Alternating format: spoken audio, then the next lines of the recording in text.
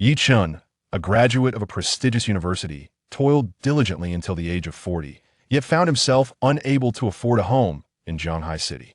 Years spent in the stock market left him ensnared in losses, and despite his relentless efforts, he ultimately achieved nothing that he felt a profound sense of guilt towards his parents, burdened by the regrets that marred his life. When fate granted him a second chance to relive his university days, he vowed to rectify the mistakes of his previous life and to amass great wealth. Those he had overlooked in his past life, he swore to cherish and hold close. Armed with invaluable memories, he resolved to invest in stocks as his first step. Through cunning means, he secured $200,000 from a beautiful mentor, using it to achieve his initial financial triumph.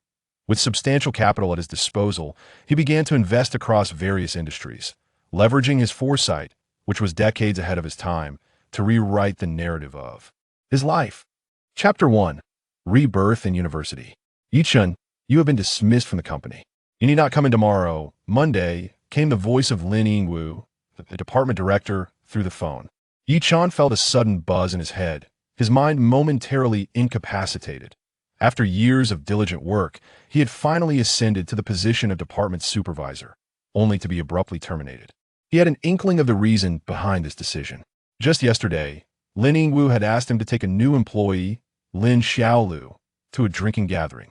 Lin Xiaolu, a recent graduate, had been with the company for merely 3 months to AT the gathering. Aside from Lin Yingwu, there was also a vice president present, who relentlessly encouraged Lin Xiaolu to drink. It was clear what their intentions were. Yi Chun felt a sense of responsibility for Lin Xiaolu, as she was part of his department, that he understood that ingratiating himself with his superiors was essential, yet he grappled with his principles. If anything were to happen to Lin Xiaolu, he felt he would be no better than Lin Yingwu or the vice president. Perhaps even worse, he repeatedly shielded Lin Xiaolu from drinks, offering kind words, but to no avail. The outcome was predictable. Lin Yingwu, you are nothing but scum. Yi Chun could no longer contain his disdain and unleashed a torrent of insults. Lin Yingwu merely chuckled. Let me share one more thing. After your dismissal, the deputy supervisor will take your position, and Lin Xiaolu will become the deputy supervisor of the department. Understood? Yi Chun was stunned. This revelation was more difficult to accept than the news of his termination. Was Lin Xiaolu's demeanor merely a facade? Had she been using him to advance her own position? The depth of her scheming struck him like a blow. At that moment, the ideals he had staunchly defended seemed to shatter. Did integrity and kindness truly go unappreciated? Could hard work genuinely lead to prosperity? Was there any reward for being a good person? A sense of confusion enveloped him, as the guiding light on his path flickered uncertainly. Sitting despondently in his rented room, he reflected on his life. After nearly 20 years of stock trading, he was still struggling to break even. At 40, he had yet to afford a home in Shanghai City, confined to a cramped rental space. While his peers were becoming grandparents, he remained unmarried and childless. The thought of his aging parents, yearning for grandchildren, filled him with guilt. In his youth, when he was accepted into a prestigious university, his family had rejoiced. He had been filled with ambition, envisioning a bright future where he would carve out his own path. Yet, as the years slipped by, he found himself at 40, not only fruitless in his pursuits, but also devoid of a family. He perceived his life as a failure. The more he pondered, the heavier his heart grew, until darkness enveloped him and he collapsed on his bed. Suddenly, his phone rang. I have breathed the same evening breeze as you. Does that mean we have embraced? Groggy, Yi Chun answered. Hello. Who is this? Hello, Yi Chun. I am Li Qian, the HR supervisor at Yaxing Technology Company, Limited. You have passed our interview and can start work tomorrow, Monday, from 9 a.m. to 6 p.m. Yi Chun paused, bewildered. Hadn't he just been dismissed? He hadn't even submitted a resume. Yaxing Technology Company, Limited? Was it the company where he had worked during his junior summer? With a sudden jolt, he sat up in bed, staring at the familiar yet foreign sight of his university dormitory, his mind reeling. Could it be that he had been reborn? In disbelief, he pinched his arm hard enough to elicit a grimace. Why, Yi Chun? Are you there? Li Qian's voice broke through his thoughts. Yes, I'm here, Qianjia. I'll be there on time tomorrow, he replied hastily. Great. See you tomorrow to AS. He hung up the phone. Excitement surged within him. He had never anticipated being transported back to his university days. Memories long buried began to resurface, vivid and clear, as familiar faces flitted through his mind alongside unforgettable moments. His expression turned serious, fists clenched tightly. The events of his previous life would not repeat themselves. He was determined to alter his destiny and rewrite his life story. After a while, Yi-chun calmed his racing heart. He surveyed his dorm room, feeling an overwhelming sense of nostalgia, as if reuniting with an old friend. It was summer vacation, and he was alone in the dormitory, as the other three roommates had returned to their hometowns. Why Yi-chun had not gone home. He hailed from a modest family in rural Ludong province. During the summer, he typically sought work to alleviate his family's financial burden. Jianghai City, a super first-tier metropolis, offered higher wages than his hometown, so he had decided to stay and seek employment. Yesterday, he had interviewed for an assistant programmer position at Yaxing Technology to gain practical experience. He was studying computer science at Jianghai University's prestigious School of Electronic Information and Electrical Engineering. Yaxing Technology wasn't a large corporation, but the salary was decent at $5,000 a month, covering food and accommodation. In his previous life, Yi-chun had worked at this company after graduation, and after a year, he had become a department supervisor. However, tragedy struck when the company owner died in a car accident, leading to its disintegration. He had mourned this loss for some time, as the owner, Lu Zixuan, had treated her employees well, embodying the qualities of a strong leader. Yi-chun quickly sprang from his bed, powered on his computer, and accessed the East Finance Network to check the current stock market. In his previous life, he had been a seasoned trader, hoping to turn his fortunes around through the stock market, only to suffer tremendous losses. Initially, he had caught the tail end of a bull market, earning a modest profit, but when the bear market hit, he lost everything, feeling as if he were in a casino where the odds were stacked against him. He entered the name of a company, Longfei Technology, and noted its stock price at 2.31 yuan, with a market cap of 800 million. His heart raced. This stock had yet to take off. In his mind, a clear memory surfaced. On the upcoming Tuesday, July 19th at 10:30 a.m., Longfei Technology would begin its ascent. Major institutions and retail investors would engage in a frenzy, causing the stock price to multiply tenfold within a month, peaking at 24.2 yuan, before plummeting, trapping countless investors in its wake. That he distinctly remembers that on August 19th, at 9:30 in the morning, Longfei Technology's stock soared to its limit, only to be struck down half an hour later, performing a dramatic reversal, ultimately succumbing to a steep decline. From that day forward, it was a relentless descent, with ordinary investors unable to escape the plummet. By the time they could finally break free, their accounts had been decimated. Yi-chun was taken aback. This was nearly 20 years ago, yet the memories were vivid. Could this clarity be a benefit of his rebirth? His excitement was short-lived, however, as he confronted a stark reality. His bank account held a mere 2,000 yuan, the result of his frugal living. Even if that amount were to multiply tenfold, it would only total 20,000, a sum insufficient to resolve any substantial issues. Investing all 2,000 would lead to his demise from hunger before he could even see a profit. Where can I procure more money? Yi-chun pondered deeply. Chapter 2. The Deception for Funds. Yi-chun had few friends, with 3 roommates being his closest companions. Yet, they all came from average families, not affluent backgrounds, and their financial resources were limited. Borrowing 1 or 2,000 yuan was feasible, but anything beyond that was unattainable. In his previous life, after graduation, the roommates maintained regular contact, sharing grievances about their jobs. However, as they each settled down and some moved to other cities, communication dwindled. Should I ask my parents? A thought crossed Yi-chun's mind, realizing that this might be his only option. Though his family was not well off, his parents had saved some money throughout their lives, intending to use it for his future home and marriage. Unfortunately, he had not benefited from it. Instead, the funds were exhausted on medical expenses for his parents, leaving him to borrow even more. After a lifetime of hard work, their savings had dissipated in the face of illness. What approach should he take to request money from his parents? As a university student, asking them for 100,000 yuan would undoubtedly provoke questions about its purpose. Did I injure someone? Did I accidentally scratch a luxury car? Such excuses felt flimsy. Suddenly, a spark of inspiration struck him, and he quickly dialed his father. After 2 rings, the call connected, and his father's familiar voice resonated through the phone. "Xiao Chun, what's the matter?" Yi Chun hesitated momentarily before responding. Dad, my counselor's mother is ill and hospitalized. She urgently needs money for surgery, but my counselor doesn't have sufficient funds at the moment. His counselor, Zhou Wanqing, was a graduate of the same university.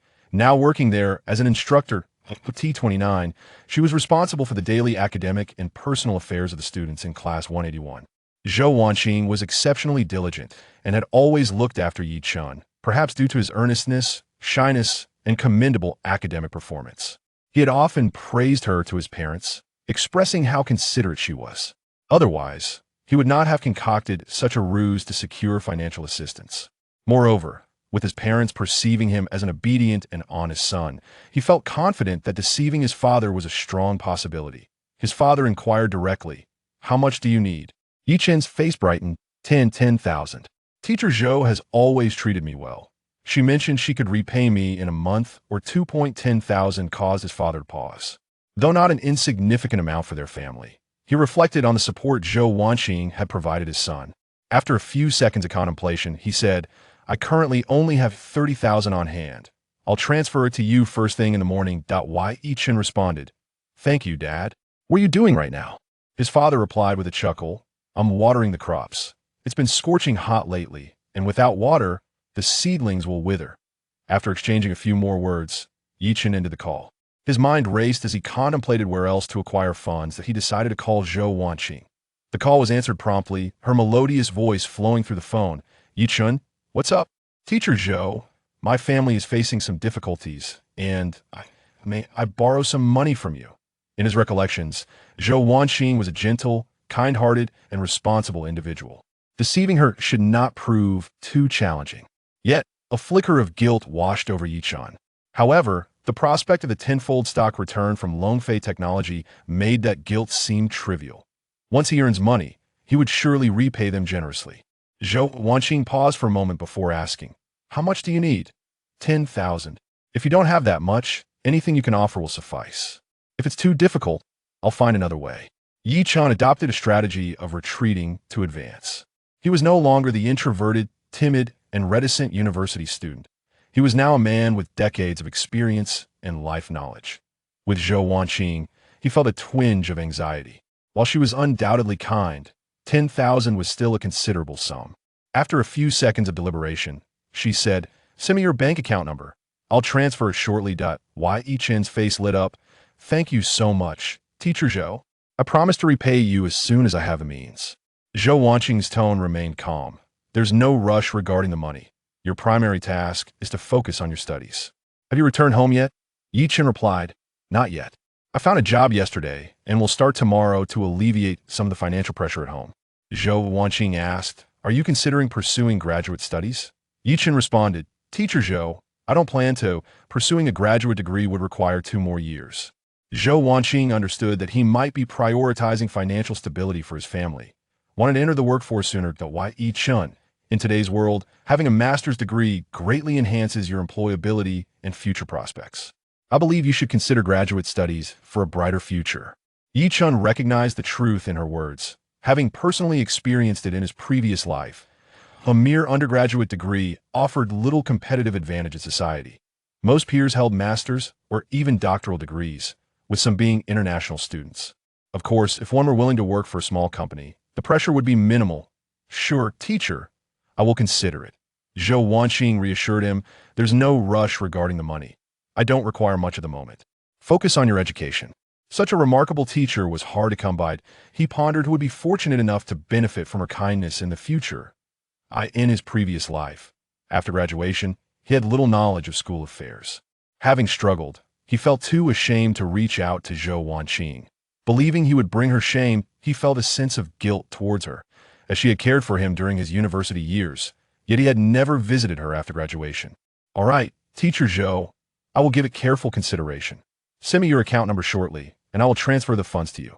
After ending the call, Yi Chun immediately sent his bank account number to Zhou Wanqing. He then contemplated whether to pursue graduate studies. In truth, the decision held little significance for him.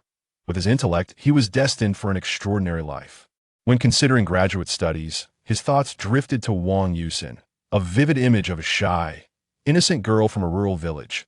She had left her graduate program abruptly, and he had never heard from her again. Later, he learned from his roommates that she had allegedly been harassed by her graduate advisor, a despicable man who had silenced the matter with a bribe. That shameless old fool. I will ensure your downfall. That moment. The sound of a text message echoed from his phone, but he glanced at it and saw that 100,000 yuan had been deposited into his bank account. Yichin sent a message to Zhou Wanqing on WeChat. Thank you, Teacher Zhou. I've received it. Zhou Wanqing replied, You're welcome. If it's not enough, just let me know. Really, Teacher Zhou? It's actually not sufficient. Could you lend me another 100,000?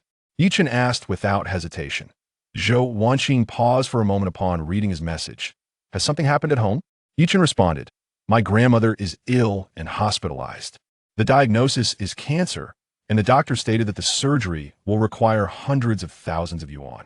I assure you, teacher, I will repay you as soon as possible. I am sorry, Grandma. If you are watching from above, please do not blame your grandson. Chapter 3. Do you like me? Upon seeing his message, Zhou Wanqing pondered for a moment. I still have over 100,000 yuan. I will transfer you another 100,000 to help with your grandmother's medical expenses. There is no rush to repay. We can discuss it once you find work in the future. Yichin was taken aback by Zhou Wanqing's generosity. That she could lend him 100,000 yuan was already a surprise. He felt a mix of gratitude and guilt, realizing he was exploiting Zhou Wanqing's kindness. Thank you. Teacher Zhou, I express my gratitude on behalf of my grandmother. Soon, Zhou Wanqing transferred another 100,000 yuan to him. Yichin's ability to obtain money from his father and Zhou Wanqing stemmed largely from his image as a diligent, obedient, and somewhat shy individual. They believed he was not the type to deceive others. What if Teacher Zhou discovers the truth and decides to report me? Yichin glanced at the time.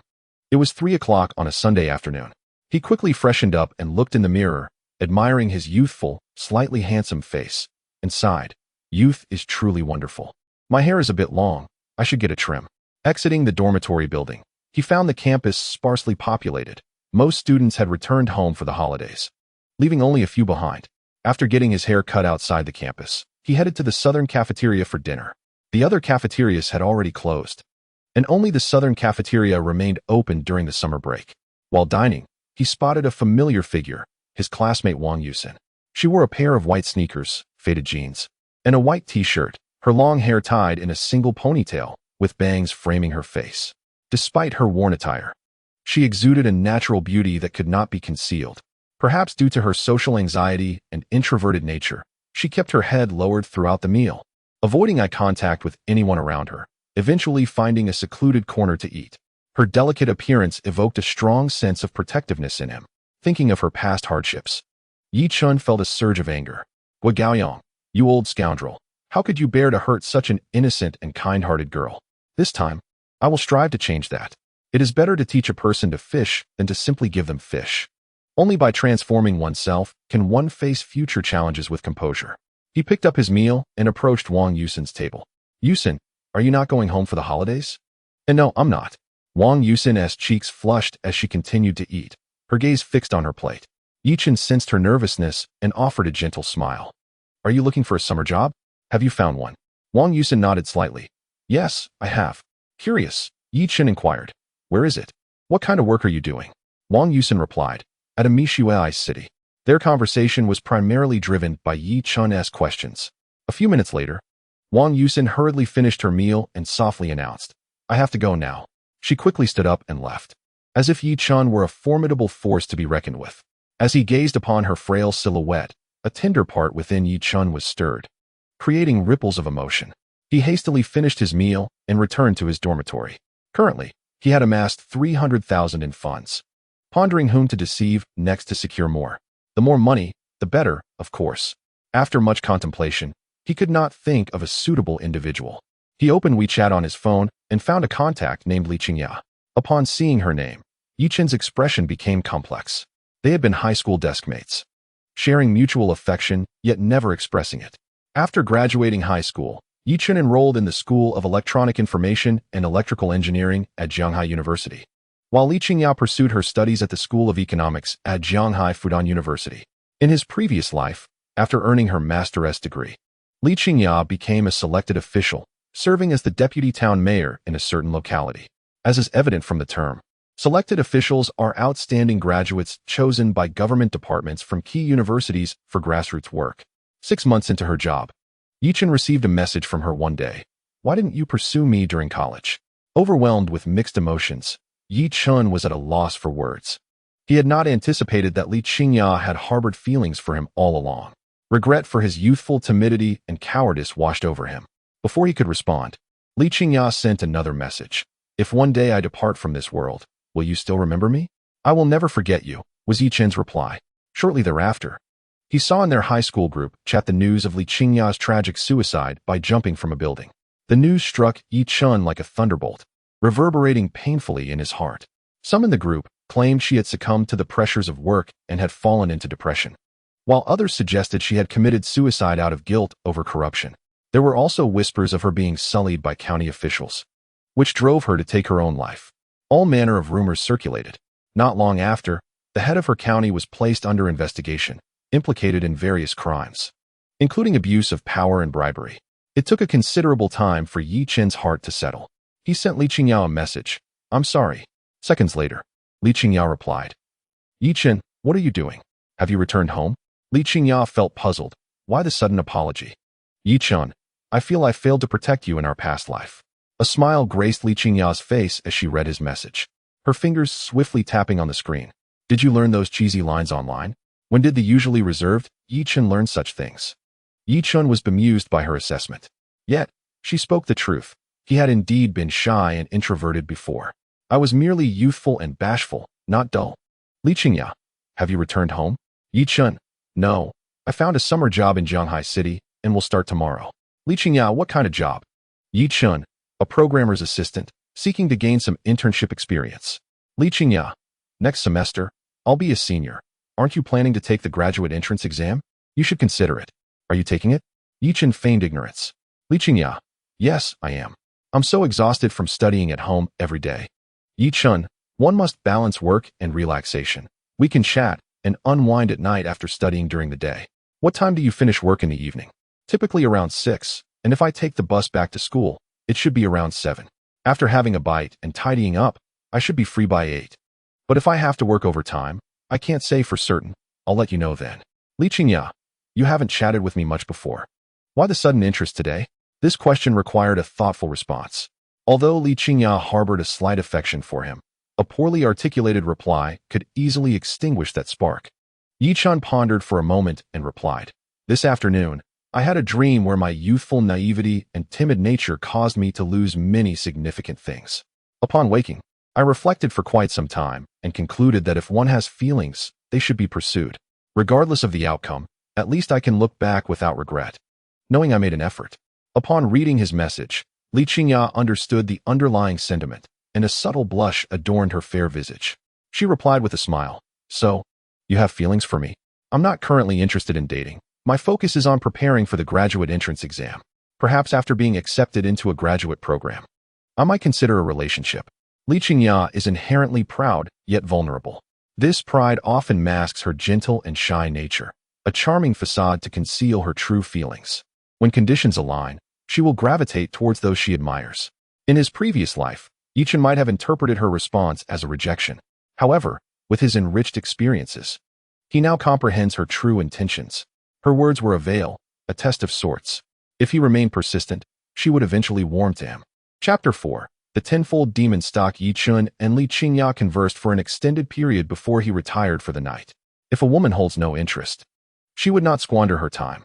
The following morning at 7, after completing his morning routine and having breakfast in the cafeteria, Yi Chun walked toward the nearby bus stop by the school.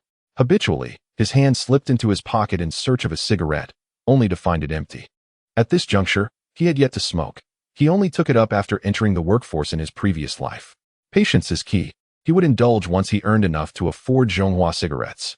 Before long, he reached the bus stop at Jiaodong University, where dozens of students awaited the bus. The number 2 bus soon arrived, but all seats were taken, and many stood. Yi Chen found a spot to stand at the back. After just 2 stops, the bus was already packed, with barely any room to stand. As Yi Chen witnessed this scene, he felt as though he had returned to his previous life. Each day, he commuted by bus and subway, observing the scenery along the way. Suddenly, a lone advertisement caught his attention. Indeed, I can apply for an online loan. The current lending platforms have become remarkably legitimate, unlike the chaotic landscape of previous years. Platforms such as WeChat's Micro Loan, Alipay's Ant Loan, as well as offerings from Matewan, Baidu, 360, Xiaomi Finance, and JD's Jintiao are all backed by reputable companies, ensuring that borrowing from them poses minimal risks. He began to navigate his smartphone, first checking the amount he could borrow. As a university student without a stable income, his limit was not substantial. Each platform typically offered a limit of around 10,000 yuan, with an annual interest rate of approximately 10%. Borrowing 10,000 would result in an interest of about 1,000 for the year. However, since he intended to borrow for merely a month, the interest for that duration would only be around 100 yuan. He proceeded to submit his application for the loan. The current loan process is quite straightforward. After submitting the necessary documents, the platform conducts a review, and once approved, the funds are transferred directly to his bank account. Within half an hour, he submitted applications to 5 major online lending platforms. Once everything was completed, the bus arrived at Haining Road Station. Yichen disembarked and made his way toward Haining Building. Upon arriving at the company, it was precisely 8:50. He recognized the receptionist, who he recalled was named Li Jing. "Sister Jing, I'm Yi Chun, the one who interviewed the day before yesterday. Sister Qian informed me to come to work today." Li Jing, noticing the young and handsome man, smiled slightly. "Sister Qian mentioned you yesterday. Just in time, she has just arrived. I will take you to see her." She guided Yi Chun to the Human Resources Department. Li Qian arranged for his onboarding procedures, which took about half an hour. Finally, she brought him to the RD department, where he would be familiar with his role. "Yi Chun, this is Lu Feng, the supervisor of our RD department. Lu Feng, this is our new programming assistant." Yi Chun smiled and extended his hand. "Hello, Brother Feng. I look forward to your guidance." Lu Feng shook his hand and nodded slightly. "No need for formalities. I have reviewed your program and found it impressive. You certainly live up to your prestigious university background, far surpassing many students from ordinary institutions. You flatter me, Brother Feng. I still have much to learn from esteemed seniors like you. Humility is a commendable virtue that invariably earns one's goodwill." After exchanging pleasantries, Lu Feng led him to his workstation. "Take some time to familiarize yourself with the environment. If you have any questions, feel free to ask me." The RD department comprised a little over a dozen individuals, as the company was rapidly expanding and urgently needed personnel. Yi Chun had a good understanding of Lu Feng. A quintessential tech-savvy individual, skilled yet somewhat reserved, he was genuinely a decent person. In his previous life, Lu Feng had treated Yi Chun well, perhaps in hopes of retaining him. The work atmosphere in the department was also quite pleasant, which was one of the reasons Yi Chun had chosen to work here after graduating in his last life. Firstly, the company possesses promising prospects, and the owner has an extensive network of connections. Secondly, I am quite familiar with everyone here, making my work environment exceptionally comfortable. Were it not for the unforeseen circumstances surrounding the boss, Yi Chun might not have found himself in such a predicament. This marks a pivotal juncture in his life. As the sound of a text message chimed, Yi Chun glanced at his phone to discover a deposit of 100,000 yuan in his bank account. Shortly thereafter, he received a call from his father inquiring whether he had received the funds. Upon hearing that his son had indeed received the money, he promptly ended the call and rode his bicycle home.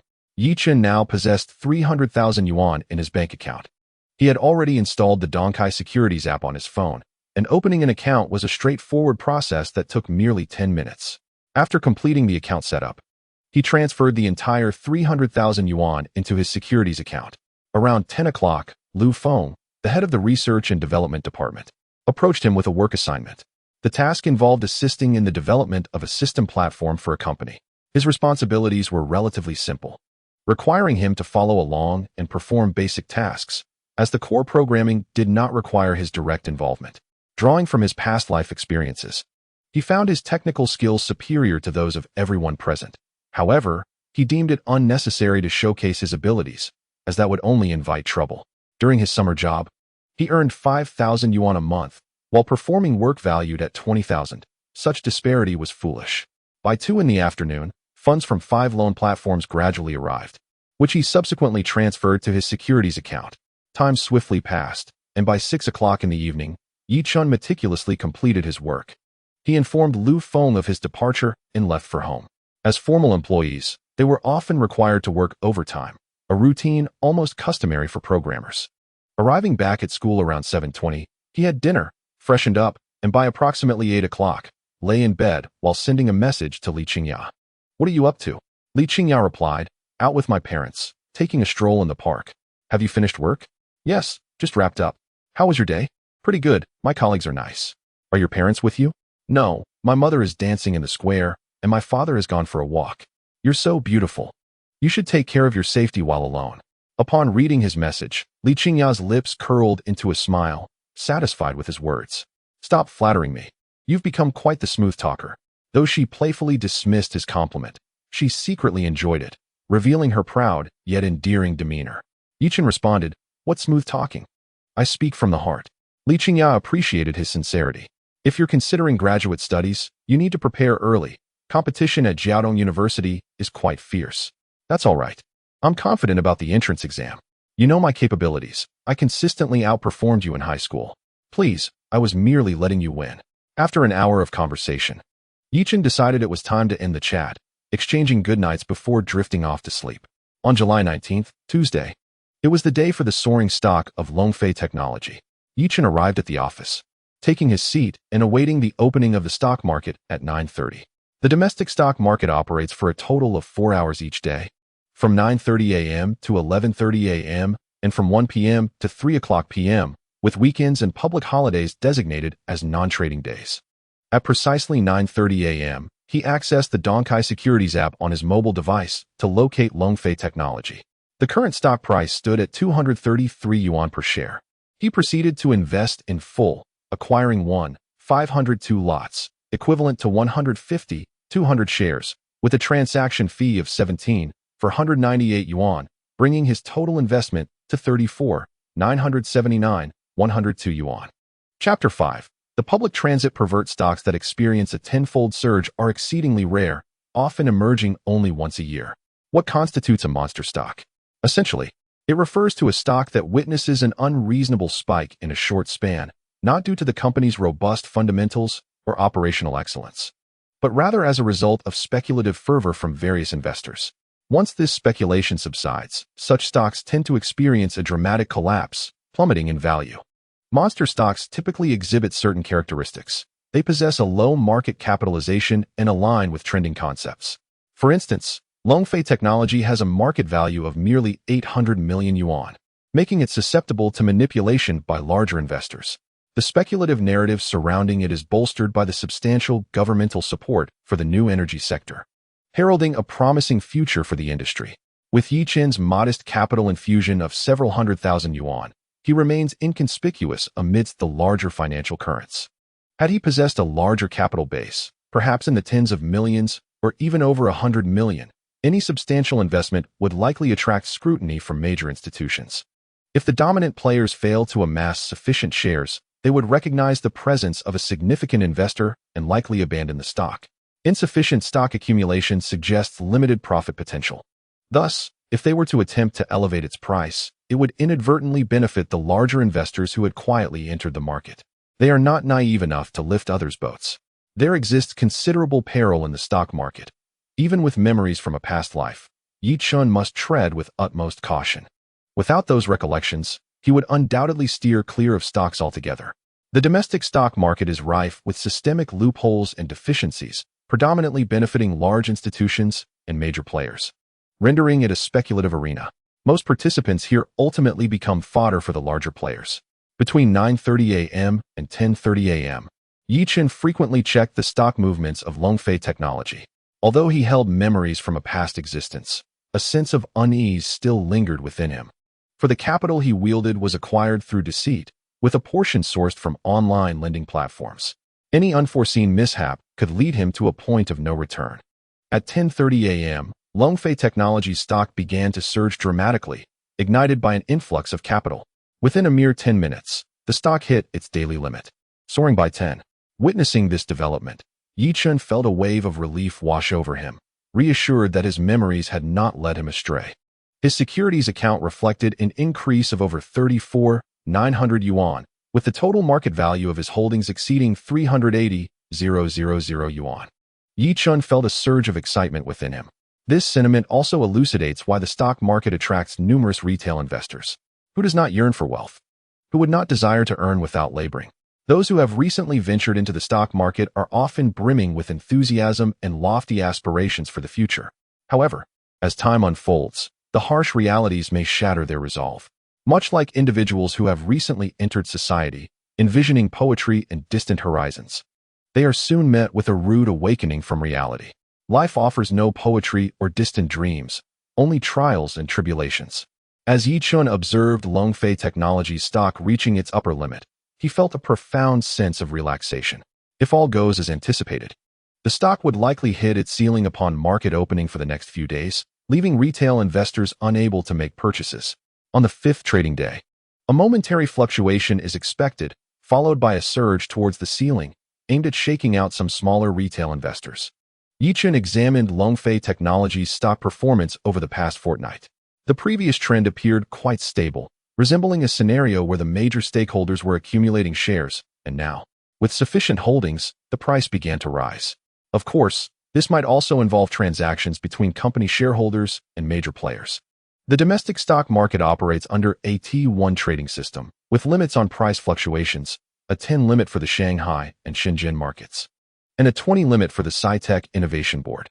T1 denotes that shares purchased on a given day cannot be sold until the next trading day. In contrast, due to the maturity of the market and various other factors, the U.S. stock market employs a T0 system, allowing for immediate selling after purchase. On this particular day, Yi-chun's spirits were high. After completing his work, he left promptly at 6 o'clock. Standing on the crowded, stifling bus, he felt no discomfort. Many buses in Shanghai City lack air conditioning, relying instead on open windows for ventilation.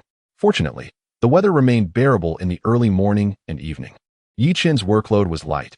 He consistently finished his tasks on time as assigned by his supervisor, Lu Feng. After his evening routine, he would chat with Li Qingya, his high school sweetheart. Watching his account balance grow steadily, he found great contentment in his daily life. 5 days slipped by in the blink of an eye. On July 25th, Monday, at 6 in the morning, Yi-chun awoke earlier than usual, perhaps due to his excitement. For several days, he had been rising early. After washing up and enjoying breakfast in the cafeteria, he arrived at the bus stop at Jiaotong University. There, he spotted a familiar figure, Wang Yusin. She had arrived early and was already queuing ahead of him. Knowing her shy disposition, Yi-chun refrained from greeting her and took his place in line. Today, Wang Yusin donned the uniform of Shanghai Jiaotong University, a white t-shirt emblazoned with the school emblem, paired with azure trousers. She carried a backpack and wore her hair in a single ponytail, presenting a clean and refreshing appearance. Yi-chun thought the uniform suited her perfectly, making her particularly captivating. As several nearby young men cast furtive glances in her direction, perhaps it was her beauty that rendered her appealing in any attire. After a few minutes of waiting, the number 2 bus arrived. As the crowd gradually boarded the bus, Yi-chun positioned himself in the middle of the carriage, grasping the railing and leaning against the junction of 2 compartments. His proximity to the rear door would facilitate a swift exit upon arrival. Wang Yusin stood a short distance away, one hand clutching the railing, her gaze fixed on the scenery outside. The bus soon reached the next stop, where a throng of passengers surged aboard, filling even the steps at both the front and rear doors. Not long after the bus resumed its journey, Yi-chun noticed a man standing behind Wang Yusin, swaying unsteadily. Though the bus occasionally jolted to a halt or made sharp turns, causing some movement, this man continued to sway even when the bus was traveling smoothly. Yi-chun quickly deduced that this individual was deliberately taking advantage of the situation. In the cramped confines of the bus, physical contact was sometimes unavoidable, but the man's actions were unmistakably intentional. Most women would choose to endure such behavior, while a few might retaliate with a slap to teach him a lesson. However, given Wang Yusin's temperament, she was unlikely to retaliate and would merely tolerate the situation.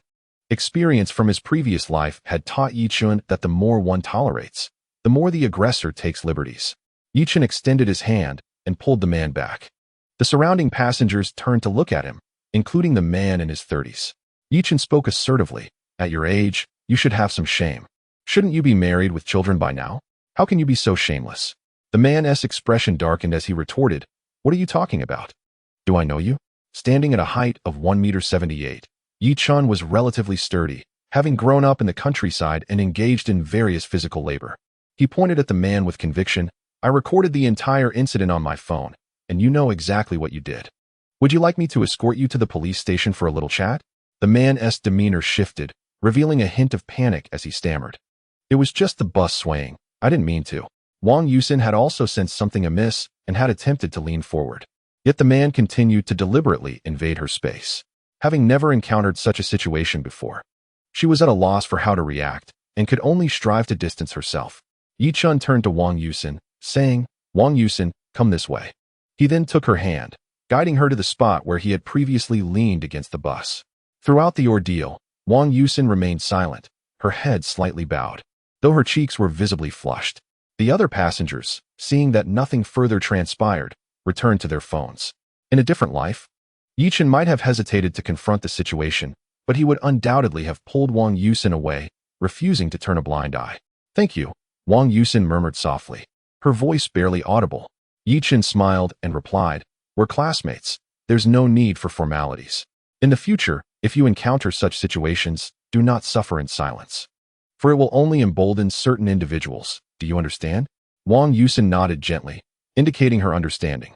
Yi Chun reflected on his previous life, pondering that had Wang Yusin been equipped with the knowledge of how to handle such situations, she might have evaded the clutches of that scoundrel, Hua Gaoyang.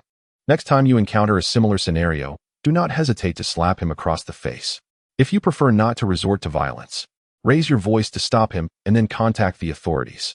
While you excel academically, there are many lessons that school cannot impart.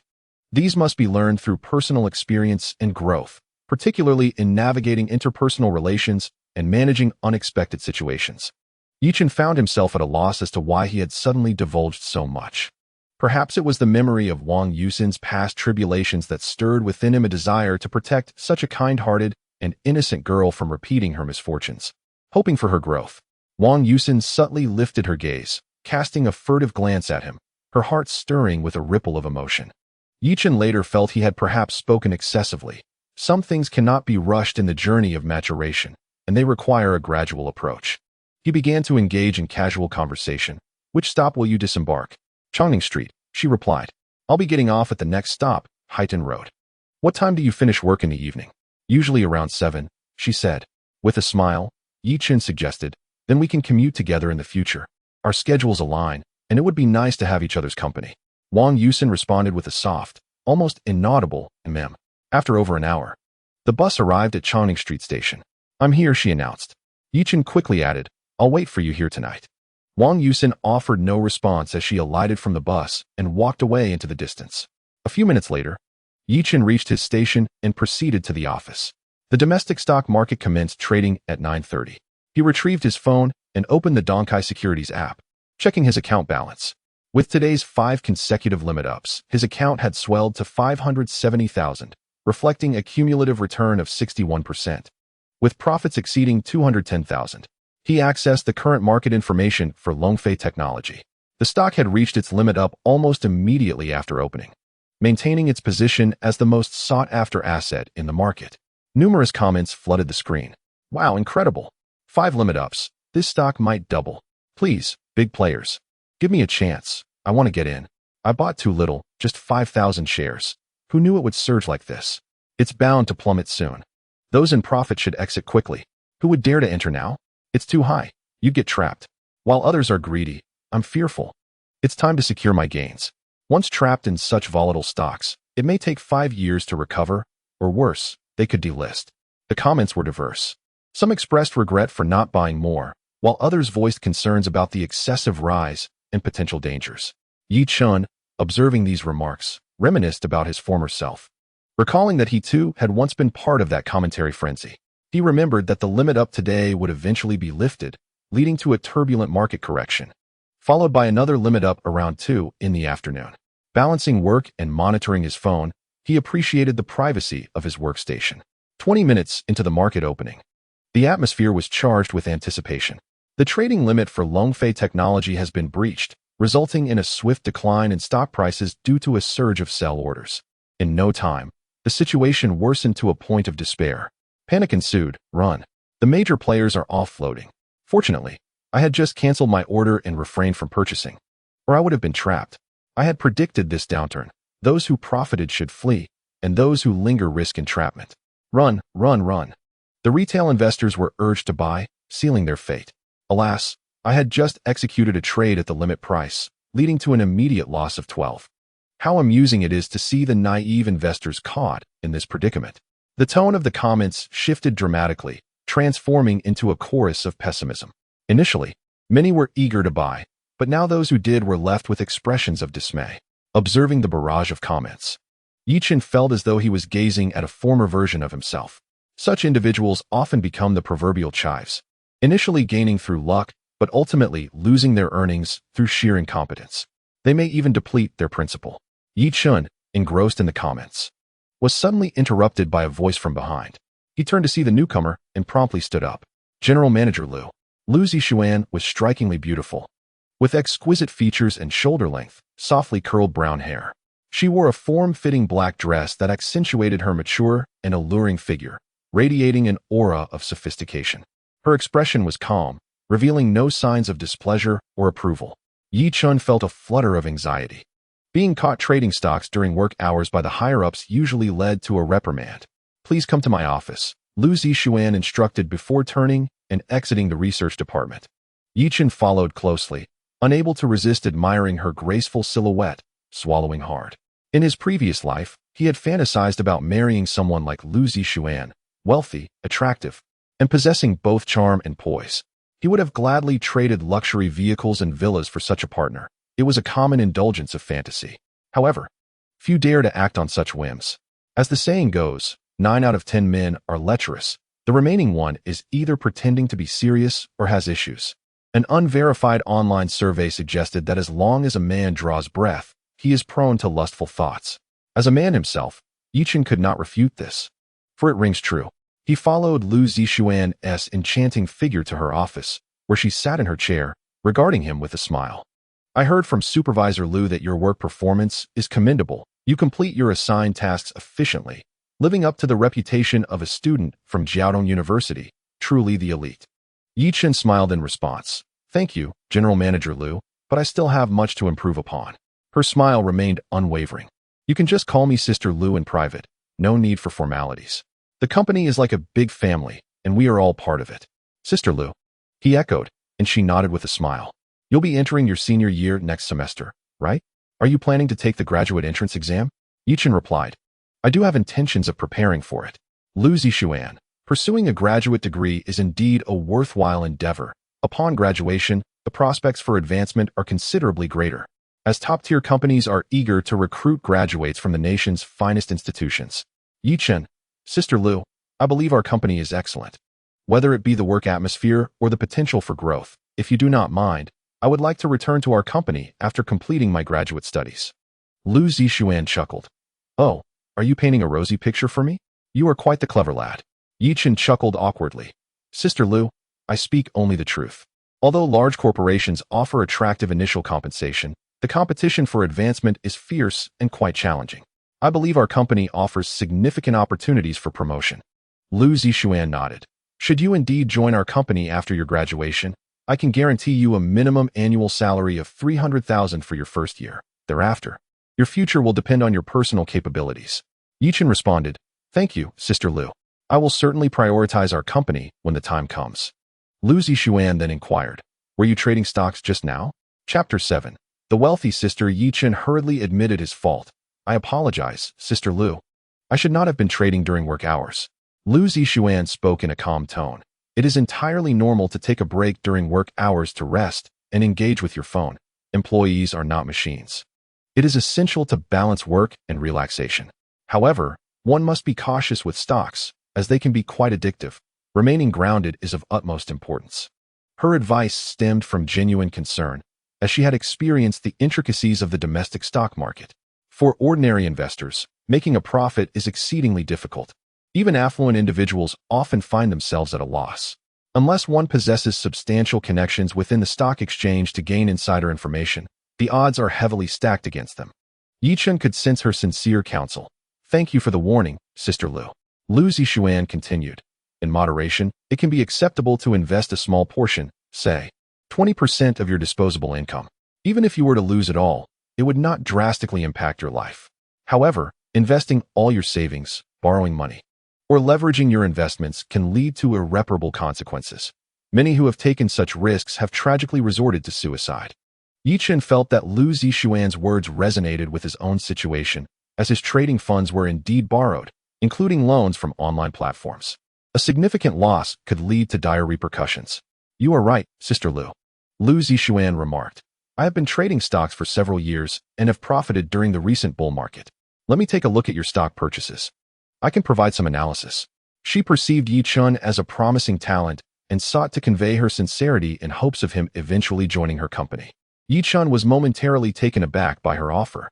Lu Zixuan smiled and said, Come here, let me see which stocks you have bought. Seeing no way to evade her request, Yi Chen walked around the desk to her side and opened the Donkai Securities app on his phone. Lu Zixuan took his phone and, familiar with the interface, opened his portfolio. Upon viewing his gains and losses, her eyes widened in surprise. Gains and losses: 18, 189, 133.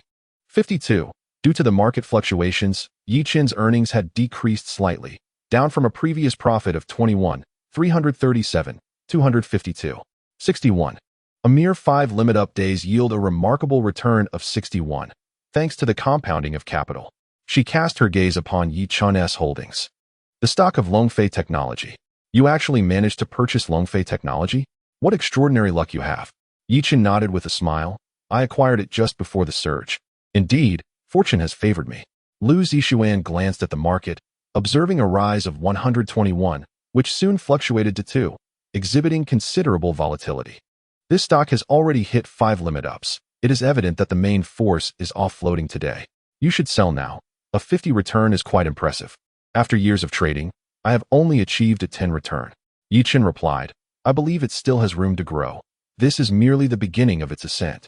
The recent governmental policies supporting the development of the new energy sector are substantial, indicating a long-term growth trajectory rather than a fleeting trend. Longfei Technology is a quintessential leading stock, unlikely to be merely speculated upon for just a few days. Moreover, the new energy sector is poised to enter a rapid growth phase in the coming months. Hearing his analysis, Lu Zixuan found it somewhat persuasive, lost in contemplation. Yi Chen continued, in domestic stock trading, one essentially speculates on policies and industry concepts. When the government strongly supports a particular industry, that sector experiences growth, attracting capital. The future prospects of the new energy industry are vast. Although it has seen some increases recently, I believe it will continue to rise. Lu Zixuan, impressed by his eloquent reasoning, acknowledged the validity of his points. Although she had been trading for several years, she had never delved deeply into the subject, merely skimming the surface. Do you think that today's movements in Longfei Technology are not due to offloading by the main force, but rather a consolidation to attract more investment? Will it hit the limit up again this afternoon? Yi Chen confirmed, yes, but this is merely my personal judgment and may not be entirely accurate. Lu Zixuan inquired, how many more days do you think it can continue to rise? At least for over 10 days, Yi Chen casually remarked. With a smile, Lu Zixuan declared, then I shall buy a few shares today as well. She then took out her phone and opened her Donkai Securities account. Upon seeing the funds in her account, Yi Chen's eyes widened in astonishment. 8 digits, over 30 million in capital. Reflecting on her earlier statement, he thought, is this the so-called 20 idle capital? Does she possess cash flow exceeding 100 million? A wealthy woman, indeed, a super-rich woman. Sister, I no longer wish to strive. Lu Zixuan turned to him, somewhat surprised. A college student before her, yet he exhibited no signs of nervousness, conversing with poise and grace, evoking a sense of comfort, as if he were an experienced veteran of society. Unbeknownst to her, Yi Chen's past experiences and mindset defied conventional understanding. Feigning displeasure, Lu Zixuan sought to observe his reaction. You possess quite the audacity to joke with me. Yi Chen, adept at reading her expressions, perceived her true sentiments far better than she realized. Sister, I'm a dog of the zodiac. I'm obedient without needing to be scolded.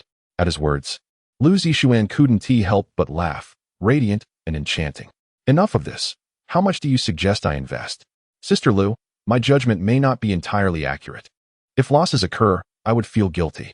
Yi Chen noticed she had invested over 10 million in stocks, with an additional 20 million in idle funds.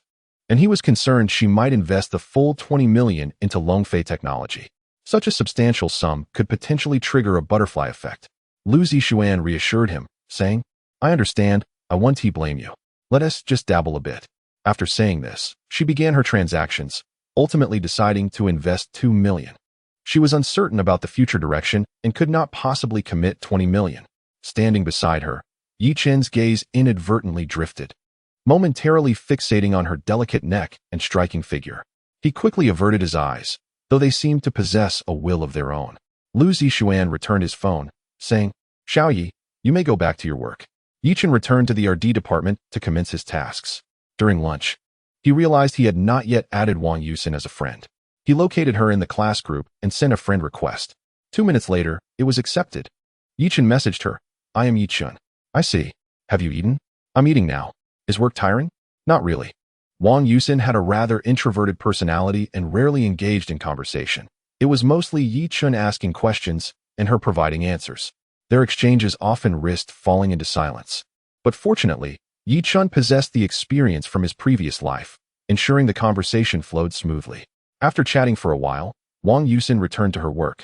As she had no break during lunch, around 2:30 in the afternoon, Longfei technology surged dramatically, reaching its limit in mere seconds, leaving retail investors no opportunity to react. Concepts such as major capital outflow, technical analysis, candlestick patterns, and moving averages were rendered futile in the face of such a speculative stock. Substantial funds simply sought to capitalize on it. After completing her tasks, Lu Zixuan opened the Donkai Securities app and was taken aback upon seeing Longfei technology had indeed hit the limit again, realizing he had been right. Later, around 6 o'clock, Yi Chen finished his work and clocked out. Exiting the office building, he headed towards Chongning Street. After approximately 30 minutes of walking, he arrived at the Chongning Street bus stop. After waiting for over 10 minutes, he spotted Wang Yusin approaching from a distance. She reached the bus stop sign and began to queue. Yi Chen walked up behind her and asked, off work? Hearing his voice, Wang Yusin turned to glance at him, surprised that he had indeed come to this place. Yes. After waiting so long, you only respond with yes? She was exceedingly shy, blushing when speaking to someone of the opposite sex. This reminded him of his high school days when he felt bashful engaging with girls, unable to meet their gaze. Chapter 8.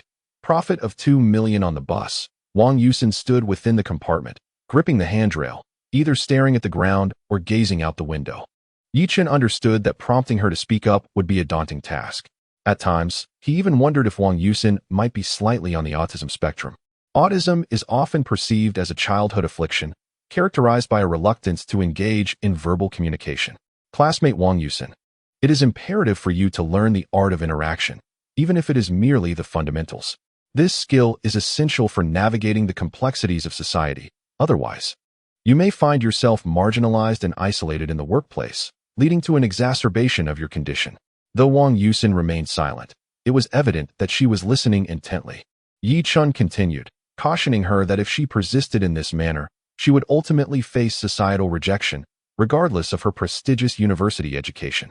Therefore, it is crucial for you to cultivate certain skills and develop personally. Due to the cacophony on the bus, Yi Chen refrained from saying more. Once they disembarked, he inquired, Have you eaten? Not yet, she replied. Perfect, I haven't eaten either. Let us dine together at the cafeteria. As they walked, Yi Chen posed another question. If you find yourself ostracized by classmates or colleagues, do you know how to respond?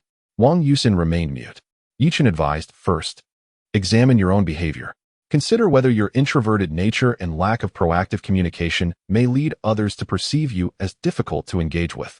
It might also be that you inadvertently infringe upon their interests. I suspect your isolation stems from a preference for solitude and an aversion to interaction. This is something you must amend. What if you encounter bullying? How would you react? And if you face harassment, what would be your course of action? How can you engage in normal discourse with classmates and colleagues? Yi Chen spoke sparingly, mindful of overwhelming her with information. I shall elaborate further on another occasion, sharing specific examples and strategies for coping. Having experienced much in his previous life, he possessed invaluable insights that he believed would aid Wang Yusin's growth. Should she encounter that unscrupulous individual, Guo Gaoyang, again, she might be better equipped to handle the situation, thus avoiding a similarly tragic fate as in her past. Upon arriving at the cafeteria, they began their meal. Yi Chen, while eating, shared, in high school, I was much like you. hesitant to converse with the opposite sex, blushing at the mere thought of speaking, and avoiding eye contact. I faced similar challenges when I first entered university, but gradually, I began by communicating with my roommates, then extending that communication to others. The key is to engage more frequently. Wang Yusin discerned that Yi Chun's words were rooted in goodwill, though she remained uncertain of his motives. Yi Chun understood that individuals like Wang Yusin often harbor a strong sense of wariness and are hesitant to trust easily. However, his intentions were purely to guide her. She would surely recognize the value of his counsel. After dinner, as they exited the cafeteria, Yi Chun instructed her classmate Wang Yusin, "Please wait for me here tomorrow so we can go to work together." Wang Yusin did not respond and headed toward the girls' dormitory. Upon returning to his own dormitory and tidying up, it was already 8:30. He glanced at his phone and noticed Li Qingya's profile picture, pondering, "She must be anticipating that I will message her first." Her haughty disposition and feminine modesty rendered her somewhat reticent in initiating conversations with Yi Chun, especially given their current status as classmates. Were they in the throes of romance, it would undoubtedly be Li Qingya who took the initiative in reaching out. Typically, those with a proud demeanor tend to be quite clingy in relationships. What is he up to? After sending a message, Yi Chun silently counted down, 3, 2, 1. Li Qingya replied, "I'm reading. Did you work overtime today?" Normally, Yi Chun would finish by around 8, yet it was already 8:30. A slight smile graced his lips. He sensed the bait was about to be taken. "I didn't work late. There was heavy traffic today due to an accident on one of the roads." Li Qingya responded, "Oh, several classmates are pursuing me, but I'm not interested in them. How should I reject them?" Yi Chun advised, "Just be clear with them. If you wish to decline, then do so. Otherwise, they might misconstrue your intentions. I've already turned them down, yet some still persist. Blocking them might not be ideal, considering we are classmates." He added, "There's nothing wrong with it. If they continue to pursue you after you've declined, it's their lack of awareness, not yours." The following morning, Yi Chun emerged from the dormitory after his morning routine. Upon arriving at the dining hall, he spotted Wang Yusin waiting for him. The white and blue school uniform she wore accentuated her charm. "Good morning, Wang Yusin," he greeted. She turned and entered the cafeteria as he approached. During breakfast, Yi Chun prepared to impart a lesson to her. He fancied himself as her life mentor. Intending to discuss interpersonal relationships and communication skills that day, he launched into an extensive discourse, drawing from the wisdom he had gleaned in his previous life, distilling the essence while discarding the dross to enlighten Wang Yusin. His prior endeavors to excel in the workplace had compelled him to read extensively, providing him with significant insights. Throughout their journey, whether on foot or on the bus, he continued to share his knowledge with her, undeterred by the curious glances of passers-by. This, in fact, served as a means of fortifying Wang Yusin's resilience. Initially, she felt a twinge of embarrassment, but with the passing days, she gradually acclimated, the stares from onlookers losing their sting. Before long, it was August 15th, a Monday. Yi Chun had devoted half a month to instructing her on the nuances of life, encompassing social interactions, speaking techniques, social psychology, the frailties of human nature, and its darker aspects. He later tailored his lessons to specific case studies, recounting experiences from his previous life, encouraging her to analyze and formulate her responses independently. "Tonight, I shall deliver your final lesson. Have you noticed any changes during this period?" Yi Chun inquired. Wang Yusin nodded, briefly meeting his gaze before averting her eyes. Yi Chun chuckled, "Look at you. You can now meet my gaze, albeit for just a fleeting second. This is a significant improvement. Initially, when I spoke to you on the bus, you felt awkward. Yet now you seem to have grown accustomed to the attention from others." "Thank you," she replied. Although Wang Yusin's voice was not loud, Yi Chun heard her clearly. He felt a sense of comfort. After all, as classmates, how could he bear to watch her life be ruined? Wang Yusin had one last class to attend tonight, and soon she would no longer have to endure his incessant chatter. Upon hearing his words, an inexplicable sense of loss washed over Wang Yusin. The bus swiftly arrived at Chongning Street Station. She alighted and made her way to her place of employment.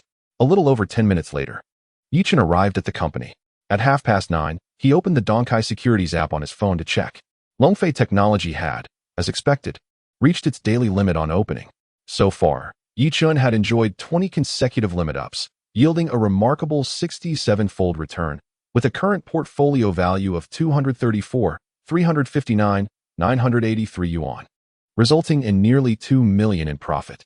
With an investment of 2.3 million, One more limit up tomorrow would increase his gains by over 230,000. Longfei Technology had 4 more limit ups before it would plateau, and his funds could increase tenfold. Xiao Yi, come to my office, Lu Zixuan's voice called from behind him. Chapter 9. The Stock Market Phenomenon of Tianhai Construction Investment. Yi Chun walked behind Lu Zixuan, admiring her mature and graceful silhouette. She wore a fitted gray long dress that accentuated her figure, making her even more captivating. Even this innocent university student found it hard to look away, let alone the others in the company. Upon entering the office, Lu Zixuan sat in her chair with a charming smile, a stark contrast to her earlier demeanor. Longfei Technology has hit its limit again today. Are you considering selling? Yi Chun approached her. Sister Lu, how much have you profited now? Lu Zixuan opened her phone. Including today, I've enjoyed 16 limit ups, yielding around 45 times my initial investment, with a profit of approximately 7 million. The current market value of Longfei Technology is 9 million. Yi Chun gazed at her profits, feeling an intense envy. Wealth is indeed a blessing. The more one earns, the more one can accumulate. Let's wait a couple more days before selling, he suggested. Having already made substantial profits, Lu Zixuan was indifferent to his proposal to wait. After all, she had already gained significantly. If the stock were to drop in a few days, the loss would merely mean a slightly lower profit. What about you? How much are you profiting? Around 2 million, he replied. Lu Zixuan remarked, for a university student to earn millions on his own is quite impressive. Where did you get the initial 300,000? Did you ask your family for it? Yi Chun chuckled awkwardly. It's all borrowed. Part of it is from online loans. My family is from the countryside, and my parents would never give me money to trade stocks. Lu Zixuan's expression shifted in surprise. You are quite bold. Yi Chun replied. Fortunately, the outcome has been favorable. Once I sell in a couple of days, I will repay the loans. Lu Zixuan cautioned. You can't play this way in the future. A single loss could be catastrophic. Understood, Sister Lu, thank you. Yi Chun inhaled her fragrant scent, and as he caught sight of her delicate neck and figure, he felt a stir of restlessness. Lu Zixuan, all right, you go ahead and get busy. Do remember to inform me when you sell. Yi Chun returned to his workstation, immersing himself in his tasks. During lunch, he contemplated his next objective. Longfei Technology was on the verge of peaking. It was August 15th, and he reminisced about memories from his previous life at this time. Soon, a plethora of names of volatile stocks surfaced in his mind. Many had already peaked, while some remained under the radar. While Longfei Technology experienced a meteoric rise, several other speculative stocks were concurrently gaining traction. However, those stocks paled in comparison to Longfei Technology, typically reaching their zenith after 5 or 6 consecutive price surges. Suddenly, a company name crystallized in his mind, Tianhai Construction Investment. Memories from his past life flooded back. Tianhai Construction Investment began to garner attention on August 22nd, achieving approximately 15 consecutive price surges, a 4-fold increase, with its speculative narrative rooted in the real estate sector, encompassing building materials, renovations, and urbanization projects. It could be considered the final ode of the real estate industry, paying homage to an era, as in 3 months. News of the largest real estate company in the country collapsing would reverberate nationwide. Following that, the real estate sector would suffer a significant downturn, with real estate companies collapsing in succession and housing prices beginning to decline. The calamity befalling these companies was a result of the government deliberately puncturing the real estate bubble, executing a soft landing, and preemptively releasing the crisis to brace for an impending global financial turmoil. However, that was a matter for another time. He opened the Donkai Securities app, searched for Tianhai Construction Investment, and added it to his watch list. The stock price of Tianhai Construction Investment was below 8 yuan, with a market capitalization of 6 billion. Selling Longfei Technology on the 19th would allow him to invest in Tianhai Construction Investment since the 20th and 21st were weekends with no trading. The speculation would commence on the 22nd, and he planned to position himself in advance, awaiting the major stakeholders to elevate his investment. At 3 o'clock in the afternoon, Yi Chun's bank card received his salary for July from the company, totaling 3,300 yuan. Given his commendable performance and extra hours over the weekend, he received a little more than usual. In the research and development department, veteran employees earned around 20,000 yuan, while Lu Feng, the department supervisor, earned even more. Lu Zixuan had previously mentioned that upon graduation, he would secure an annual salary exceeding 300,000 yuan, surpassing that of senior employees. As Yichen worked, he also indulged in some leisure, managing to complete his tasks punctually. Upon exiting the office building, he walked towards Changning Street, contemplating his future. In the early stages, he aimed to earn his first pot of gold in the stock market, accumulating sufficient capital. Countless investment opportunities awaited him. With the clarity granted by his past life's memories, he was acutely aware of which industries would flourish in the future, which companies would rise to prominence, and the technological talents that would emerge globally. He also anticipated the global economic crisis, which, though brief, would have far-reaching effects. Within the crisis lay opportunities. Seizing them would lead to a qualitative leap. Unbeknownst to him, Yichen arrived at the bus stop on Changning Street. He stood quietly, his mind mapping out the future.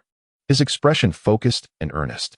So engrossed was he that he did not notice Wang Yusin's arrival beside him. Wang Yusin refrained from interrupting him, instead stealing glances from the corner of her eye, her curiosity piqued by the depth of his concentration. As Yichen's gaze brightened and a confident smile graced his face, he became aware of her presence and asked, "When did you arrive? Why didn't you call out to me?" Wang Yusin quickly averted her gaze, lowering her head slightly. Her cheeks tinged with a faint blush. "I just got here. I saw you deep in thought and didn't want to disturb you." Their ability to communicate now was a testament to their progress over the past 2 weeks. Spotting the number 2 bus approaching, Yichen exclaimed, "The bus is here. Let us hurry on." The bus during rush hour was packed with people. The two managed to squeeze in, and Yichen, benefiting from his height, grasped the overhead pole for support. Wang Yusin, standing at approximately 1.65 meters, was not short, yet she found no pole to hold on to, struggling to maintain her balance amidst the jostling crowd. "Hold on to my arm. Otherwise, you might stumble into someone with the swaying of the bus," Yichen advised. After a moment's hesitation, she reached out to grasp his arm. The sight of her delicate demeanor softened his heart. He hoped that his guidance over the past few days would inspire her to break free from old patterns. "I intended to give you another lesson, but it seems unnecessary now. Are you preparing for the graduate entrance exams next semester?" Wang Yusin nodded gently. "I plan to take the exams. What about you?" "I will," he replied. "Has your workplace paid you yet?" "Yes," she confirmed. "Last month, I received 2,600. Yichen chuckled. "After all the time I've spent teaching you, treating me to a meal wouldn't be too much to ask, would it?" "What do you want to eat?" she inquired. "Anything from the school cafeteria is fine. It's your treat," he replied. Over the days of their interactions, Yichen had learned that Wang Yusin hailed from a mountain village in southern Sichuan, her modest attire reflecting a family situation even more challenging than his own. Although the country's economy had improved significantly in recent years, poverty still lingered in certain areas. At that moment, the bus suddenly braked. Yichen's body lurched forward due to inertia, but he managed to hold onto the pole, leaning slightly. Wang Yusin, however, stumbled directly into his embrace. The softness of her form startled him momentarily. "Are you all right?" he asked, concerned. Wang Yusin quickly composed herself, but Yichen noticed the flush creeping to her ears. Chapter 10. The transformation of Wang Yusin. Previously, Yichen harbored disdain for bus drivers who drove recklessly. Today, however, he found himself surprisingly fond of such drivers. As more passengers disembarked, the bus became less crowded, and Wang Yusin settled into a seat beside him. At 8:06, the number 2 bus arrived at Jianghai University Station. As the two descended from the vehicle, they ambled towards the school. Wang Yusin deliberately lagged half a step behind, casting furtive glances at his profile. Walking alongside, Yichen imbued her with a sense of tranquility. This must be what security feels like. Soon, they arrived at the cafeteria. Yichen ordered 2 sumptuous dinners, swiping his card to pay, totaling over 40 yuan. The meal consisted of braised pork, chicken legs, fish, and vegetables. Such a standard meal would cost more than 40 yuan elsewhere. University cafeterias benefit from government subsidies, rendering the prices significantly more affordable. Wang Yusin remarked. "Shouldn't I be the one treating?" Yichen replied, "I was merely jesting. It's illogical for a gentleman to let a lady pay when dining together." They found a spot to sit and commenced their meal. At this hour, the vast cafeteria was sparsely populated, with only a dozen or so patrons scattered about. Yichen encouraged, "Do indulge in more meat. Otherwise, how will you grow?" Wang Yusin replied softly, "I'm already 22. I've stopped growing." Yichen recalled that she typically consumed mostly vegetables and rarely indulged in meat. The body requires nourishment. Prolonged malnutrition could lead to issues. After all, health is the foundation of one's endeavors. The braised pork is quite delectable. Do savor it. Wang Yusin picked up a piece of braised pork and bowed her head to eat. Yichen remarked, I've been chattering away these days. You must be rather weary of it. From now on, it will be quieter. You need not wait for me tomorrow. Wang Yusin paused momentarily in her eating before resuming. Yichen noticed her reaction and added, in the future, should you encounter unexpected situations, you should know how to handle them. Wang Yusin remained silent, focused on her meal. After a little over 10 minutes, the two exited the cafeteria. Wang Yusin suddenly inquired, why are you teaching me these things? Yichen halted, responding, I mentioned my concern for your naivete. Do you believe me? I do. That is precisely why. I perceive you as an innocent and kind-hearted girl, and I wish to shield you from unscrupulous individuals. Wang Yusin softly acknowledged with an O.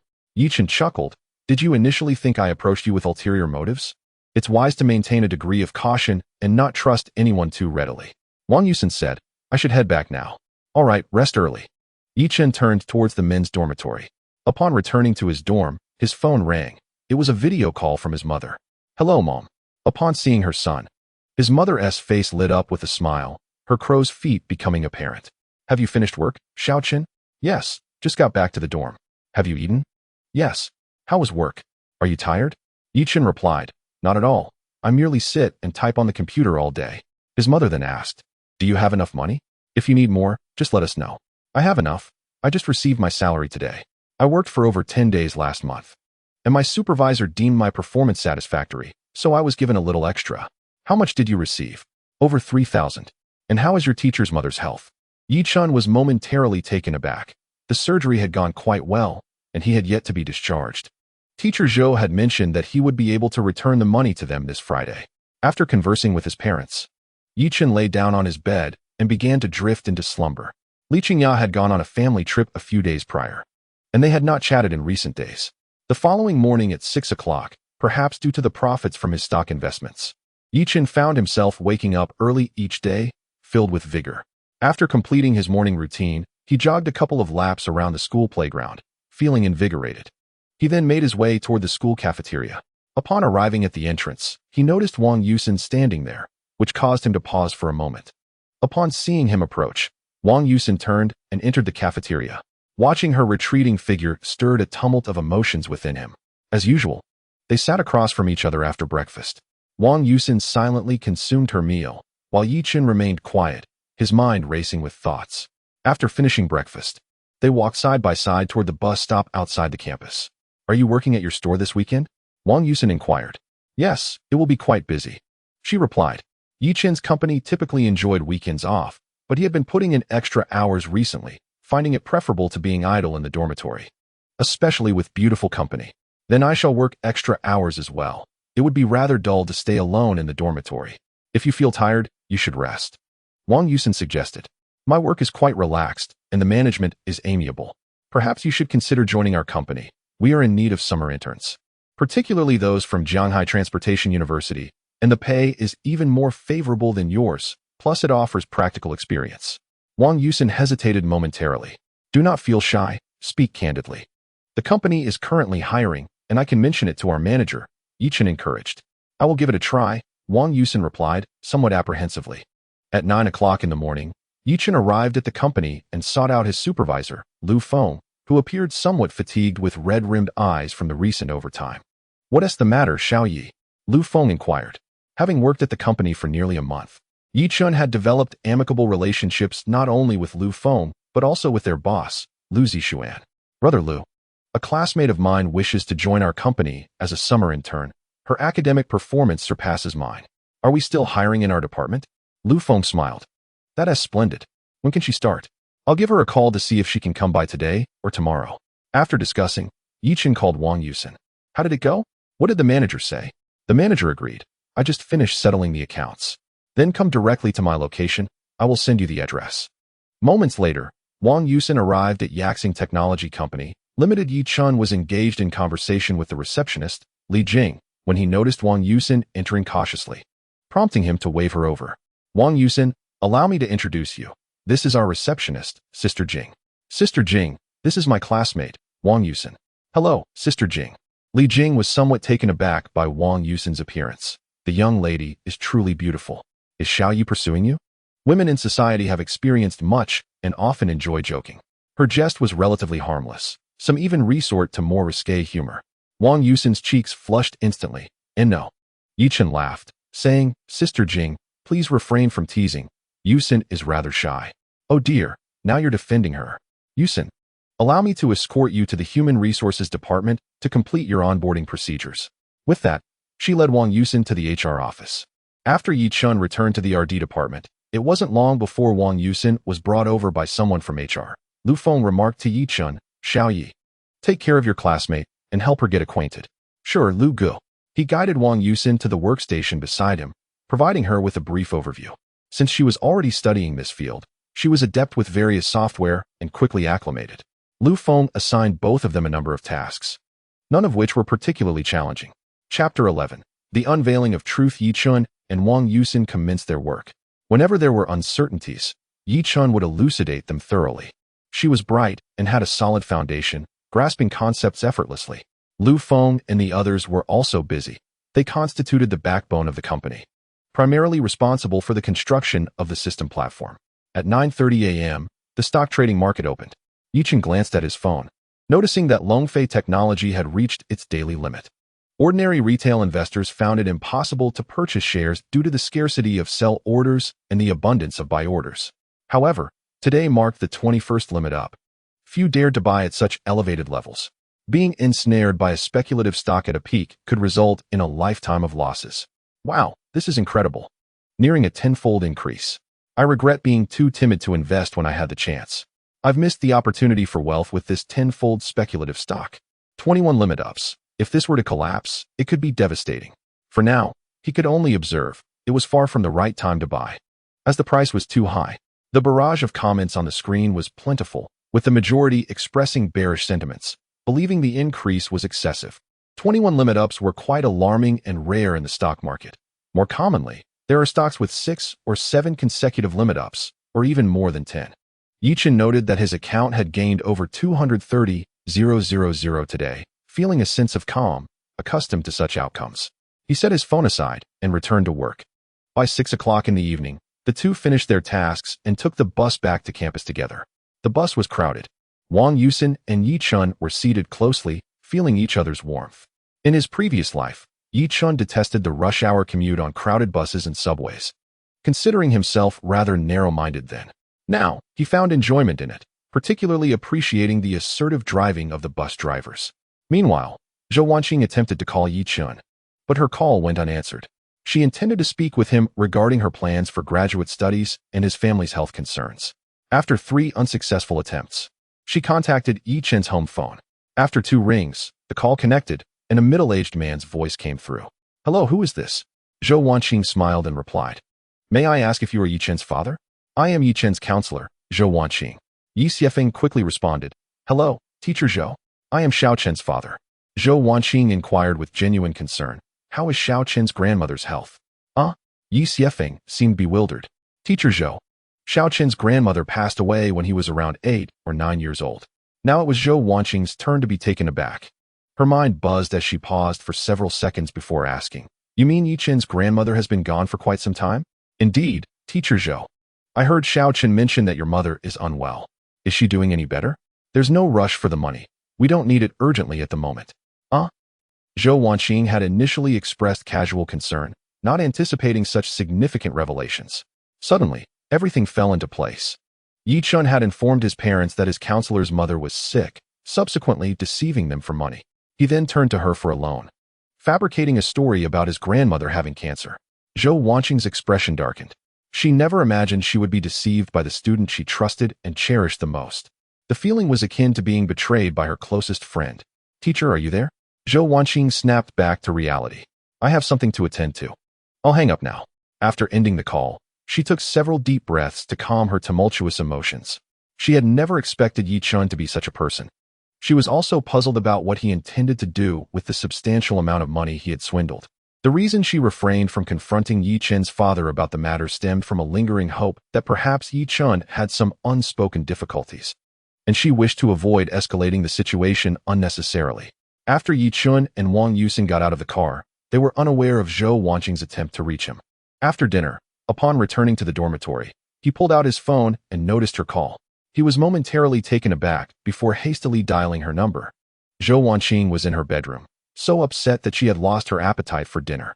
When the phone rang and she saw it was Yi Chun returning her call, she answered, "Teacher Zhou, I just got back from work. The bus was crowded, and I didn't notice your call. I'll be able to repay you in a couple of days. How is your grandmother's health?" Zhou Wanqing nearly ground her teeth as she uttered these words.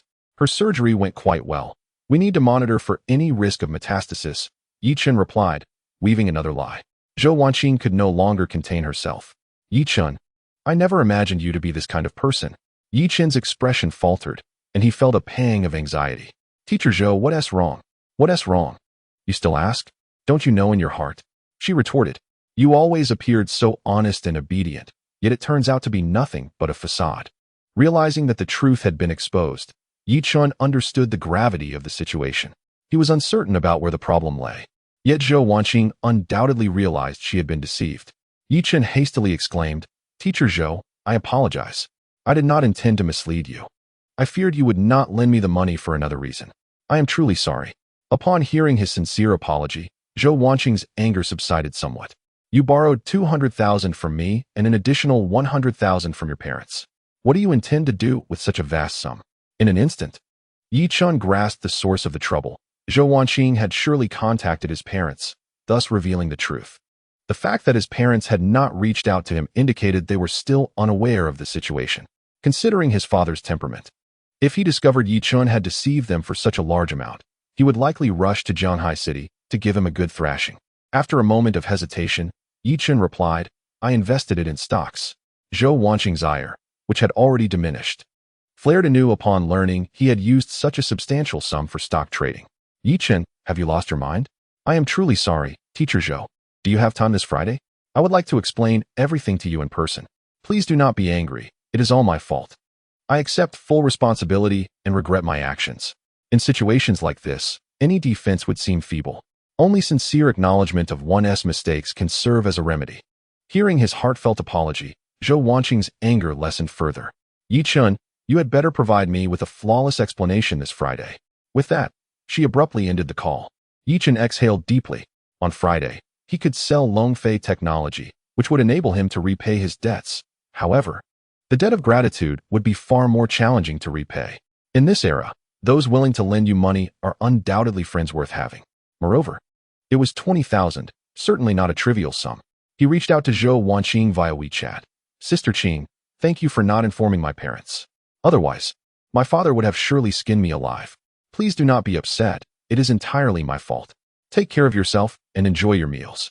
Sincerity is indeed a potent weapon.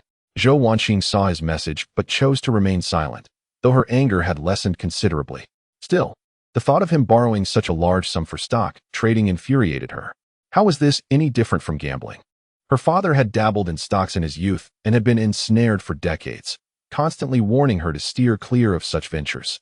Her earlier anger stemmed not only from feeling deceived, but also from the concern that Yi Chun had fallen prey to such a detrimental habit. Chapter 12. Tenfold Profits. Yi Chun noticed that Zhou Wanqing had not replied, indicating she was still upset, although her fury must have waned somewhat. He quickly sent another message. "Sister Qing, I am truly sorry. If my actions have caused you distress, I would feel guilty. Please take care of yourself and rest well. I shall sleep now, as I have work tomorrow. Good night, Sister Qing, and thank you." Zhou Wanqing still did not respond. However, under the influence of his heartfelt sincerity, her anger had diminished significantly. She stepped out of her room and asked, "Mom, is there any food left? I'm hungry." A middle-aged couple in their 50s sat on the sofa. "There is food in the pot. Help yourself." During a meal, Zhou Wanqing inquired, "Dad, have you recouped your stock investments yet?" Zhou Jizai replied, "Not yet." Zhou Wanqing continued, "Didn't you mention that we are currently in a bull market? How is it that you Haven Tea recovered your losses?" Zhou Jizai felt somewhat embarrassed and explained, "I had been chasing after rising stocks and ended up incurring further losses. Otherwise, I would have nearly made back my investment." Zhou's mother interjected with irritation, "Enough already. You've been trading stocks for over 30 years and still haven't broken even. The interest on that money in the bank for 30 years would have been substantial. Alternatively, had you invested in real estate back then, you would have reaped significant rewards." Zhou Jizai sighed. "I had a chance to seize a tenfold stock Longfei Technology, which has seen 21 consecutive surges, but regrettably, I hesitated that day. Otherwise, not only would I have recouped my losses, but I would have also made a considerable profit. Zhou's mother, somewhat impatient, replied, I've heard you say this countless times already. On August 17th and 18th, Yi Chun and Wang Yusin commuted together as usual. The bus remained exceedingly crowded. I relish going to work. I enjoy the bus ride. I appreciate the hustle and bustle of the morning and evening rush hours. On the morning of August 19th, shortly after 6:30, Yi Chun arrived at the entrance of the cafeteria and spotted a striking figure waiting for him. Wang Yusin, upon noticing Yi Chun approaching from a distance, turned and entered the cafeteria. After breakfast, Yi Chun walked ahead while Wang Yusin lagged slightly, wary of being seen together. Only in the evenings, when returning from work, would she walk alongside him. Yi Chun appeared relaxed, humming a cheerful tune. Today, he could sell his shares in Longfei Technology. He envisioned possessing over 3 million. Enough to repay Zhou Wanqing's 200,000, the 100,000 owed at home, and the 50,000 from online loans, leaving him with a surplus of more than 3 million. Suddenly reminded of his promise to Zhou Wanqing, he resolved to invite her to lunch, hoping to explain himself and seek her forgiveness. The number 2 bus arrived swiftly. Initially, it was not crowded, but after 2 stops, it became a sardine can. With no room to move, Wang Yusin grasped the handrail, leaning against the connection between 2 carriages. Yi Chun stood opposite her, pressed closely by the crowd behind him. It was bothersome how the people behind kept pushing. At Yixing Technical Services Company, Yi Chun and Wang Yusin arrived precisely at 9 o'clock. He tidied up and powered on his computer, seeking Lu Feng for the day's work assignments. After finishing, he sent a message to Zhou Wanqing, Sister Qing. Do you have time for lunch today? I would like to explain things to you in person. Where? Zhou Wanqing responded promptly. Yi Chun provided her with the address of a restaurant not far from his company. He had never been there, but had seen it while passing by. Judging by its decor, it appeared to be a rather upscale establishment. Sister Qing, it's here. My workplace is nearby. All right, what time do you finish? At 11:30. Good. I will wait for you. After conversing with Zhou Wanqing, Yi Chun glanced at the time, which had already surpassed 9:20. He rose from his seat in the research department and made his way to the door of the general manager's office. He knocked gently and heard the voice of Lu Zixuan from within. Please, come in. Upon entering the office, Yi Chun found Lu Zixuan diligently occupied with her work. Seeing him, Lu Zixuan smiled and inquired, What brings you here, little Yi? Lu Jie. I am planning to sell all my shares in Longfei Technology at the market opening shortly. Lu Zixuan opened her phone. Are you selling today? The trend suggests there might still be an increase. Lu Jie, Longfei Technology has experienced a surge since the 19th of last month, achieving 24 consecutive limit ups. Such a volatile stock cannot maintain its momentum for long. It may still rise, but a sharp decline is equally possible, and no one can accurately predict the peak. We have already secured significant profits and can afford to withdraw. Lu Zixuan nodded slightly. You're right. I have already benefited from 20 limit UPS, yielding approximately 67 times my investment. She had invested 2 million in Longfei Technology, which translated to a profit of around 13 million, netting her over 11 million. In contrast, Yi Chun had earned just over 300,000. As the market opened at 9:30, Yi Chun promptly sold all his shares in Longfei Technology, resulting in a balance of over 3,400,000 in his account. Lu Zixuan followed suit, liquidating her 13 million worth of shares. The orders on the limit up board began to diminish rapidly. Within about 5 minutes, the limit was breached, leading to a swift decline, followed by fluctuations, before ultimately being pressed down to the limit down. The sell orders on the limit down board numbered in the hundreds of thousands. Initially, no one could purchase, but now, with the reversal, those wishing to sell found no buyers. Observing this outcome, Yi Chun reflected that Lu Zixuan's entrance had indeed triggered a butterfly effect. In his previous life, Longfei Technology's limit up had opened at 10 in the morning, only to be capped at the limit down later. Now, it was barely past 9:40 and already at the limit down. The primary reason was the small market capitalization of Longfei Technology, which began with only 800 million. Lu Zixuan's expression shifted as she witnessed the rapid descent of Longfei Technology's stock. Fortunately, we sold quickly. It's already at the limit down, she remarked. Standing beside her, Yi Chun spoke. It seems we are facing several consecutive limit downs ahead. Lu Zixuan turned to him, her face adorned with a smile. Little Yi, I did not expect you to be so skilled at stock trading. Was this an impeccable exit strategy? Yi Chen chuckled lightly. One could say we were simply fortunate. With a bright smile, Lu Zixuan revealed her pearly teeth. Little Yi, you've helped me earn over 10 million.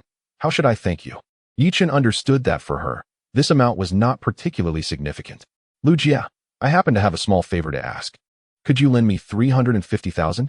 My funds will not be accessible until next Monday, and I promise to return it this Friday. Since he had just sold his stocks today, regulations dictated that the funds could only be transferred to his bank account on the next trading day. With the market closed over the weekend, he would have to wait until next Monday, intending to repay Zhou Wanqing and his parents by Friday. Lu Zixuan smiled and said, "What is this? Just give me your bank card number." After Yi Chen provided it, she promptly transferred 350,000 to him. You need not repay this. Consider it my gratitude, dear brother. Yi Chen hurriedly replied, Sister Lu, this is a loan I borrowed. I will return it to you next Monday once the funds are released. A transaction is a transaction. One must remember not to be arrogant about one's contributions, for that is a grave folly in life. Whether in politics, the workplace, or interpersonal relationships, arrogance often leads to one's own detriment. History is replete with examples of those who, in their pride, met unfortunate ends. No leader favors such individuals. Chapter 13. Dining with Sister Ning. Lu Zixuan inquired with a smile. Are you hoping that I remain indebted to you forever? Yi Chen clarified, Not at all, Sister Lu. I believe your ability to earn this money is a result of your own choices. If I were to tell others that this investment could be profitable, they would dismiss it as nonsense. Your kindness and beauty inspire trust in me, and I feel truly honored.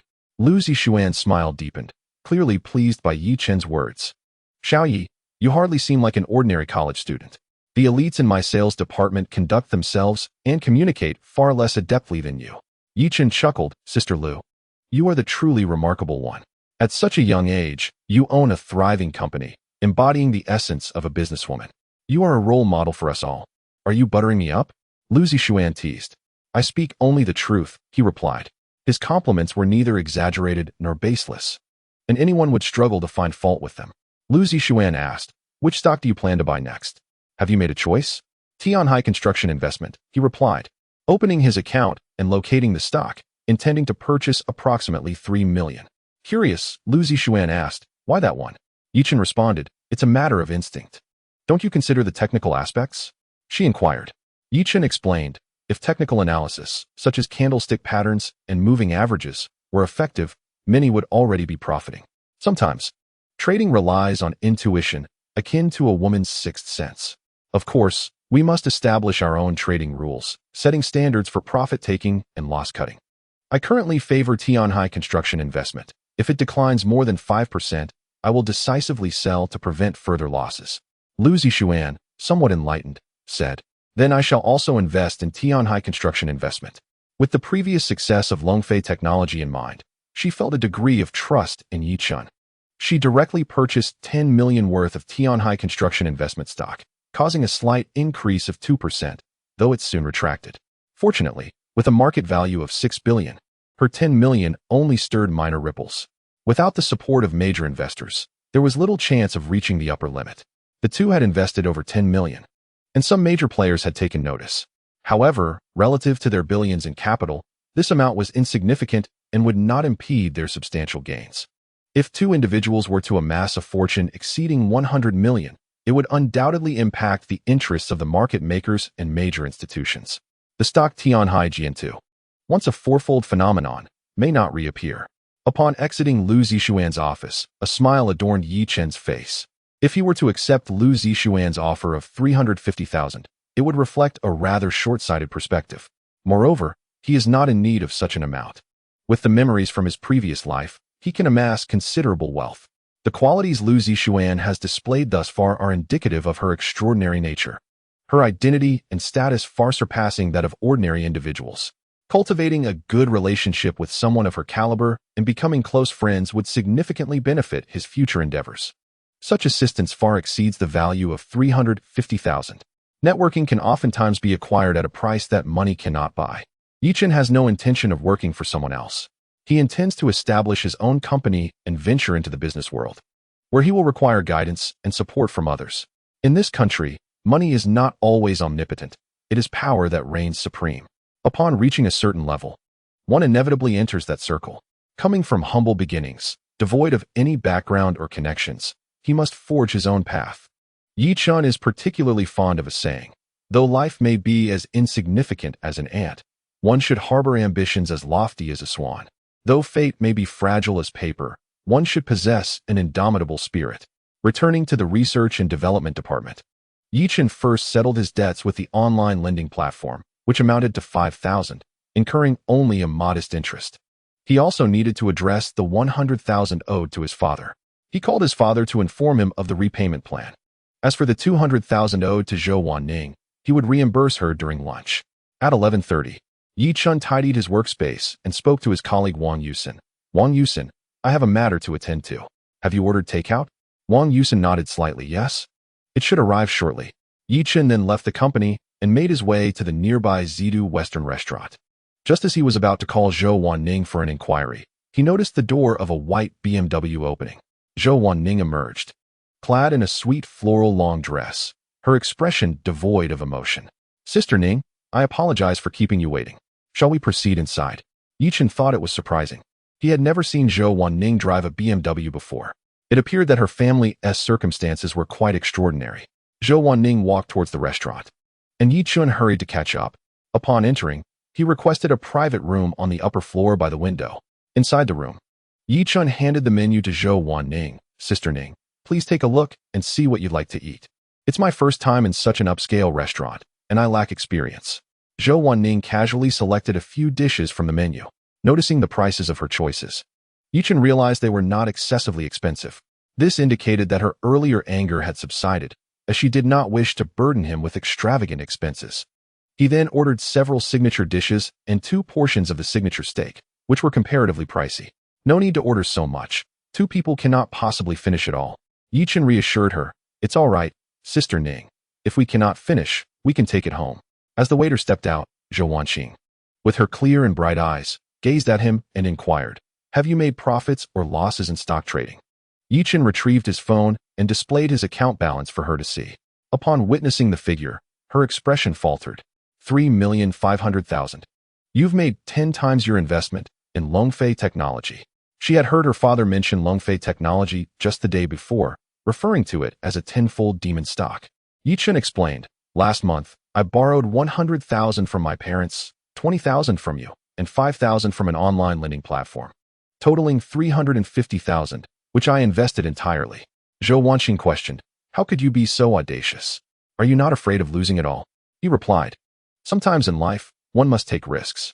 If I fail, I may face irreparable consequences. My parents, the online lenders, and you, Sister Qing, might never forgive me, and my life could very well reach its end. As he spoke, a melancholic expression shadowed his face.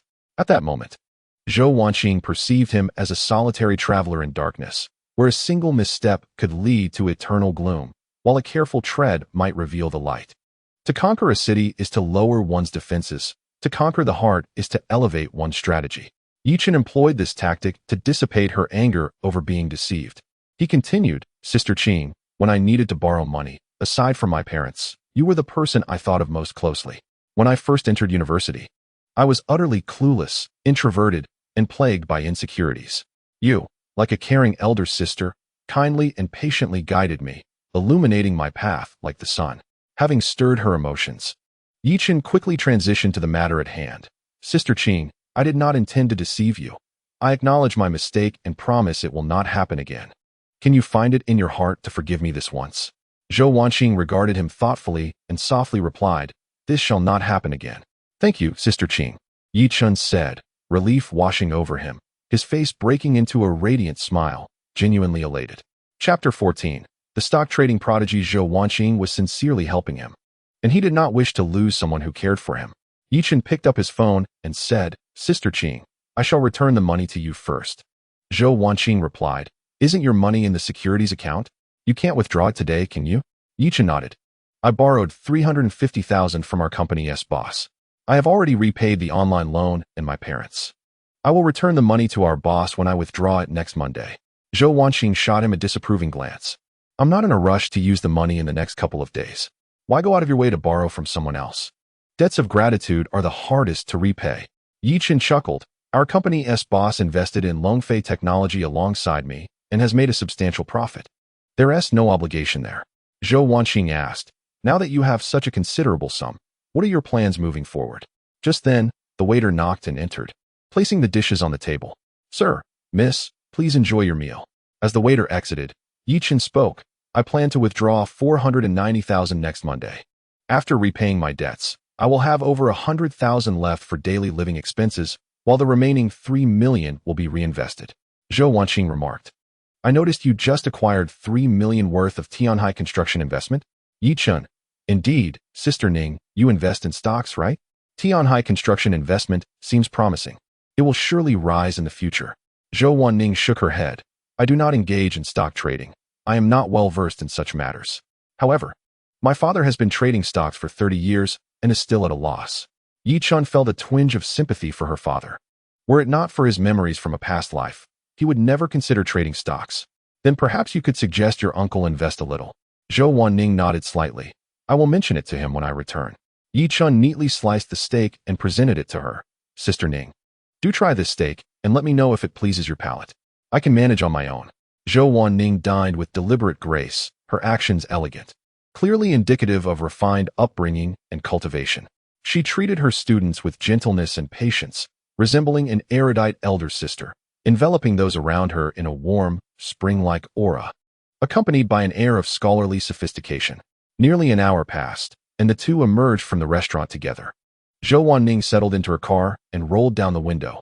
Xiao Chun, return to your work safely. Yi Chen, Sister Ning, please take care on the road. And let me know when you arrive home. Watching Zhou Wanning drive away, Yi Chen exhaled deeply. Her family appeared quite affluent. Could she be yet another wealthy sister? He hummed a tune as he proceeded towards the company. Back at home, Zhou Wanning found her mother on the sofa, who promptly inquired, with whom did you dine at noon, Wanning? Zhou Wanning, a student from my class. Zhou's mother, male or female? Male, why does it matter? Zhou's mother, your class's students will only be seniors next semester. Isn't that quite a significant age gap? Zhou Wanning shot her mother a glance. What are you thinking? He is merely a student. He borrowed money from me last month and returned it today, treating me to a meal in the process. Zhou's mother chuckled awkwardly. You have never gone out to eat with anyone before. I thought you might be in a relationship. Your father and I were getting our hopes up for nothing. Zhou Wanning, are you both so eager to marry me off? Zhou's mother, at your age, it's about time to seek a partner. If you wait too long, you risk becoming an older single woman, making it even harder to find an exceptional companion. While you are still young, you should find someone quickly. Hearing her mother's pressure about marriage, Zhou Wanning hurriedly changed the subject. Where is Dad? He is in the study, engrossed in his stock research. I fear he will never recoup his losses at this rate. Zhou Wanning entered the study and found her father seated at his desk, staring at the computer. Welcome back, Wanning. When will you bring your boyfriend home for us to meet? Zhou Wanning approached him and playfully squeezed his shoulder. Dad, don't say such things. He is just a student from my class. Zhou Jikai chuckled. Are you feeling shy? Or perhaps you fear we want to approve? Your mother and I have few demands. As long as he is a good person and treats you well, that is sufficient. Zhou Wanning, Dad, you're just like Mom, constantly urging me. Did you make any profits from your stocks today? Today's market was poor. I incurred a slight loss. Zhou Wanning teased him. Look at you. After 30 years, you still can't match the performance of a novice trader like me. Zhou Jitsai, what does it mean? Zhou Wanning sent a message to Yi Chen. Xiao Chen, please send me a screenshot of the yield from your securities account. Moments later, the screenshot arrived. Zhou Wanning placed it before her father. Do you see? A mere student of mine has achieved a yield of 1,006 in less than a month. Zhou Jitsai gazed at the vibrant red figures, astonished. A tenfold return. Could it be that he invested in Longfei technology? Zhou Wanning nodded. Yes. He mentioned he invested in Longfei technology. Zhou Jitsai, an experienced investor, recognized the significance of such a yield. Zhou Wanning, being a novice, could not discern the intricacies involved. He remarked, this individual is remarkable. Does he possess insider information? Zhou Wanning replied, impossible. My student hails from a rural area in Ludong province. His family situation is average, and the capital he used for trading was borrowed from his parents and me. He couldn't possibly have insider information. Zhou Jitsai's expression turned serious. If he achieved this without insider information, then he is truly extraordinary. Calling him a stock market prodigy would not be an exaggeration. Zhou Wanning was taken aback by her father's praise. Is he really that impressive? Zhou Jicai continued. Longfei Technology's stock began its ascent on the 19th of last month.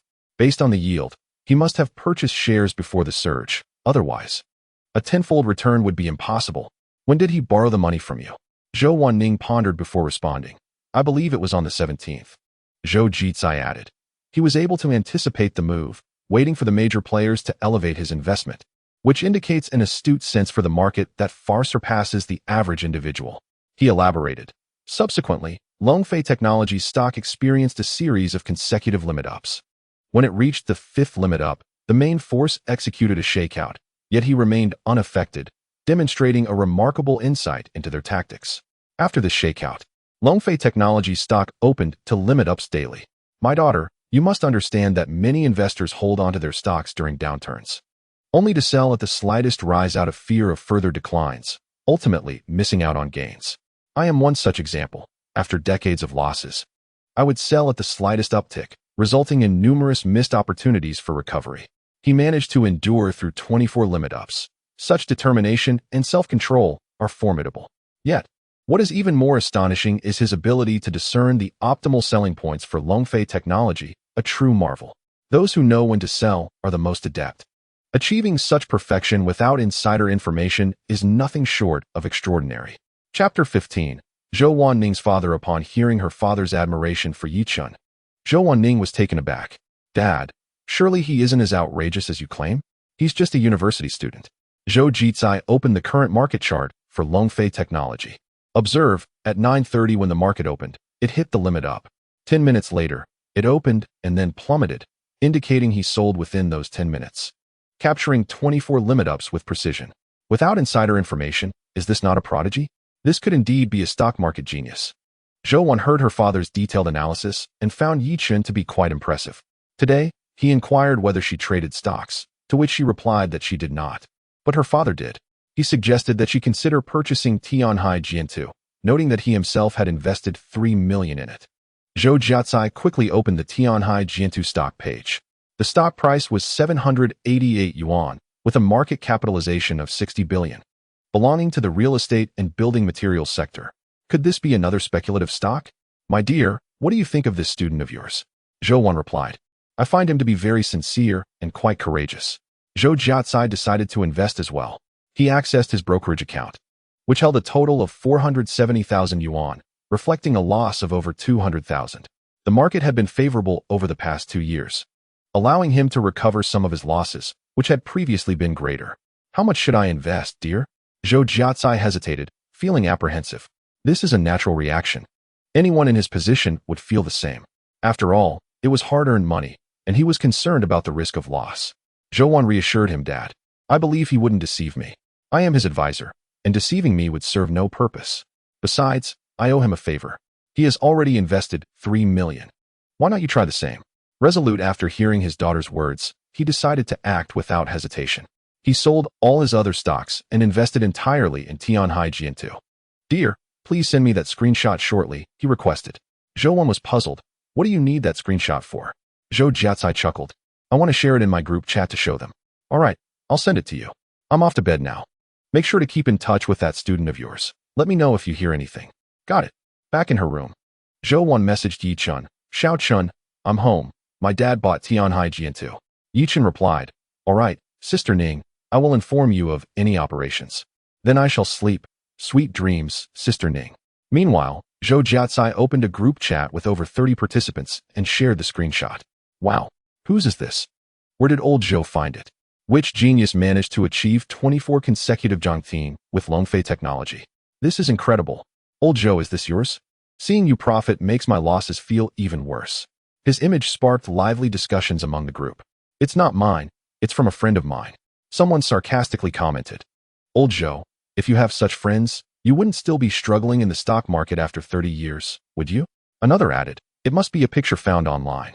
A member named Old Wang chimed in, eating 24 Zhangting with Longfei Technology? This person is remarkable. Old Zhou, is he truly your friend? Bring him into the group for a discussion. The stock god, Old Wang, has appeared. How was your return last month, Old Wang? It was decent. I invested in 2 companies in the new energy sector last month, yielding a 20% return, and this month, it's already at 10%. Impressive. Indeed. He is the stock god of our group, truly remarkable. Zhou Ji was displeased upon witnessing his pretense. Although they are not young, the 2 great pleasures of men, regardless of age, remain boasting and the company of beautiful women. The words of a certain elder on the internet are widely circulated.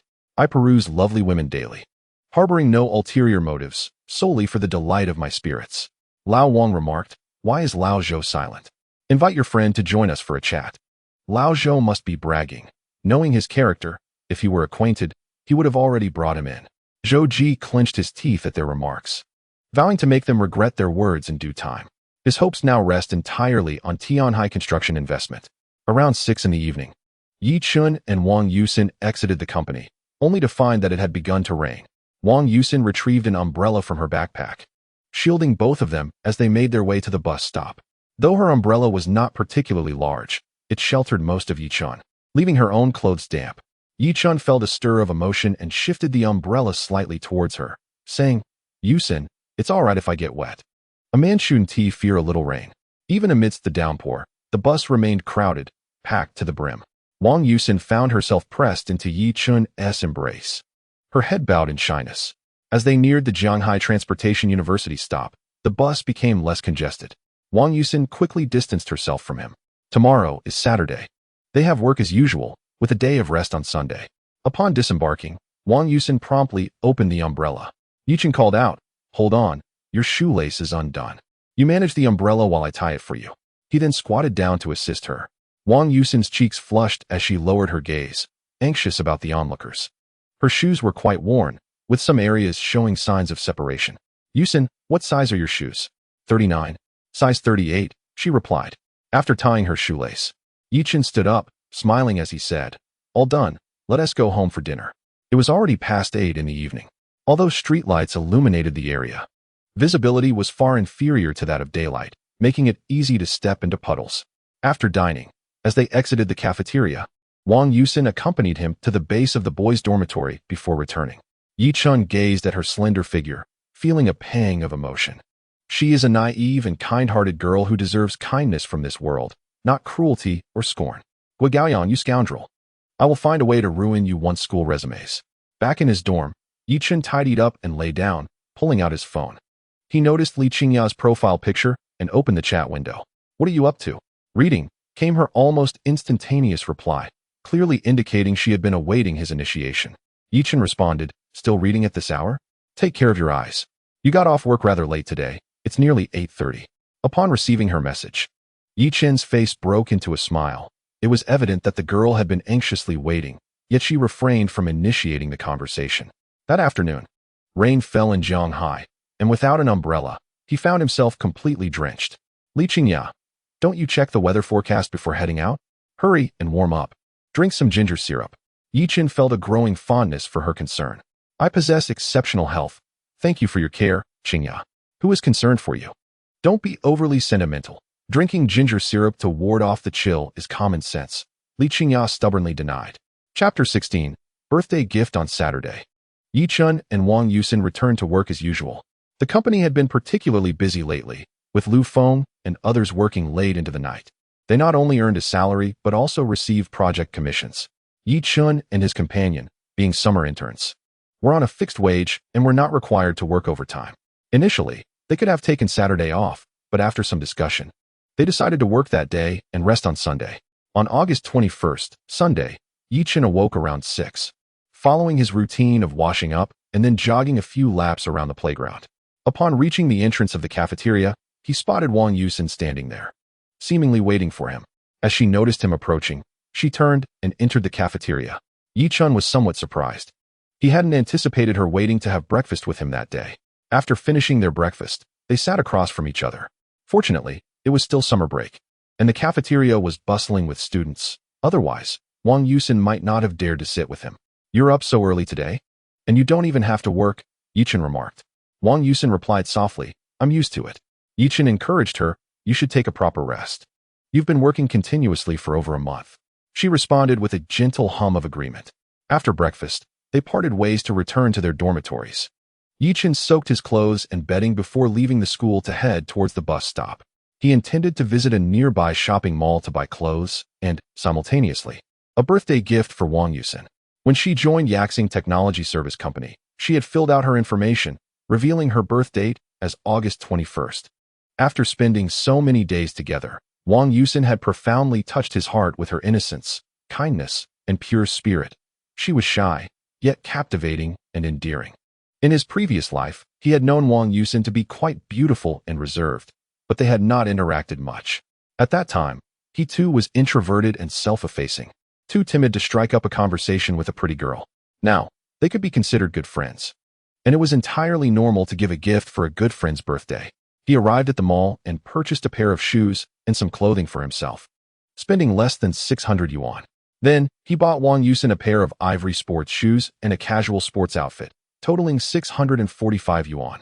In the past, he would have never dared to spend that much. His monthly college allowance was only 1,200 yuan. Purchasing 2 sets of clothing and 2 pairs of shoes consumed what would have sufficed for a month's living expenses. Moreover, these garments and footwear were not extravagant high-end brands, but rather well-known domestic labels.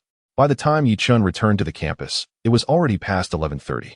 He first placed his belongings in the dormitory before heading to the dining hall. Upon arriving at the entrance, he did not spot the familiar figure he had grown accustomed to seeing wait for him, which left him with an inexplicable sense of emptiness. Instead of entering, he surveyed the surroundings. After a short while, he noticed Wang Yusin approaching alone, suggesting he had arrived a tad early. Upon seeing him, Wang Yusin felt a stir of emotions. During their meal, their conversation was minimal, yet the atmosphere did not bear any awkwardness. It seemed they both relished the tranquility of the moment. After returning to the dormitory, Yichun washed his clothes and bed linens before indulging in a brief afternoon nap. Upon awakening, it was already 6 in the evening. He noticed a message on his phone from Zhou Wanqing. Sent an hour earlier. My dad has sent you a friend request. Please accept it. Yichun paused at the message. All right, Sister Qing, I just woke up. Shortly thereafter, he noticed a friend request from someone named Hua Kaifu Gue. Hello, Uncle Hua. I am Yichun, Sister Qing's student. It appeared the recipient had not seen the message, as no reply followed. After tidying himself up, Yichun prepared for dinner. He glanced at the shoes and clothing on the table, intending to gift them to Wang Yusin later that evening. Upon reaching the entrance of the dining hall, he found Wang Yusin already waiting for him, prompting a knowing smile to grace his face. After finishing dinner and exiting the dining hall, he suddenly turned to Wang Yusin and said, "Classmate Wang Yusin, could you wait for me at the dormitory entrance?" With that, he dashed towards the dormitory. Wang Yusin watched his retreating figure, her expression tinged with confusion. 5 minutes later, Yichun arrived at the entrance of the girls' dormitory, carrying 2 bags. Wang Yusin looked at him and the bags he held. With a smile, Yichun exclaimed, "Happy birthday, Wang Yusin. This is a gift for you." Wang Yusin was momentarily taken aback and replied, "But today is not my birthday." "Isn't your birthday on August 21st? He inquired. "On my ID. It's in the solar calendar. My lunar birthday falls on the 22nd of July, she clarified. Yichun checked his phone and realized that today was indeed the 24th of July. Her birthday had actually been 2 days prior, on Friday. Then consider this a belated birthday gift, he said as he handed it to her. Wang Yusin's cheeks flushed, and she hesitated to take it, feeling it was too extravagant, being branded items. She also grappled with other internal conflicts. Noticing her hesitance, Yichun spoke up, "Classmate Wang Yusin, do you not regard me as a friend? It is customary for friends to exchange gifts on birthdays." Only then did Wang Yusin extend her hand to accept the gift. Saying, "Thank you." Yichun's face broke into a smile. "There's no need for formality. By the way, make sure to try it on when you get back. If it doesn't fit, I'll exchange it." Wang Yusin replied with a gentle "Hom." Fortunately, the cover of night shielded her, or she would have felt even more bashful. "So go ahead and try it. Remember to let me know how it fits. I'll take my leave now."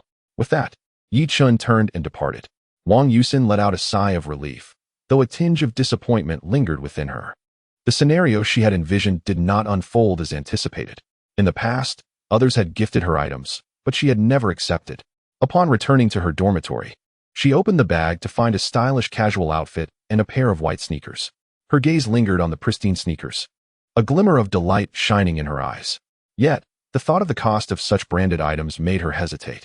Yichen did not come from a wealthy background, and purchasing these items must have taken a toll on his finances. Meanwhile, Yichen returned to his dormitory and saw a message from Zhou Waning's father. Xiaochun, I just went grocery shopping and have eaten. What are your thoughts on Tianhai construction investment? Yichen replied, Uncle Zhou, I believe the real estate sector, where Tianhai construction investment operates, is poised to be the next hot topic for speculation. Recent policies have emerged frequently in the real estate market, while sectors like renewable energy, pharmaceuticals, and consumer goods have already been hyped. It is highly probable that real estate will be next. Tianhai construction investment meets many criteria for speculative stocks, and there are a few others that do as well, but I feel that Tianhai construction investment has the greatest potential, which is why I chose it. However, I think the duration of speculation in this sector may not be as prolonged as that of the renewable energy sector. We will need to analyze the daily market trends for further insights.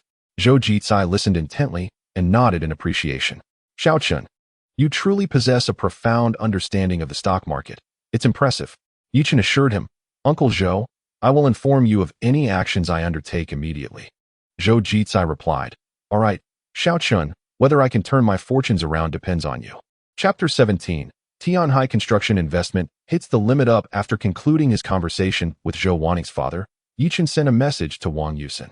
Do the shoes and clothes fit you well? Wang Yusen responded with a simple, just right. Yichen replied, That's great. Get some rest. When is your birthday? Wang Yusen replied, My birthday has already passed. It was on the 16th day of the 4th lunar month. Wang Yusen committed this date to memory. Noticing her silence thereafter, Yichun turned his attention to Li Qingya. On Monday, August 22nd, Yichun and Wang Yusen arrived at the company. At 9:30 a.m., the stock market opened, and he checked the performance of Tianhai construction investment. Within the first minute of trading, the stock surged by 2 points before falling back to a negative 12. This stock is finished. There's no major player involved. Time to sell and get out. When will I break even? I'm still down by 22%. I'm leaving. Had I known, I would have invested in renewable energy instead. Look at how it has risen by over 20 points. I was blind to pick you. It's always high opening and low closing, leaving investors trapped. The new energy sector is destined to thrive, while the real estate industry is on a downward trajectory. I urge you to act swiftly and divest. Dispose of your assets and invest in new energy, which is undoubtedly the future. I observe my fellow investors, and I have already reaped a 20% profit from new energy stocks. The discussions surrounding Tianhai Jiantu are rife with diverse opinions, predominantly pessimistic and critical. Meanwhile, Zhou Jicai is also keeping a watchful eye on Tianhai Jiantu. Upon encountering a plethora of bearish sentiments, coupled with a decline of over 2 points in the stock, he feels a sense of unease and contemplates selling, fearing further losses. It is not just Zhou Jicai. Many investors are swayed by such rhetoric, leading them to doubt their own decisions. Initially, they felt confident in their purchases, but the deluge of negative commentary has shaken their resolve. Zhou Jicai turns to his daughter, Zhou Wanqing, and asks, Dear, is your student reliable? Tianhai Jiantu has already dropped more than 2 points within mere minutes of trading. Zhou Wanqing replies, I believe he is quite dependable, father. Did you not praise his capabilities previously? Why the sudden skepticism? Zhou Jicai retorts, even experts can misjudge. Ask him if he intends to sell. It has already plummeted by 3 points. Zhou's mother interjects with irritation.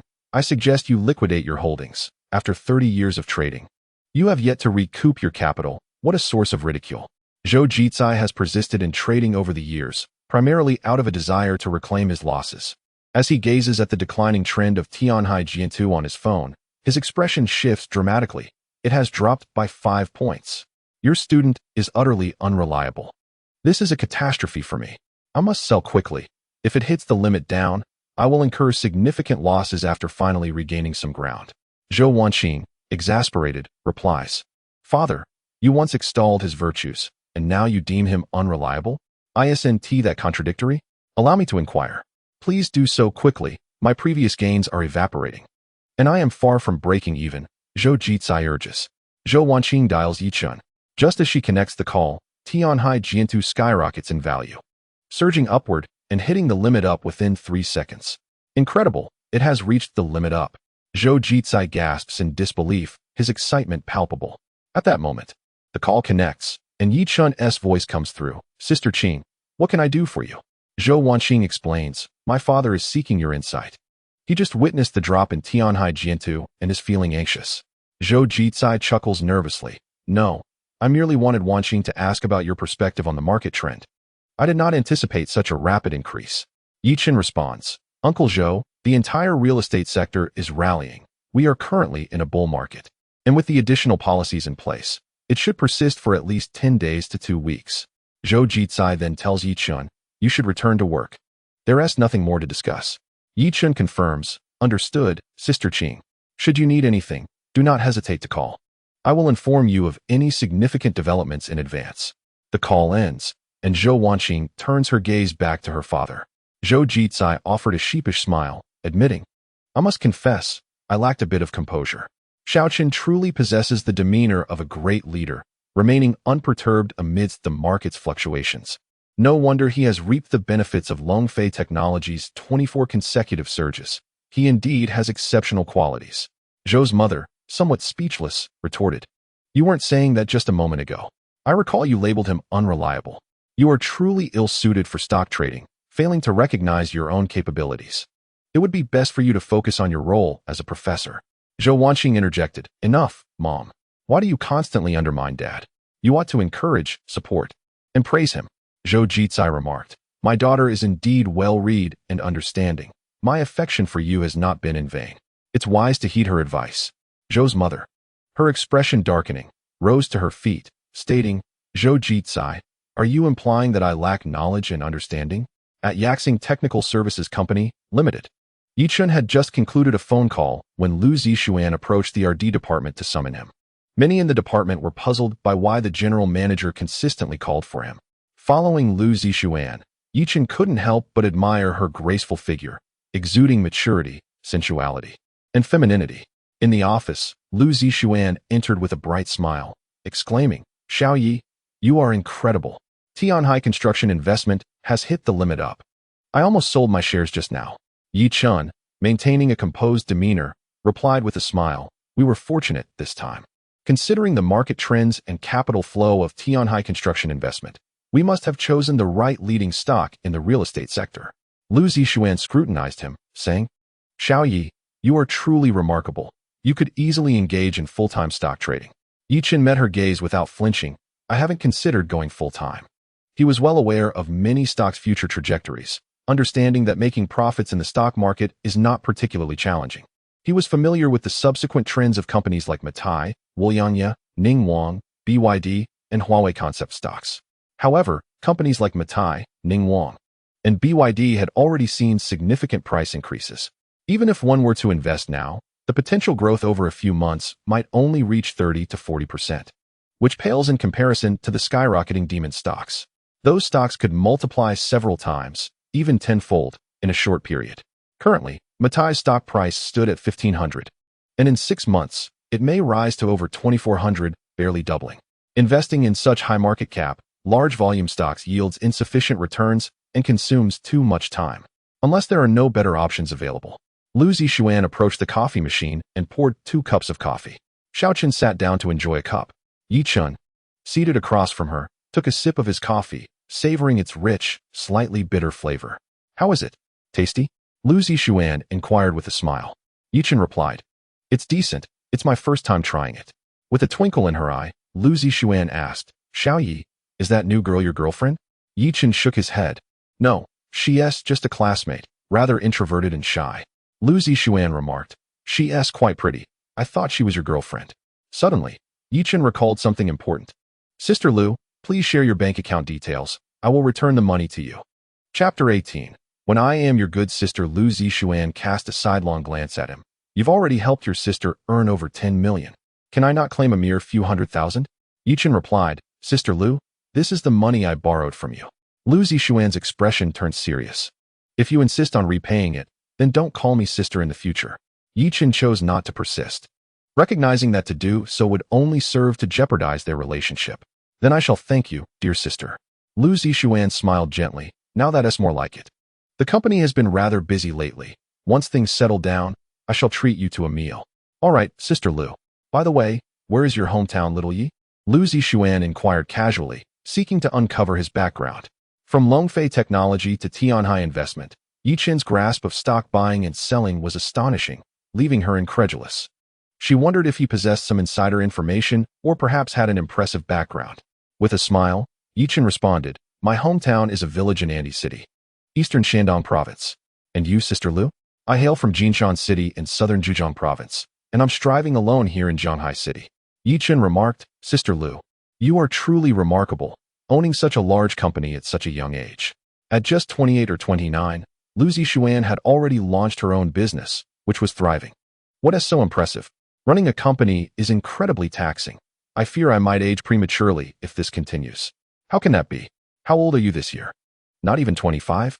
I am 29 already. You hardly look it. I thought you were merely 24 or 25. Lu Zixuan smiled coyly, her eyes sparkling with a hint of allure. Little Yi, your flattery is as sweet as honey. It's a wonder how many girls you will deceive in the future.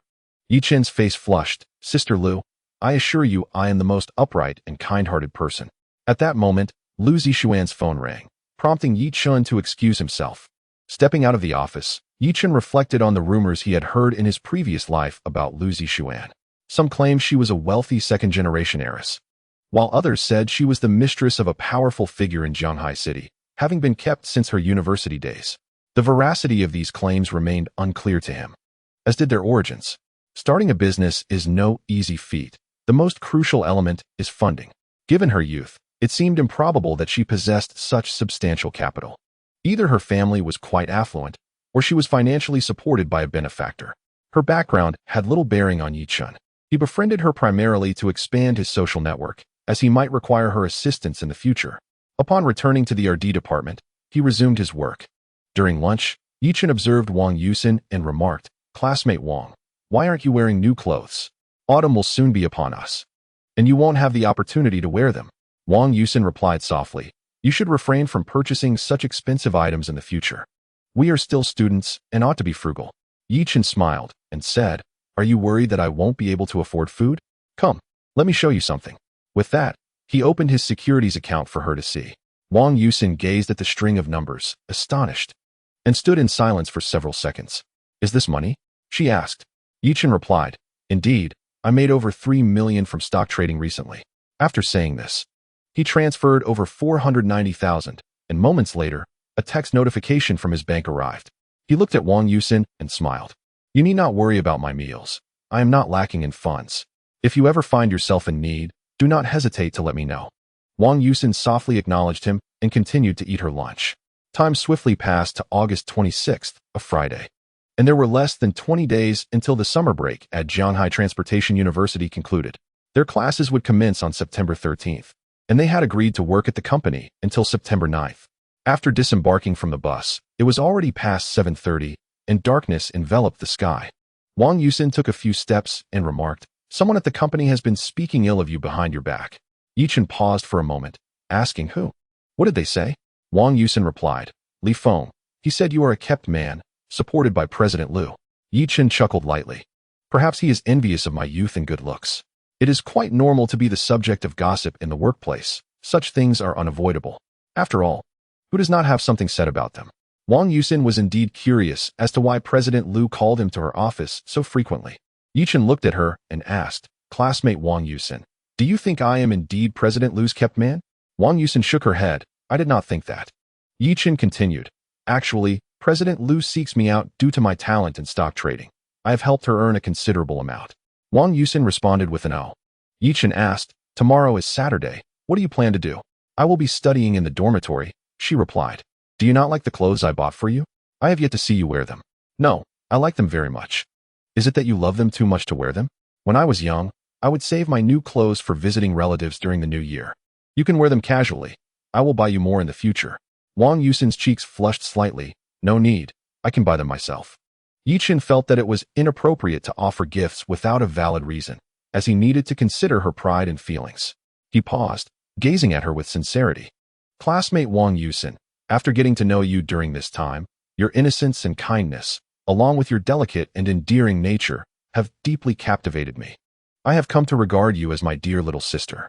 Would you allow me to be your brother?" Upon hearing his earlier words, Wang Yusin lowered her head. Her face flushed with embarrassment, her heart racing, and her hands nervously fidgeting with her clothing. She thought Yi Chun was confessing his feelings, leaving her momentarily at a loss, like a startled little rabbit. However, upon hearing his final words, she exhaled in relief. She found the situation quite agreeable. A confession at this juncture would be too hasty, and she was not mentally prepared for it. Yet, deep within, there lingered an inexplicable sense of loss, rendering her emotions complex and ineffable. Yi Chun observed her silence and decided to retreat to advance. If you are unwilling, then so be it. I shall not compel you. I am willing. Wang Yusin replied softly, her cheeks still tinged with a faint blush. Yi Chun offered a gentle smile. Let us go celebrate with a meal. Your kind brother will treat. At 8 o'clock that evening, Yi Chun had just returned to his dormitory when he received a video call from his mother. She simply missed him and wished to chat for a while. After conversing with his parents, it was nearly 9 o'clock. He sent a message to Li Qingya. Have you gone to sleep yet? I have, came her evident reply, tinged with a hint of annoyance. As if reproaching him for reaching out so late. Yi Chun could almost envision her adorably pouting in irritation. I just had a video call with my mom for a bit. So Annie was looking for you. She must miss you since you Haven T returned home for the summer. Yi Chun texted, Qingya, it's been years since we last met.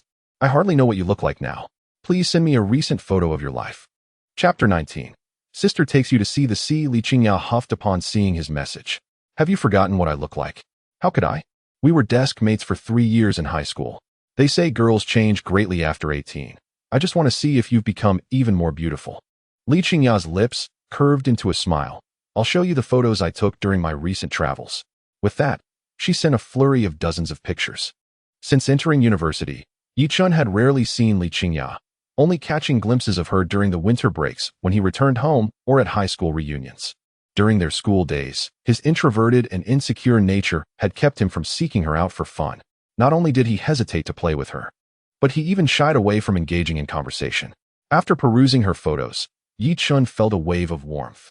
Li Qingya, standing at 1.67 meters, was dressed fashionably in a pleated skirt and a low-cut t-shirt, her chestnut hair cascading elegantly, exuding a fresh and captivating charm.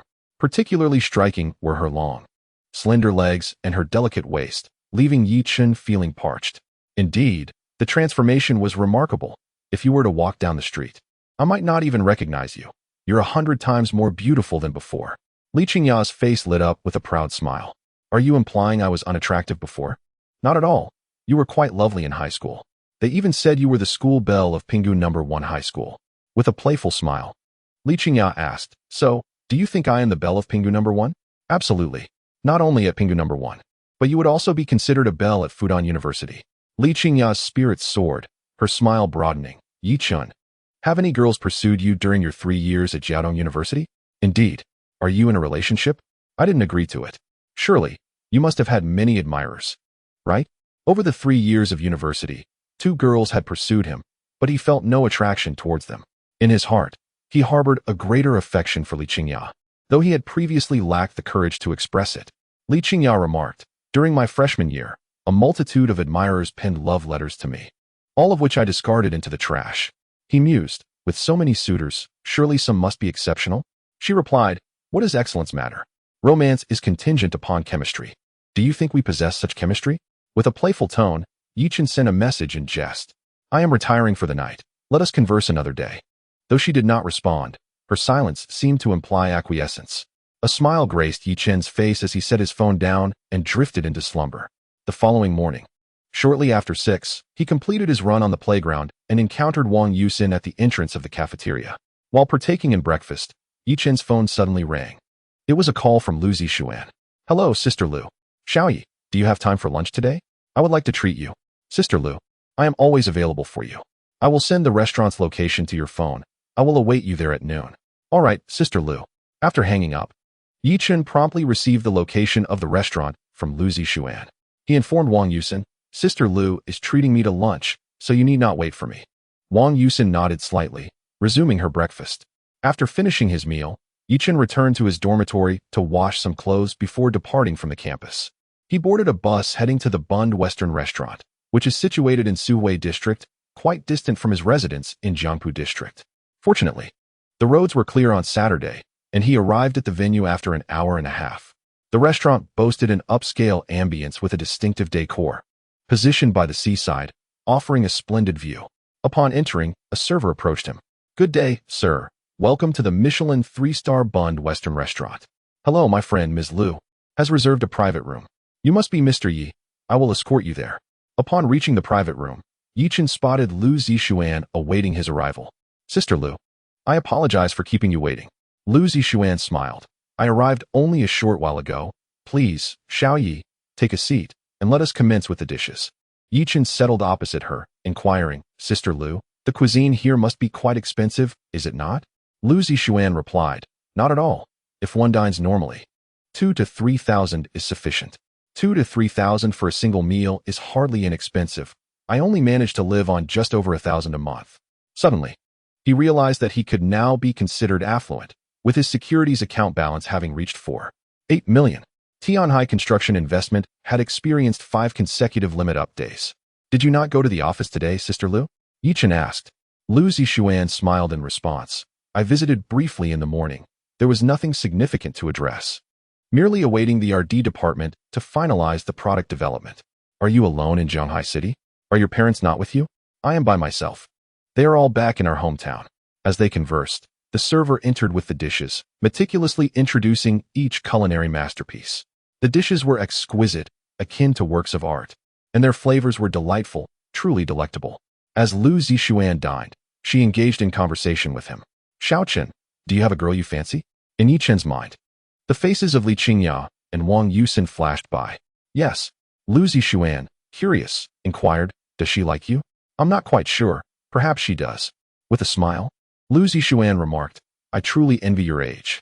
If you like her, then boldly confess your feelings. Don't wait until you miss the chance and regret it later." "I will strive for it.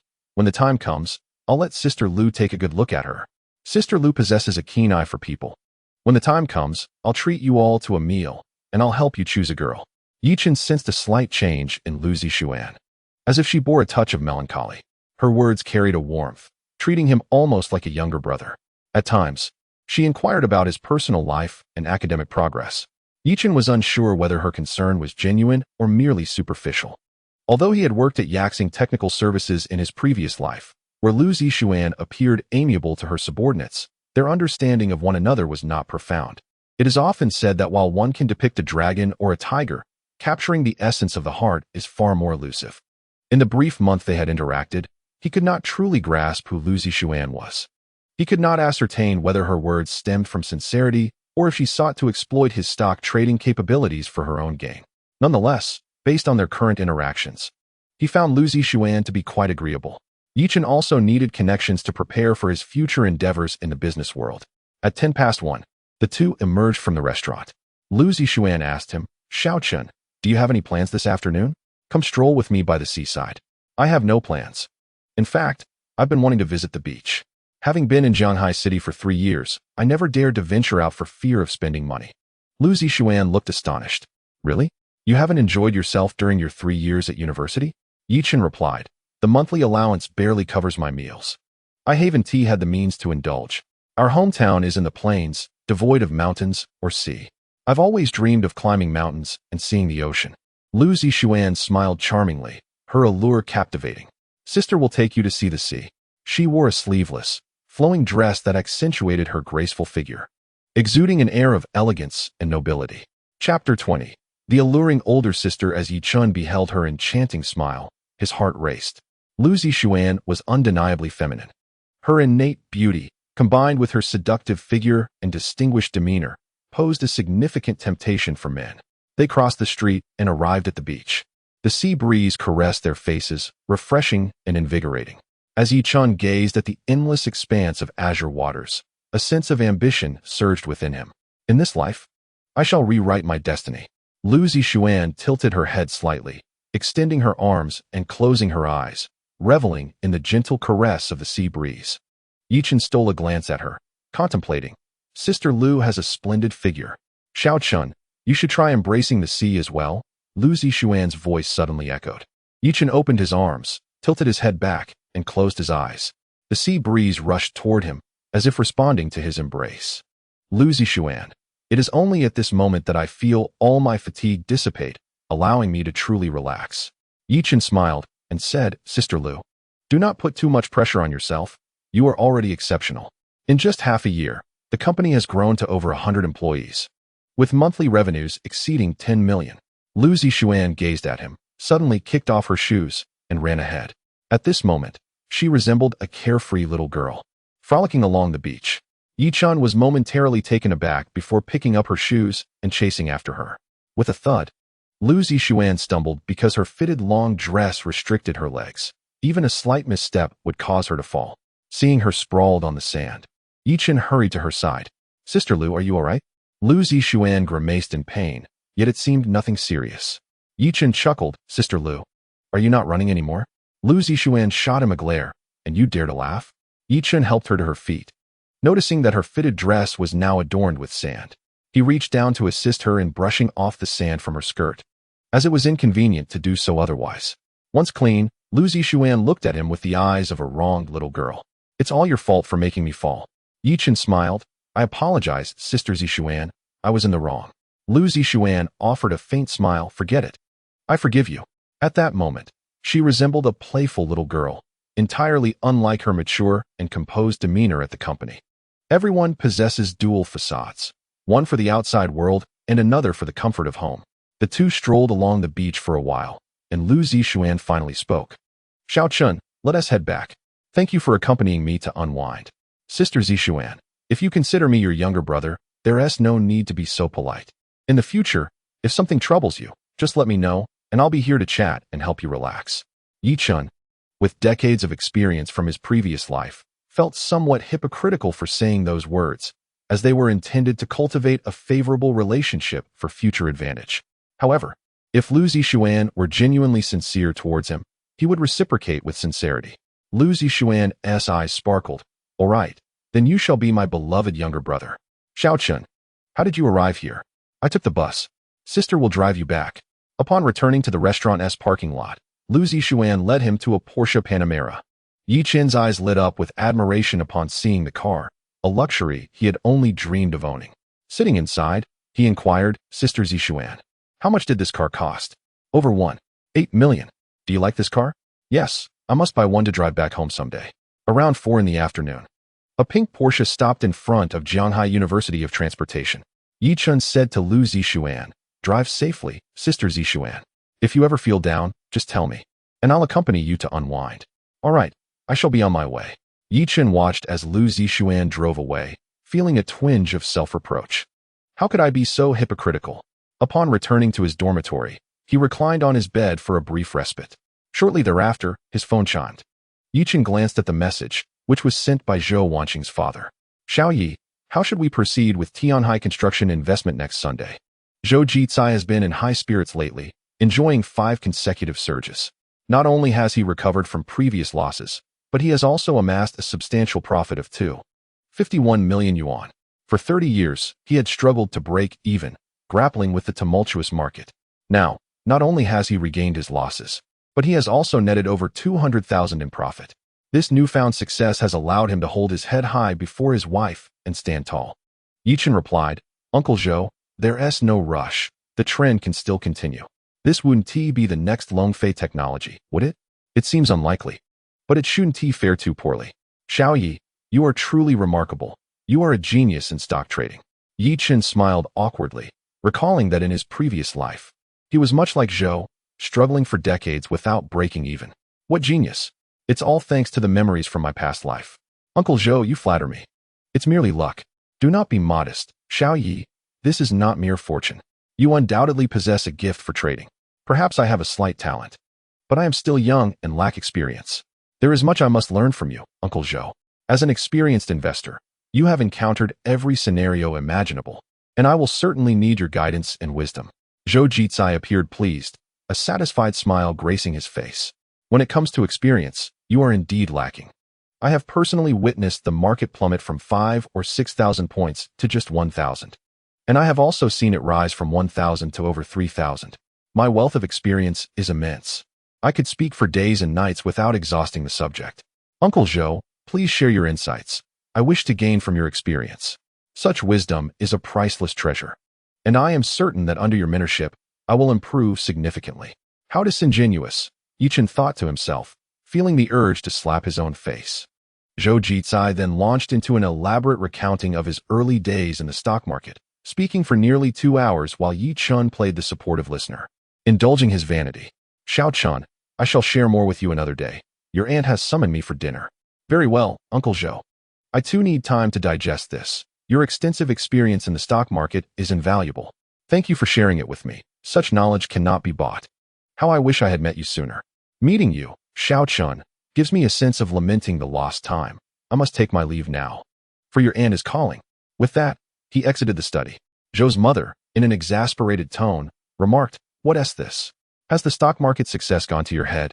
You can't even come out for dinner when called. Zhou Jicai replied, I was just exchanging insights with Xiao Chun, discussing stocks. Under my influence, he has gained significantly. Chatting with him evokes a sense of camaraderie that is rare to find. Good friends are hard to come by. Zhou Wanqing paused momentarily. Dad, have you two become close friends? If only you were decades younger, you would surely be sworn brothers. It is rare to find such a confidant in life. Zhou Wanqing felt a sense of relief wash over her. If you two are to become close friends, how should I address Yi Chun? Should I address him as Uncle Yi? Mother Zhou's tone dripped with disdain. You think you can be confidants? You must be aware of your own standing. After 3 decades, he's still at a loss. What caliber do you think he possesses? Zhou Jicai felt a sting as his wounds were laid bare, his composure faltering. What do you know of true understanding? It is a connection that fosters a spiritual resonance. You wouldn't grasp it even if I explained. Chapter 21.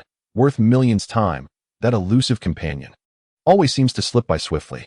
Unbeknownst to him, the date had arrived at September 9th. The trajectory of Tianhai investment mirrored its historical pattern, consistently reaching its daily limit. Yichen's account had burgeoned to over 11 million. Today, Friday, marked the final surge for Tianhai investment. In recent days, Zhou Wanqing's father had frequently engaged him in conversation, sharing insights and experiences. Yi Chun reciprocated with his own perspectives, occasionally flattering him to indulge his vanity, fostering a sense of regret for their late acquaintance. Through these exchanges, Yi Chun discovered that Zhou Wanqing's family resided in Shanghai City, holding local residency. Both Zhou Jicai and his wife were esteemed university professors with considerable renown in their field. Cultivating a friendship with them could yield significant benefits. Esteemed professors, with their extensive networks, had students scattered across various industries, including many outstanding talents. Today also marked the last day of work for Yi Chun and Wang Yusen. After today, he would no longer share the experience of crowded public transport with her, leaving him with a tinge of regret. Upon arriving at the office, Yi Chun sent a message to Zhou Jicai. Uncle Zhou, please liquidate all holdings in Tianhai investment at the market open today. Noticing Zhou Jicai's lack of response, he called Zhou Wanqing. Wanqing, engaged in her breakfast, answered the call. Xiao Chun, Sister Qing, what is Uncle Zhou up to? My dad is in the restroom. Please remind him to sell off all Tianhai investment shares at the market open today. It must be done swiftly, without hesitation. All right, I understand. Zhou Jicai's holdings in Tianhai investment were valued at nearly 20 million, while Yi Chen's exceeded 10 million, and Lu Zixuan's surpassed 40 million. Collectively, they were on the brink of 100 million, and if they all sold simultaneously, it would inevitably trigger a domino effect. Those who delayed might miss out on optimal returns. After ending the call, Yi Chen proceeded to Lu Zixuan's office.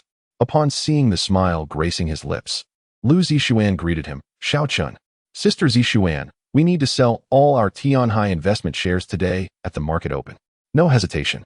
Lu Zixuan nodded in agreement. Understood. Yi Chun articulated, our current capital is substantial. Such small-cap stocks are susceptible to collapse with our sell-off. The two waited in the office for the market to open at 9:30. Meanwhile, Zhou Jicai emerged from the restroom and entered his study to power on his computer, anticipating the opening bell. At 9:30, Tianhai investment opened as usual, hitting the limit with orders exceeding 300 million. Yi Chun, Lu Zixuan, and Zhou Jicai sold almost simultaneously. The number of sealed orders has drastically diminished, as not only are they selling, but others are as well. Within 10 seconds of the market opening, the limit up was breached, followed by a sharp decline. Shortly thereafter, Tianhai Jiantu hit the limit down. Yi Chun observed this scene with a slight furrow of his brow. Indeed, the three of them had triggered a butterfly effect, more pronounced than the previous one caused by Longfei technology, primarily due to the substantial size of their capital. Historically, Tianhai Jiantu would typically breach the limit up after more than half an hour, followed by a period of tug-of-war, ultimately leading to a limit down in the afternoon. Yichen glanced at his account, which held 20 million, and a smile graced his face. He sent a message to Zhou Jitsai. "Uncle Zhou, have you sold?" Zhou Jitsai, in good spirits, replied, "I sold at the very first second of the opening." "Which stock will you purchase next?" Xiaochen. Yichen responded, "Uncle Zhou, I need to ponder this carefully. Our current capital is quite substantial, and such small-cap stocks are not suitable for our large-scale operations. I will inform you once I have made a decision." "All right, Xiaochen." Zhou Jitsai hummed a cheerful tune as he exited the study. Zhou Wanqing looked at her father. "Dad, have you sold?" "Yes." "How much did you earn in total?" "I had 5 million in principal. And now the account balance is 19 million, netting a profit of 14 million, he replied, casting a glance at his wife. Zhou's mother did not regard him kindly. "Are you truly unaware of how you earned that money? What is there to boast about? Without Xiaochen, you would never regain your capital in this lifetime." At Yaxing Technology Services, Lu Zixuan's beautiful eyes sparkled. "Xiaochen, how are you so impressive?" Yichen maintained a modest smile. "Sister Xian, it is merely good fortune." Lu Zixuan rose to pour him a cup of coffee. "What fortune? This is skill. Have you chosen the right stocks for the next purchase?" Yichen replied, "Sister Xian, our capital has grown, making such speculative stocks less suitable for us. Unless we buy less." As he spoke, he reminisced about the stocks from his previous life. The A-share market is never short of speculative stocks. Almost daily, various speculative stocks hit their limit up. Regardless of whether it is a bull or bear market, speculative stocks abound, continuously emerging. Yichen's mind was flooded with stock names as he recalled, while observing the market to stimulate his thoughts. Lu Zixuan stood nearby, watching him select stocks. He was searching for those capable of doubling in value, avoiding speculative stocks, requiring strong support for speculation, which posed a considerable challenge. After more than 10 minutes, when he encountered the name of a company in the semiconductor sector, the subsequent trajectory of that stock flashed in his mind. His eyes lit up as he opened the K-line chart for that stock. Huaguang Technology had recently surged over 30%, with a stock price of 162 yuan and a market capitalization of 18.2 billion. According to historical trends, the stock's price could triple within the next 2 months. The reasons for such a rise included exceeding expectations in the third quarter report's revenue, solid performance support, coupled with national policies that vigorously promote the development of the semiconductor industry. Huaguang Technology is not the kind of speculative stock that frequently hits the ceiling. It has only seen 5 or 6 instances of such spikes, with most fluctuations ranging between 4 to 7%. Tripling in value over the course of 2 months is not characteristic of a speculative stock, a rarity in the market. Yichen remarked, "This stock shows promise. The main capital is consistently flowing in, and it is bound to rise further." The current trend indicates that this momentum will not be short-lived, especially with the third quarter financial report due at the end of the month. If the performance is strong, there will likely be significant speculation following it. Lu Zixuan smiled and replied, "I trust your judgment, Xiaochen. If you say it's good, then I shall invest." Presently, her account holds over 40 million, all pure profit, as the principal has already been withdrawn. Yichen advised, "Sister Lu, when you purchase, avoid buying all at once. It will clearly indicate a major player entering the market. Instead, consider buying in batches to disguise your actions." "All right, I will gradually invest in Huaguang Technology today." She responded, "Xiaochen, I must return to work now. Otherwise, my colleagues in some departments will begin to gossip." Lu Zixuan inquired playfully, "What are they gossiping about?" Yichen replied, "Just some unflattering remarks. Sister Xian, it's best not to listen. Today is my last day of work. I shouldn't have much to deal with afterward." With a smile, Lu Zixuan asked, "Are they suggesting that you are my kept man?" Yichen was somewhat taken aback. "Sister Xian, you are aware of this?" She smiled lightly. "If I am unaware of company matters, what kind of boss would I be?" "Xiaochen, you go ahead with your work. This weekend, I shall treat you to dinner." Chapter 22. Inviting Wang Yusin for hot pot upon exiting the general manager's office. Yichen returned to the research and development department, where he noticed several colleagues casting sidelong glances at him. He had spent nearly half an hour in Lu Zixuan's office. Such an extended duration could only provoke speculation about impropriety. However, Yichen remained indifferent to the gazes and thoughts of others. From his previous life, he had learned a vital lesson. One should never overly concern themselves with the opinions of others, for life is meant to be lived for oneself. He retrieved his phone and began purchasing shares in 3 speculative stocks. The market is never devoid of such stocks, and with his capital of 20 million, he allocated approximately 4 million to each. Among these 3 stocks, one had experienced 5 ceiling hits, while the other 2 had seen 4. When the prices peak, he would sell and invest in another speculative stock. His mind was brimming with potential options, though stocks like Longfei Technology and Tianhai Construction Investment were few and far between. With no major speculative stocks emerging recently, Yi Chun refrained from allowing Lu Zixuan to join in the purchase for 2 reasons. First, a collective investment would significantly alter the historical trajectory. Second, such precision in trading would inevitably raise suspicions. After completing his transactions, he sent a message to Zhou Jitsai, advising him to invest in Huaguang Technology. Upon reading his message, Zhou Jitsai opened the stock for Huaguang Technology and inquired, "Xiao Chun, Huaguang Technology has reached a new high. Is it safe to buy now?" "Yi Chun, Uncle Zhou, considering the recent influx of capital, it is likely that we will continue to break new highs. The third quarter financial report will be released around the 20th. If the report meets or exceeds expectations, a significant surge is inevitable, and it possesses the potential for substantial gains." Upon hearing his analysis, Zhou Jitsai's confidence surged, prompting him to boldly invest in Huaguang Technology. "Xiao Chun, how high do you believe this stock can rise?" Yi Chun replied, "Based on the current market trends, it will certainly appreciate considerably. Once the third quarter financial results are announced, should the performance exceed expectations, I will hold firmly. However, if the market takes a downturn, I will advise Uncle Zhou to divest." "Very well, Xiao Chun. Are you at work?" Yi Chun, "Yes, Uncle Zhou. Today is my last day, as school resumes next Monday. Please come over for dinner tomorrow. I must express my gratitude to you." "Please, Uncle Zhou, there's no need for such formality. I owe my success to Sister Ning and to you.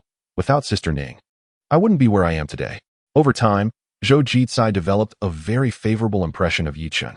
His humility, respect for elders, eloquence, and gratitude were commendable. "You must come tomorrow. Focus on your work for now." Zhou Jitsai engaged in conversation with him and opened a group chat of over 30 members. "How has everyone's stock performance been this month?" "The market has been quite favorable. I've garnered over 10%. I've had a bit more luck, achieving 21%. Zhou Jitsai inquired, "Old Wang, what was your yield this month?" 33%. Zhou Jitsai praised, "Impressive, such a high return." "Old Wang, you truly are the stock god of our group." Old Wang found Zhou Jitsai's demeanor somewhat peculiar today. "Old Zhou, what was your yield this month?" Zhou Jitsai shared a screenshot showcasing his monthly yield for 112. The group fell into a brief silence, each member staring at their screens in disbelief. "Wow, no way. Did I see that correctly? Fourfold returns? Is that really yours, Old Zhou? It can't be from some friend's account, right?" Zhou Jitsai responded, "My name is on it. If it's not mine, whose could it be?" The group was in shock, unable to comprehend. "Which stock did you invest in to achieve such returns?" Zhou Jitsai replied, "Tianhai Construction Investment." "You dare to play with such a volatile stock? Aren't you afraid of being trapped if it delists?" With a smug smile, Zhou Jitsai said, "What skills do I possess? How could I possibly get trapped?" Old Wang, now piecing it together, asked, "So you invested in Tianhai Construction Investment. How much did you put in?" "I invested my entire capital, earning approximately 15 million. Afterward, he shared another screenshot, closed his computer, and left the study. Having boasted, he felt exhilarated. During lunch, Yi Chun turned to Wang Yusin and said, "Yusin, let me treat you to dinner tonight. What would you like to eat?" Wang Yusin replied in a soft, melodious voice, "The cafeteria food is fine." Yi Chun pulled out his phone to show her his securities account. "I've made another 10 million from my stocks. Shouldn't we celebrate this achievement? Don't you feel happy for your brother?" Upon hearing the term brother, Wang Yusin's cheeks flushed with a gentle hue. "I am uncertain about what to eat as well," she replied. Yi Chun suggested, "How about we indulge in hot pot? I have a yearning for it." Wang Yusin nodded softly in agreement. Around 5 in the afternoon, Yi Chun and Wang Yusin commenced their handover of duties, proceeded to the Human Resources Department, and ultimately concluded their day at the Finance Department where they received their salaries. After their tasks were completed, it was nearly 6 o'clock. Over the course of the summer vacation, spanning approximately 2 months, Yi Chun and Wang Yusin had earned around 10,000 yuan. Exiting the office building, Yi Chun remarked, "Yusin, I recall there is a hot pot restaurant on Chongning Street. Let us walk there." Wang Yusin nodded and followed him towards Changning Street. 20 minutes later, the pair arrived at the hot pot establishment and casually selected a table. Yichen inquired, "Yusin, can you handle spicy food?" Wang Yusin nodded affirmatively. He ordered a spicy broth and a plethora of ingredients. As it was her inaugural experience with hot pot, Wang Yusin found herself at a loss when it came to ordering, compounded by her social anxiety, which prevented her from gazing around at the other patrons. Yichen asked, "Have you ever had hot pot before?" "No, I haven't had much experience," she replied. "The hot pot from your Sichuan-Chongqing region is renowned across the nation. I hope to visit someday to savor the authentic flavors." After speaking, he stood and said, "Allow me to assist you in preparing the dipping sauce." Upon their return, the ordered dishes had arrived. Yichun placed slices of beef, shrimp paste, meatballs, duck intestines, and chicken feet into the pot. Wang Yusin sampled the tripe, which required only a brief cooking time to ensure a delightful texture. He served her 2 generous portions of tripe, adding them to her plate. As the beef cooked, he encouraged her to enjoy more meat, alongside the duck intestines, chicken feet, and shrimp paste. He piled her plate high before finally attending to his own meal. Given her shy and reserved nature, had it not been for Yi Chen's insistence, she might have left the table unsatisfied. After a while, Yi Chen was drenched in sweat from the spiciness. Observing that Wang Yusin remained completely unaffected, he expressed his surprise. "Yusin, are you not feeling the heat?" "Not at all," she replied, having consumed a fair amount without breaking a sweat. Yi Chen remarked, "The girls from Sichuan-Chongqing truly have a remarkable tolerance for spice. Is it delicious?" Wang Yusin nodded slightly. "It is indeed delightful." Yi Chen's lips curled into a faint smile. "Then, would it be agreeable for your brother to treat you to this delicacy often?" Wang Yusin's cheeks flushed once more as she focused intently on the shrimp paste in her plate. The bus at 7:30 in the evening was still quite crowded. The two returned to campus by 8:30. The pathways were busier than usual, filled with students, as the freshmen had commenced their studies with celebrations and military training, starting their term earlier. Suddenly, Yi Chen suggested, "Yusin, shall we take a stroll around the playground?" Wang Yusin nodded gently, following him to the schoolyard. The playground was not overly crowded, with only a few groups of boys or girls walking together. As they strolled through the grounds, they appeared as a couple. Whenever someone passes by, they steal a glance at the two of them. Wang Yusin feels the weight of their gaze, her face flushing with warmth. However, cloaked in the cover of night, Yi Chen remains unaware. Yi Chen remarks, "Tomorrow, I shall no longer need to squeeze onto the bus for work." To think of it stirs a twinge of nostalgia. I have grown accustomed to our daily commutes together. Wang Yusin has also developed a fondness for this routine, yet she finds it difficult to express her feelings. Yi Chen continues, "With the increasing number of students at school, you need not wait for me by the cafeteria anymore. Given your social anxiety, it would be rather awkward." Wang Yusin remains silent, listening quietly to his words. Suddenly, Yi Chen inquires, "Yusin, is anyone pursuing you?" "Yes." "Who? Is it someone from our class or another one? From a different major?" "Both." Yi Chen is not surprised. It is only natural for someone as innocent and beautiful as you to attract attention. It would be abnormal if no one did. "How have you responded?" "I did not reply." "Have you ever been in a relationship?" "No." "Have you ever considered dating?" "Never." "You are not so young anymore. Perhaps you should contemplate trying some things." They stroll around the playground twice, and it is already 9 in the evening. "It is quite late. Let us return early so you can rest. I will accompany you." The playground is a fair distance from the girls' dormitory, and it takes them 5 or 6 minutes to arrive at the entrance. Wang Yusin softly states, "I will head back first. You should also get some rest."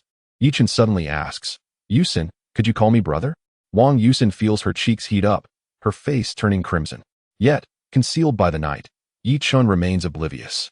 After a few moments of hesitation, her voice, gentle and melodious, calls out, "Brother." Yi Chen chuckles. "Ah, that sounds delightful." Blushing, Wang Yusin quickly turns and hurriedly enters the dormitory. Yi Chen watches her figure vanish, humming a tune as he departs. "She is merely my sister. Sisters say that purple is quite evocative."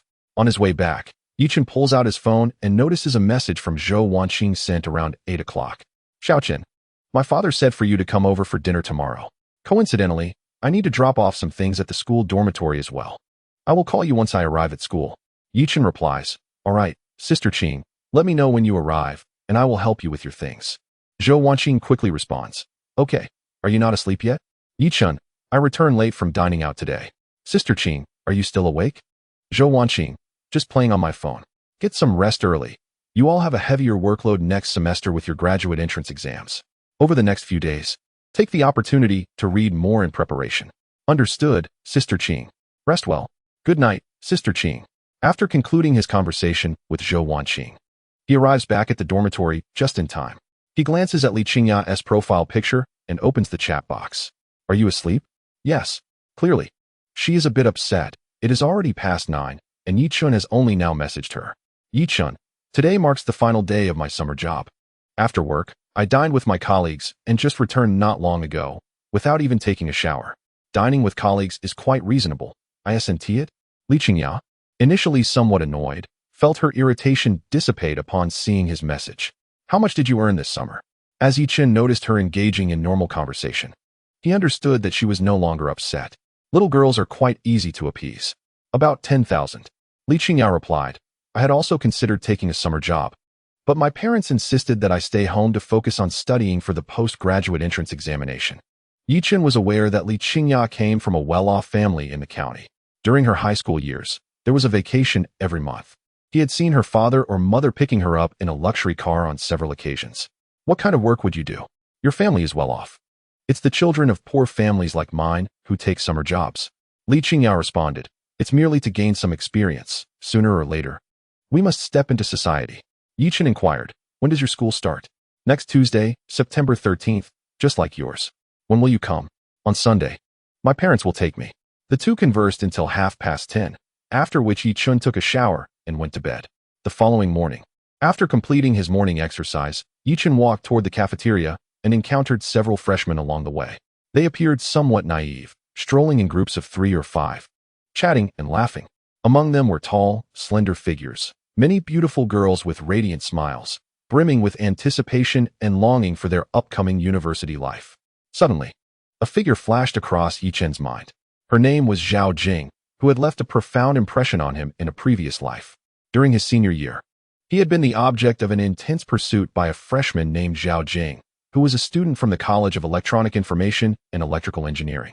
She was vibrant, fashionable, outgoing, and confidently bold. Yi Chun, being introverted and shy, had never experienced such attention, which led him to become somewhat reclusive, often avoiding her. Zhao Jing pursued him for 6 months, after which they lost contact. Years later, after Yi Chun had graduated and entered the workforce, he encountered a classmate of Zhao Jing's who informed him of her tragic fate. She had perished in a bus accident while returning home during the winter break. Upon hearing this news, he felt a deep sadness, overwhelmed with emotion. His sorrow stemmed from the fact that a blossoming young woman had been cruelly cut short. Tomorrow and unexpected events are unknown, emphasizing the importance of living well in the present and treating those around us with kindness. In truth, Yi Chun did not harbor any aversion toward Zhao Jing. It was merely her method of pursuit that he found difficult to bear. Had her approach been different, perhaps something meaningful could have developed between them. As the saying goes, a man pursues a woman across mountains, a woman pursues a man through a veil. Senior, a voice suddenly called out from behind. Yi Chun recognized this familiar yet strange voice and turned to look. Upon beholding the visage of the other, a complex expression flickered across his features: surprise, astonishment, a hint of sorrow, yet also a trace of tenderness. It is indeed true that thoughts manifest into reality. He recalled their first encounter, not in this moment, but on a road near the academy, where Zhao Jing had sought his guidance. Perhaps his rebirth had subtly altered the course of history. Yi Chun no longer embodied the introverted and bashful demeanor of his previous life. Instead, he wore a smile, exuding confidence and grace. Do you require any assistance, junior sisters? He inquired. In his former existence, she may have been attracted to his shy nature. However, he mused that she would no longer find such a disposition appealing. Zhao Jing stood approximately 1.7 meters tall, her chestnut hair cascading over her shoulders. Her features strikingly symmetrical, her figure tall and graceful. Far from the typical physique of a freshman, she had matured splendidly. Dressed in the university's uniform of a short skirt and a white t-shirt, she possessed an air of both innocent beauty and vibrant allure. In his past life, Yi Chun had never scrutinized her so closely. Now, he realized she was indeed quite remarkable. Truly, it seemed that beauty often invites misfortune. Zhao Jing found his gaze peculiar. evoking an inexplicable sensation within her. Senior, we are heading out for breakfast. Do you know which cafeteria serves the best morning fare? The girl beside Zhao Jing appeared somewhat bashful, struggling to meet Yi Chen's gaze. She had not anticipated her roommate would boldly approach a senior. Such audacity was admirable. Yi Chen replied with a smile, I apologize. I have been dining at this cafeteria for the past few years, and it seems decent enough. As for which is truly the best, I cannot say. Zhao Jing regarded him curiously. What year are you in, senior? Which department do you belong to? I'm a fourth-year student, majoring in electronic information and electrical engineering. What a coincidence. I am also in the electronic information department. What is your specific major? Computer science. How serendipitous. Let us exchange contact information. I shall need to consult you for guidance in the future. Her directness took him aback. Zhao Jing seemed to embody all the virtues of northern beauty, striking features, an enviable figure, and a candid, fiery disposition. Yi Chun felt a twinge of surprise. I have altered my character. Why do you remain so forthcoming? Could this truly be fate? Very well, I shall add you, he conceded. With a smile, Zhao Jing introduced herself. I am Zhao Jing, and this is my roommate, Su Hui. What is your name, senior? Yi Chun, he replied. After exchanging contact details, Zhao Jing continued. Are you also going for breakfast? Would you care to join us? How bold of you. We have only just met. And you already wish to share a meal? Even with his experiences spanning 2 lifetimes, Yi Chen found himself somewhat taken aback. That might not be appropriate, Zhao Jing countered. What is inappropriate about it? We are all classmates, and we forgot our meal cards. Might you kindly treat us to breakfast? With a resigned sigh, Yi Chen acquiesced. Very well. Thank you, senior. You are truly kind, she replied, as the trio made their way to the cafeteria, where Yi Chen graciously paid for their meals. After the two of them chose a location, Yi Chen approached a table not far from Wang Yusen. He glanced at her, and she returned his gaze before hastily lowering her head to eat. Senior, we are over here. Zhao Jing's voice resonated through the cafeteria.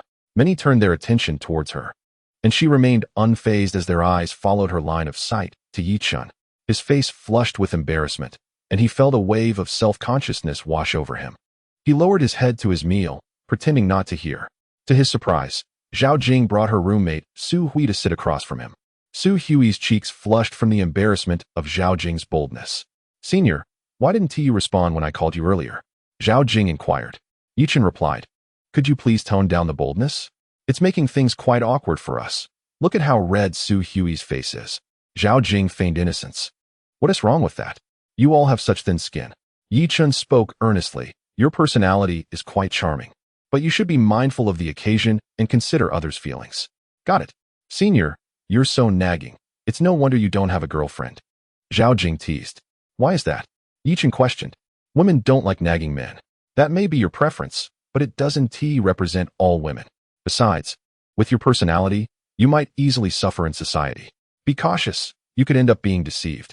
Senior, I'm straightforward, not foolish. If you don't have a girlfriend, can I pursue you? Yi Chen hastily finished his meal. I'm full now. You all take your time. Goodbye. With that, he quickly departed. Seriously, I've been reborn. Yet I still find myself in such sticky situations. Zhao Jing observed his hasty retreat, a smile playing on her lips. Su Hui remarked, Zhao Jing, you're far too bold. I won't come out with you anymore. It's too embarrassing. Dare you? Have you forgotten how I dealt with you last night? Zhao Jing retorted. Su Hui blushed. You even dared to tease a senior. You truly have guts. That is nothing. Back in high school, a senior teased me, and I gave him a good beating. I've trained in martial arts and boxing since childhood. Curious, Su Hui asked. How did you manage to get into Jianghai Transportation University? That has nothing to do with studying.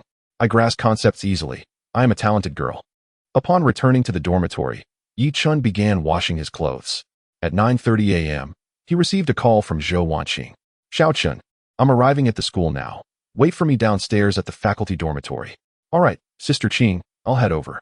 When he arrived at the faculty dormitory building, Zhou Wanqing was just stepping out of a white BMW. Yi Chun hurried towards her. Sister Qing. Zhou Wanqing smiled at him.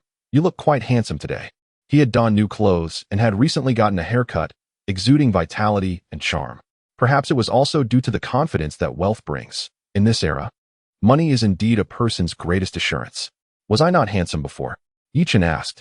You were handsome back then, but today you are exceptionally so.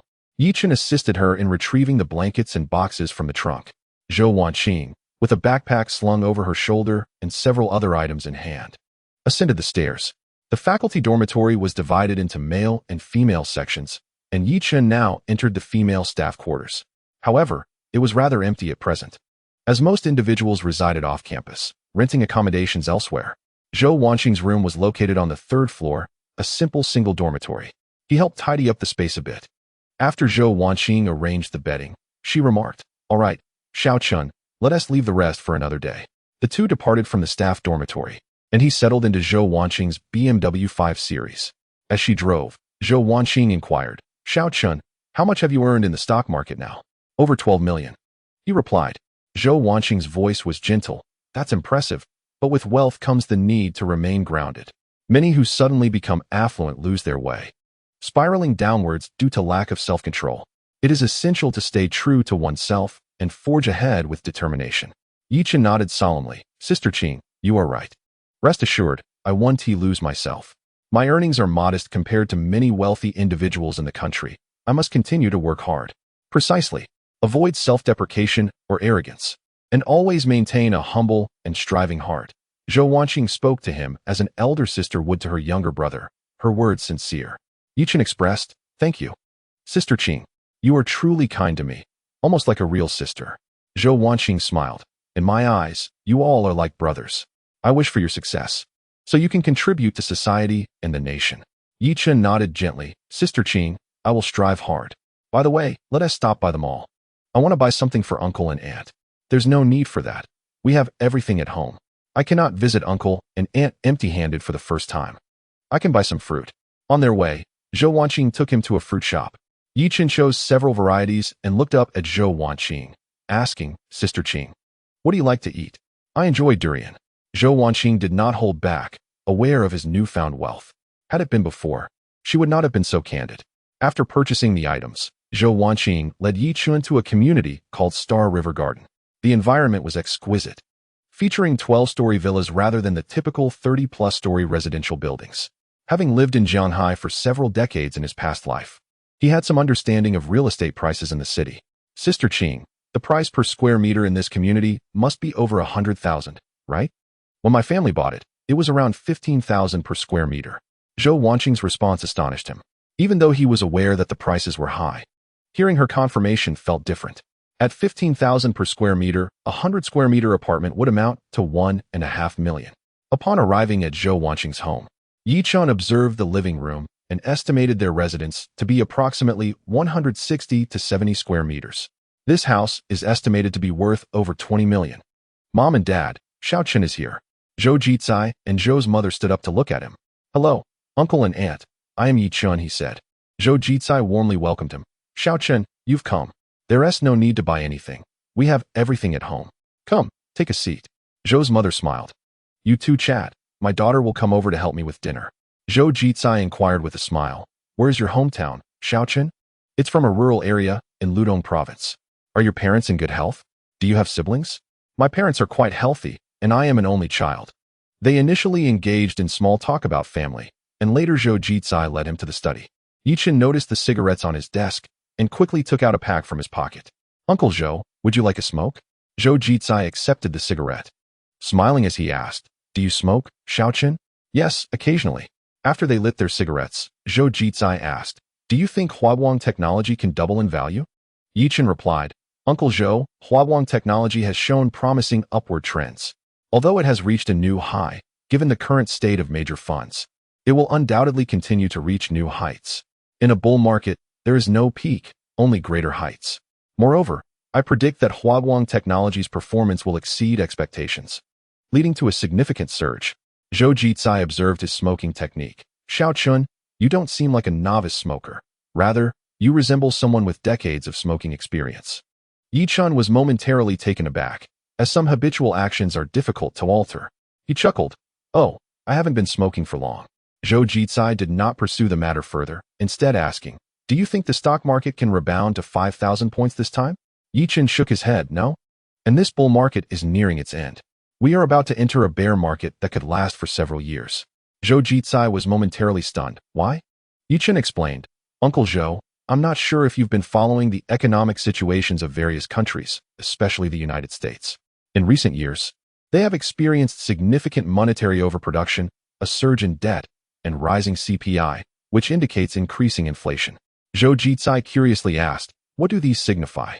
Yichen responded, "Monetary overproduction will lead to a continuous devaluation of the dollar, and rising inflation will inevitably cause social issues. The U.S. government will have to implement corresponding policies. Apart from raising interest rates to encourage dollar repatriation, there are no other viable options. This approach also has the advantage of seizing global wealth and curtailing the economic development of our country. Our rapid progress in recent years has instilled a sense of crisis in them. They must maintain their hegemonic status. The trade and technology wars of the past 2 years have already hinted at this, and the next likely phase will be a financial war. If such events unfold, Uncle Zhou, do you think the domestic stock market will still rise?" Zhou Jizai appeared contemplative, shaking his head. "If your predictions prove true, we may indeed be entering a bear market." Yichen concluded, "Uncle Zhou, when trading stocks, one must consider numerous factors. External influences, international dynamics, and domestic policies are all significant directions. Should any major issues arise in these areas, the repercussions will swiftly permeate downwards." Zhou Jizai seemed to have an epiphany. "Xiaochun, you articulate your thoughts exceptionally well. The United States, as the world's hegemon, will not permit our rise to threaten their status. They will undoubtedly employ every possible means to suppress us. Your assertion regarding the financial war is not without foundation. It is highly probable that it will occur. It is truly remarkable that someone as young as you can perceive matters so profoundly, which greatly surprises Uncle Zhou." Zhou Jizai regarded him with eyes full of admiration, unreservedly expressing his appreciation. The insights and analyses presented by Yichen, a mere university student, left him astounded. Even some seasoned economics professors might not possess such far-reaching and profound foresight. Yichen, with his understanding of historical trends, coupled with data analysis and objective factors, would leave Zhou Jizai with no doubts should these events transpire in the future. He would only regard him as possessing a unique vision and long-term perspective. At that moment, the study door opened, and Zhou Wanqing entered. Upon seeing Yichen smoking, her brow furrowed. "Xiaochun, when did you learn to smoke?" Zhou Jizai's expression turned serious. "What is wrong with him smoking? It's not a bad thing for a man." Zhou Wanqing, somewhat speechless, replied, "Dad, Xiaochun is still a student. Why don't you teach him something better?" Zhou Jizai countered, "College students are already adults. Smoking is not an issue." Yichen hastily extinguished the cigarette, refraining from smoking further. Zhou Wanqing urged, "Hurry up and come to dinner." As they exited the study, Zhou Jizai spoke, "Daughter, bring out my mitai. I wish to have a drink with Xiaochun." This would be Yichen's first experience with alcohol since his rebirth. Zhou Wanqing felt a bit exasperated with her father for allowing his student to smoke and drink. At the dining table, Zhou Jizai resumed his discussion with Yichen. "Xiaochun, what is your perspective on the current global economic situation?" With a few sips of alcohol in his system, Yichen spoke candidly. "The current global economic landscape is rife with undercurrents. In recent years, the excessive issuance of dollars has occurred, and since it serves as the world's reserve currency, their overproduction ultimately burdens the globe. Our rapid development and expanding economic scale have made us a thorn in their side. They will certainly target us to hinder our progress. The previous trade and technology wars were merely precursors. The impending financial war will be their ultimate weapon, aimed at harvesting the wealth we have accumulated over decades, while simultaneously suppressing our economic growth. The numerous financial crises that have erupted globally were orchestrated by Western capitalist conglomerates, who harvest wealth from around the globe to solidify their hegemonic position. Should the United States lose its supremacy, these Western capitalists would lose their shield. Thus, they must maintain their status by suppressing any potential threats. In the near future, they will inevitably instigate another financial crisis, primarily targeting us, while also fomenting discord and geopolitical tensions in Europe to compel European nations to align with them. Zhou Mu interjected, "I understand the financial crisis, but how would they create discord in Europe?" Yichen elucidated, "Have you been attentive to the recent actions of the Wu nation? They repeatedly test the limits of the Bear nation. Should conflict arise between the two, European nations will undoubtedly strengthen their ties with the United States, thereby aligning on a common front." Zhou Jizai, Zhou Mu, and Zhou Wan were taken aback by his analysis.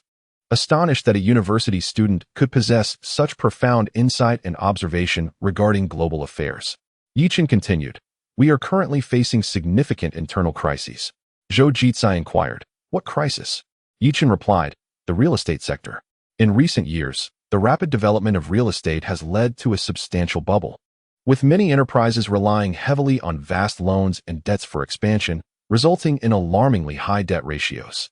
If this industry were to be detonated into collapse by Western financial consortiums, the repercussions would be dire. Hence, I believe the authorities will proactively puncture the real estate bubble while simultaneously implementing policies to stabilize the sector, facilitating a gradual soft landing within a short span of 2 to 3 months. Zhou Jizai was taken aback. I have heard a few economic experts discuss this matter, initially dismissing it. Recently, I learned they convened in Huajing City, likely to deliberate on the issue of the real estate bubble you mentioned. Yi Chun continued, "Our military strength is formidable, providing a foundation for safeguarding our interests, so there is no need for excessive concern.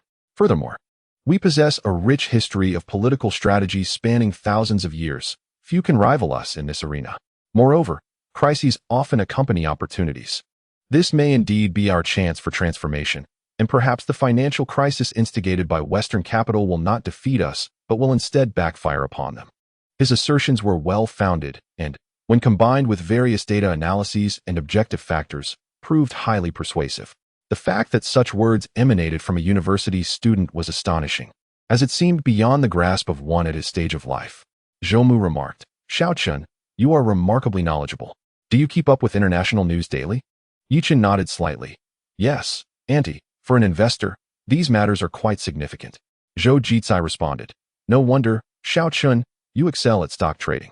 They then conversed about the future development of various industries, with Yichen sharing his insights. His eloquence, knowledge, perspective, and approach to issues left Zhou Wan and the others in awe. After lunch, Yichen chatted a bit more with Zhou Jizai before taking his leave. Zhou Jizai said, "Xiao Chun, let one send you back." Yichen hurriedly replied, "No need. Uncle Zhou, I can take a bus back. You and Auntie, along with Sister Ning, should take some time to rest. I will visit you and Auntie again when I have the opportunity." Once he departed, Zhou Jizai commented, "This child, Xiao Chun, is truly remarkable. He is exceptional. To be honest, after teaching at the Transportation University for many years, I have never encountered anyone quite like him." Zhou Mu also admired Yi Chun. Indeed, this child possesses his own insights and a unique perspective on various matters. Zhou Wan felt a sense of pride hearing their praise. As he was her student, Zhou Jizai glanced at her. "Daughter, I find myself rather fond of him. What do you think?" Zhou Wanqing, "It's quite good. I find Xiao Chun to be rather exceptional. Why don't you try discussing it?" Only then did Zhou Wanqing realize the implication of her father's words. Her cheeks flushed as she shot him an incredulous glance. "Dad, what nonsense are you spouting? I am his counselor." Chapter 26. The rebellious psychology of a beautiful junior. Zhou Jizai was unconcerned with such a relationship. What's wrong with that? Besides, Xiao Chun is about to graduate. And what era are we living in? Zhou Wanqing's cheeks turned crimson. "Dad, could you refrain from matchmaking indiscriminately? There's quite an age gap between us." Zhou Jizai chuckled.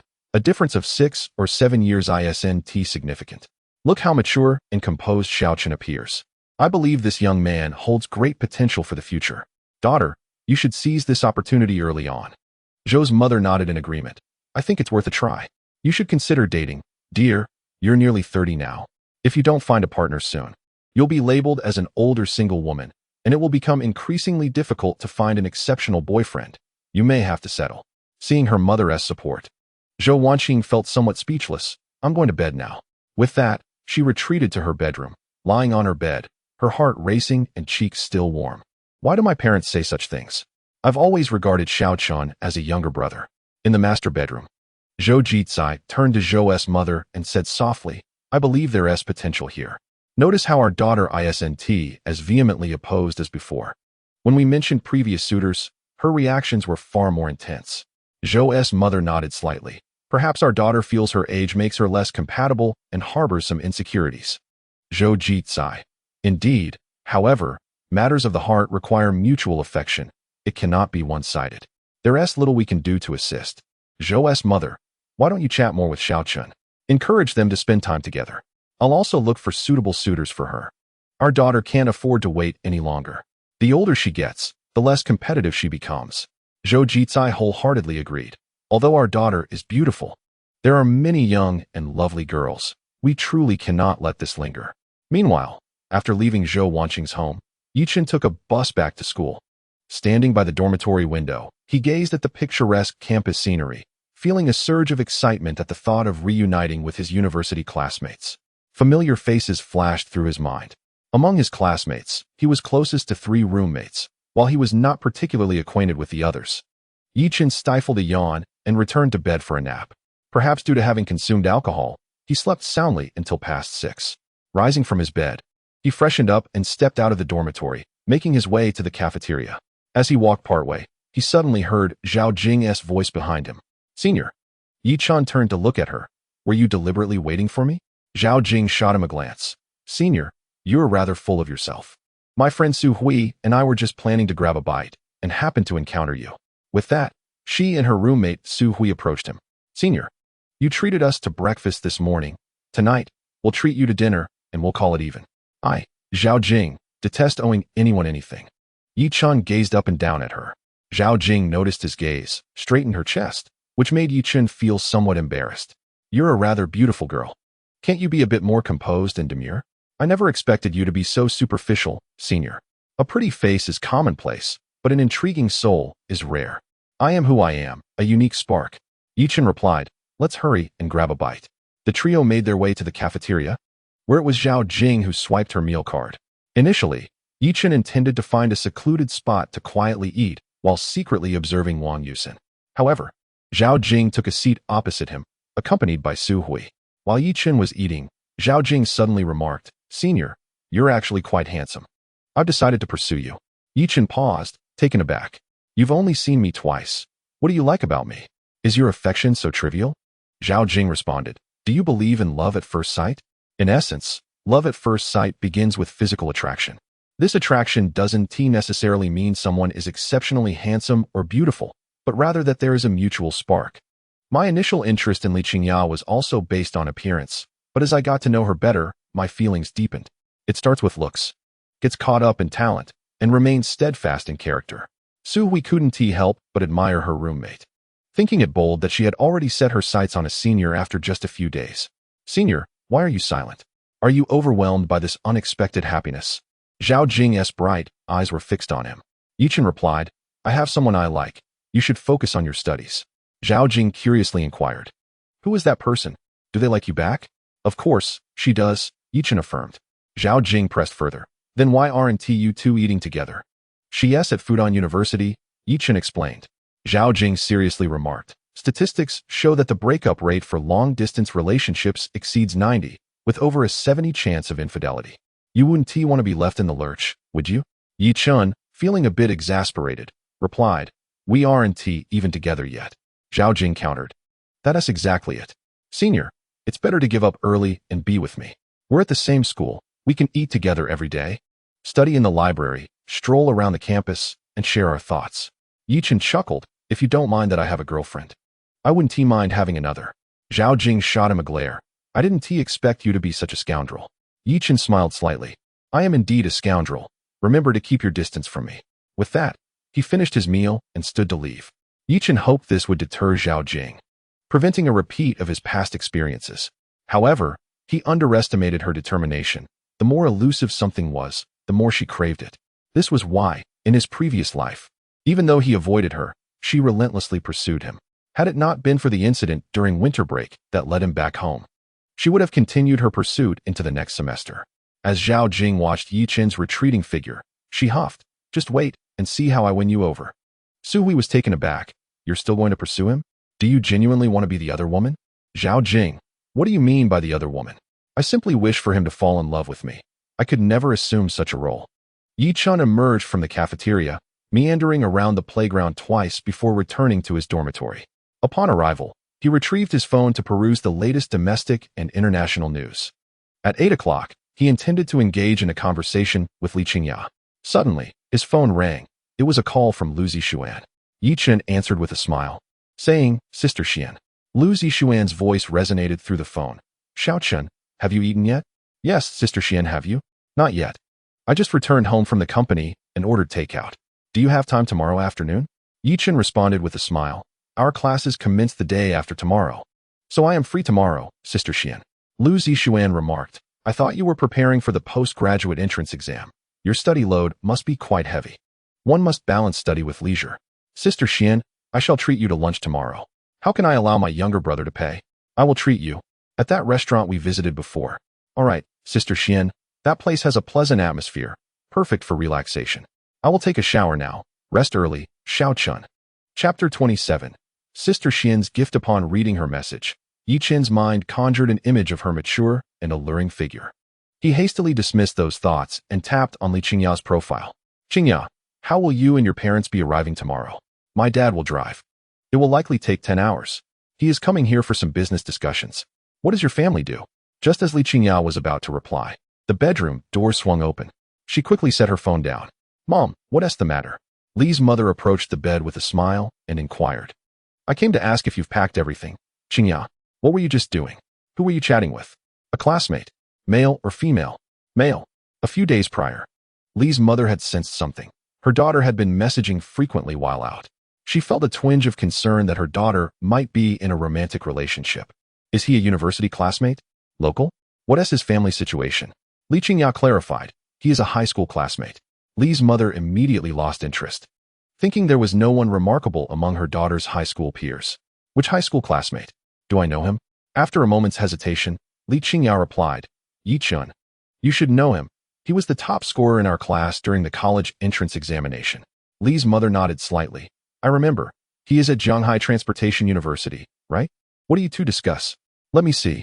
With that, she reached for her daughter's phone, glancing through their chat history. Upon noticing Yi Chun referring to her daughter as Qingya, her expression subtly shifted. Li Qingya's face flushed with embarrassment. Mom, could you please not look at my phone? This is my personal privacy. Li's mother asserted. I am your mother. What is there that I cannot see? After handing back the phone to Li Qingya, she cautioned. In the future, converse less with such individuals. They are merely seeking to climb the social ladder and do not reflect on whether they are worthy of my daughter. Li Qingya. Mother, could you refrain from speaking in such a manner? We are merely classmates and friends. Is it so inconceivable for me to have my own acquaintances? Li's mother. I recall that Yi Chun hails from a rural background. Does he not? His intentions in conversing with you are undoubtedly ulterior. Qingya, you may be too young to comprehend, but as someone who has been through it, I can easily see through his ulterior motives. He is unworthy of you. To pursue my daughter, he ought to possess at least a fortune in the billions, or be a descendant of those in positions of genuine authority, such as a division chief or deputy bureau chief. Once her mother departed, Li Qingya exhaled deeply. She hastily sent Yi Chen a message. My mother just urged me to retire early. I must rise early tomorrow. All right, we shall converse another day. Good night, Qingya. Good night. The following morning, while Yi Chun was enjoying breakfast, he noticed Wang Yusin sitting alone, her head bowed as she ate. Observing her quietly was a pleasure in itself. After finishing his meal, Yi Chun took the bus to the nearest shopping mall to the university. He purchased a set of clothing and shoes for both himself and Wang Yusin, ensuring he had something to offer as an alternative. He had yet to see Wang Yusin don the new attire. Perhaps it was too precious to part with. Yi Chun also acquired some fruits and snacks. Returning to his dormitory shortly after 9:30, he then hurriedly departed, taking the bus to a Michelin restaurant in Shushan district. Upon arriving at the restaurant, Lu Zixuan was already waiting for him in a private room. As Yi Chun entered, she rose to greet him, her face adorned with a smile, exuding a hint of mature femininity. Little Chun, you've arrived, please take a seat. She maintained her usual appearance, clad in a black form-fitting dress, exuding sophistication and allure. Yi Chun, seated across from her, smiled warmly. Sister Xian, you grow more beautiful with each passing day. Lu Zixuan's lips curled upward. Oh really? What do you find beautiful about me? Your visage, physique, and grace are beyond reproach. Yi Chun was not merely flattering. His words were grounded in truth. Lu Zixuan was impeccable in every aspect, easily deserving the title of campus belle at Jiaodong University. Her radiant smile lit up the room. Little Chun, your compliments are as sweet as honey, and they delight me immensely. Yi Chun, Sister Xian, where did you attend university? At Zhanghai University of Finance and Economics. In the School of Engineering Management. It pales in comparison to your Jiaodong University. Do study diligently. Perhaps one day, I may rely on your protection. I shall strive to ensure that no one dares to bully Sister Xian." Upon hearing his words, Lu Zixuan felt ripples within her heart. Sometimes, a casual remark or gesture can deeply resonate within a sensitive soul, particularly for women with such inclinations. At that moment, the waiter entered with their dishes. As they dined and conversed, Lu Zixuan was frequently amused by his wit, her demeanor vibrant and lively. After lunch, Lu Zixuan led him to the beach for a stroll, where they enjoyed the sea breeze and eventually settled in lounge chairs by the shore to bask in the sun. Unbeknownst to him, Yichen drifted off to sleep. Later, he felt an itch on his nose and, upon opening his eyes, discovered Lu Zixuan squatting beside him, a smile gracing her lips as she playfully brushed his nose with her hair. "Sister Xian, how did I fall asleep?" he inquired. Lu Zixuan chuckled. "Perhaps it's because you are usually quite fatigued, and now that you are relaxed, you dozed off." Yichen inhaled the enchanting fragrance emanating from her, his heart fluttering, and hurriedly sat up. "Sister Xian, I didn't talk in my sleep, did I?" "Oh, you did," she replied mischievously. "What did I say?" Yichen asked, somewhat taken aback. Lu Zixuan laughed. "You said nothing. I was just teasing you. The sea breeze is strong, and I was worried you might catch a cold, so I woke you up." "What time is it, Sister Xian?" "It's 3:30. Let us head back then." "I hope I didn't delay your plans," he said. Lu Zixuan responded. "There is nothing pressing today. Even if there were, it wouldn't matter. Don't say such formal things in the future, or else I might get upset." With that, she playfully pinched Yichen's cheek. His face flushed at her bold gesture, a sensation he had never experienced in 2 lifetimes. Amused by his bashfulness, Lu Zixuan's playful spirit intensified. "Oh, still shy? What's wrong with a little pinch from your sister?" she teased, pinching him again. Yichen's cheeks turned even redder. "Sister Xian, stop it, or I might just bury myself in the sand." Lu Zixuan laughed, saying, "Little Chun, I didn't expect you to be such a bashful big boy. You've sparked my interest." With a chuckle, she added, "All right, I won't tease you anymore. Let us go, I'll drive you back." Upon reaching the car, Lu Zixuan retrieved a phone box from the back seat. "Little Chun, this is a gift from me to you, along with 2 outfits. Try them on when you get home to see if they fit." Yichen was momentarily stunned. He hadn't anticipated Lu Zixuan would prepare a gift for him. "This is the first gift I've ever received. Thank you, Sister Xian." He accepted it without hesitation, knowing that to refuse would only create distance between them. Moreover, having helped Lu Zixuan earn several million from stock investments, he felt entirely justified in receiving a gift. With a smile, Lu Zixuan continued, "Remember to try on the clothes and shoes when you get home. If they don't fit, let me know, and I'll exchange them. It shouldn't be a problem, as I bought everything according to your size." Yichen glanced at the phone. It was a high-end model worth several tens of thousands. The clothing was from a renowned brand he had seen in stores, with each piece priced in the thousands. Chapter 28. "Senior, have you been spoiled?" At around 5 in the afternoon, a pink Porsche appeared at the entrance of Jianghai Transportation University. The Porsche already drew attention, but its pink exterior unmistakably signified it was a young lady's vehicle. Since it was the weekend, the first-year students had no classes. Some wandered about, while others went shopping. They turned their heads in unison upon seeing the pink Porsche parked at the school gate. Yichen stepped out of the car, saying, "Sister Xian, I'm heading back now. Drive safely." Lu Zixuan nodded with a smile. "I know, goodbye." Yichen noticed the curious gazes of those around him, but paid them no mind as he walked towards the school. Amidst hushed whispers, someone remarked, "Look at the items he carries. They are garments from luxurious brands, with a single t-shirt costing over 10,000 yuan.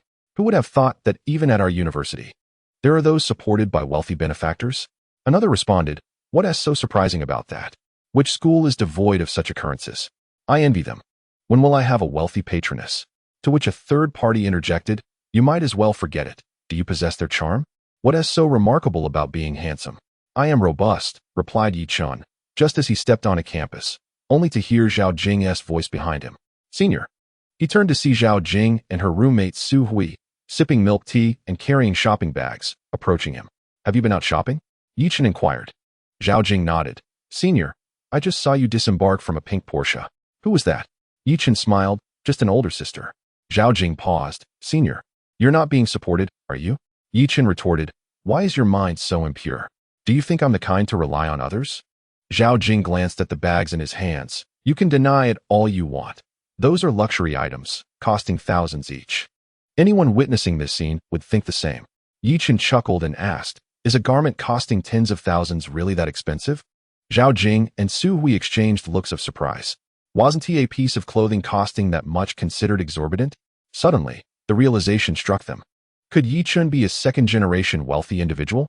However, they had never perceived him as such before. Nevertheless, Zhao Jing firmly believed that Yi Chun was not the type to rely on someone else's wealth. Her earlier question was merely an attempt to elicit a confirmation from him. Senior, are you really from a wealthy family? She asked, astonished. More like the first generation. He replied. Zhao Jing and Su Hui exchanged glances. After walking for a while, they parted ways, as the male and female dormitories were in opposite directions. Su Hui turned to Zhao Jing and asked, you don't actually believe him, do you? Zhao Jing asserted confidently, of course, I believe the senior is not lying. My judgment is never wrong. Yichen thought Zhao Jing was quite a decent person, kind-hearted, with good character, though perhaps a bit socially adept. Upon returning to his dormitory, he tried on the new clothes that Lu Zixuan had purchased, and they fit him impeccably. Wearing clothes worth tens of thousands felt just right. Yichen couldn't tell if it was the influence of wealth or the quality of craftsmanship that made a difference. He unboxed his new phone, replaced his old device, and felt the smoothness it offered. The feeling of affluence was truly delightful. He looked at the gifts he had bought for Wang Yusen, planning to present them to her later in the evening, as the daytime crowds made her shy. After completing his tasks, he headed to the cafeteria for dinner. Following his meal, Yichen found himself with some leisure time in the dormitory, where he began to study. The postgraduate entrance examination was approaching. The initial test would take place in December, and passing it would allow him to participate in the subsequent examination next year.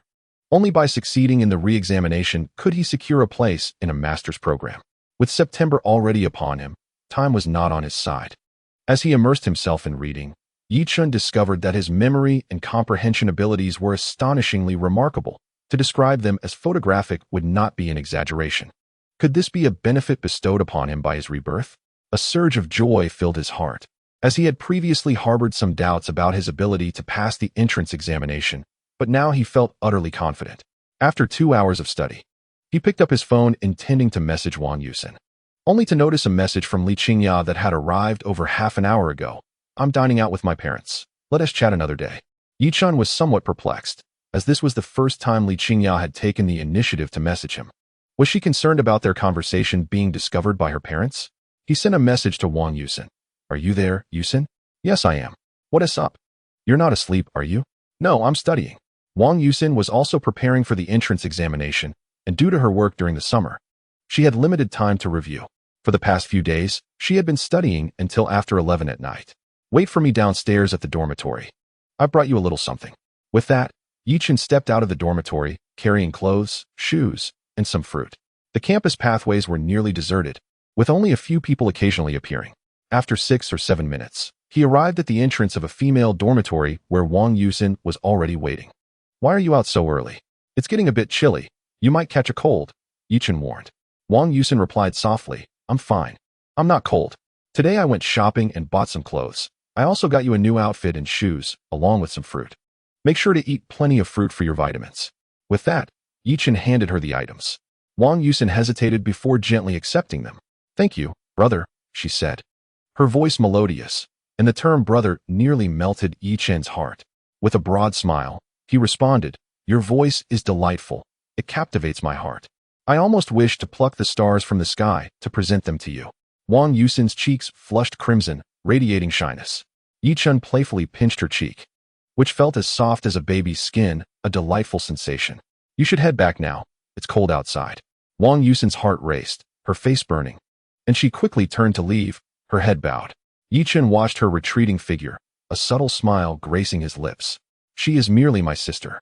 I worry she might misunderstand. He hummed a tune as he turned to depart, and upon returning to his dorm, thoughts of Lu Zixuan came to mind. Sister Xian, the clothes and shoes fit perfectly. Thank you. Lu Zixuan quickly replied, as long as they fit. Are you still awake? No, I was just studying. Sister Xian, are you still up? I just finished showering and am lying in bed. If you have nothing else, why not keep your sister company for a little while? Sure. Sister Xian, I just got into bed as well. How is everything at your company? Things are going well. We have a good number of orders, but they all come through connections, which can be quite exhausting. I'd rather not dwell on those matters. Yichen hesitated for a moment before sending a message. Sister Xian, do you have a boyfriend? No. With your beauty and excellence, there must be many suitors. Why not find a partner that could alleviate some pressure and provide companionship for heartfelt conversations? Yichen recalled some rumors from his previous life concerning the company. He began to suspect that the rumors might hold some truth. Lu Zixuan either came from a distinguished family or was being supported by a wealthy benefactor. Given what Yichen currently knew, the latter seemed more plausible. Chapter 29. Another good sister. Lu Zixuan's private life was of no concern to him. Yichen had never contemplated pursuing a romantic relationship with her.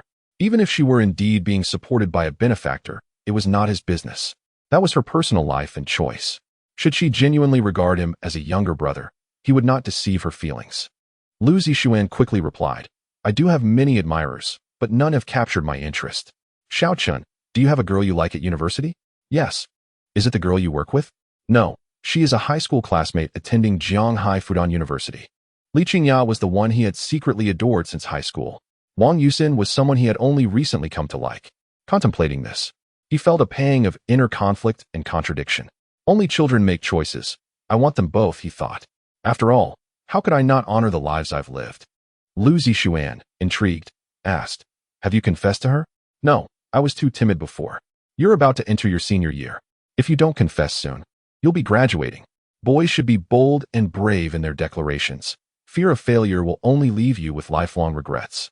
In his previous life, every time Yichen thought of Li Qingya, he loathed himself for not being bolder.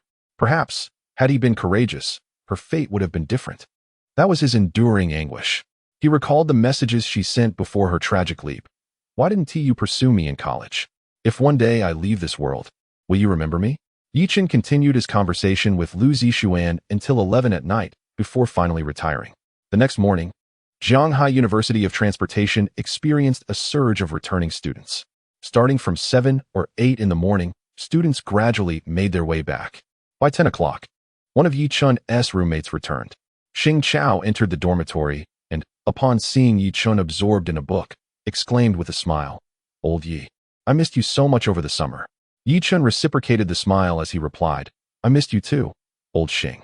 In his previous life, after graduating from university, Yichen had not pursued further studies but instead went straight into work. Consequently, he had less frequent contact with them, and after they started families, their interactions dwindled significantly. It had been over a decade since they last met. Xing Chao opened his backpack and pulled out some local delicacies. Old Yi, come try our hometown specialties. He handed Yichen a package of treats. Yichen was not modest and decided to taste the food. Quite delectable. How has your summer vacation been at home? Lao Xing? Xing Chao complained. What is so enjoyable about it? I've been studying and reviewing at home every day. It's not as good as being at school. At least there, I could chat with you guys. How's your summer job going? Yichen replied, it's quite good. The work is not exhausting, and it's rather relaxed. With a decent salary. Xing Chao suggested, Lao Yi, I think you should consider taking the postgraduate entrance examination with us. In today's society, having a master's degree makes one more competitive. Besides, we could spend another 2 years together. Previously, Yichen had hinted to them that he was not inclined to pursue further studies. With a smile, Yichen said, I've decided to take the exam. Really? That's wonderful. Let us all study hard together. I believe we can all succeed. Once Lao Wei and Lao Feng arrive, let us buy some food and have a little gathering in the dorm. I'll treat. Xing Chao hailed from North Su province, and among their group, his family's circumstances were the most favorable. He often took care of his friends. When they went out for meals, he was usually the one footing the bill.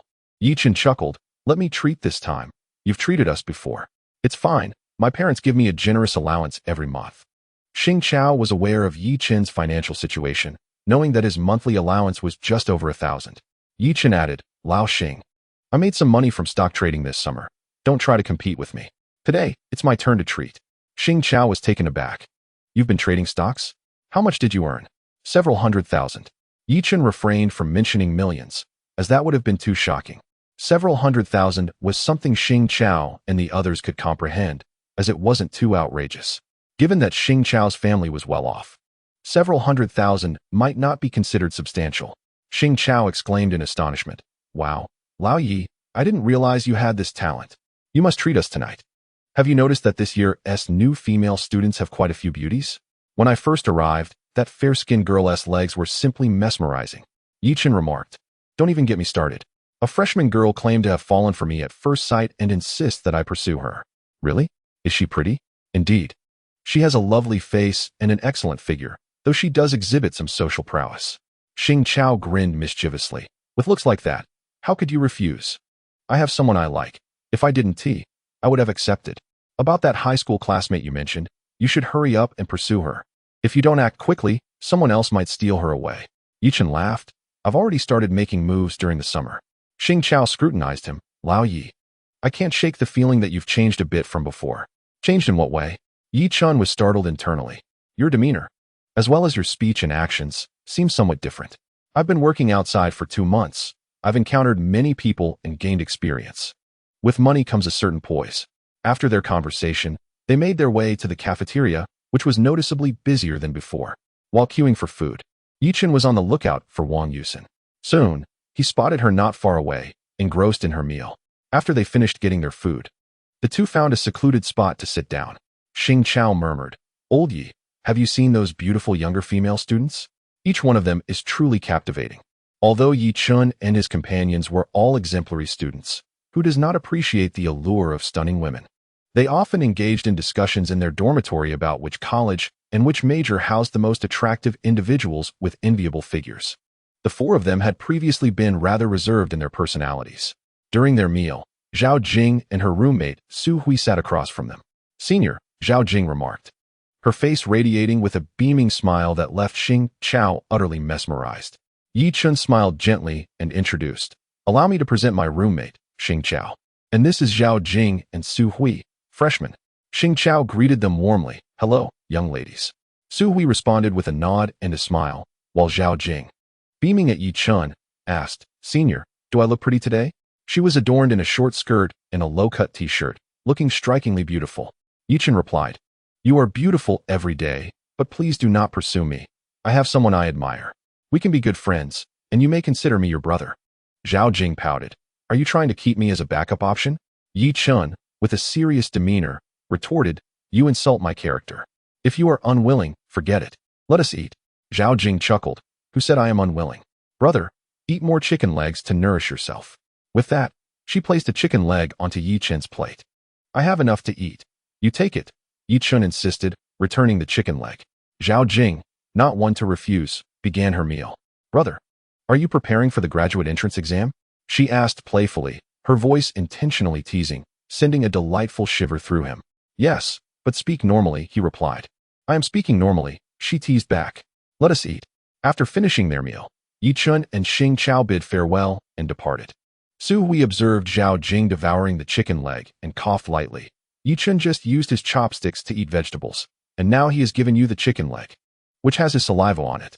You two have essentially shared an indirect kiss. Zhao Jing paused, surprised, is that so? Then I must savor this chicken leg even more. As they exited the cafeteria, Xing Chao remarked to Yi Chun, Old Yi, I have realized you are truly different now. You used to blush and be shy when speaking to girls, but now you converse so easily with such a stunning beauty. Yi Chun chuckled. It's all about gaining experience in society. The more one experiences, the richer their perspective becomes, and one no longer feels shy or withdrawn. Xing Chao replied, Does working summer jobs really help with that? Had I known, I would have sought out opportunities as well. Old Xing, Zhao Jing is truly beautiful and so charming. If I had a younger female student like her pursuing me, I would agree on the spot and cherish her. Charming? Are your eyes deceiving you? How is she charming? The way she called you brother just now was adorable. It made my heart flutter. When did such a stunning freshman start chasing after me? Yi Chun recalled that in his previous life, Xing Chao married Cui Tingting from their class, only to later discover her infidelity, leading to their eventual divorce. I remember you had feelings for Cui Tingting, didn't you? Yi Chun inquired. Xing Chao chuckled. Indeed, we chatted daily over the summer break. I believe I might win her over this semester. Yi Chun perceived Cui Tingting as not the type to be frivolous in relationships. However, one can know a person's face, but not their heart. Infidelity could stem from various objective factors, yet the crux of the matter undoubtedly lay in Cui Tingting's moral shortcomings. Her inability to resist temptation and seduction. Hesitant, Yi Chen asked, "What do you think of Cui Tingting?" Xing Chao replied with a smile, "She's quite lovely. Although not as beautiful as Zhao Jing, she possesses an appealing charm." Yi Chen found himself at a loss for words to dissuade him, as their relationship had already progressed to this point. He could only wait to see how things would unfold in the future. The two returned to their dormitory to study. Jianghai University of Transportation is a prestigious institution in the country, attracting the creme de la creme from across the nation, fostering an excellent academic atmosphere. During the second semester of their junior year, Xing Chao, Yi Chun, and others were immersed in their studies, preparing for the upcoming graduate entrance examinations. Eventually, Yi Chun decided against pursuing further studies, but remained committed to learning, for knowledge is an everlasting possession. Around 3 or 4 in the afternoon, Wei Xiangyu and Feng Bing arrived.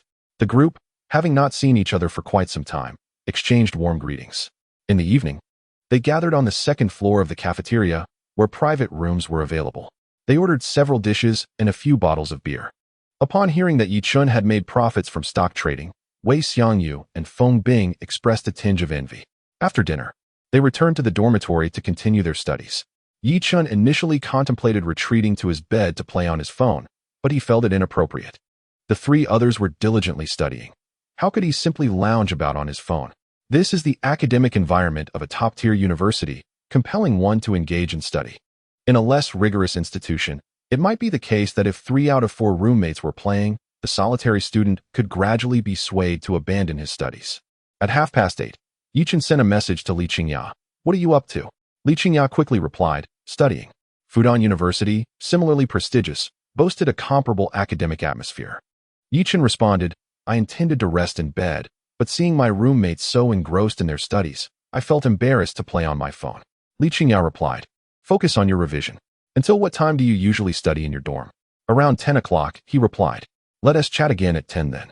At 10 o'clock, Yi Chen yawned and said, "Are you still studying? Don't overexert yourselves. Hurry to bed and continue tomorrow." Xing Chao replied, "I need to chat with Tingting for a while." Wei Xiangyu and Feng Bing added, "We'll study a bit longer." Yi Chen lay in bed, messaging Li Qingya. "Has everyone in your dorm gone to bed?" "Most have, except for one still studying," she replied. Yi Chen remarked, "That's quite intense." Li Qingya, "December marks the commencement of the postgraduate entrance examination. I eagerly await its arrival. These days are indeed arduous. Let us persevere and study diligently together. Yes, you too must strive."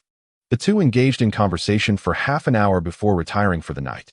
The following morning, shortly after 7, Yi Chun and Xing Chao, along with 2 others, arrived at the classroom. Upon entering, they observed their classmates engrossed in their studies. Once seated, they too commenced their scholarly pursuits. At 8 o'clock, their counselor, Zhou Wanqing, entered the room. "Dear students, you are now in your senior year. As the postgraduate exam approaches in December, it is imperative that you utilize your time wisely for revision. Those not pursuing further studies may consider internships to gain some work experience." The majority of the class was focused on the exams, with only a handful opting not to pursue postgraduate studies. The senior curriculum was relatively light, affording them ample free time. However, the pressure to prepare for the exams was palpable, even in the absence of a supervising teacher, as everyone remained committed to their studies. Yi Chen observed Wang Yusen, who was deeply engrossed in her reading, undistracted by her surroundings. At 9:30, Yi Chen discreetly took out his phone to check his stock account.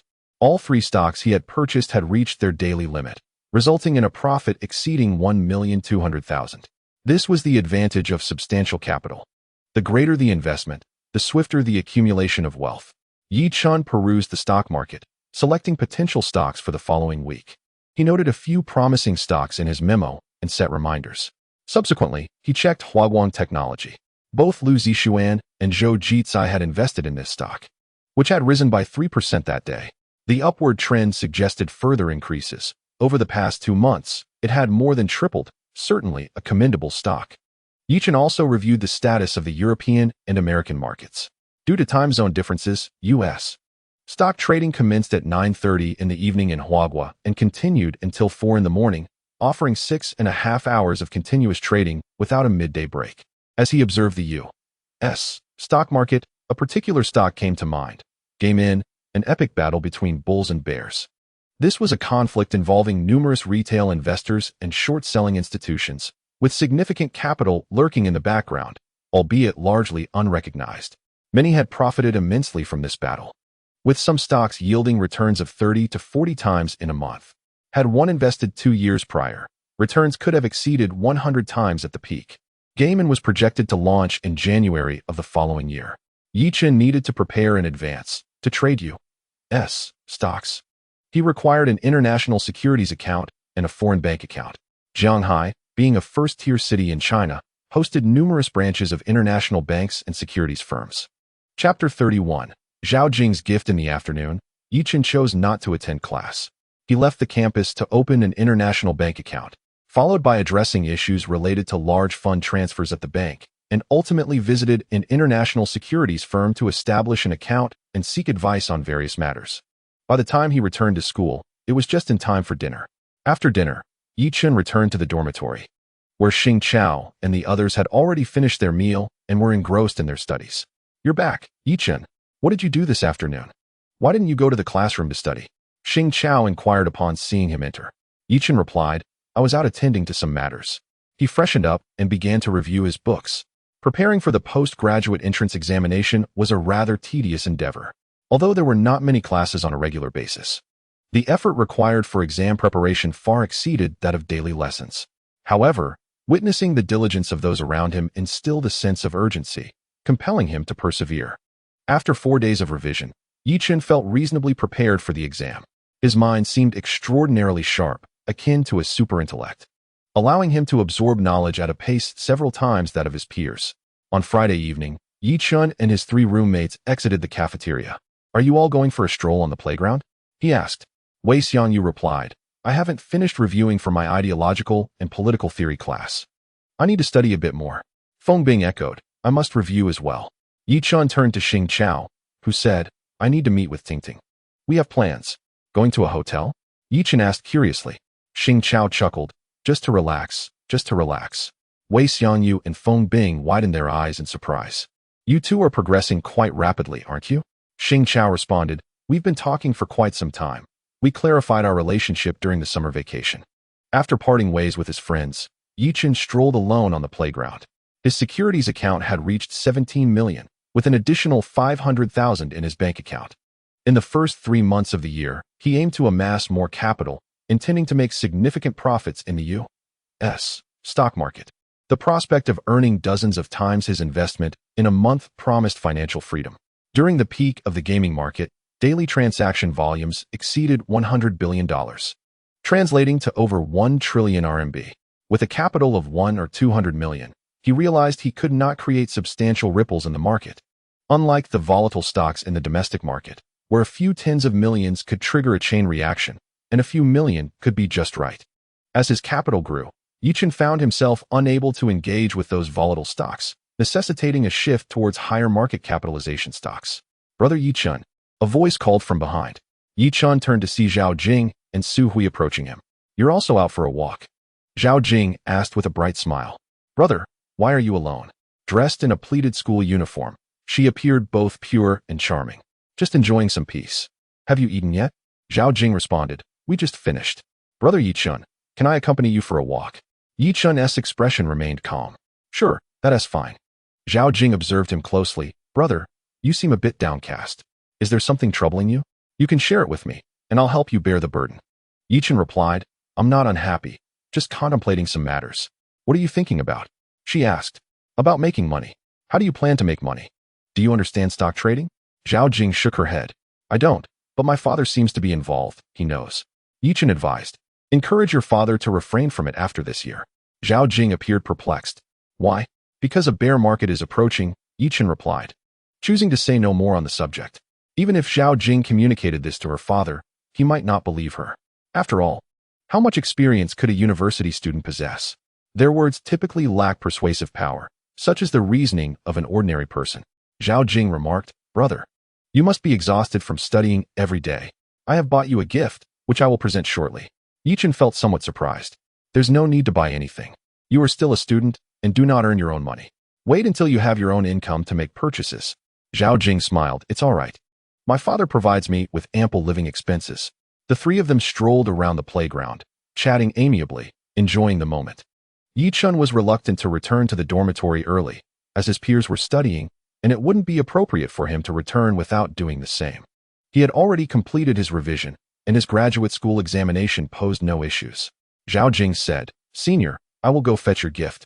Yichen followed her to the first-year female dormitory, where many students were coming and going. The freshmen had fewer classes and consequently more leisure time. A few minutes later, Zhao Jing rushed down from the dormitory, panting slightly. Yichen observed her and said, "There's no need to run so hastily. If you fall, I can wait a little longer." Zhao Jing chuckled.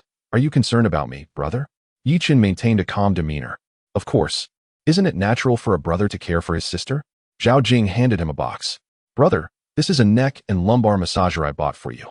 You study so much, and over time, your back and neck may encounter problems." Yichen was taken aback by the thoughtful gesture from someone who usually seemed carefree. In his previous life, he had avoided close contact with Zhao Jing and thus had not fully understood her character. Now, through their interactions, he realized that she was quite admirable overall, albeit a bit socially bold. He smiled. "Thank you, dear sister. Make sure to rest well. I shall return now." As Zhao Jing watched him depart, she snorted softly. Was she feeling a sense of emotion? "Just wait. I will make you fall deeply in love with me." Upon returning to the dormitory, Yichen found Wei Xiangyu and Feng Bing still engrossed in their studies. They paused, surprised by the item Yichen brought back. "Old Yi, did you buy this?" Yichen sighed. "It's a gift from my sister. She insists on giving it to me, saying that my neck and lumbar region may suffer due to extensive studying. Old Wei, old Feng, being too handsome can be quite troublesome." Wei Xiangyu and Feng Bing turned away, choosing not to engage with him. This was indeed infuriating. As he unwrapped the packaging, Yichen searched online for the price. The two items totaled over 1,000 yuan, which was quite expensive. He sat in a chair to try it out, and to his surprise, it was genuinely quite comfortable. Yichen took out his phone. Zhao Jing had just sent him a message. "Do not let others use it. It is meant for you." "Understood. Thank you, dear sister. But please do not spend so extravagantly in the future. There isn't much money involved." "Brother, shall we go out to play tomorrow?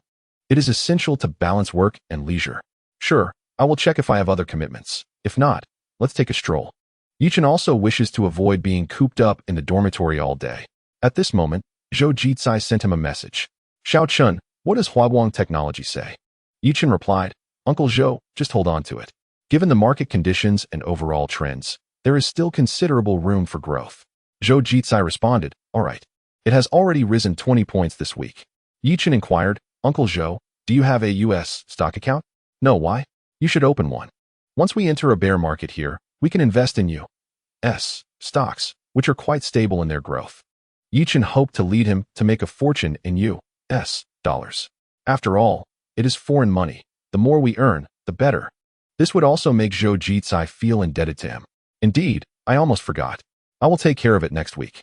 Chapter 32. Shopping and strolling. After sending the message to Zhou Jitsai, Yichen forwarded a message to Li Qingya. "Qingya, do you still have studying to do this weekend?" Li Qingya quickly replied, "My roommates are all studying. There's no one to accompany me if I want to go out." Was she subtly hinting at him? Yichen pondered and responded, "Reading every day can be overwhelming. It's better to have a balance. I'll come find you this weekend." "We haven't seen each other much."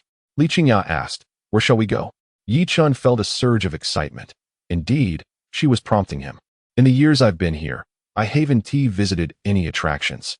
Let us find a place to wander. Which spot do you prefer? How about the Zhanghai Museum?" "I've never been." "All right, then we shall go there on Sunday." Li Qingya continued, "Remember to make an online reservation. The Zhanghai Museum requires a reservation for entry. And there's no admission fee."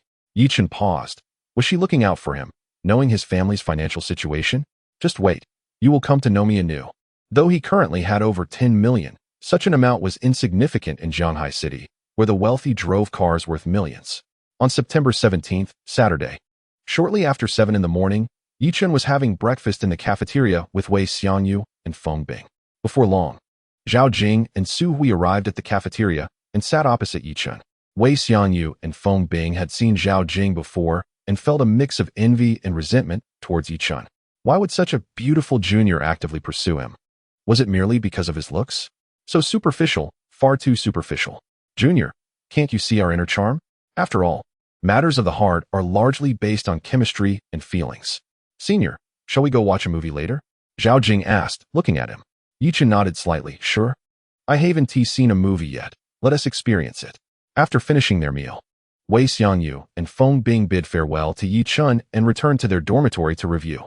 Su Hui, having finished her meal, said, Xiao Jing, I'll head back now. Yi Chun, Xiao Hui, aren't you coming along? Su Hui smiled and replied, I dislike being a third wheel. Yi Chun countered, what third wheel? My relationship with Xiao Jing is purely platonic. You all go ahead.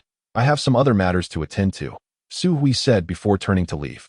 Xiao Jing, having finished her meal, looked at him with her beautiful, large eyes. Brother, shall we go? Let us go. Xiao Jing was clad in a short-sleeved school uniform and a short skirt that suited her perfectly, exuding a fresh and lovely aura. Her exquisite features and graceful figure drew the gaze of many as they walked along. Upon exiting the school gates, they were greeted by an array of luxury cars parked nearby. Models such as the G-Class, Porsche, Mercedes, BMW, and Audi were in abundance, with a few flashy sports cars occasionally in sight. Yi Chun felt a flicker of aspiration, wondering when he might own a luxury vehicle himself. He discreetly observed Xiao Jing's expressions. She showed little reaction to the expensive cars, merely glancing at them. This indicated that her vanity was not particularly strong. She was not a gold digger. Xiao Jing walked beside him and asked, Brother, have you used the massager? Is it effective? If not, we can return it for another. Yi Chun smiled in response. It works quite well. I didn't expect you to be so attentive. Upon hearing his compliment, Xiao Jing chuckled. Brother, you're treating me to a movie and dinner today. Certainly, I'll cover the expenses, he agreed. They waited for 2 minutes before a bus arrived. As it was the weekend, there were few passengers, and after boarding, they found seats together. Yi Chun admired her fair, shapely legs and thought to himself, those legs are truly beautiful. Brother, do I look good? Xiao Jing noticed his gaze and smiled at him. She then leaned her legs closer to him, brushing against his casual pants. Yi Chun cleared his throat and quickly took out his phone to play with it. After a brief journey, they arrived at the nearest commercial plaza to the school. They purchased some snacks and drinks before heading to the cinema. The theater was bustling with people, predominantly young couples, and their seats were nestled close together at the back. Brother, is this your first time watching a movie? Xiao Jing inquired. Yi Chun nodded slightly. Yes. I never expected my first movie would be with you. Xiao Jing beamed. Thank you for sharing this first experience with me. As the film commenced, the previously chatty crowd fell silent. It was a high-quality domestic film, centered around the female protagonist's rebirth and her quest to fulfill her life's aspirations, which resonated with Yi Chun's own experiences. Xiao Jing was engrossed, munching on snacks while watching intently. After a while, Yi Chun noticed several couples in front of them leaning in close to one another, oblivious to their surroundings. How inconsiderate. He glanced at Xiao Jing, only to find her gazing at him. With a smile on her face, she seemed to be inviting him to feel the ambience of romance surrounding them, stirring emotions within him. Brother, would you like to experience something new? I have never been in a relationship, and my first kiss is still intact. Is that really true? Of course it is. With the relentless studies in high school, when would I have time to date? Besides, my parents do not approve. They say they will stop meddling once I reach university. Let us focus on the movie. As she observed the couples in front of her, indulging in their affectionate displays, Yi Chun found it difficult to concentrate on the film. After more than 2 hours, the movie finally concluded. Yi Chun stepped outside and inquired, Where shall we go next? Xiao Jing replied, Brother, when taking a girl out shopping, you cannot simply ask her where she wants to go. Are you expecting her to suggest going shopping for clothes? Upon hearing her call him brother in that endearing tone, Yi Chun felt a wave of resistance wash over him. Please do not tease my heart. Let us go shopping for some clothes. As autumn had now arrived, the malls were showcasing their fall collections. Will you be picking up the tab? Xiao Jing asked. I shall cover it, he responded. They wandered through the clothing brand stores in the mall. Xiao Jing soon discovered a beautiful black, fitted autumn dress. Brother, does it look good on me? She emerged from the fitting room, twirling gracefully. Yi Chun's eyes lit up. The black dress accentuated her elegance, emphasizing her slim waist and flattering her figure splendidly. It looks excellent. Let us take it. Xiao Jing stood before the mirror, thoroughly pleased with her reflection. While she went to change back into her clothes, Yi Chun settled the bill. 600 yuan for the autumn dress, not even from an international brand, but merely a domestic high-end label. When Xiao Jing returned, the sales assistant began wrapping the dress. Did you already pay? She asked, a hint of surprise in her voice. This dress is a bit expensive.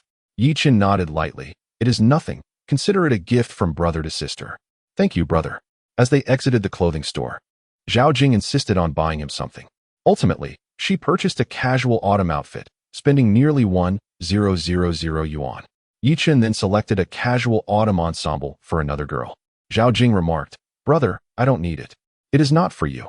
It is for another sister." Chapter 33. Gift Giving. How many sisters do you have? Zhao Jing paused, astonished. Currently, 2. Currently? How many more do you wish to have? Am I merely a fish in your pond? Zhao Jing teased, pinching his waist playfully. Yi Chen grasped her wrist. What do you mean by fish in the pond? I regard you all as sisters. Zhao Jing inquired. Is she from our school? She is a classmate of mine. She is kind-hearted, but her family is not well off. I have never seen her in new clothes. Zhao Jing huffed. Am I not prettier than her? You both possess your own unique charms. Such a scoundrel. I feel you are increasingly resembling a cad. Yi Chen retorted, what scoundrel? If I were truly a scoundrel, I would have accepted your pursuit and charmed you into my grasp. I genuinely think you are quite remarkable. Being siblings suits us perfectly. Zhao Jing remained silent, asserting her reluctance to embrace the notion of siblinghood, vowing that she would eventually make him fall in love with her. Yi Chen broke the silence, suggesting, it's noon, let us dine at the seafood buffet in this mall. I happen to be quite hungry. Come, dear brother. The two ascended to the buffet on the upper floor. The weekend crowd was substantial, predominantly comprising students and working professionals from the vicinity. Upon entering, Zhao Jing's stunning figure drew numerous admiring glances. Wherever a beauty graces, she becomes the center of attention. After enjoying their lunch, the pair spent some time at the mall's children's amusement area. Although the attractions were intended for children, Zhao Jing reveled in the fun, and Yi Chen found her delightful antics quite amusing. By the time they returned to school, it was 4 p.m. Yi Chen turned to Zhao Jing, saying, Zhao Jing, you may head back first. I need to collect a package. Are you happy today, brother? She inquired. Yes, very much so. Satisfied, Zhao Jing turned to leave, carrying a bag of clothes. Yi Chen glanced at the items he had purchased the night before, a neck and waist massager. He had also bought one for Li Qingya and Wang Yusin, both of whom were preparing for their postgraduate exams and often spent long hours seated, necessitating some relief for their cervical and lumbar regions. The courier was en route, nearing Fudan University and Jiaodong University. Although both institutions were located in Zhanghai City, they were quite distant from one another. Yi Chen called Li Qingya. What's up, Yi Chen? Li Qingya's puzzled voice came through the phone. I bought you a gift. It's almost at your school. Please remember to pick it up, he replied. Li Qingya paused momentarily. I was wondering how there was a logistics update for something not purchased online. What did you buy? You'll find out upon receipt. I must end this call now, he said, disconnecting as he received a call from the delivery person. The package had arrived. He proceeded toward the senior girls' dormitory, messaging Wang Yusin, come downstairs. I have something for you. Upon his arrival, he found Wang Yusin already waiting for him.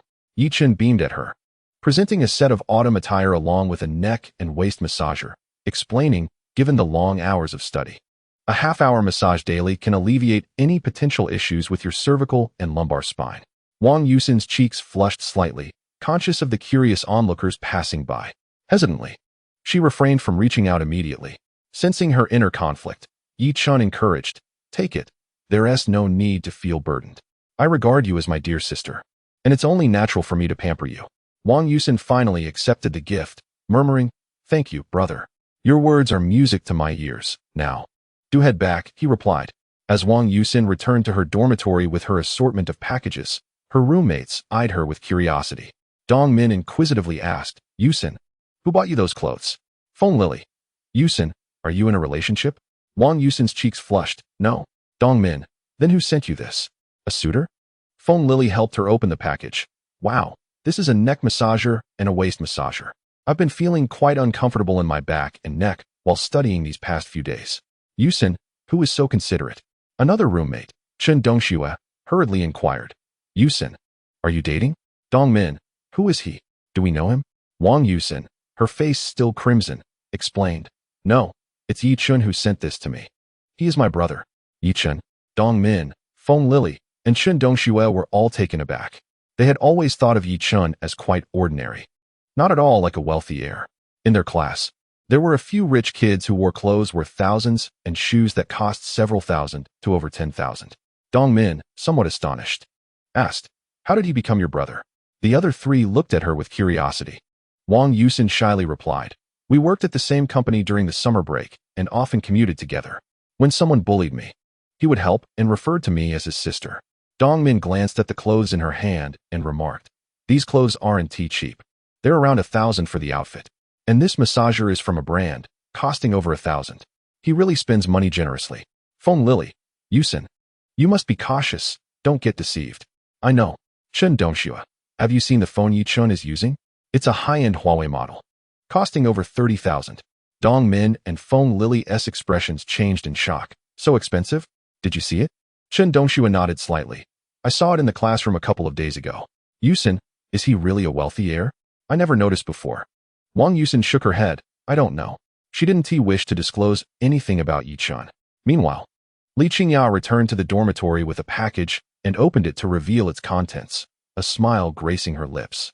Her roommates remarked, Qingya, is this neck massager and waist massager what you bought?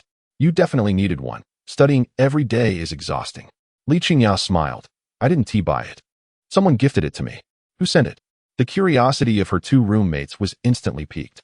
Li Qingya, a high school classmate of mine. He.S. at the Transportation University. Wang Xia and Zhang Jingdan asked in unison. Is he pursuing you? Li Qingya nodded slightly. Yes, but I haven't agreed yet.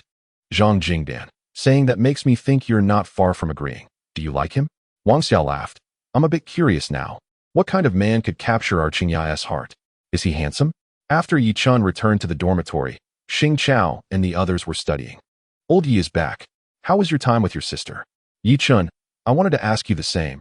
How did it feel last night? Xing Chao chuckled. You'll understand when you have a girlfriend. It's simply delightful. Wei Xianyu replied firmly. A pretty skeleton cannot disrupt my resolve. Women will only hinder my preparation for the postgraduate entrance examination. Feng Bing. Indeed, we must diligently prepare for the postgraduate entrance examination. Beware of being distracted by women. Xing Chao, with a hint of pride, remarked, you two are simply envious. Have either of you ever held a girl's hand? Yi Chun's phone chimed, revealing a message from Li Qingya. I never expected you to be so thoughtful, Zai Kenzi. Chapter 34. Holding hands with Li Qingya, Yi Chun felt a surge of joy upon seeing her affectionate address. It seemed that women genuinely appreciate such delightful surprises. When he received the massage device gifted by Zhao Jing, he felt similarly astonished and touched by her attentiveness. Much gratitude is owed to my dear sister, Xiaojing. Yi Chun was one who learned and applied knowledge swiftly. Although he had lived 2 lives, he remained inexperienced in the realm of romance. Qingya, I will come to your school tomorrow, he texted. Li Qingya replied, Zia Kenzi, your school is quite far from ours. It takes 1 to 2 hours by bus. Let's meet at the museum. All right, let us meet at the Zhanghai Museum. Li Qingya continued, Zia Kenzi, please refrain from purchasing such expensive items. We are still university students and have yet to earn money. We can discuss this further once we start working. Hearing her understanding words brought Yi Chun great comfort. Qingya, you truly are considerate. No worries, I have funds at present. That money was earned through your hard work during the summer. Do not squander it.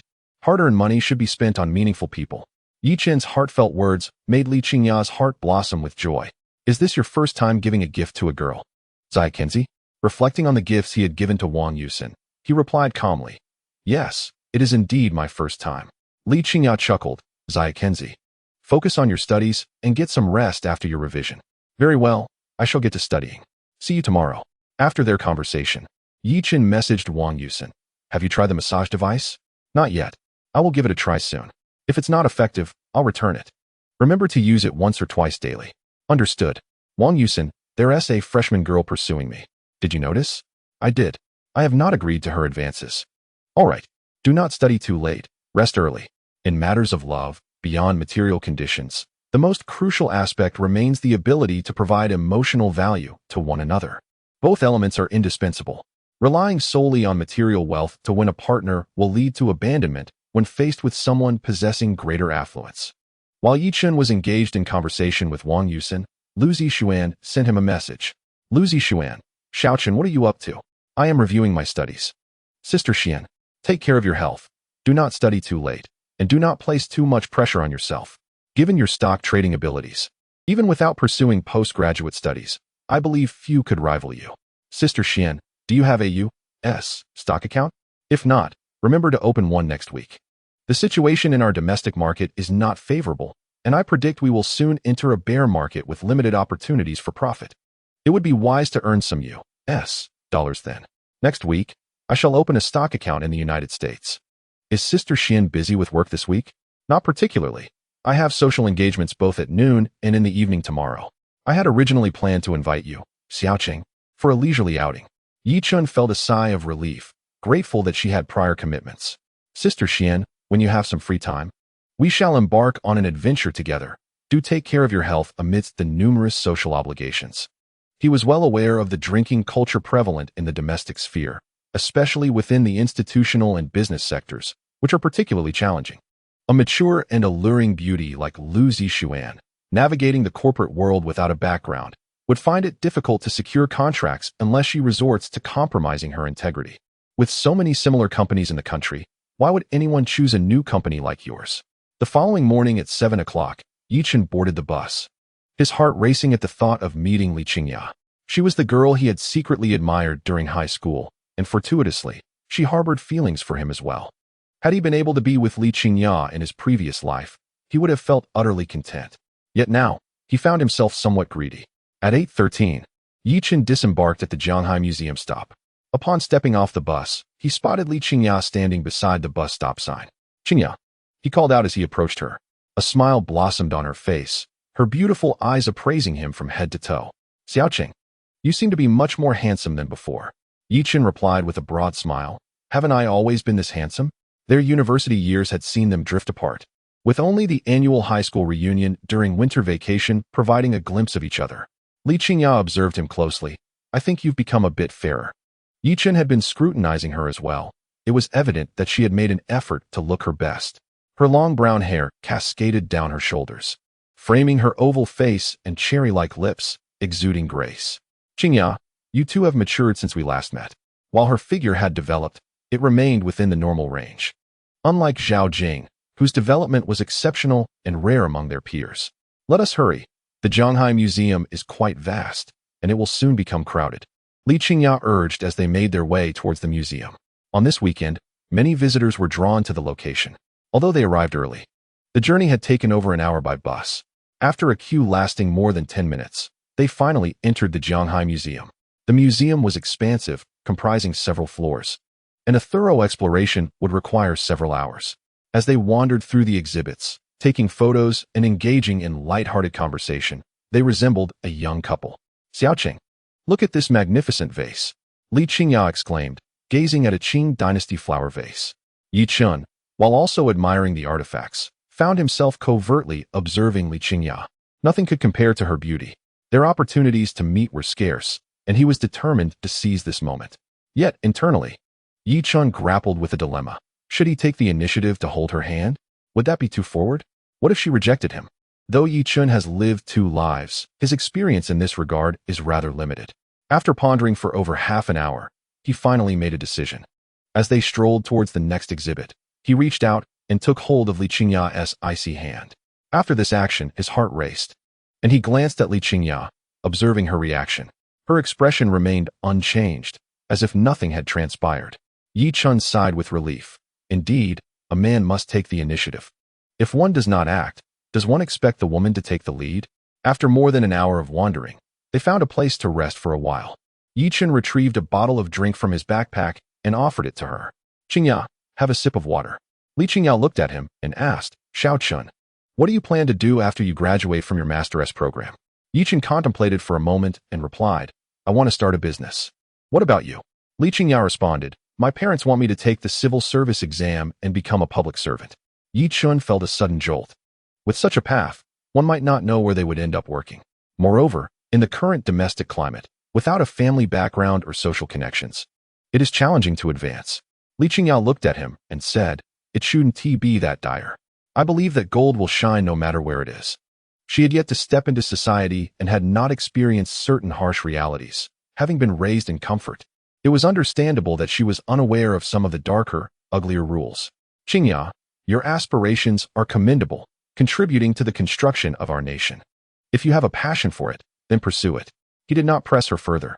Even if Li Qingya chose to take the civil service exam, he would ensure that certain events would not recur. Chapter 35. Inquiring about Guo Gaoyang's news let me think about it. Honestly, I'm not sure what to do either. I feel that taking the civil service exam isn't a bad option. Li Qingya's heart had already begun to lean in that direction, influenced by familial expectations. Her parents had instilled such notions and thoughts within her. Yi Chen asked, "Which province do your parents want you to take the exam in?" Li Qingya replied, "Of course.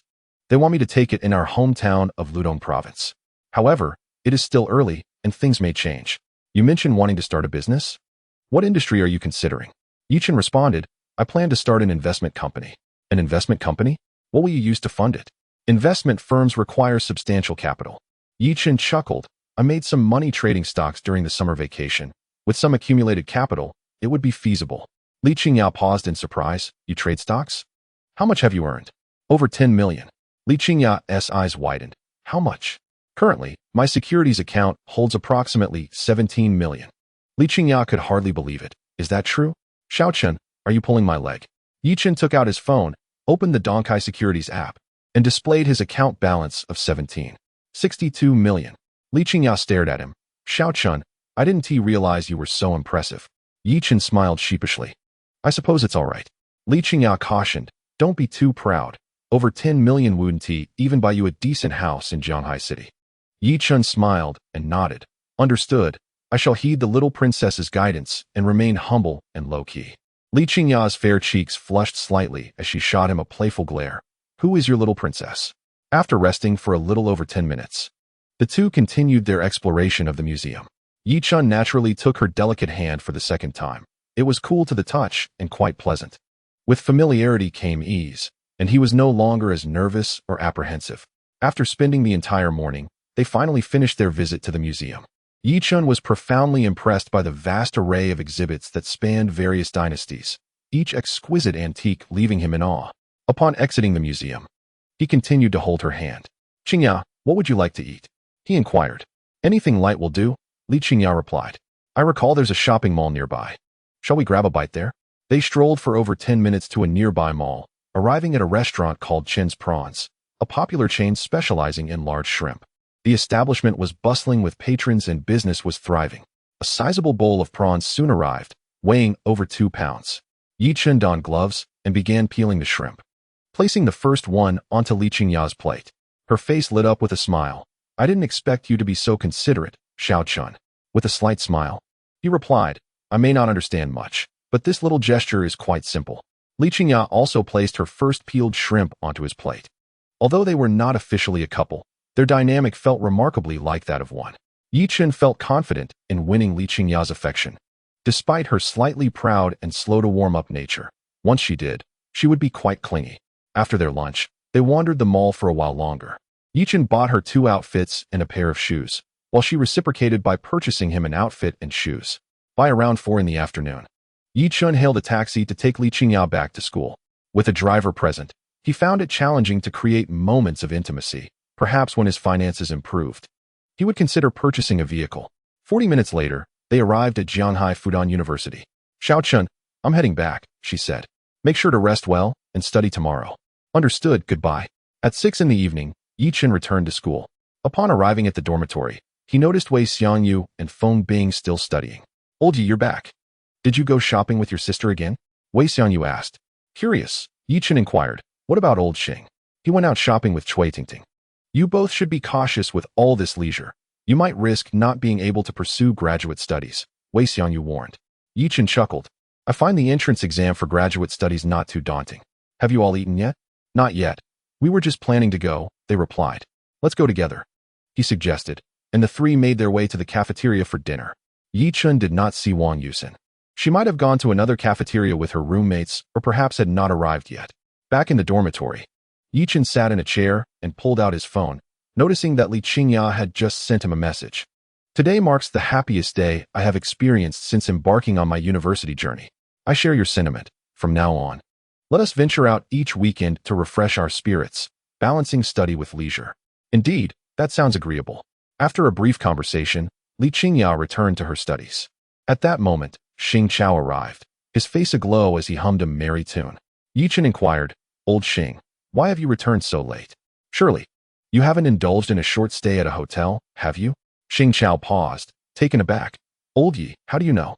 Have you indulged in such escapades as well? Although Yi Chun had never married in his previous life, he had frequented such establishments numerous times, engaging in fleeting encounters that served mutual desires. I would be keen to experience that, yet presently, no enchanting lady is willing to accompany me. Old Xing resumed his studies, and the dormitory fell into a serene silence. Yi Chun sat in contemplation, pondering the whereabouts of that old scoundrel, Guo Gaoyang.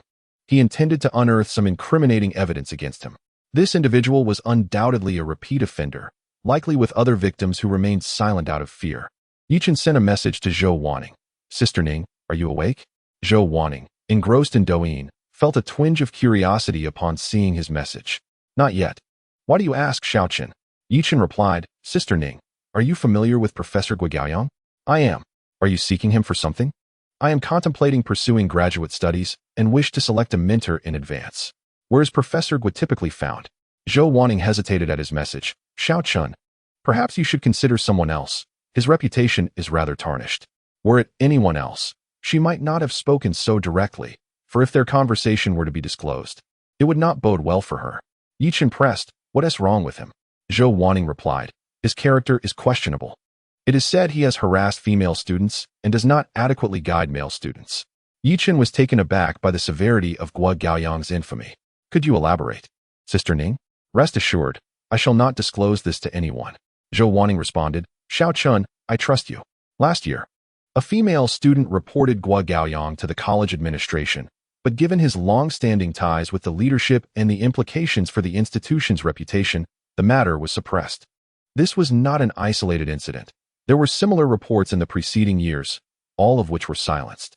The incident last year gained considerable attention, with the student presenting evidence to the Jianghai City Education Department, yet it too was stifled. Yi Chun was already well aware of society's darkness and cruelty, so he felt no surprise. Sister Ning, what became of that female student? She graduated early and left the institution. Why do you inquire? Xiaoqin. Chapter 36. Senior Wang Mengting. Zhou Wanning sensed something amiss. If Yi Chun were truly seeking a mentor, his persistent inquiries about the female student were peculiar. Sister Ning, could you obtain that student's contact information? Zhou Wanning responded, Xiaoqin, what are you planning to do? Yi Chun did not conceal his thoughts. Sister Ning, this malignant presence has lingered in the school, posing a threat to female students. He may harm others as well, and I wish to bring him to justice. At the very least, he should be expelled from Jianghai Transportation University. Can you assist me? Zhou Wanning hesitated momentarily before responding. I can help, but you must ensure your own safety to avoid retaliation. I will look into this tomorrow.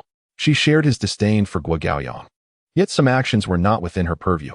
Yi Chun replied, all right, Sister Ning. I will await your news tomorrow. Can you share your reasons for taking such action? Zhou Wanning inquired, curiosity piqued, as it seemed Guo Gaoyang had not wronged him directly. Engaging in such endeavors could yield no reward, and if the college or school leaders were to become aware, they would undoubtedly exert pressure. Should a scandal emerge, it would tarnish the reputation of Jianghai Transportation University. After pondering, Yi Chun articulated, Sister Ning, there is no ulterior motive. He has not offended me personally, yet I cannot abide his actions. If individuals like him evade the consequences they deserve, what is the purpose of the law? If he continues unpunished, he will only escalate his misdeeds, and perhaps one day, my classmates or junior female students may fall victim to his transgressions. Zhou Wanning was taken aback by his fervent sense of justice. Such righteousness and passion were not uncommon among university students, who often remain unscathed by the harsh realities of society, retaining their idealism. In contrast, those seasoned by life's trials might merely utter a few harsh words or choose to remain indifferent, viewing it as someone else's concern. Yi Chun, despite having no personal stake, felt compelled to intervene. To Zhou Wanning, he embodied a noble spirit. She appreciated this quality, believing society needed individuals like him. Unbeknownst to her, Yi Chun's primary motivation stemmed from a desire to protect Wang Yusin, albeit a flicker of chivalry also resided within him. The following morning, Yi Chun was in the classroom, reviewing with his roommates. At 9:30, he opened the Donkai Securities app to check on the 3 stocks he had purchased. Unsurprisingly, all 3 soared to their daily limits. His account reflected a profit exceeding 1.7 million today, nearing the 20 million mark. As his capital grew, he recognized the necessity to alter his trading strategy. The small-cap stocks were no longer viable. They were too cumbersome to manage, and the trading data was accessible to Donkai Securities' backend. While he was not afraid of scrutiny, he wished to avoid unnecessary complications. Yi Chun surveyed all the stocks in the market, his mind racing as he sought stocks that had performed well in his previous life. After nearly half an hour, a particular stock name caught his attention, and he instantly recalled its subsequent trajectory. Jiang'an Lithium Industry had previously been labeled as ST, indicating it had attracted the scrutiny of the Securities Regulatory Commission and faced delisting risks, with investors potentially facing significant losses. However, the stock's trajectory has been remarkably robust, having surged from a price of 126 yuan to its current value of 81 yuan, multiplying several times over. The company's core business revolves around lithium carbonate, which serves as a principal raw material for batteries in electric vehicles. The rapid advancement of the new energy sector has similarly propelled the growth of upstream industries, resulting in an exponential increase in demand for lithium carbonate. Presently, the futures price of lithium carbonate has ascended to over 400,000 yuan per ton. Although Jiang'an Lithium Industry has already multiplied several times, its subsequent performance remains strong, with the potential to quadruple again in the next 2 months. Currently, the stock is in a correction phase, historically commencing on October 10th. Due to the overlap of the National Day holiday and weekends, the domestic stock market will only reopen for trading on October 10th, with the preceding 9 days being a holiday. Today is September 19th, leaving 10 trading days until the market closes. If the stock experiences daily limit-up gains during these 10 days, its capital volume could reach approximately 47 million yuan, which would be sufficient to fully invest in Jiang'an Lithium Industry. Jiang'an Lithium Industry is not a minor speculative stock, but rather one that possesses both speculative allure and solid performance. Averaging daily trading volumes in the billions, a few tens of millions would hardly create significant waves. Once the excitement surrounding Jiang'an Lithium Industry concludes, it will be nearly the dawn of a new year.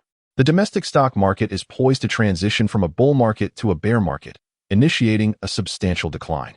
At that juncture, one could seamlessly pivot to the U.S. stock market to profit in dollars. After contemplating, Yi Chun opened WeChat and noticed that Zhou Wanqing had messaged him 10 minutes prior.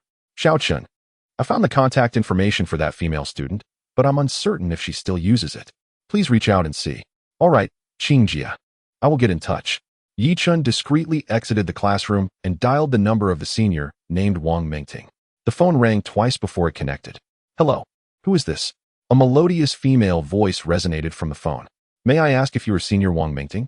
I am Yi Chun from the Computer Science Department at Jianghai University of Communications. Upon hearing his introduction, Wang Mengting felt a tinge of confusion. What do you need from me? Senior, are you currently employed? I need to discuss something regarding Guogaoyang. Where are you? I can come to meet you. Wang Mengting hesitated at his words and after several seconds replied, What matter regarding Guogaoyang? I do not know the person you mentioned. Yi Chun sensed her apprehension, fearing he might be affiliated with Guogaoyang. Senior, I wish to bring Guogaoyang to justice. A friend of mine was assaulted by him. Choose a location, and we can discuss it further. How did you obtain my contact information? Wang Mengting inquired. I have some connections at the academy. I inquired through them. I finish work at 11:30. Please wait for me at the Xiangnan Flavor Restaurant in Songjiang District. Add me as a WeChat friend, and I will send you the address. All right, Senior. After adding Wang Mengting, he promptly sent her the address, which is not far from Lu Zixuan's company, both situated in the same district. Yi Chun is currently in Jiangpu District, and it takes over an hour to get there.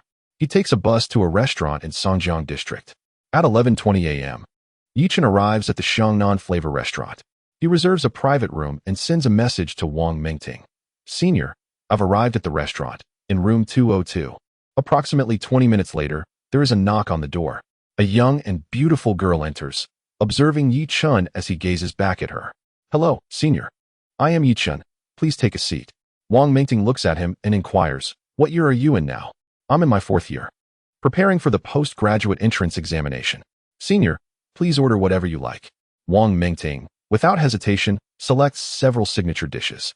Yi Chun orders 2 dishes and asks the server, Can you make it mildly spicy? Certainly, sir. Once the server leaves, Wang Mengting looks at him and says, Yi Chun, please be forthright about your intentions. Chapter 37. Obtaining evidence. Yi Chun speaks softly. Senior, may I ask if you still possess any evidence regarding Guogaoyang's crimes? If so, could you send me a copy? I wish to find a way to bring him to justice. Wang Mingting does not respond immediately. Do you know where I initially raised this issue? Yichen replies, the District Education Bureau, right? Wang Mingting nods. I took the evidence of Guo Gaoyang's harassment to the District Education Bureau. That was my first real lesson in life. I truly came to understand what society is and what reality entails. It was not as beautiful as I had imagined. At one point, I felt I had lived in a fantastical illusion. Yichen empathizes with her feelings, having experienced numerous disillusioning events in his own past. One must cultivate inner strength, or risk succumbing to despair. Observing Wang Mingting's current state, it seems she has come to terms with her experiences. Yichen speaks, Senior. Seeing you in this state brings me joy. Society is indeed cruel. We ordinary people are like a tiny boat on the vast ocean, learning to drift with the currents to survive. One day, when we grow into mighty vessels, we will brave the winds and waves, forging our paths through adversity. Wang Mingting asks, how do you plan to address him? Yichen responds, you've tried the formal channels, but that route is ineffective. We must utilize public opinion online. I intend to expose his actions on the internet. Wang Mingting interjects, I tried that before, but my account was banned. Eventually, I compromised. Otherwise, I might not even graduate. Yichen replies, Senior, would you mind sending me a copy of the evidence? I will handle the rest, though this matter may bring you some complications. If it becomes public, the college administration will undoubtedly seek you out, disrupting your previously peaceful life. Wang Mingting states, I have several pieces of evidence regarding his harassment and sexual misconduct. Initially, I presented my evidence, but seeing it was ineffective, I refrained from revealing any further evidence. Yichen was pleasantly surprised. The more evidence there was, the greater the likelihood of success. Senior, please send me those pieces of evidence, but refrain from including your own. This way, the college authorities won't suspect you. I assure you that I will keep this matter confidential, he implored. Wang Mingting replied, I hope we can finally apprehend that shameless old wretch. Just then, a knock sounded at the door, and a waiter entered with their meal. They began to eat, each dish being quite spicy. Yichen had a fondness for spicy food, yet it was too fiery for him, and soon he was sweating profusely, while Wang Mingting remained unaffected. Senior, where are you from that you can handle such spice?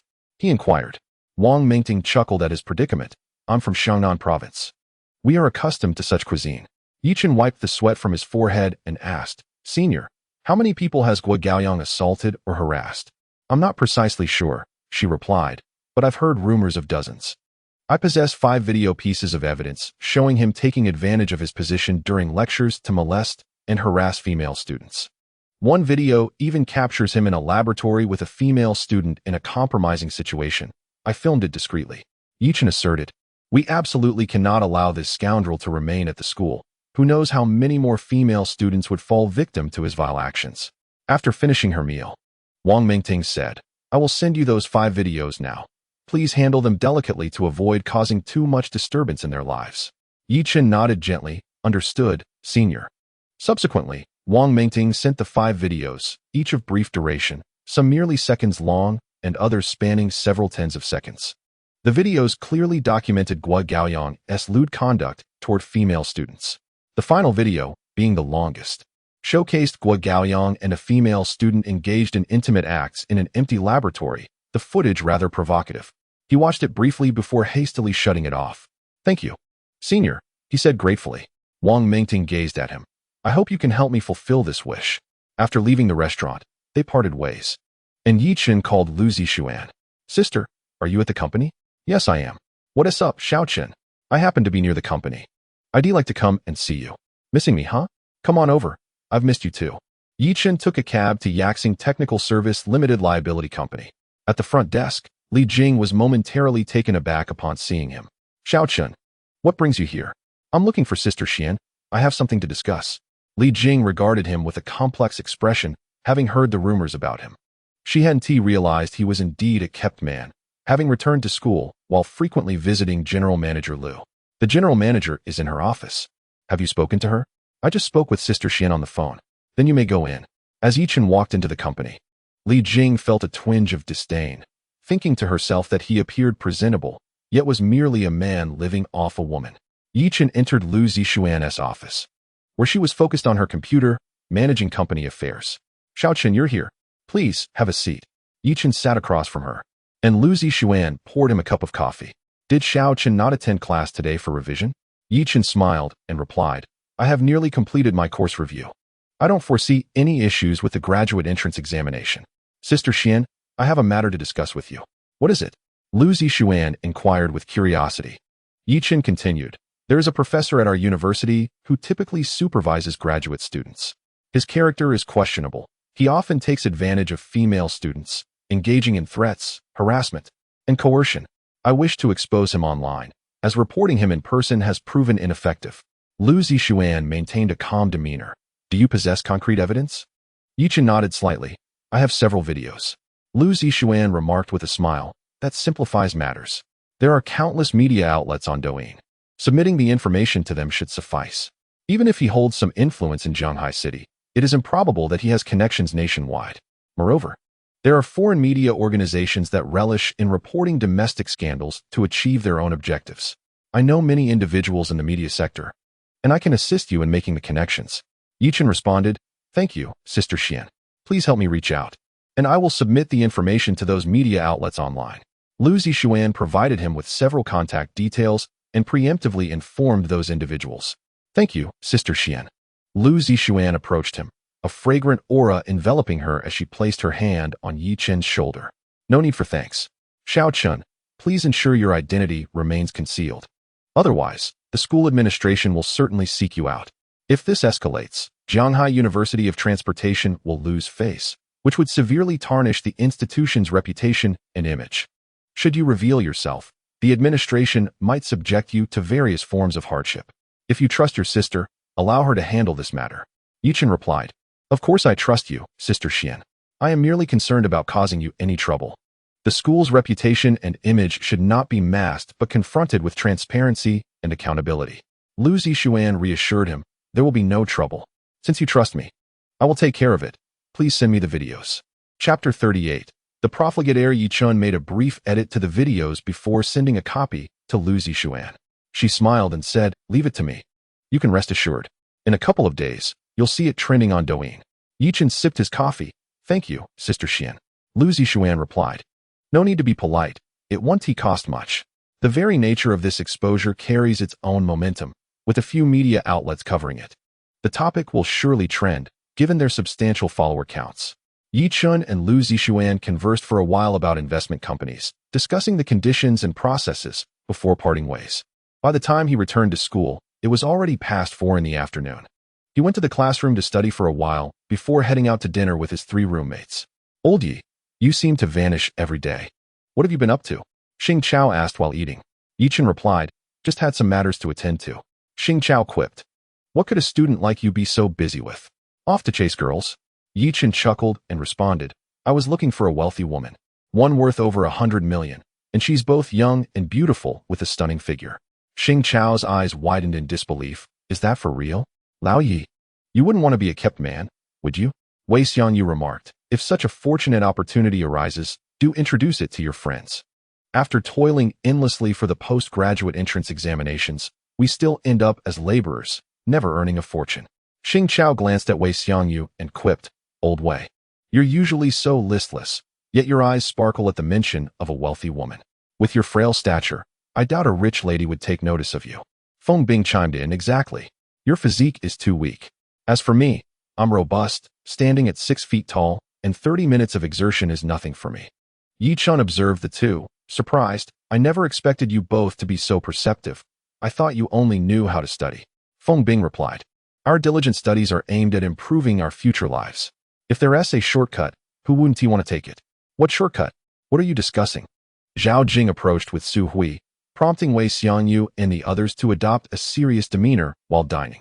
Yichun chuckled. They've given up on hard work, hoping to find a wealthy woman to support them. Zhao Jing smiled at him. Brother, after we finish eating, let us take a walk on the playground. Yichun agreed. Sure, studying every day is rather monotonous. Xing Chao and the others exchanged glances. You haven't spend a day in the classroom, yet you find it dull? After dinner, Yichun, Zhao Jing, and Su Hui exited the cafeteria, heading towards the school playground. Zhao Jing remarked as they walked, Brother Yichun, many people are pursuing me now. I receive gifts daily, it's quite bothersome. Yichun responded with a smile, It's only natural for someone as beautiful as you to attract attention. Zhao Jing continued. One wealthy second generation from another college sends me phones and flowers, yet he is so unattractive, he lacks self-awareness.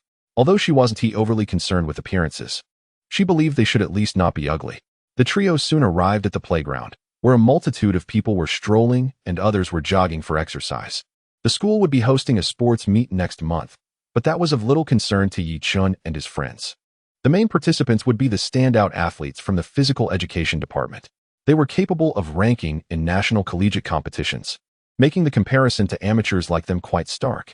Yi Chun walked to avoid returning to his dormitory to study. As they strolled and chatted, enjoying the evening breeze, they felt relaxed and at ease. Suddenly, a man blocked their path. Who could he be? The man cast a look of envy towards Yi Chun. What business is it of yours? He asked. My boyfriend. What does it have to do with you? Leave. Zhao Jing was quite fierce, leaving no face for the man. Clad in high-end brands, the man was clearly affluent. Yi Chun, having gained some worldly experience, recognized the international brands adorning the man's attire, each piece costing thousands, if not tens of thousands. Unfazed by Zhao Jing's rebuke, he turned his attention to Yi Chun. Keep your distance from Zhao Jing, or I'll make you regret it. Had Yi Chun not endured the harsh realities of life in his previous existence, he might have been intimidated. After all, the man was a wealthy heir, while he was just a rural bumpkin, incomparable in status.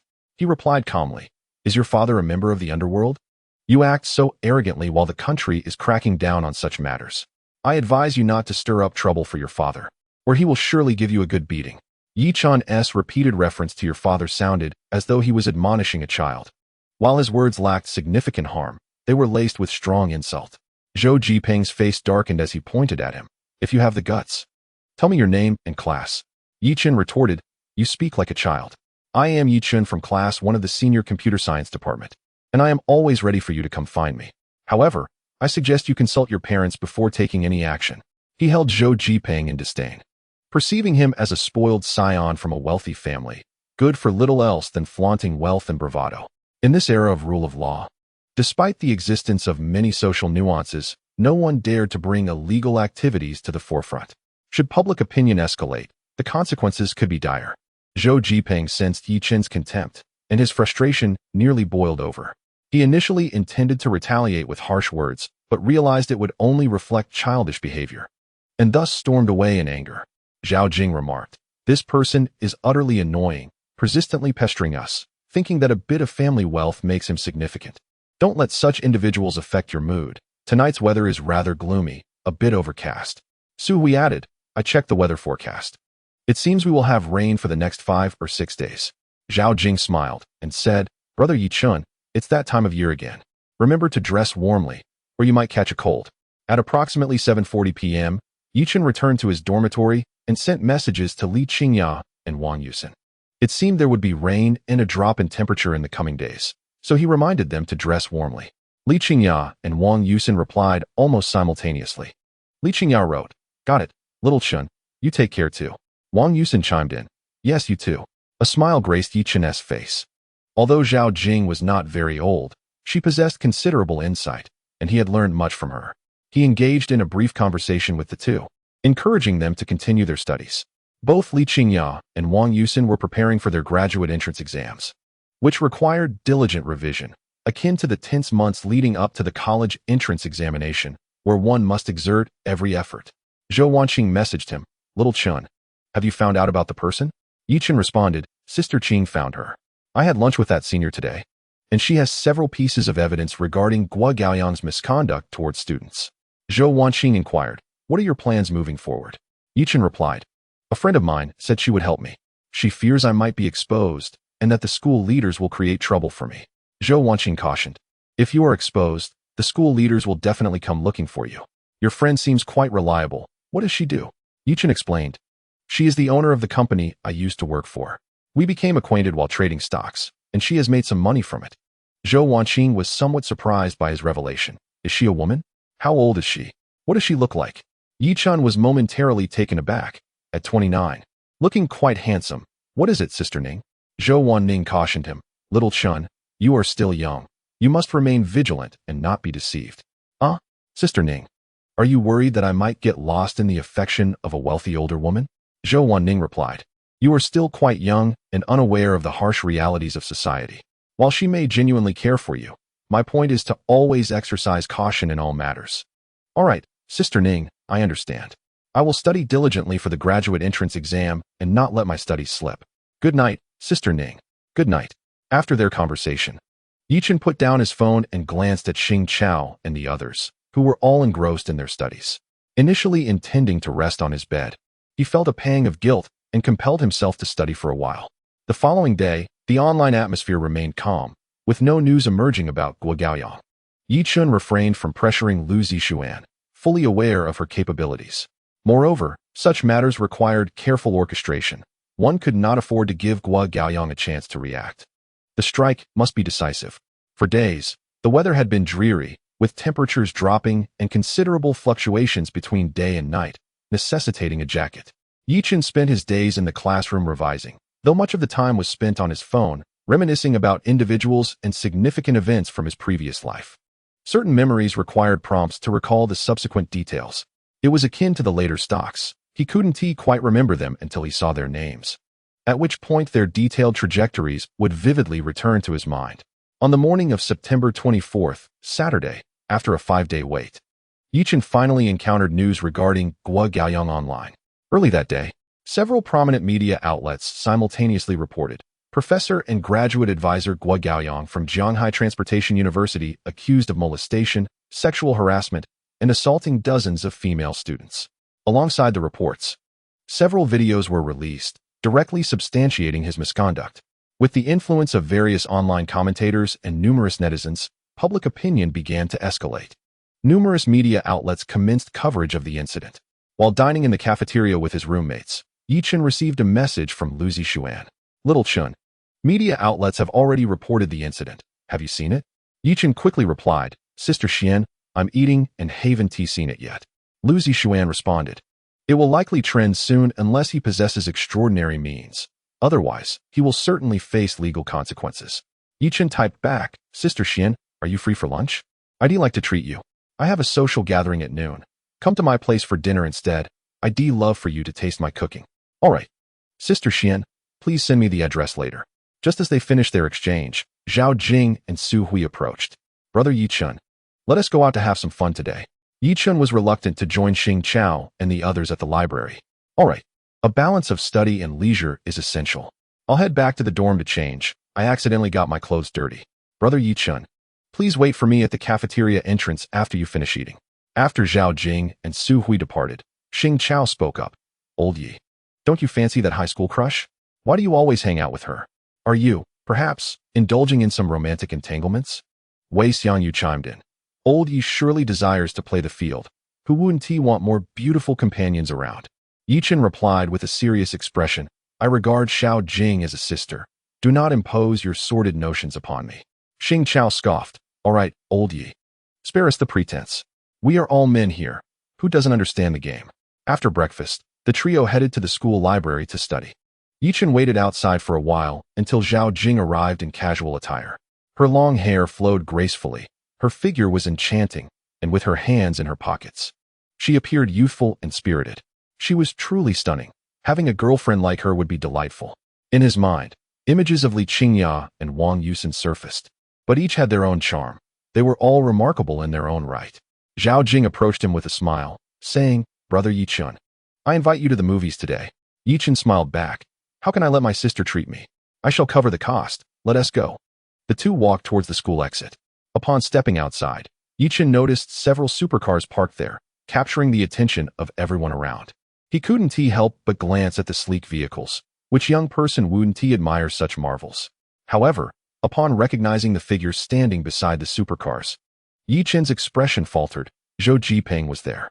He approached Yichun and Zhao Jing, flanked by 4 companions, who were summoned to bolster his confidence and to humiliate Yichun. Sensing the tension, Zhao Jing grasped Yichen's hand and urged, let us retreat for now. Yichun understood the wisdom of avoiding conflict. But fleeing in front of a beautiful girl would be too embarrassing. Zhao Jing, you go first. I wouldn't want you to get hurt. Zhao Jing remained resolute. This predicament stemmed from her, and she would not cower. Zhou Jiping and his entourage stood before them, drawing the attention of the crowd. Yi Chun, weren't you quite arrogant a few days ago? Show me that bravado again. Zhou Jiping, bolstered by his wealthy background and connections, felt empowered with his 4 friends at his side. With your pathetic self, it's no wonder Xiao Jing doesn't fancy you. Yi Chun maintained a calm demeanor, betraying no sign of fear. Having lived 2 lives, he had encountered countless situations, and nothing could truly faze him. If it came down to it, he was prepared to take a beating and concede defeat without a fuss. Zhou Jiping, upon hearing his response, appeared utterly shaken, as though he had been struck by 1,000 blows. Do you really think I'm easy to push around? My family has plenty of money. Beating you up would merely cost me a bit. I'm more than capable of that. Go, take him down. Before Zhou Jiping could finish his sentence, Yi Chun seized the initiative, raising his leg and sending him crashing to the ground. A debauched scion, lacking in physical prowess, was no match for Yi Chun. In his youth, he endured the hardships of rural life for many years. Throughout high school and university, he frequently engaged in running and fitness, resulting in a robust physique. Upon hearing Zhou Jiping's words, the other 4 charged forward. They were all affluent students from various universities. The 4 approached without any semblance of order, launching punches and kicks at Yi Chun. He adeptly dodged while countering their attacks. Suddenly, a figure surged past him, delivering a kick to one assailant's head, causing the individual to stiffen and collapse to the ground. When Yi Chun recognized the attacker, he was momentarily taken aback, and in that fleeting moment of distraction, he received a punch and a kick. Zhao Jing then executed a powerful kick to another assailant's chest, forcing him to stagger backward and crouch down. Yi Chun engaged with the remaining 2, gaining the upper hand and causing them to hesitate, no longer daring to press the attack. A few minutes later, all 5 of Zhou Jiping's group lay defeated on the ground. Yi Chun bore several footprints on his body, yet sustained no significant injuries elsewhere. He looked at Zhao Jing, astonished. Jing, you're so formidable. 3.5 of the 5 had been incapacitated by her, and her skills were clearly those of a trained fighter, leaving him greatly impressed. Chapter 40. Nanyang Street Police Station. Zhao Jing smiled in response. I have practiced boxing and sanda since childhood. He was genuinely taken aback by her prowess. He had not anticipated such strength from her. At that moment, the individuals on the ground began to rise, their expressions tinged with fear. Zhou Jiping was equally surprised by Zhao Jing's ferocity. A single woman had taken down several men. You can expect to be arrested and expelled from school. He had devised this plan beforehand. Winning meant he would only have to pay a fine, while losing would result in Yi Chun being jailed and subsequently expelled. What could a rural bumpkin possibly use to contend with me? Zhao Jing's expression shifted slightly as Zhou Jiping, sensing his family's wealth, realized he might have some connections in Shanghai City. Yi Chun pulled out his phone, contemplating briefly before calling Zhou Wanqing, their class advisor. It was quite normal to reach out to her for assistance, and their relationship was amicable. While she might not have extensive connections, her parents were esteemed professors, potentially affording some influence. Xiao Chun, what's wrong? Yi Chun replied, Sister Qing, I was ambushed by 5 rich kids at the school gate, and the police are on their way. During the call, he heard the wail of sirens, suggesting that someone nearby had reported the incident. Where are you now? At the south gate. I'm on my way. He ended the call. Zhao Jing looked at him and inquired, Who did you call? Our advisor. Meanwhile, Zhou Jiping was also on the phone with his family. 2 minutes later, 2 police cars arrived at the entrance of Shanghai Transportation University. Who was fighting? What happened? Yi Chun explained. I was planning to go out with some classmates when they approached and started to attack us. Zhao Jing added, Indeed, we were merely defending ourselves. Subsequently, the individual inquired about Zhou Jiping and those around him. My friend was struck so hard that his head ached. You must call an ambulance swiftly. The situation seemed quite clear initially, yet the demeanor of the investigating officer shifted dramatically upon receiving a phone call. You 2 must accompany us to the station. We require a more thorough investigation. At that moment, Zhou Wanqing rushed to the scene, panting. Yi Chun, are you all right? I'm fine, Teacher Zhou, he replied. The investigating officer remarked, Are these students from your class? They are suspected of assaulting another individual, and we need to take them in for questioning. Zhou Wanqing paused. Aren't those wealthy individuals the ones who assaulted my students? According to our current information, they have not sustained injuries. But there is a person on their side with a head injury requiring medical attention, and an assessment of the injuries will follow. Zhou Wanqing asserted. I hope you handle this matter impartially. These are students of Shanghai Transportation University. If they are wronged, Our university will pursue the matter to the end. Shanghai Transportation University is among the nation's top institutions, and the influence of the university president is substantial. One must consider the weight of the institution. The officer displayed a hint of hesitation. Teacher, I am also a student of Transportation University. We cannot show leniency simply because they are students of the same institution. Zhou Jiping felt a surge of pride. The officer continued, you two must come with us. We will clarify the situation. Zhou Wanqing, being merely a class counselor, lacked significant influence. Had she been a department head or deputy dean, even the local police chief would have shown her respect.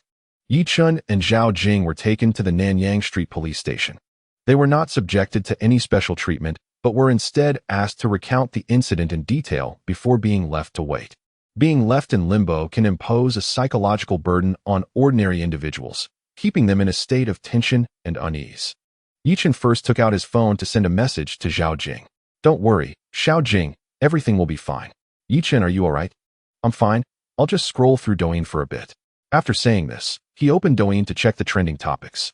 News about Professor Guo Gaoyang from Shanghai Transportation University being accused of sexual misconduct and harassment had surged onto the trending list.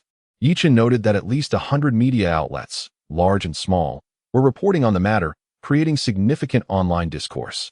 As of now, there had been no official response. However, Shanghai Transportation University, the Jiangpu District Education Bureau, and the City Education Bureau were in disarray. Such a considerable uproar on the internet was akin to a national embarrassment for Shanghai Transportation University. If they did not respond promptly, the institution's image and reputation would suffer greatly. By 11 o'clock in the morning, Shanghai Transportation University was the first to issue a response concerning the situation reflected online. It has been confirmed through investigation that Guo Gaoyang's qualification as a graduate supervisor has been revoked, his position at Shanghai University has been terminated, and his employment relationship has been dissolved. Furthermore, an application has been submitted to the higher authorities to rescind his teaching credentials while cooperating with the police investigation. Once this news broke, public opinion began to calm somewhat, yet the matter is far from resolved. Such a significant incident of online discourse has never occurred in the history of Shanghai Jiaotong University. The leadership at Shanghai Jiaotong University is discreetly probing the origins of the investigation, seeking to uncover who is orchestrating this affair from behind the scenes. Shanghai Jiaotong University is one of the nation's premier institutions, with a high administrative standing. The president holds a vice-ministerial rank, comparable to the deputy secretary of Shanghai City and those in other provinces. Fortunately, Lu Zixuan took a few days to prepare and opted not to handle the matter personally, instead hiring a professional for the task. On another front, upon witnessing Yi Chun being taken away, Zhou Weining first reviewed the school's surveillance footage. After observing the sequence of events, she promptly called her father. Lacking personal connections, she relied on her parents' influence. After listening, Zhou Jizai replied, I understand. I will make a call shortly. After hanging up, Zhou Jizai contacted one of his students. Teacher Zhou, you were looking for me? Zhou Jizai said, Xiao Lu, I need to trouble you with something. Just tell me. Teacher, any trouble is fine as long as the students can handle it. Zhou Jizai explained. There is a student named Yi Chun at Shanghai Jiaotong University, Jiangpu campus, who was assaulted today by 5 wealthy youths around 11 in the morning. While Yi Chun was in his room engrossed in his phone, a young and attractive police officer entered. Hello, Yi Chun, I am Lin Yu, the deputy chief of the Nanyang Street police station. Lin Yu was quite beautiful, standing approximately 165 meters tall, with an alluring figure, appearing to be around 28 or 29 years old. Hello, Chief Lin. Lin Yu smiled. After our investigation, it appears you have not been implicated in any wrongdoing. You may leave now. Yi Chun inquired. What about Zhou Jiping and the others? They violated public order regulations and are currently under administrative detention. We will notify their parents shortly. How many days of administrative detention? Is it merely administrative detention? They assaulted me without cause. Lin Yu replied with a smile. If you or any of your classmates were injured, they might face criminal detention, but that seems a bit tenuous at this moment.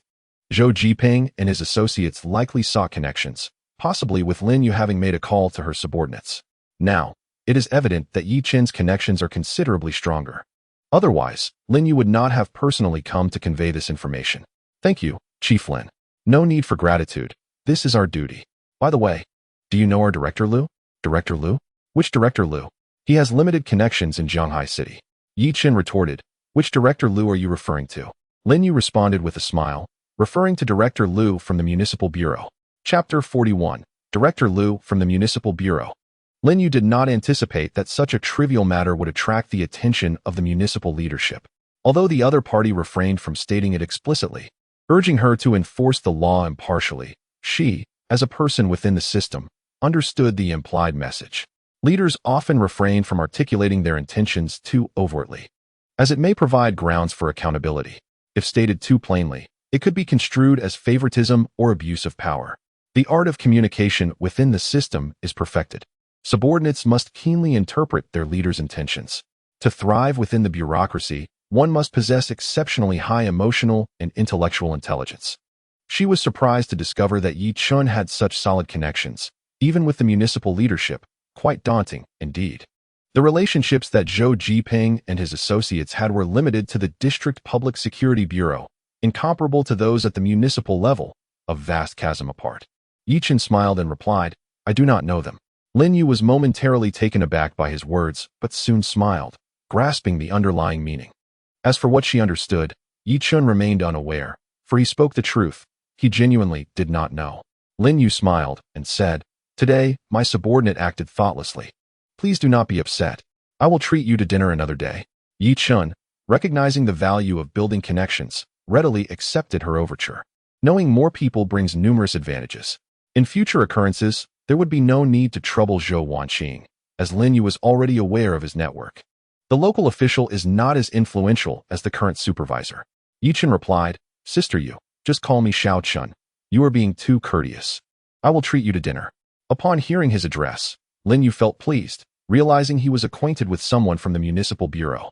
As your elder sister, how could I allow you to treat me? It is settled. I will invite you tomorrow evening, as I am off duty. All right, Sister Yu. Let me add your contact information. The two exchanged contact details before Lin Yu led Yi Chun to the room where Zhao Jing was located. With a smile, Lin Yu said, Zhao Jing, you are free to go now. Oh good.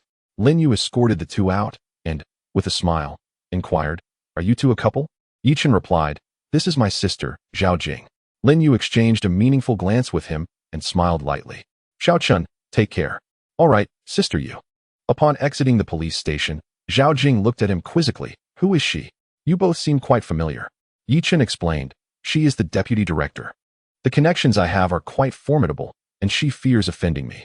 She wishes to invite me to dinner tomorrow. Zhao Jing, somewhat puzzled, asked, What connections do you have? Yi Chen replied, I have connections through Teacher Zhou. Without them, do you think we could have exited so easily? Without connections, we might have faced administrative detention for several days. Zhao Jing inquired about Zhou Jiping and his associates, to which Yi Chen responded, As for administrative detention, they are well off and connected, so they might simply pay a fee and return home, likely avoiding the detention center. It truly is a bargain for them. They ought to be detained for a while.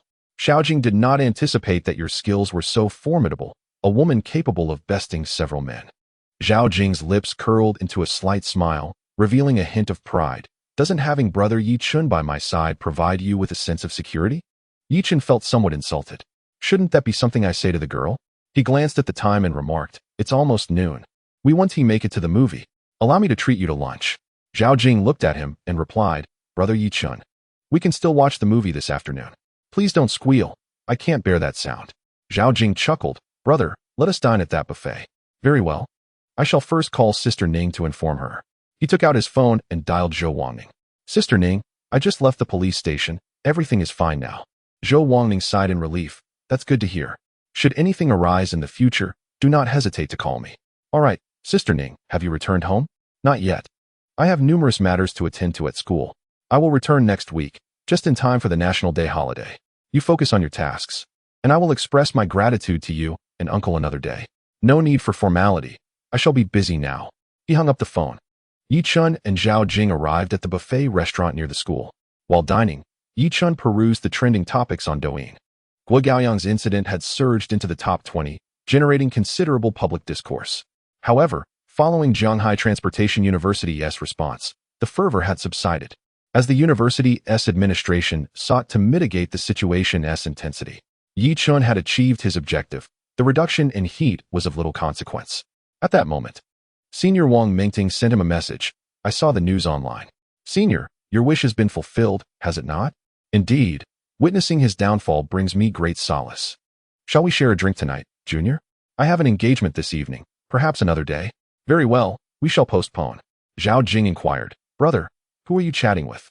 Hurry and eat, the meat is ready. After finishing their lunch, they proceeded to the cinema. The theater was bustling with couples, though the film was quite engaging. The passionate embraces of various couples somewhat marred the atmosphere. A few audacious individuals were rather indiscreet. Yi Chun felt a stirring within, parched and restless. I must hasten my pace. Having held Qingya's hand last time, I shall see if I can progress further tomorrow. After the film, they strolled around the mall for a while. Zhao Jing spotted an outfit and a jacket, which Yi Chun graciously purchased for her.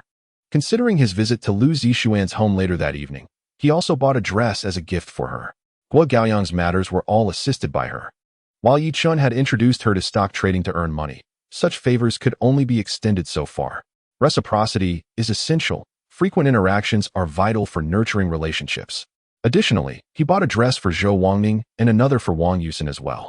He spent over 10,000 yuan that afternoon. If one lacks financial resources, it becomes exceedingly challenging to maintain such connections. Zhao Jing, brother, why have you purchased so many garments for women? Ning Jie has been a great help to us. Without her, we might have found ourselves in a detention center. It is essential to express gratitude with a small gift, for one must understand the nuances of human relationships. By nurturing this bond, we may seek assistance in times of need. You are absolutely right. By the time they returned to school, it was already past 4 in the afternoon. Yi Chun placed his purchases in his dormitory and then departed once more, hailing a taxi to Lu Zixuan's residence.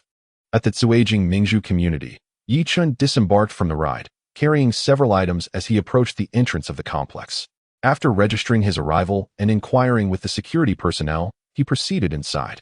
This upscale community featured 12-story elevator apartments, devoid of towering high-rises. He swiftly located Building 9. Unit 1. Upon entering the unit, Yi Chun ascended to the 8th floor in the elevator. The design comprised a single residence per floor, and upon exiting the elevator, a small area greeted him, complete with a shoe cabinet at the entrance. He pressed the doorbell on the smart lock. Lu Zixuan, hearing the chime, approached and, upon seeing Yi Chun on the screen, opened the door. Xiao Chun, you've arrived. Come in quickly. Xianjia, let me change my shoes. Do you have any slippers? There are some in the shoe cabinet. Go ahead, I will start cooking. Chapter 42. The Temptation of Xianjia. As Yi Chun stood there, he opened the shoe cabinet and was momentarily taken aback upon discovering more than one pair of men's slippers within. The wear evident on them suggested they were not brand new, indicating someone had indeed used them. This led him to recall the rumors from his previous life, further solidifying his suspicion that Lu Zixuan might truly be the mistress of a wealthy benefactor. A sense of unease washed over him as he pondered the potential implications. What if she returned unexpectedly during dinner? Would there be a misunderstanding regarding his relationship with Lu Zixuan? Of course, it was also possible he was overthinking the situation. Those slippers might simply be for guests. After changing his shoes, Yi Chun stepped into the room and placed his clothes on the sofa. He approached the kitchen doorway, observing Lu Zixuan as she prepared the meal. Dressed in a loose-fitting camisole nightgown, her bare shoulders revealed her fair skin, and her figure was subtly discernible. Xianjia, I bought you a new outfit. You can try it on later to see if it fits. Okay, I will give it a try once I finish cooking. Is there anything I can assist you with? No need, Xiao Chun. Feel free to play on your phone for a while. I will be done shortly. Yi Chun settled onto the sofa, surveying Lu Zixuan's abode. The living room, dining area, and kitchen were all quite spacious. Her home appeared considerably larger than that of Zhou Wanning, likely spanning around 260 to 270 square meters. A property of this caliber would be valued at approximately 50 million. Living alone in such an expansive space, did she not feel a sense of emptiness? Yi Chun harbored a fondness for large flats and villas, which had been aspirations in his previous life. Half an hour later, Lu Zixuan emerged from the kitchen, smiling as she said, Xiao Chun, wash your hands and prepare for dinner. She had prepared 4 dishes and purchased some duck delicacies and ready-to-eat food. How about tasting your sister's culinary skills? Yi Chun responded with a grin. It smells wonderful. I never expected Sister Xian to be adept at cooking. Cooking is not difficult. It's just that I usually prefer not to, often dining out or ordering takeout. Would you prefer white wine or red wine? Red wine is fine for me. though I haven't had much. Then let us go with red wine. She rose and opened the wine cabinet, retrieving a bottle of exquisite red wine. Although Yi Chun had never tasted it before, he recognized the label as Lafite. As for the vintage or the price, he was not well informed, but given Lu Zixuan's status, it likely cost tens of thousands. Sister Xian, I toast to you for your assistance with Guo Gaoyang's affairs. Without your help, my actions would have surely exposed me. He clinked glasses with Lu Zixuan and drank the half-filled glass of red wine in one gulp. Lu Zixuan took a sip, smiling as she cautioned. Don't drink so hastily. The after effects can be quite strong. Savor the food. Yi Chun picked up his chopsticks and began to eat. Sister Xian, your culinary skills are truly impressive. This is delicious. Then eat more, she encouraged. About an hour later, they had finished the bottle of red wine. Yi Chun felt pleasantly full, albeit a bit lightheaded, but it was manageable. Lu Zixuan's cheeks flushed slightly from the wine, giving her an alluring appearance. Sister, let me tidy up. You should try on the clothes and see if they fit. If they don't, I'll arrange for an exchange tomorrow. Lu Zixuan chuckled. All right. I'll go try them on, but don't peek. With that, she stood and sauntered toward the sofa, her graceful figure captivating his gaze. Yi Chun paused for a few seconds before regaining his composure and took the dishes into the kitchen. When he finished tidying up and came out, Lu Zixuan had already changed into the fitted autumn dress he had purchased. Her figure accentuated an S shape, exuding a mature and sensual charm, radiating the allure of a young woman. Xiao Chun, does the dress look good on me? Indeed, it looks lovely. Lu Zixuan approached him, her fragrance enveloping him, her beautiful eyes locking onto his, her flushed cheeks radiating a hint of seduction. She placed her hand on Yi Chun's shoulder, asking, What do you find appealing about me? Yi Chun felt his body stiffen, his heart racing. Sister Xian, you look beautiful everywhere.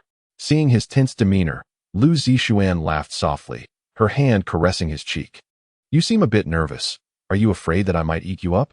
Yi Chun's cheeks flushed with embarrassment, feeling somewhat shy, having never encountered such a situation in his 2 lifetimes. Sister, I think you've had too much to drink. Lu Zixuan's lips curved into a playful smile as she pinched his cheek. This is hardly too much wine. I am quite fine. Yi Chun's face burned, his heart pounding fiercely. Sister, it's getting late. I should head back. With that, he hurriedly exited the room. Lu Zixuan found his panicked retreat quite amusing.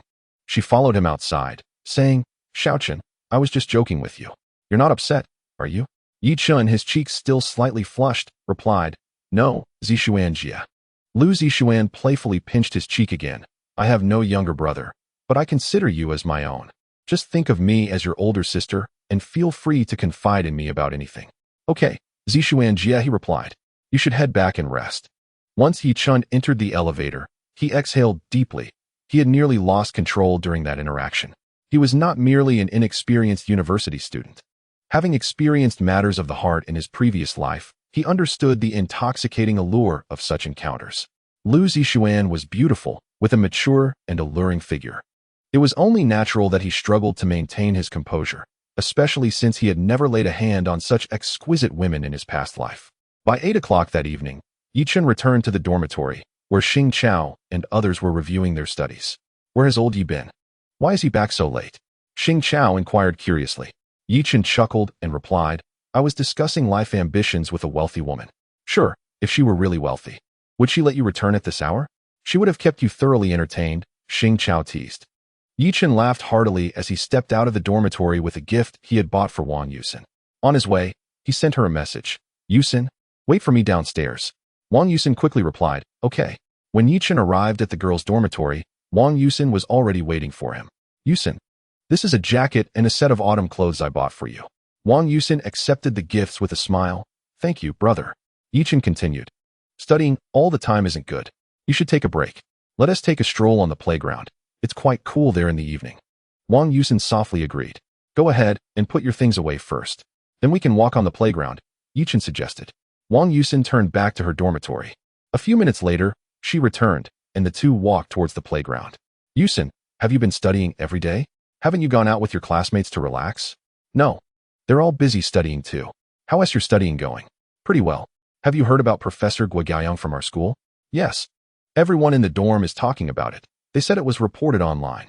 Yi Chun remarked. I can't believe there is such a shameless old man at our school. He is really embarrassing us. Was he taken away? Since Yi Chun had not been on campus that day, he was unaware of the details. Wang Yusin responded, I heard that this afternoon, the police took Guo Gaoyang away, and they investigated his matters at the school. Several senior students were also taken for assistance in the investigation. Chapter 43. Taking one step at a time, the two arrived at the school playground, where it was now past 8 in the evening, and some people were strolling about.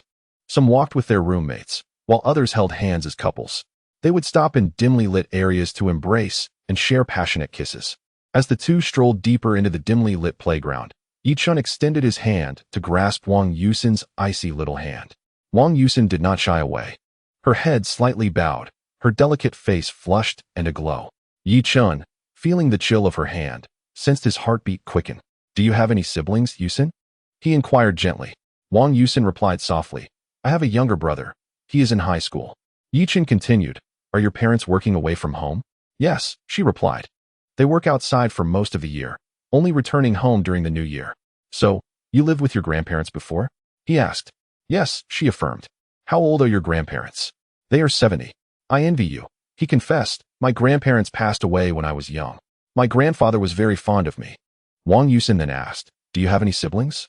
No, I am an only child. Is your home in a mountain village? Yes, there are many mountains around us. Is there a paved road connecting your village to the county? There is now. When I was little, there wasn't, but they built one later. Will you return home for the National Day holiday? No, I won't. Don't you miss your grandparents? I do. Is it because of the cost? Wang Yusin answered. The cheapest ticket is 400 to 500 yuan, over 1,000 for a round trip. That amount is several months' living expenses for my grandparents. If I go back, they would scold me, and the journey takes over 30 hours by train. Yi Chun sighed inwardly. Surely, her grandparents missed her too. But life circumstances left them with no choice. Without money, one must live frugally, cutting expenses wherever possible. She likely took an ordinary train, as the prices for high-speed trains were exorbitant. The mountainous region of her hometown made railway construction challenging, resulting in fewer train routes. Zhanghai City had high-speed trains directly to Chuanba City, costing around 1,000 yuan one way, totaling 2,000 for a round trip. Given her frugality, she would certainly avoid such expensive travel options. He tightened his grip on Wang Yusin's hand a little more. Yusin, you need not worry about money in the future. If you ever need anything, please tell me, all right? Wang Yusin did not respond. She was reluctant to accept such offers. Yi Chun had often bought her things, leaving her with a sense of indebtedness. Stopping to look at her, he said, Yusin, I don't have a sister. I regard you as my own sister. You should think of me as your brother. Your matters are my matters. These words felt familiar. He had just learned them from Lu Zixuan. Wang Yusin kept her head lowered, remaining silent. Yi Chun raised his other hand to gently stroke her silky hair. Did you hear me, little sister? Wang Yusin softly responded with a shy acknowledging she had heard him. Do not feel burdened. It is perfectly normal for a brother to spend money on his sister. If you remain overly polite with me, I shall ignore you henceforth. With that, he playfully pinched her delicate nose. Wang Yusin's cheeks turned crimson, filled with shyness. As she dared not meet his gaze, Yi Chun smiled widely. Yusin, shall we share a hug? Immediately, he remarked, Your silence implies consent. With that, he opened his arms and enveloped her in a warm, robust embrace. Yi Chun distinctly felt her curvaceous figure, and his heartbeat involuntarily quickened. Wang Yusin appeared somewhat flustered, her hands clutching the hem of her garment. Moments later, Yi Chun released her, saying, Yusin, having a wonderful sister like you fills me with joy. The pair strolled around the playground several times, with Yi Chun continually holding her hand. At 9 o'clock, he escorted her back to the dormitory. Along the way, he hummed a cheerful tune. Sister, you sit at the bow, while I walk along the shore. In a tender embrace, the gentle rope sways. Suddenly, his phone vibrated in his pocket. Upon checking, he saw a message from Li Qingya. Xiao Chun, let's south go to Nanhai Road pedestrian street tomorrow. Sure, I'll come find you first, and then we can head to the pedestrian street together. To reach Nanhai Road, they would need to pass by Jianghai Fudan University, which was not far. All right, Xiao Chun, I'll study a bit more and then go to bed. Let us meet early tomorrow. See you tomorrow, Qingya. Yi Chun set his phone down, his mind torn between Wang Yusin and Li Qingya. Both were admirable girls, and he was reluctant to let either go. Yet, he feared that revealing his feelings could lead to complications. One step at a time. A path will reveal itself when we reach the mountain, he thought. Upon returning to the dormitory, He found Xing Chao and the others engaged in conversation. "Old Yi, you're back. Where have you been?" asked old Xing. "I took a stroll around the playground. Didn't you go out with your girlfriend today?" Yichen replied. "We're scheduled to hang out tomorrow. Have you seen the news online?" Old Xing continued. Yichen nodded slightly. "Yes, I saw it. Shanghai Transportation University has gained national notoriety." "Indeed," Xing Chao responded. "My high school classmates are inquiring about the details, but I'm not well informed. The school has issued a notice prohibiting all students from discussing this matter online." After a brief exchange, Yi Chun began his evening routine. Once finished, he returned to his bed and checked his phone for updates regarding the incident with Professor Guo Gaoyang. The Jiangpu District Public Security Bureau had released a statement in the afternoon. Their investigation confirmed the veracity of the online reports, and Guo Gaoyang had been arrested, with subsequent proceedings to be handed over to the court. The swift response from the relevant authorities quelled much of the online uproar, minimizing negative repercussions.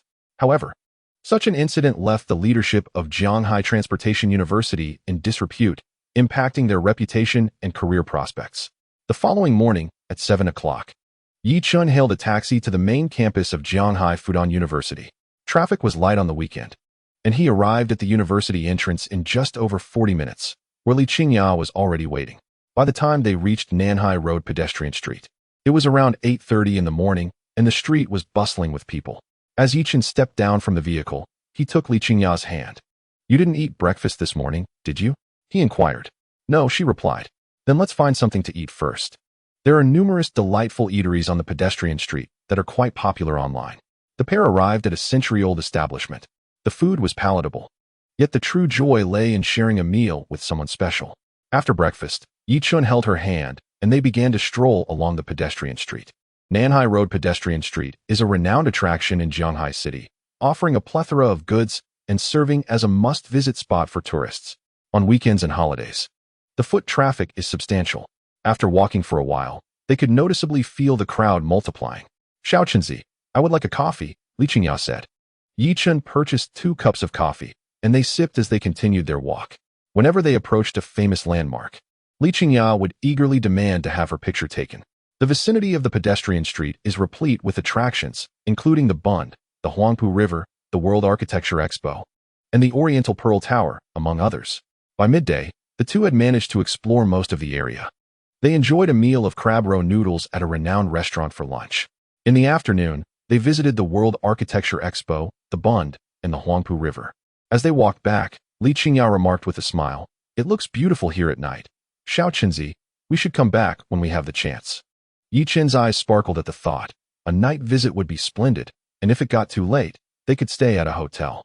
"Qingya, are you returning home during the National Day holiday?"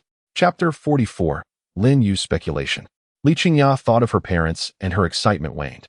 "My parents want me to come back, and also to fetch some autumn and winter clothing." The journey from Shanghai City to their hometown, Andy City, spans over 900 kilometers, taking 4 to 5 hours by high-speed train, with tickets costing around 400 to 500.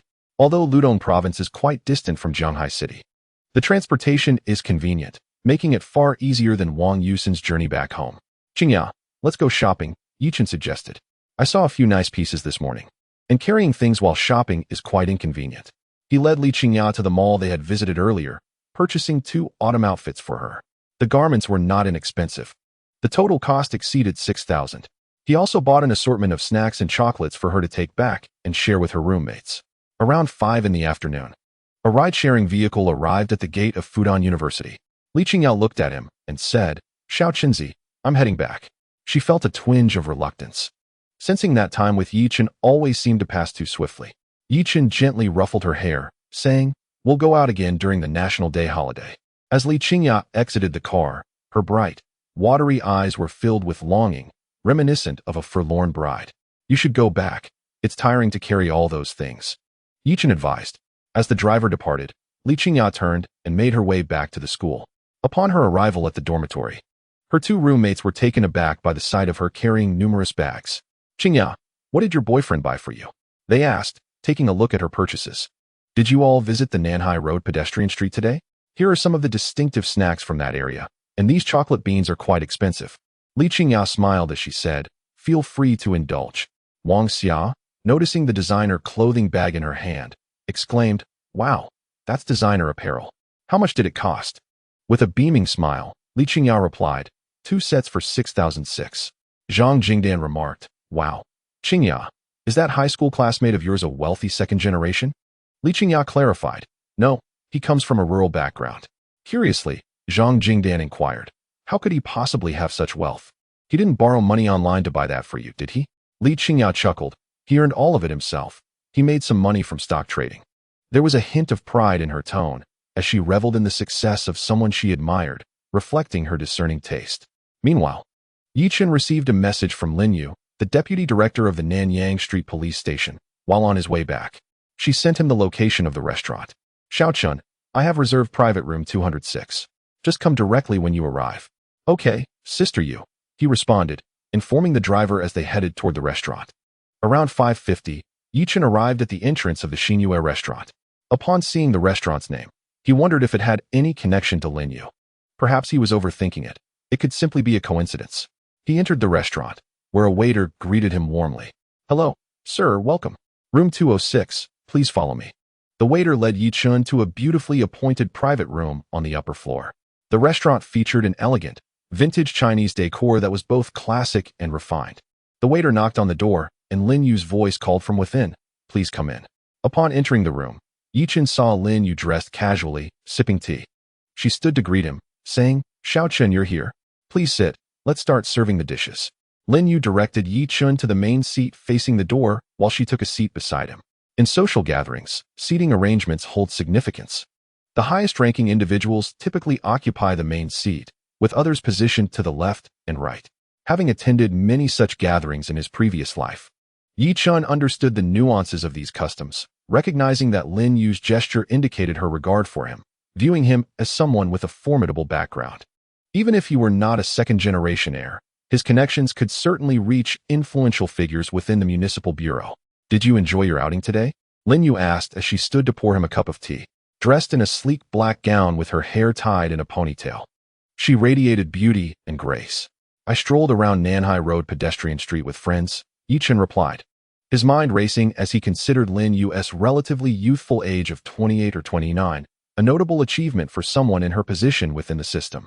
To speak candidly, one either possesses a formidable background and connections or relies on one's position, though it is also possible to depend on personal abilities. Albeit the likelihood of this is exceedingly low. Given the current circumstances, the first possibility can be readily dismissed. If she had a powerful network, she would not have invited Yi Chen to dine, nor would she have seated him at the prominent position. Thus, only the latter two possibilities remain. As for which one it is, Yi Chen refrains from making hasty assumptions, for he might misjudge the other party. At present, she outwardly shows him considerable respect, and he reciprocates with deference. Lin Yu smiled and remarked, the Nanhai Road pedestrian street is quite delightful. I visited it with classmates during my university days. Xiaochun, do enjoy some tea. Yi Chen replied, thank you, Sister Yu. If I'm thirsty, I can pour it myself. Please, take a seat. Lin Yu smiled gently. This is exquisite tea, Guanyin. Do take a sip. Upon tasting it, Yi Chen found its aroma rich and lingering, and even though he was not a frequent tea drinker, he could discern its quality. It is delightful. The fragrance of the tea is abundant. Although I am not well versed in tea, I can recognize that this is indeed fine tea. At that moment, a knock resounded as a waiter entered, presenting an array of signature dishes. Despite the company being only 2, Lin Yu ordered 8 different dishes. Would you care for a drink, Xiaochun?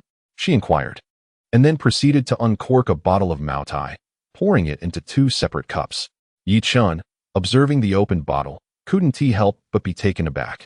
A bottle priced over 2,000 in the market is not something just anyone can afford. Xiaochun, allow me to toast to you. Please don't dwell on yesterday's events. She had initially received a call from the district bureau's leadership intending to impose strict measures on Yi Chen and his companion, but later received a call from the city bureau's leadership. By inviting Yi Chen to dinner today, she hoped to quell any lingering resentment, as any negative remarks about her in front of the city bureau leaders could jeopardize her career. Yi Chen raised his glass, smiling as he responded, Sister Yu, I understand. You are merely following orders, and I empathize. Lin Yu smiled and said, it is good that you can understand, Xiaochun. Working under such circumstances is challenging. Each leader issues their commands, and a minor misstep could offend them. As the drinks flowed and the dishes were savored, Lin Yu, having consumed a fair amount of baijiu, felt a gentle flush on her cheeks. Xiaochen, where is your hometown? She inquired. Ludong Province, he replied. Lin Yu's heart skipped a beat. Do your parents conduct business in Zhanghai City? They reside in our hometown, not in Zhanghai City, he clarified. Then, what is your relationship with Director Liu? Yi Chun had done his homework the previous day. There was only one leader named Liu in the city police department. Deputy Director Liu Yong. I do not know Director Liu, he stated honestly, leaving it to Lin Yu to decide whether to believe him. Lin Yu smiled slightly, opting not to press further. Continuing to inquire would be seen as impudent. Through their earlier conversation, she had already sensed that Yi Chun was no ordinary university student. His speech and demeanor were astute and polished, exhibiting a level of sophistication not typical of someone from an ordinary background. Given his age, such composure and eloquence could hardly be nurtured in a conventional household. Apart from the possibility of being a second-generation disciple, she found it difficult to conceive of any other explanation. Chapter 45. Acquiring Jiang'an Lithium Industry. Lin Yu deftly shifted the conversation away from Director Liu. Xiaochen, what year are you in this year? I'm in my 4th year, preparing for the postgraduate entrance examination, Xiaochen replied. With a smile, Lin Yu remarked. Graduates from Jianghai University of Transportation are highly sought after. What do you plan to do after graduation? Although she no longer broached the subject of Director Liu, her inquiries were subtly probing. From Xiaochen's aspirations post-graduation, she could glean much. Xiaochen responded with a smile. I intend to start my own company. What kind of company? An investment firm. Upon hearing this, Lin Yu's suspicions were further confirmed. Unlike typical graduates who sought employment, an investment company was no venture for the ordinary individual. The capital required for such enterprises was substantial, indicating that his family was indeed exceptional. Investment firms are among the most financially demanding industries, with few capable of operating without hundreds of millions in cash flow. If you ever need assistance, don't hesitate to ask. Although my capabilities are limited, rest assured, if my brother is in need, I shall do my utmost. Her tone softened with warmth. Thank you, Sister Yu. I will not hold back if something arises. Come, Xiaochen, let me toast you once more. The two continued to exchange pleasantries, finishing a bottle of Matai. Xiaochen realized his tolerance for alcohol had improved. Half a gene had little effect on him. Lin Yu, accustomed to various social gatherings, showed only a slight flush on her cheeks, clearly not inebriated. Sister Yu, it's getting late. I must return, or the dormitory will be locked. Xiaochen glanced at the time. It was already past 8. All right, Xiaochen, let us gather again another day. Lin Yu smiled gently as she rose. Suddenly, she exclaimed, oh, and began to stumble towards Xiaochen. Instinctively, he reached out to catch her, his hands grasping her waist. The force of her fall sent Lin Yu landing in his embrace. Momentarily startled, Xiaochen felt the softness of her waist and the maturity of her form. His heart racing and blood quickening. Sister Yu, are you all right? Lin Yu's cheeks reddened even more as she quickly stood up from his hold. I tripped on my high heels. I apologize, Xiaochen. I didn't hurt you, did I?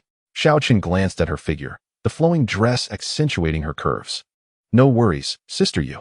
Exiting the restaurant, Lin Yu hailed a cab first. Xiaochen, I'm leaving now. I'll treat you to a meal another day. Goodbye, Sister Yu. As he watched her depart, Xiaochen's eyes sparkled with intrigue. He sensed that Lin Yu had intentionally flirted with him. It seemed she viewed him as a promising young prospect. To attain the position of deputy director at the Nanyang Street Police Station, she must possess exceptional qualities. This was not just any rural police station. It was in Zhanghai City, a directly governed municipality with administrative status equivalent to that of a provincial capital. Though Lin Yu held the title of deputy director, her rank was that of a standard department head, comparable to the chief of police in a county in other provinces. In certain regions, the highly qualified head of the County Public Security Bureau may concurrently hold the position of deputy county head, with a rank equivalent to that of a deputy division chief. These arrangements are not fixed. Yi Chun returned to the school dormitory at 8:30 in the evening. Noticing the clothes he had purchased for Zhou Wanqing, he took out his phone and sent her a message. Sister Qing, are you asleep? Not yet. What's up? Xiaochen, I bought you something. I'll come deliver it to you. Please wait for me downstairs at the apartment. Upon receiving his message, Zhou Wanqing understood his intentions and appreciated his thoughtfulness. She hadn't expected Yi Chun to be so perceptive regarding human emotions. Xing Chao, observing Yi Chun's intent to go out again, inquired with curiosity, Old Yi, where are you off to this time? Just delivering a few things. I'll be back soon. With that, he exited the dormitory. In about 5 or 6 minutes, he arrived at the faculty apartment building. Zhou Wanqing stood there, elegantly dressed in a long gown, awaiting his arrival. Yi Chun hurried over, saying, "Sister Qing, here are the clothes and shoes I bought for you." Zhou Wanqing accepted the items, smiling as she remarked, "You really don't have to buy me anything. Sister, I've always regarded you as my older sister. Now that I've started earning, isn't it only natural for a brother to buy gifts for his sister?" Yi Chun spoke solely of their sibling bond, avoiding any mention of past favors, which made the conversation quite pleasant. Zhou Wanqing smiled gently, exuding grace and warmth. "Let us see what you've bought. I hope it meets my taste." He opened the bag to reveal a designer autumn dress that aligned with her aesthetic, along with a pair of casual sneakers. Yi Chun had observed her preference for such footwear and deliberately chose not to buy high-heeled shoes. Zhou Wanqing smiled. "Not bad. You know I like this style." Yi Chun chuckled. "I saw you wearing this type often, so I picked it. Try it on at home, and if it doesn't fit, I'll exchange it." "All right. Xiao Chun, focus on your studies. The graduate entrance exam is coming up in December." "Understood, Sister Qing. I'll head back now. Goodbye." "Goodbye." After returning home, Zhou Wanqing tried on the dress and shoes Yi Chun had bought. She twirled in front of the mirror and felt quite pleased, knowing the brand's price range, which starts in the thousands and can exceed 10,000. She realized that in the past, she would not have accepted such an expensive gift from Yi Chun, considering he was still a student without income. However, now that he had started earning quite well, her perspective had shifted. Upon returning to the dormitory, Yi Chun found Xing Chao and the others engaged in conversation. "Old Yi, we rarely see you around these days. Don't flunk the exams," Xing Chao warned. Yi Chun responded with a smile, "Don't worry. You might fail, but I won T. Studying isn't that difficult." Xing Chao retorted, "Keep boasting. All you do is hang out with girls. Does your girlfriend, Cui Tingting, plan to take the graduate exam?" Yi Chun asked. "Yes," Xing Chao replied. At the mention of Cui Tingting, Yi Chun felt a pang of conflict, recalling how she had betrayed Xing Chao in his previous life. Infidelity within marriage, regardless of the justification, serves as a testament to one's character. If emotions have waned, divorce is a viable option, after which one may pursue new connections freely. He desires to facilitate their separation, but remains uncertain about how to broach the subject with him. It is evident that Xing Chao is deeply ensnared in the throes of love at this juncture. Any words of counsel may prove futile and could potentially jeopardize their brotherly bond. Suddenly, Yi Chun's mind drifted to Wang Yusin. He sent her a message. "Are you asleep, Yusin?" "Not yet." "Are you familiar with Cui Tingting?" "Not really, but Chun Dongxue from our dorm is a close friend of hers." Yi Chun continued. "Have you heard anything about Cui Tingting from them?" "No, I haven't. Please keep an eye out. My roommate is dating Cui Tingting, and I wish to ascertain her character." "Sure. Sleep early, Yusin. Good night." "Good night." The following day, Yi Chun resumed his monotonous cycle of study. The public uproar surrounding Guo Gaoyang gradually subsided, and his return to Zhanghai University of Transportation was no longer feasible. From Monday to Friday, his days were uneventful. He spent his daylight hours engrossed in books, while evenings occasionally found him strolling the track with Zhao Jing. Time passed in this manner for 5 days. On September 30th, a Friday, the funds in Yi Chun's securities account had burgeoned to 43 million. He liquidated all his stocks at the morning opening and subsequently invested 45 million in Zhong'an Lithium Industries. Having sold over 3 million worth of stocks the previous day, he could transfer the funds to his bank account today for emergencies and daily expenses. Zhong'an Lithium Industries had multiplied several times over. Many retail investors had been shaken out, fearing the prices were too elevated to re-enter. "My brothers have reached new heights today. I shall depart, taking profits while I can. Secure the gains. In just a month, I have earned over 40%. I'm withdrawing, grateful to Zhong'an Lithium Industries for my profits. I too have sold. Only realized gains are true profits. If I delay further, I fear a retracement will render my efforts futile. In just a few months, the returns have quadrupled or quintupled. The probability of being stuck at this price point is too great. I sold too early, and witnessing such substantial growth in just a month is infuriating. Lithium carbonate futures continue to rise. Why fear? I have increased my position. I was previously caught at high levels and have yet to recoup my losses. Until I regain my investment, I shall hold steadfast." Chapter 46. The allure of wealth. Yi Chun allocated his 45 million in stages, prompting a rise in Zhong'an Lithium Industries by over a point. However, it soon receded, settling at 2. Today's market movements were clear to Yi Chun, a volatile washout aimed at expelling profit-takers and those lacking conviction. Among those affected were small, medium, and even large investors. Many affluent individuals, much like ordinary retail investors, lacking connections and robust backgrounds, may find themselves vulnerable in the market. Even certain capital institutions can become prey for others in the cutthroat landscape of finance. This is a battlefield devoid of smoke, marked by its brutal nature. Yi Chun beamed with joy upon seeing 3,400,000 yuan credited to his bank account.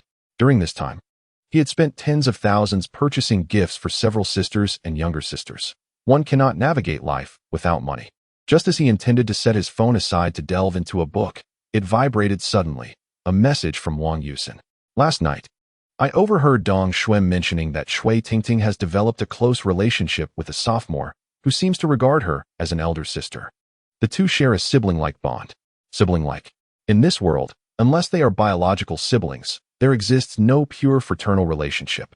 What is claimed to be a sibling bond often conceals an underlying mutual attraction. Truly, a manipulative woman. Claiming a sibling relationship while harboring ulterior motives. Yi Chun's internal monologue abruptly ceased. Why did it feel as if he were berating himself? He hurriedly replied to Wang Yusin, "Understood. I'll keep an eye on it. During the holidays, I'll treat you to a meal." Yi Chun refrained from informing Xing Chao about Shui Tingting's newfound brother because, even if he did, it would serve no purpose. Shui Tingting's assertion of a purely sibling relationship would undoubtedly convince Xing Chao. Unless presented with irrefutable evidence, he would remain skeptical. While dining in the cafeteria at noon, Xing Chao remarked, "Old Yi, aren't you returning home for the summer vacation? You're also skipping the National Day holiday." Yi Chun replied, "My parents are usually away, working elsewhere, and there's no one at home. I'll return at the end of the year." "When are you headed back, old Xing?" Xing Chao responded, "I'll head back this afternoon. It takes only an hour by train. I'll be back the day after tomorrow after my mom's birthday." Intrigued, Yi Chun inquired, "Is your girlfriend going back?" Xing Chao chuckled, "Tingting isn't going back. Wei Xiangyu and Feng Bing aren't returning either. Their hometowns are quite far. And with the crucial period for postgraduate entrance exams upon us, they wish to dedicate their time to studying." After lunch, the group returned to their dormitory, where Xing Chao packed his belongings for the high-speed train station. Wei Xiangyu and Feng Bing headed to the library for study, leaving Yi Chun alone in the dormitory. He pondered how to make Xing Chao see through Shui Tingting's facade. Relying solely on Wang Yusin's words would likely be ineffective. She could not monitor Shui Tingting indefinitely. Perhaps, if he could persuade Chen Dongxue, who shared a good rapport with her, to keep an eye on Shui Tingting. Yi Chun located Chen Dongxue in the class group and added her contact information. She promptly agreed. "Yi Chun?" He sent her a message. "What are you up to?" "Chen Dongxue, do you have time to meet? I need to discuss something with you." Chen Dongxue, filled with curiosity, replied, "What do you want to discuss?" "I'll wait for you at the school playground." "All right," she agreed. With a heart full of questions, Chen Dongxue arrived at the playground. Spotting her, Yi Chun greeted her. Chen Dongxue approached and asked, "What do you need to talk to me about?" Yi Chun smiled and said, "Let us converse as we walk." Chen Dongxue hesitated for a moment, feeling it was rather inappropriate. Outsiders might mistakenly assume they were a couple. If there is something to discuss, just say it directly. Yi Chun was somewhat taken aback. Was she concerned about misunderstandings?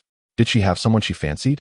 Chen Dongxue's appearance was average, standing at 1.60 meters, which was acceptable. "Are you aware of the relationship between Shui Tingting and Xing Chao?" Chen Dongxue nodded. "Yes, what of it?" Yi Chun inquired. "Were you and Shui Tingting high school classmates?" "Indeed, we were." "Why do you ask?" Yi Chun replied with a smile. "Xing Chao is a good friend of mine, and I wish to inquire about Shui Tingting's character." Chen Dongxue responded rather dismissively. "Tingting is quite nice." Yi Chun continued. "I am aware of certain matters concerning Shui Tingting, though I lack evidence. I need you to keep an eye on her. You need not engage in any activities, merely report her whereabouts to me." Chen Dongxue furrowed her brow.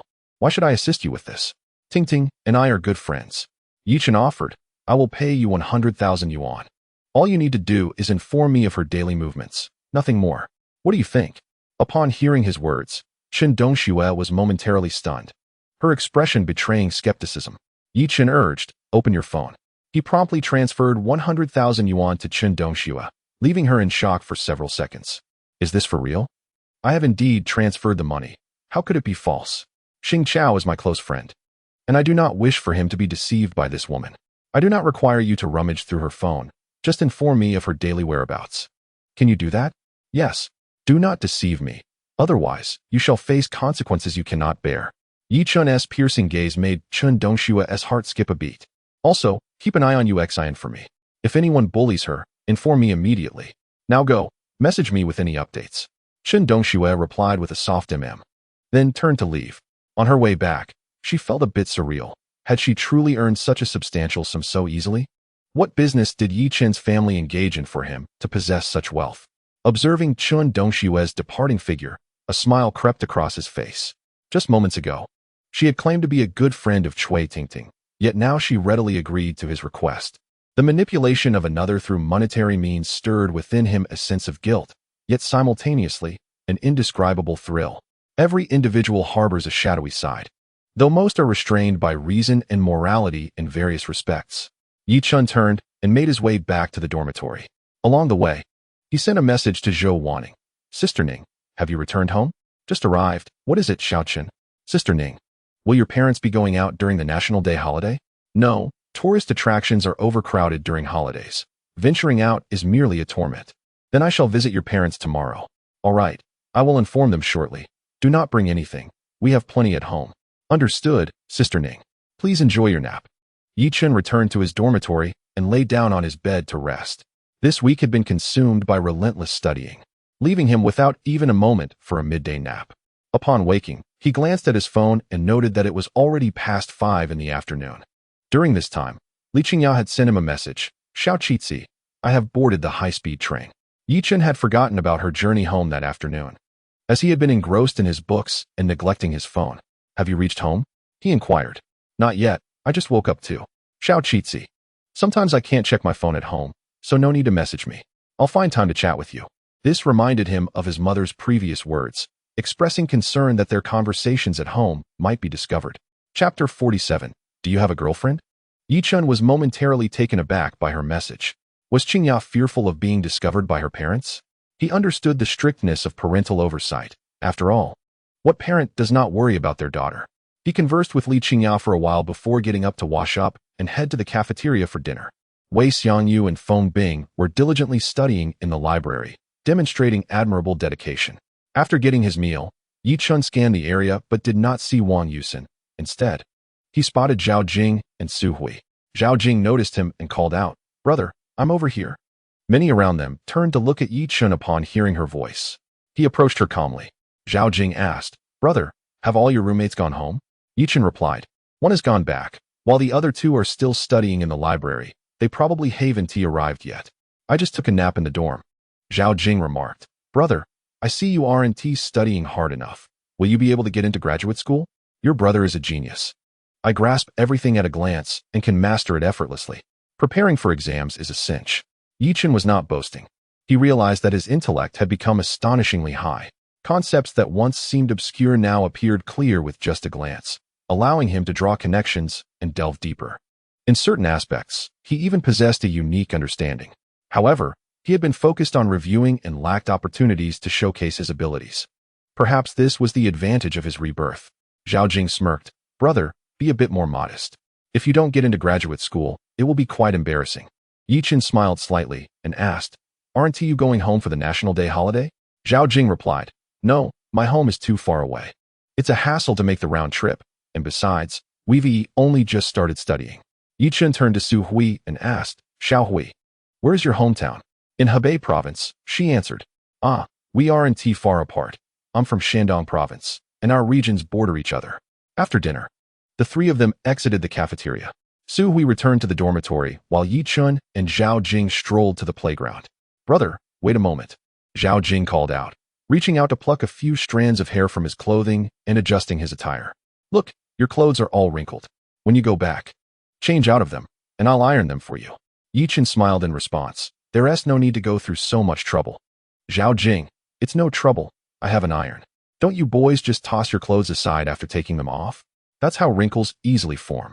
I've noticed several of your garments have creases." Yi Chun sighed inwardly. Zhao Jing's affection felt somewhat burdensome. "Xiao Jing, do you have any plans for the holiday?"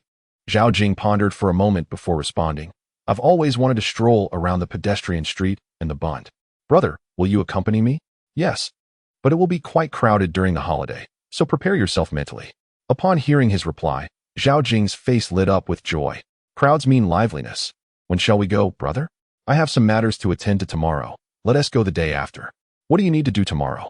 Isn't it the case that Ning Jie's parents helped last time? I plan to visit her home to express my gratitude and also to strengthen our relationship. I might need to rely on them again in the future. Zhao Jing and Yi Chen strolled until after 8 in the evening. She accompanied Yi Chen to the entrance of the boys' dormitory. Brother, hurry and get your clothes. I'll be doing laundry tomorrow, so bring down any dirty clothes. I'll help you wash them. That would be rather embarrassing. Yi Chen returned to his dorm and retrieved some clothing. These are the ones that need washing. These have been washed and just need ironing. Zhao Jing took the 2 bags of clothes. I'm heading back now, Yi Chen Ji.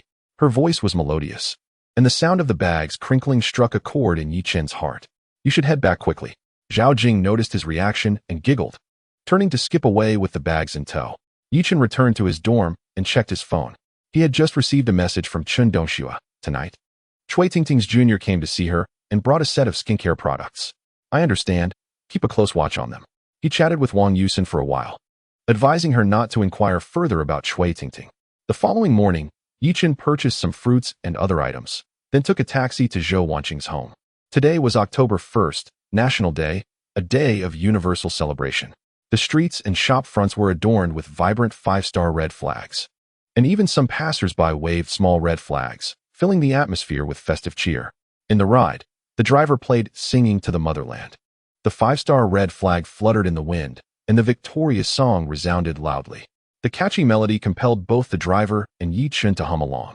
Around 9:30, the car stopped at the entrance of Xinghe Garden Community. Yi Chen quickly arrived at Zhou Wanqing's door and rang the bell. A few seconds later, Zhou Wanqing, dressed in her pajamas, opened the door. Xiao Chen, you're here. Yi Chen stepped inside with a smile. Ningjia, did you just wake up? Zhou Wanqing yawned. Isn't it normal to sleep in during the holidays? I just had breakfast. Zhou Jicai and his wife greeted him warmly, their faces beaming with smiles. Xiao Chen, let us chat in the study. Zhou Jicai led him to the study. Yi Chen hurriedly offered him a cigarette and lit one for himself. He seldom indulged in smoking these days, only occasionally partaking. Xiao Chen, your vision is truly distinctive. Huawang Electronics has more than doubled in value over the past month. Zhou Jicai was in high spirits, having achieved a remarkable profit of 116 last month, with his account balance once again nearing 40 million. This newfound wealth allowed him to hold his head high among old friends, earning him the title of stock god within their circle. Yi Chen smiled and replied, Uncle Zhou, have you observed the recent market trends? Some sectors have begun to decline, and substantial funds are gradually withdrawing. Zhou Jicai nodded slightly. I've noticed that the real estate sector has seen considerable drops lately. A friend in our group invested in it, and suffered over a 20% loss last month. Yi Chen remarked, my previous suspicions may soon come to fruition. An economic crisis might indeed be looming, as some large investors appear to be quietly retreating. With daily transactions exceeding $1 trillion, the orderly exodus of large funds is not easily discernible to the average person. The two engaged in discussions ranging from the domestic stock market and economy to American stocks, international economics, and global affairs. Zhou Jicai, a professor at a prestigious university, possessed insights that far surpassed those of the average individual. Yi Chen had also been delving into these matters recently, and his unique perspectives and profound analyses left Zhou Jicai quite impressed. Such in-depth exchanges were rare for Zhou Jicai, as most conversations with others often lacked substance and were devoid of logical reasoning. Their dialogue proved mutually beneficial. Xiao Chen, I have mentored many students over the years, but to be candid, none are as exceptional and intelligent as you. Even those who have risen to become company executives or high-ranking officials still fall short in comparison. It would not be an exaggeration to say you possess an almost uncanny intellect. Uncle Zhou, you flatter me. I'm merely speaking my mind, Yi Chen replied, somewhat taken aback by the high regard in which he was held. Zhou Jicai even contemplated forming a cross-generational friendship with him. Yet he abandoned the thought upon considering his daughter, who might have some potential with Yi Chen. At that moment, Zhou Wanqing entered the room, spotting the two smoking and casting a disapproving glance at Yi Chen. Dad, can't you set a better example? Xiao Chen has been led astray by you. Zhou Jicai chuckled in response. It's fine. Xiao Chen is of age now. Time for dinner. They both announced as they exited the study to wash their hands before the meal. Zhou Jitsai opened another bottle of mutai to share with Yichun. Suddenly, he turned to Zhou Wanqing and said, "Don't forget your blind date this afternoon." It was introduced by Uncle Liu. "The young man has returned from Huajing City expressly for this." "I know," Zhou Wanqing replied, somewhat resigned to her father's insistence on matchmaking. Zhou Jitsai, looking at Yichun with a wry smile, remarked, "Wanqing is nearly 29. If she doesn't find a boyfriend soon, she'll be labeled as an unmarried woman of advanced age. Your aunt and I worry about this daily." "Xiaochen, do you have a girlfriend?" Chapter 48. I do not have a girlfriend. Zhou Jitsai's final words took an unexpected turn, leaving Yichun, Zhou's mother, and Zhou Wanqing momentarily stunned. Particularly, Zhou Wanqing's cheeks appeared slightly flushed, as if she grasped the implications of her father's statement. Yichun, with clarity in his heart, smiled and replied, "Uncle Zhou, I do not have a girlfriend." Zhou Jitsai inquired about his situation. "With your remarkable qualities, there must be many pursuing you, correct?" Yichun responded modestly, "Uncle Zhou, I am not as exceptional as you suggest. I do not have many suitors, merely one."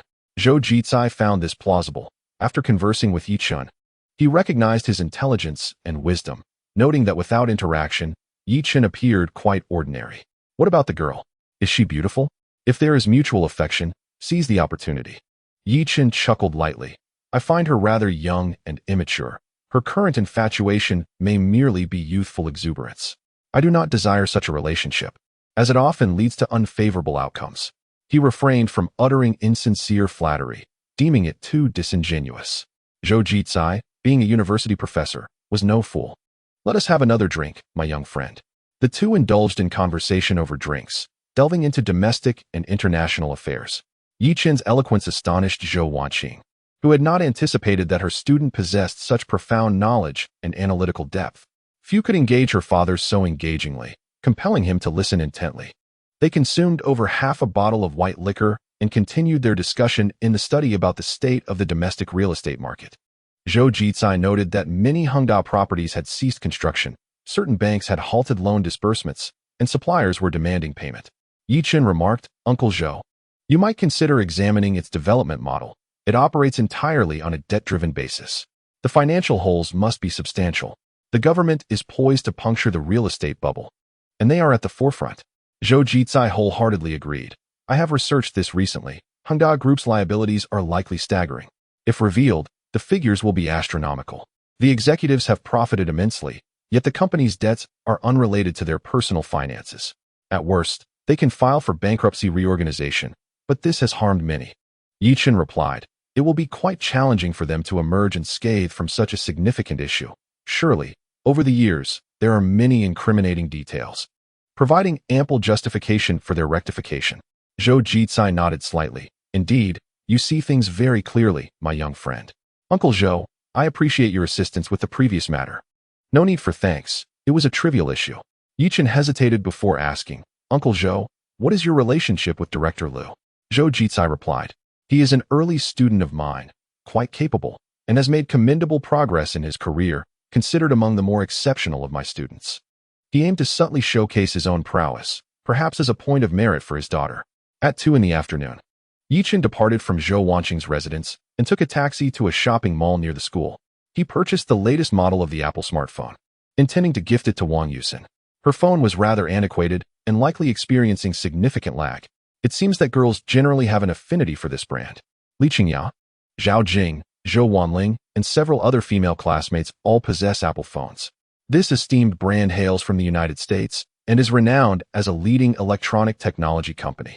Apple smartphones enjoy robust sales across the globe, reflecting the company's formidable strength. Currently, Apple's market capitalization stands at an impressive 2.62 trillion, approximately equivalent to 186 trillion renminbi.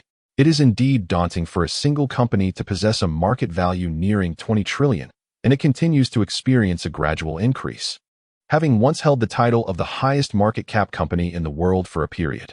In his previous life, Yichun had kept a keen eye on Apple's stock, as it is a premier electronic technology enterprise that commands considerable attention within the global smartphone market.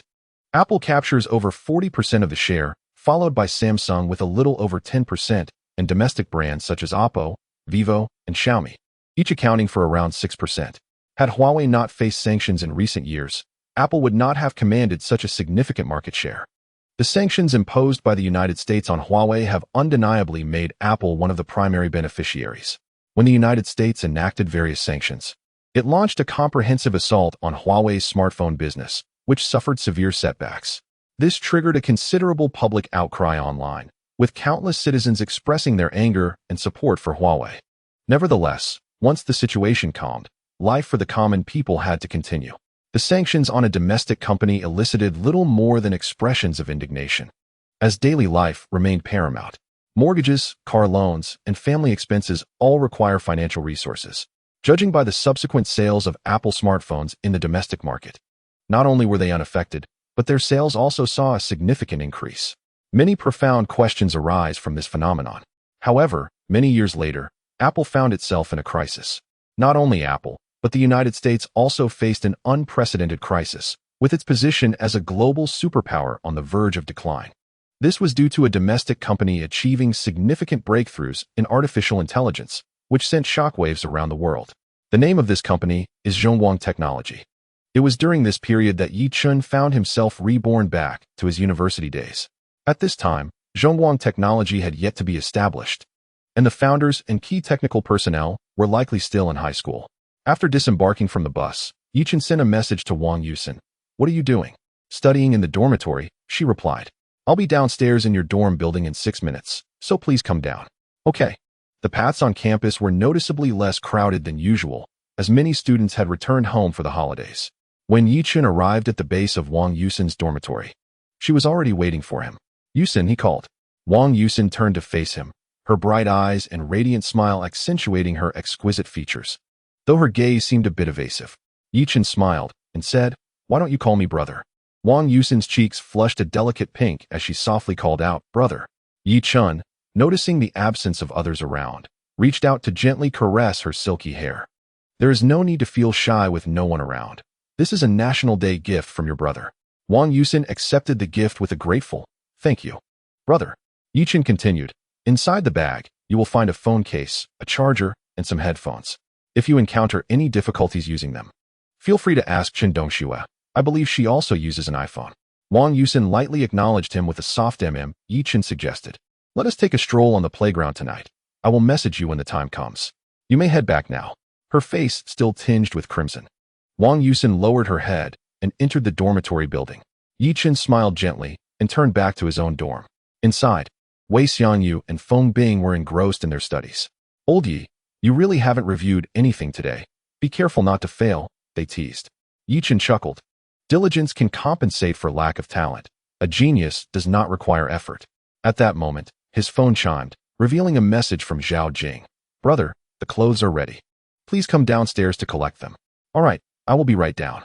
Upon reaching the ground floor of the dormitory, Yi Chun found Zhao Jing waiting for him, holding 2 bags of clothing. She handed the bags to him, saying, "Brother, in the future, please hang your clothes up instead of tossing them about carelessly." As Yi Chun accepted the bags, he inadvertently noticed her hands, which bore traces of wrinkles. "Zhao Jing, didn't you use the washing machine for these clothes?" Zhao Jing replied with a smile, "The washing machine in our girls' dormitory is rather ineffective. It doesn't clean well, so we wash by hand." Yi Chun took her hand to examine it further. "Have you washed clothes at home before?" She replied, "Not really. My mother usually does it for me. But I can wash too." Zhao Jing came from a relatively affluent family and was somewhat pampered, rarely engaging in household chores. However, she felt genuinely happy to wash clothes for Yi Chun. Chapter 49. Client Manager at Wanfeng Securities. Yi Chun felt a mix of emotions as he held her hand for a moment. "How long did you spend washing?" Zhao Jing's cheeks turned slightly pink as she admitted, "I wash slowly, and it took me nearly an hour for my clothes." Yi Chun smiled. "From now on, I'll let you wash my clothes. With practice, you'll become quicker." Zhao Jing playfully glared at him. "Brother, how can you be so oblivious to others' feelings?" Yi Chun replied, "I appreciate your efforts. Make sure to rest early tonight, as we will depart around 7 tomorrow." "All right, brother, I'll head back now." Yi Chun gazed at Zhao Jing's retreating figure, his expression complex, and returned to his dorm with the bags of clothes. As he unfolded the garments, he was greeted by a faint, delightful fragrance emanating from them. "Old Wei, old foam, How is it that girls' laundry smells so lovely? Wei Xiangyu and Feng Bing, engrossed in their books, chose to ignore him. All right, we get it. You have a girl washing your clothes. Just as Yichen settled down, his phone rang unexpectedly. It was a call from a number in Shanghai City. He answered, "Hello, who is this?" "Hello, Mr. Yi. I am Wang Liyun, a client manager at Wanfeng Securities." Her voice was crisp and melodious, suggesting she was a charming young lady. Yichen was momentarily taken aback. "Hello, may I inquire what brings you to me?" he asked. Wang Liyun replied with a smile, "Mr. Yi, our Wanfeng Securities is a state-owned enterprise with a robust background and formidable strength. We have high-net-worth clients with investments exceeding 10 million who enjoy VIP treatment at our firm, characterized by significantly reduced fees and exclusive client access." Upon hearing this, Yichen felt a jolt of surprise. Indeed, in the realm of the internet, secrets are hard to keep. The amount of capital he held at Donkai Securities had undoubtedly been disclosed. Otherwise, how would representatives from Wanfeng Securities have contacted him?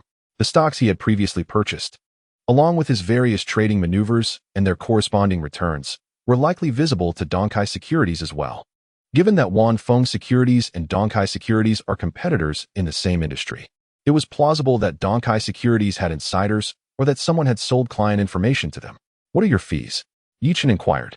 The commission rate at Donkai Securities was 0.025, which meant that for 10 million in capital, the fee would amount to 2,500 yuan. And for a purchase of 50 million, it could reach 7 to 8,000 yuan in fees. Wang Liyun responded, "Mr. Yi, given your capital volume, we can reduce your commission to 0.005, along with various VIP privileges. The fees alone would be several times cheaper than what you are currently paying, which is indeed quite advantageous." Yichen smiled and replied, "Your terms are quite appealing. I will give it some thought." "All right, Mr. Yi, may I add your contact information? Would that be convenient for you?" she asked. "Yes, I will reach out if I have any further queries," he replied. After hanging up, he promptly received a friend request from Wang Liyun. Upon viewing her profile picture, he confirmed his initial assumption. She was indeed a young and attractive woman. Client acquisition managers are often young and attractive, as they possess certain advantages in their roles. With the plethora of securities companies in the country, several offer terms that are not inferior to those of her firm. What, then, would compel high-net-worth clients to choose her company? This was where the prowess of the client manager would be put to the test. After approving her request, he received a message. "Hello, Mr. Yi. Should you have any questions, please feel free to ask me at any time. I am at your service 24/7. "Thank you, Miss Wang," he replied. He noted the lack of communication from the client manager at Donkai Securities. Their ability to maintain client relations seemed woefully inadequate. With a balance of 45 million in his account, he certainly qualified as a high-net-worth client. Donkai Securities is a private joint stock enterprise, renowned within the domestic securities industry. As a publicly traded company, its market capitalization hovers around 240 billion. The founder, Zhao Juanxiang, is an alumnus of Shanghai University of Transportation and is a prominent figure on the school's distinguished alumni list, boasting a fortune nearing 100 billion and ranking among the nation's wealthiest individuals. At 6:30 in the evening, after dinner, Yichen and his companions returned to their dormitory. Yichen opened his computer to peruse the latest news from both domestic and international sources, whether stockholders or business magnates. All are keenly interested in the latest developments, as these events may profoundly impact their interests. Being privy to information ahead of time allows for more strategic positioning or responses. Li Qingya did not reach out to him for a conversation yesterday, presumably due to some inconvenience at home. While perusing the news, Yichen received a message from Chen Dongxue. "Today, Cui Tingting has been by my side without venturing elsewhere." After responding to Chen Dongxue, Yichen noticed the profile picture of Zhou Wanqing and decided to send her a message. "Sister Qing, how have you been?" "What do you mean by how have I been?" Yichen inquired further. "Didn't Uncle Zhou mention that you had a blind date this afternoon? How did it go?" Zhou Wanqing replied, "I just returned home after having dinner. He does not meet my criteria for a partner." "What aspects did you find unsatisfactory?" Yichen asked. "Our personalities do not align, and we lack common interests." "What does he do?" Yichen probed. "He runs a company in Huajing City. He is the son of a friend of my father's." Zhou Wanqing explained. "Sister Qing, good things often require patience. Surely, someone better awaits you. Have you been studying? Be cautious, lest you fail." "I'm studying now. Sister Qing, make sure to rest early. Good night." "Good night." After their conversation, Yichen sent a message to Wang Yusin. Yusin, would you like to go for a walk? I'm waiting for you at the playground. He stepped out of the dormitory. It was already past 7, and the night had enveloped the surroundings. Upon arriving at the entrance of the playground, he waited for over a minute before Wang Yusin appeared. Have you sorted out your new phone? Wang Yusin replied softly, yes. Don't you help me learn how to use it? As they walked, Yichen asked, do you still like your new phone? I do, Wang Yusin said, slightly lowering her head as she walked beside him, the evening breeze tousling her hair. Yusin, everything that others possess, you will have too, and that which others lack, you will also possess. You are my sister, and I, as your brother, will do my utmost to cherish you. Wang Yusin, with her beauty and delicate charm, evoked a protective instinct and affection within him. Upon hearing Yichen's words, her heart stirred with rippling emotions, yet a faint sense of melancholy lingered. Thank you, brother. Yusin, do you have any places in mind to visit during the National Day holiday? I haven't thought about it.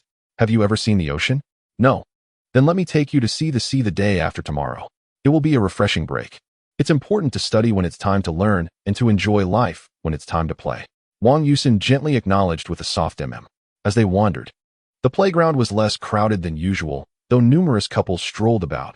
Those bold enough found solace in hotels, while the more timid lingered in the playground. They meandered until 8:30 before returning. Upon returning to his dormitory, Yichen received a message from Li Qingya. What are you up to, Xiaoqing?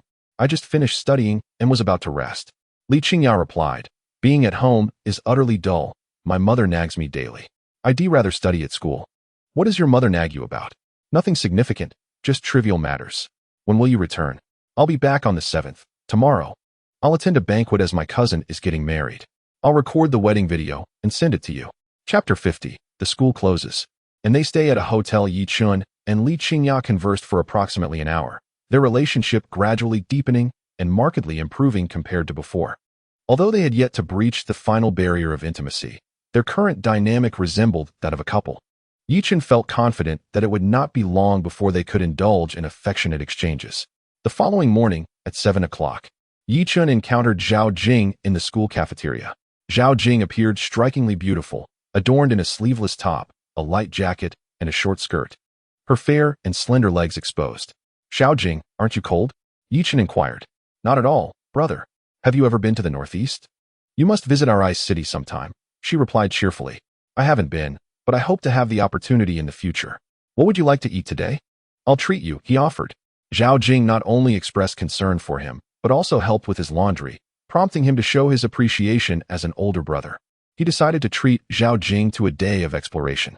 After breakfast, Yichun hailed a taxi to South Sea Road Pedestrian Street. In the rideshare, Zhao Jing appeared quite excited. Brother, have you ever been to Nanjing Road Pedestrian Street? What is it like? I visited once. It was quite enjoyable. There are numerous attractions nearby, including the Bund, which is said to have stunning night views that I have yet to see, Yichen responded. Zhao Jing, filled with anticipation, declared, then let us go see it tonight. She had longed to explore the sights of Jianghai City even before their arrival. By 8:30, they arrived at South Sea Road Pedestrian Street. Exiting the vehicle, they were greeted by throngs of people emerging from the subway, all heading towards the bustling street. The crowd on this day was at least 4 or 5 times greater than when Yichun had previously visited, as the National Day holiday meant that both workers and students were free to enjoy their time off. As they strolled through the pedestrian street, the lively atmosphere invigorated Zhao Jing, who thrived in the midst of crowds.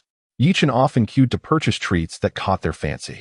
While a few hours would suffice to explore the street on a typical day, it was nearly noon before they had traversed only half of it, as much of their time was spent waiting in line for food. Lunchtime also required patience, with long queues at popular historic eateries. By the time they finished exploring the International Architecture Exhibition, dusk had fallen. After dining at a nearby renowned Chinese establishment, they began their walk towards the Bund, where the evening crowd exceeded that of the day. Yichun grasped Zhao Jing's hand, saying, with so many people, stay close so we don't get separated. Feeling the warmth of his hand, Zhao Jing beamed with joy, keeping close beside him. They moved with the throng, where a significant police presence maintained order. Eventually, they found a place to sit, both weary from their day of exploration. Yichen still carried an assortment of snacks and drinks. At 7 o'clock, the light show commenced, grander than usual due to the National Day celebrations, leaving a profound impression. Zhao Jing captured the moment on her phone, eager to document the mesmerizing spectacle, while Yichen quietly observed, as he was not in the habit of taking photographs. Later, Yichen's phone vibrated, and upon checking, he discovered a message from Li Qingya, containing several videos from the wedding venue. Noticing the time was 9:32 p.m., he paused momentarily. Xiao Jing, we should head back. The school closes at 10. Zhao Jing, realizing the time, pulled out her phone and confirmed, it's already past 9:30. Let us hurry back. The light show continued to dazzle. But had it not been for Li Qingya's message, the two would have remained captivated by the spectacle. They hastily made their way outside, where the crowd along the bund showed no signs of dwindling. By the time they emerged and managed to hail a taxi back to the school, it was already 10:20 p.m., and the gates had closed. Yi Chun and Zhao Jing exchanged glances. The taxi driver chuckled, the school gate is shut. Shall we head to a hotel instead? However, given that it's the National Day holiday, there may not be any vacancies, especially at the hotels near your school. Numerous universities, including Normal University, Science and Technology University, and Polytechnic University, were in close proximity. Under the driver's guidance, they visited several hotels, but all were fully booked. Eventually, they arrived at a 5-star establishment. Good evening, sir. Our standard rooms are fully occupied, but we do have one business luxury suite available for 12,999 yuan per night. Yichen glanced at Zhao Jing, who, usually so bubbly and vivacious, now resembled a bashful little ostrich. Let us take that one, he decided, producing his bank card. The front desk attendant appeared surprised, clearly not anticipating that Yi Chun could afford such opulence. After processing the payment, they received the room key and ascended to the 46th floor, room 4606. This floor featured only luxurious suites, adorned with high-end, elegant decor that exuded extravagance. Throughout the journey, Zhao Jing remained silent, her head slightly bowed, clearly shy. Upon entering the suite, the decor was even more exquisite, showcasing grandeur and sophistication, with all amenities from top-tier brands. The suite included a living room, a bedroom, a private bathroom, a spacious balcony, and a kitchen, among other features. Yi Chun regarded the lavish bed in the bedroom before glancing at Zhao Jing, whose cheeks flushed crimson. When their eyes met, she quickly averted her gaze. Yi Chun found the situation somewhat amusing. Aren't you usually bold and lively? What's with you today? Zhao Jing's voice was barely audible. Isn't this a bit too fast? Yi Chun appraised her. What are you thinking? You'll sleep in the bedroom, and I'll take the sofa. Huh? Zhao Jing was taken aback, not expecting such a response, her face growing warmer as she felt embarrassed by her own impure thoughts. Deep within, Yi Chun felt a stir of restlessness, yet reason cautioned him against any impulsive actions. If they were to engage in anything untoward that night, they would be forever entangled in a precarious situation. A skilled hunter does not merely confront wild beasts in direct combat. Instead, he meticulously crafts traps to lure and capture them seamlessly. He requested a set of pillows and blankets from the staff, finding the sofa uncomfortable. So he opted to lie on the carpet instead. I'm exhausted. I'm going to sleep now. Xiao Jing, you should rest early too. Zhao Jing had restored her former demeanor. Brother, aren't you going to take a shower? She inquired. Don't peek. She added with a slight smile at the corner of her lips. Yi Chun simply took a quick shower and emerged wrapped in a towel. Zhao Jing indulged in a warm bath, the washroom equipped with a tub specifically for soaking. After finishing her bath, she too emerged clad in a towel. Noticing that the lights in the living room had been turned off, yet Yi Chun's phone was aglow, suggesting he was engrossed in it. Brother, playing on your phone in bed is detrimental to your eyes, she cautioned. I understand. I will sleep now. You should do the same, he replied. Zhao Jing entered the bedroom and lay upon the opulent, luxurious bed, finding it exceedingly comfortable. Perhaps due to her fatigue, she quickly succumbed to slumber. Meanwhile, Yi Chun, after his shower, was responding to Li Qingya. How old is your cousin this year? 30. My cousin and his wife were college classmates. Why are you so late in replying? What were you doing? I was just doing laundry and taking a shower. Little Chun, don't study every day. Go out and have fun with your roommates and classmates. I plan to go out with classmates tomorrow to unwind. Chapter 51. The encounter of two sisters. After chatting with him for a while, Li Qingya urged him to rest early, as they were to go out the next day. The next morning, at 6:30, Yi Chun awoke as per his routine. After dressing, he began his morning ablutions.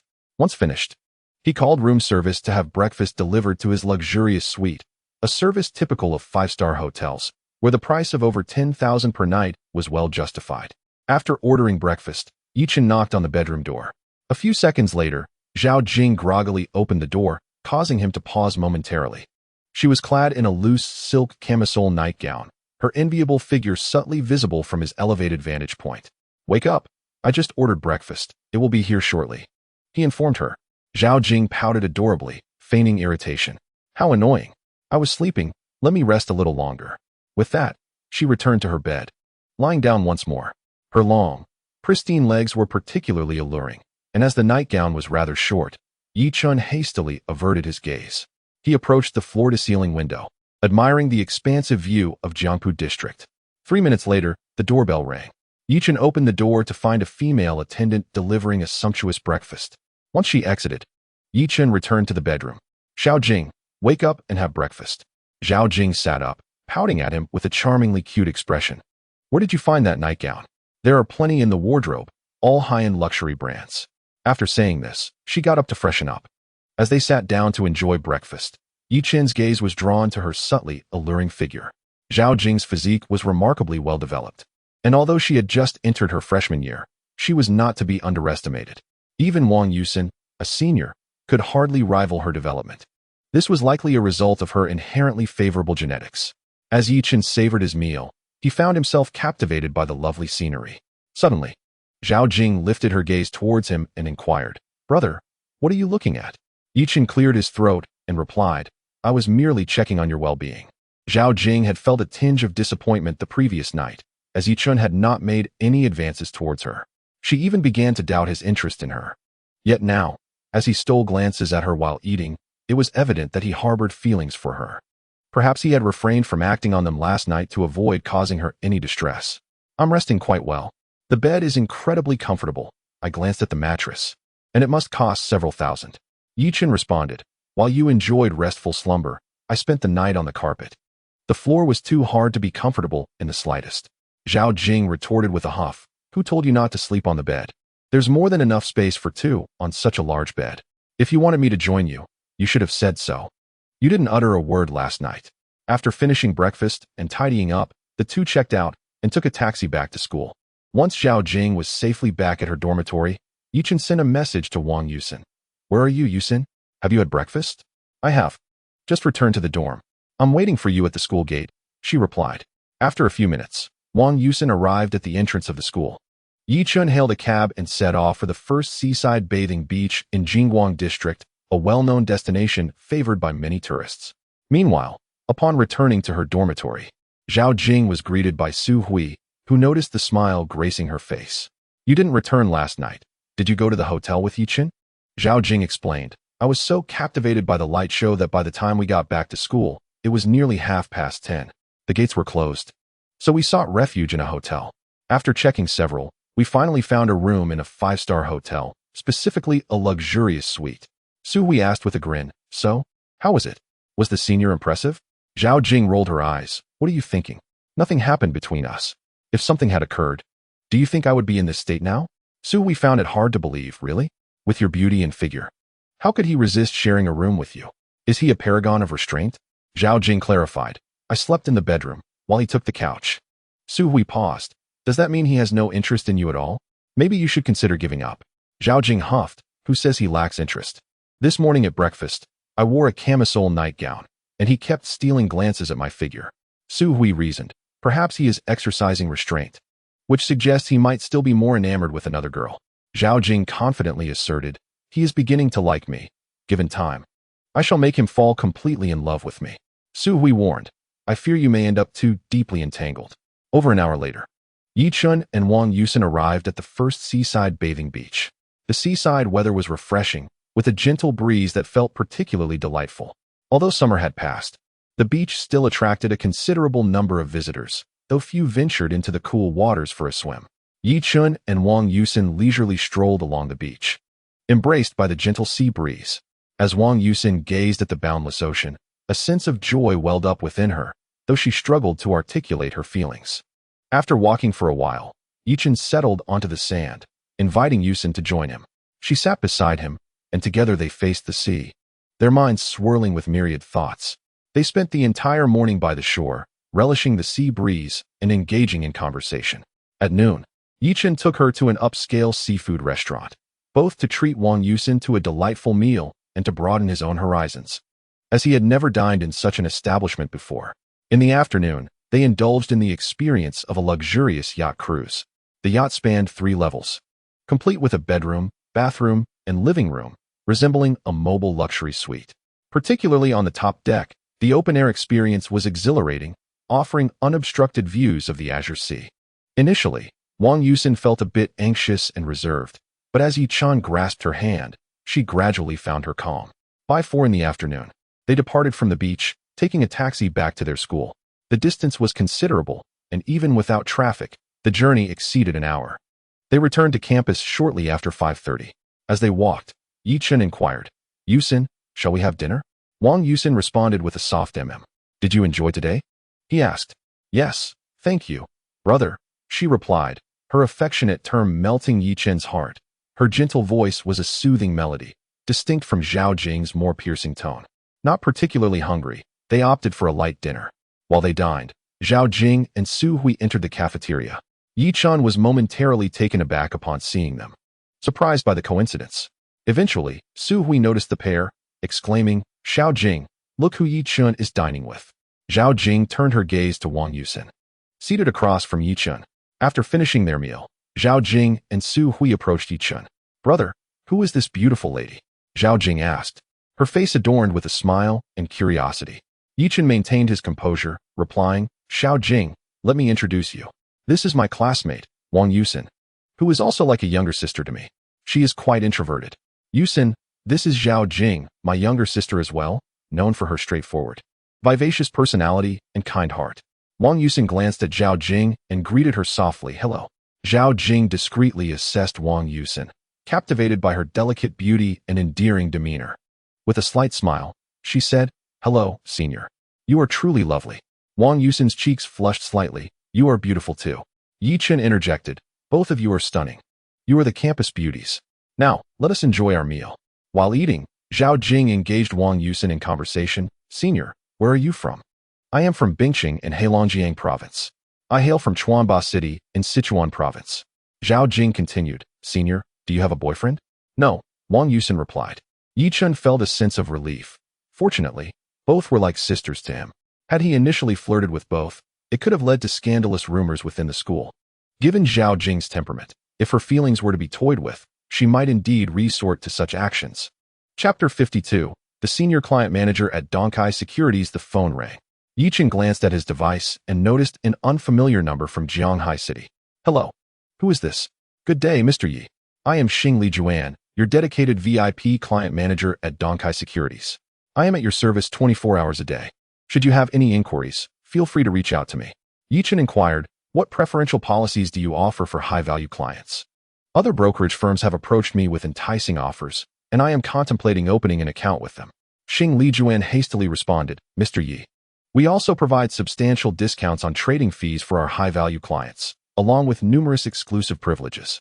What can you reduce my fees to?" "Your current fee stands at 0.025. We can lower it to 0.0075. Additionally, we offer various exclusive privileges, premium financial advice, gifts for birthdays and holidays, as well as top-tier VIP privileges in hotels and airlines." Yi-chan replied, "Another firm has offered me a rate of 0.005, and they provide similar perks." Xing Li Juan hesitated before saying, "Mr. Yi, the 0.005 rate is reserved for clients with assets exceeding 50 million. However, your assets are close to that threshold. I can submit an application on your behalf. If your assets surpass 100 million in the future, I can secure additional privileges for you." "Oh, please proceed with the application." "Mr. Yi, are you located in the Jiangpu community of Jianghai Transportation University? Our company has prepared a National Day gift for you, which I can personally deliver tomorrow." "Yes, that would be fine. After all, it's complimentary. One should not refuse a gift." "Then I won't keep you any longer, Mr. Yi. I shall add your contact information and reach out to you shortly." After hanging up, Yi-chan formed a certain judgment in his mind. Wanfeng Securities must have someone within Donkai Securities. Otherwise, they could not possibly know about his asset scale and contact information. If Donkai Securities were selling client information, it would not be limited to Wanfeng Securities alone. The fact that only Wanfeng Securities had contacted him indicated they were the sole recipients of this information. Curious, Zhao Jing asked, "Brother, who called you?" The client manager from the securities company. Wang Yusin, having finished her meal, gently remarked, "Brother, I am full now. I will head back." "All right, go ahead." Wang Yusin stood up and swiftly exited the cafeteria. Zhao Jing turned to Yi Chun. "Brother, the senior student seems quite nice." Yi Chun replied, "She is simply too introverted and self-effacing, making her susceptible to being bullied. I became acquainted with her during the summer break while working part-time and taking the bus. There were some shameless individuals who took advantage of her, and she didn't dare to speak up. I helped her a bit, and that is how we grew closer." Zhao Jing asserted, "If I encountered such a person, I would undoubtedly give them a thorough beating." Yi Chun was aware of her skills. Indeed, most ordinary men would not stand a chance against her. After dinner, Yi Chun, Zhao Jing, and Su Hui took a leisurely stroll around the playground before returning to their dormitory. Wei Xiangyu inquired, "Old Yi, what were you up to yesterday? Why did you not return for the night? Surely, you weren't spending time with a girl, were you?" Yi Chun chuckled, "Indeed, but believe it or not, I didn't even get to hold her hand. Who would believe that? If you rented a room, who did you do it with? Was it that stunning freshman girl?" Wei Xiangyu and Feng Bing wore curious expressions. Yi Chun remarked, "Your eyes light up at the mention of women. You two should hurry and find someone, if possible."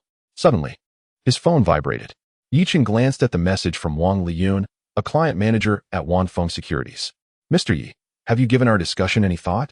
The terms from Donkai Securities are quite similar to what we discussed." Yi Chun did not outright refuse her. A clever rabbit has 3 burrows, after all. His future capital would grow significantly. It was unfeasible to rely on a single securities application. Wanfeng Securities seemed promising. He had researched it online and discovered the firm was well-established, powerful, and backed by state capital. Wang Liyun continued, "Mr. Yi, do you have time to meet tomorrow? There are matters best discussed in person." Yi Chun replied, "Sure, Miss Wang, please choose a location. It is inconvenient for me to meet on campus." "All right, Mr. Yi. I will contact you tomorrow." After their conversation, Yi Chun freshened up and lay down. He felt quite fatigued from his day out with Wang Yusin. That evening, Li Qingya did not reach out to him. The following morning at 9 o'clock, Yi Chun received a call from Xing Li Juan, a private client manager at Donkai Securities. "Hello. Mr. Yi, I am at the south gate of your school, driving a white BMW with the license plate ending in 267. All right, I will be there shortly." The school did not permit external vehicles to enter, only those belonging to faculty and students. To drive on a campus, one had to use other entrances and designated parking areas. After approximately 6 or 7 minutes, Yi Chun walked to the school's exterior. He scanned the area and spotted a white BMW not far away. A tall beauty in a flowing dress stood by the car, her gaze fixed at the university entrance. Upon seeing Yi Chun emerge, she beamed a professional smile and hurried towards him. The company had Yi Chun's photograph as a private client manager. Failing to recognize a major client would warrant her resignation. "Hello, Mr. Yi, I am Xing Li Juan," she greeted warmly, extending her hand respectfully. Yi Chun maintained a neutral expression as he shook her hand. "Hello, Miss Xing." Xing Li Juan was indeed quite beautiful. Otherwise, she would not have held the position of private client manager. "Mr. Yi, you wouldn't happen to be a university student, would you?" Yi Chun recognized the compliment. And flattery is always welcome, provided it is not overly insincere. "Yes, I am still in my 4th year." Xing Li Juan's face displayed surprise. "Mr. Yi, how old are you this year?" "I am 22. Xing Li's face was filled with admiration as she exclaimed, "Mr. Yi, you are truly remarkable. In my several years in this industry, I have never encountered someone as adept at stock trading as you. There are very few individuals like Mr. Yi across the nation." Her praise was neither frivolous nor baseless. It was well-founded and justified. With an initial capital of 350,000 yuan, within a mere 2 months, his assets had multiplied over 150 times. If this news were to spread, it would undoubtedly send shockwaves through the domestic financial sector, marking him as a legend in the field. After her flattery, she retrieved the National Day gifts she had prepared from her trunk, a selection of premium tea, an exquisite thermos, and a meticulously chosen array of gifts for her clients, including a refined desk lamp and a grooming set. Maintaining good relations with significant clients was crucial to her monthly performance, as her role as a private client manager meant that her success relied heavily on servicing these key accounts. Although these gifts were not overly extravagant, Their total value amounted to several thousand yuan. Yi Chun inquired, "Has the fee application been approved?" Xingli responded with a smile, "Yes, it has been approved. Once the holiday is over, the back-end fees will drop to 0.05. We also have numerous other high-yield financial products available. If Mr. Yi is interested, please feel free to contact me." "Very well," Yi Chun replied. "I shall not disturb you further. Should you need anything, do not hesitate to reach out to me. I am at your service 24/7. Chapter 53. The Advantage of Beauty. Upon returning to his dormitory, Yi Chun's phone rang. It was Wang Liyun, a client manager from Wanfeng Securities. "Mr. Yi, do you have time for lunch today? I have made a reservation at a restaurant. Let us discuss matters there." "Certainly. Please send me the address," Yi Chun replied. His agreement to meet Wang Liyun stemmed from a desire to gain a more comprehensive understanding of the securities industry, as he intended to establish an investment company that would inevitably delve into stocks, futures, and other related sectors. He aimed to prepare himself in advance. After receiving the address, Yi Chun hailed a taxi and made his way to the restaurant. He arrived at the private dining room shortly after 11 o'clock. Inside sat a young and stunning woman, likely in her mid-20s, with a light touch of makeup that enhanced her beauty, surpassing even that of Xing Li from Donkai Securities. Wang Liyun rose, her smile radiant as she greeted him. "Are you Mr. Yi?" "I am Yi Chun. You must be Miss Wang." "Indeed. Please take a seat," she invited, pouring him a cup of tea. "Mr. Yi, please feel free to order." Yi Chun casually selected a few dishes, and Wang Liyun added several more. Once the waiter had departed, Yi Chun turned to her and asked, "Miss Wang, how old are you this year?" With a beaming smile, Wang Liyun responded, "I am 27 years old." "Mr. Yi, you appear quite youthful. Are you still in university?" "Yes, I am a senior at Shanghai University of Transportation." "How many years have you been working in the financial industry, Miss Wang?" "Just over a year. I graduated with a master's degree from Shanghai University of Finance and have been with the company ever since." Yi Chun inquired, "What are your thoughts on this industry?" Wang Liyun felt a sense of surprise, unable to comprehend how Yi Chun had engaged her in casual conversation. However, she considered it a fortuitous opportunity, as it could potentially strengthen her rapport with clients. Yet, it was not as she had envisioned. The reality diverged from her expectations. Yi Chun, intrigued, inquired, "Might you elaborate on that?" Wang Liyun smiled gently, responding, "There is nothing to conceal.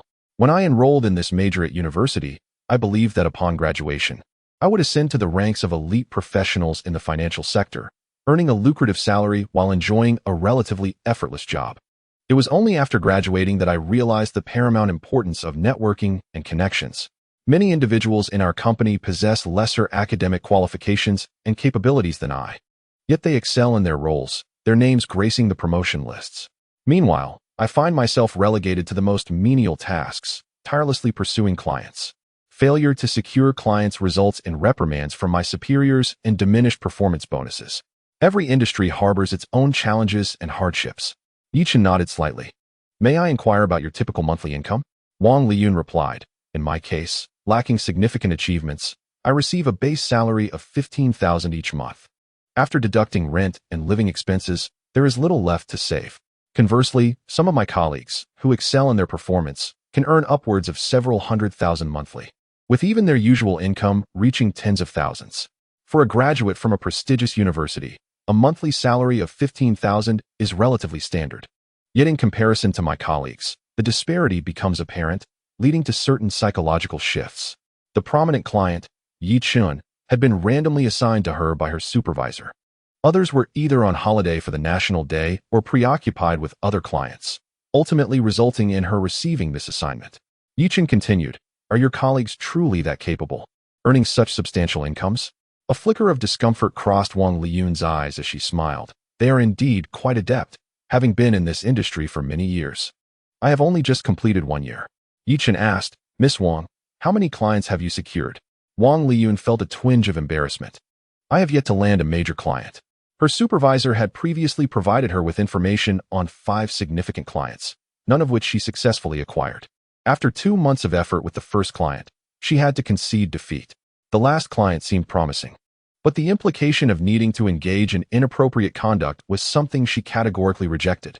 Securing a major client is not an endeavor that can be achieved overnight. The company has regulations stipulating a 2-month period. If a client is not secured within that time frame, it is deemed a failure. Either the responsibility is reassigned to another, or the pursuit of that client is abandoned. Most brokerage firms offer similar incentives, and if a client is already well acquainted with their existing brokerage, why would they consider switching? Unless one can present greater benefits to entice the client, the task becomes exceedingly challenging. The advantage of female client managers lies in their willingness to undertake actions that may surpass ethical boundaries for the sake of performance and financial gain. Is there any wrongdoing in such behavior? In his previous life, Yi-chun had long become accustomed to such matters. Initially, he viewed these women with disdain, deeming them shameless. However, later, a female colleague engaged in similar actions to raise funds for her parents' medical treatment. She managed to secure a major client, bringing contracts worth billions to the company. This colleague received a substantial bonus, and her parents' health was restored. Upon discovering the truth, Yi-chun felt as though he had misjudged the situation in the past. Some matters cannot merely be evaluated on the surface. He had pondered deeply. Fundamentally, she had sacrificed something to gain something in return. What drives certain women to such lengths?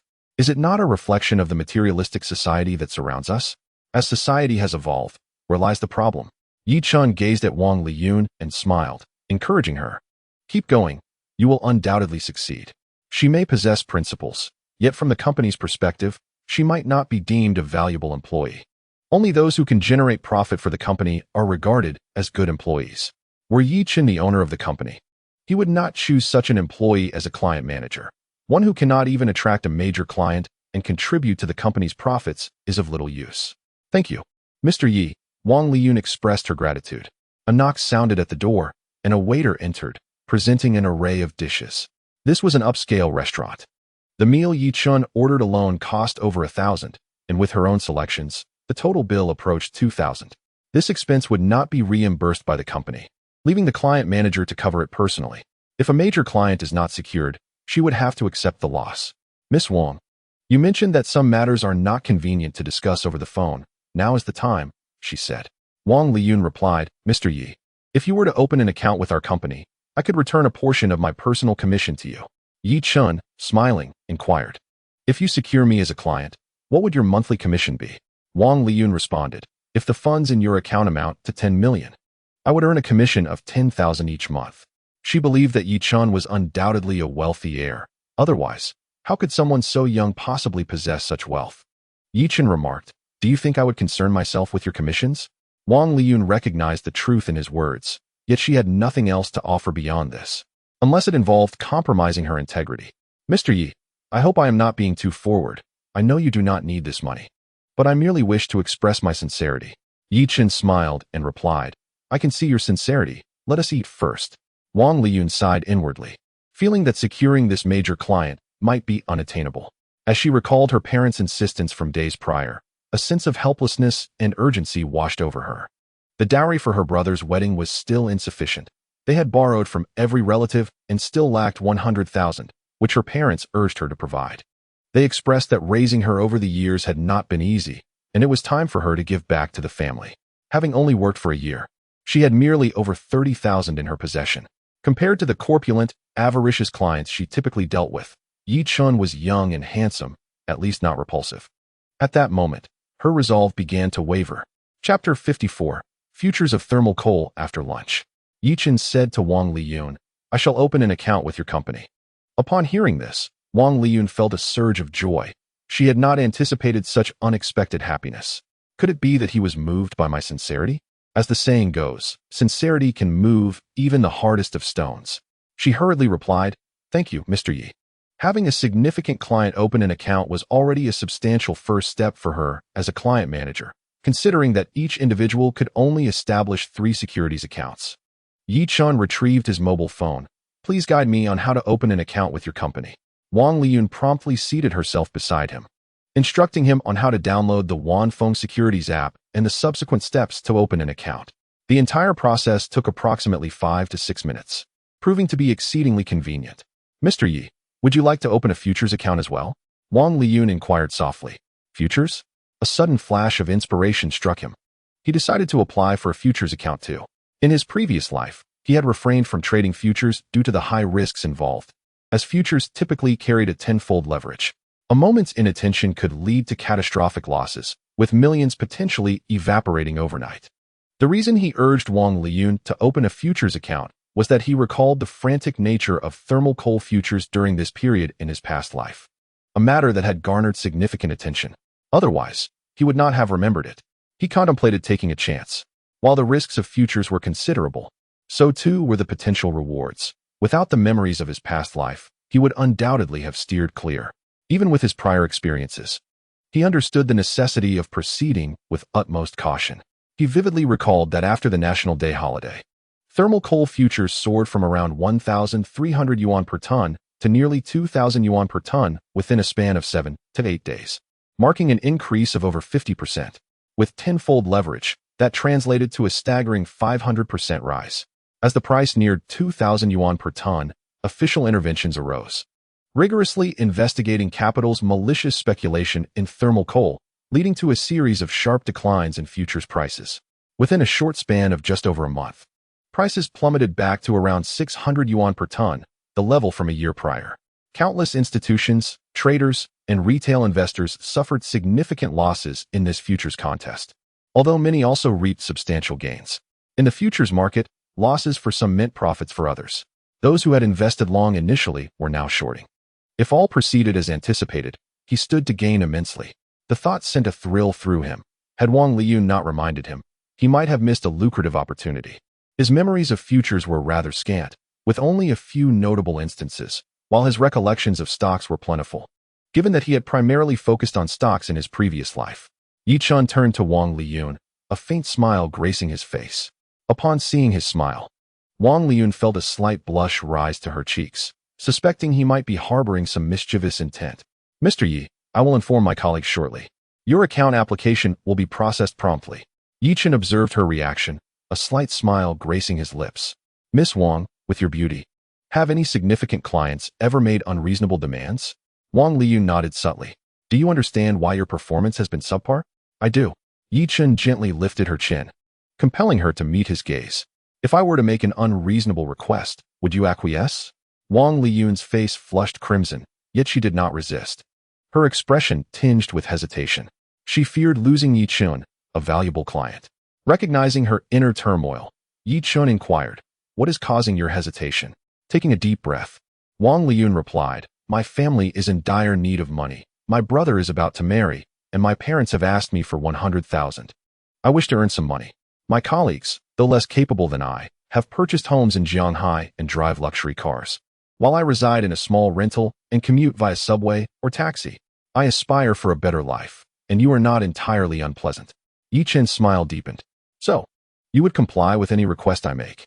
Wang Liyun shyly nodded. The convergence of various factors had shifted her perspective, primarily influenced by two elements: financial need and the youthful allure of Yi Chun. Had he been an unkempt and portly man, her response would likely have been different. After all, everyone possesses a degree of preference for appearances. "To desire me is quite an optimistic notion," he remarked, releasing her chin. Wang Liyun paused, a flicker of anger rising within her as she felt mocked. "What do you mean?" Yi Chun replied, "I am still a virgin. Such matters can wait. Let us go." Wang Liyun hesitated, her eyes narrowing in suspicion. "A virgin?" Upon exiting the restaurant, Yi Chun hailed a taxi. "Goodbye." On his way back, he messaged Xing Lijuan, the client manager at Donkai Securities.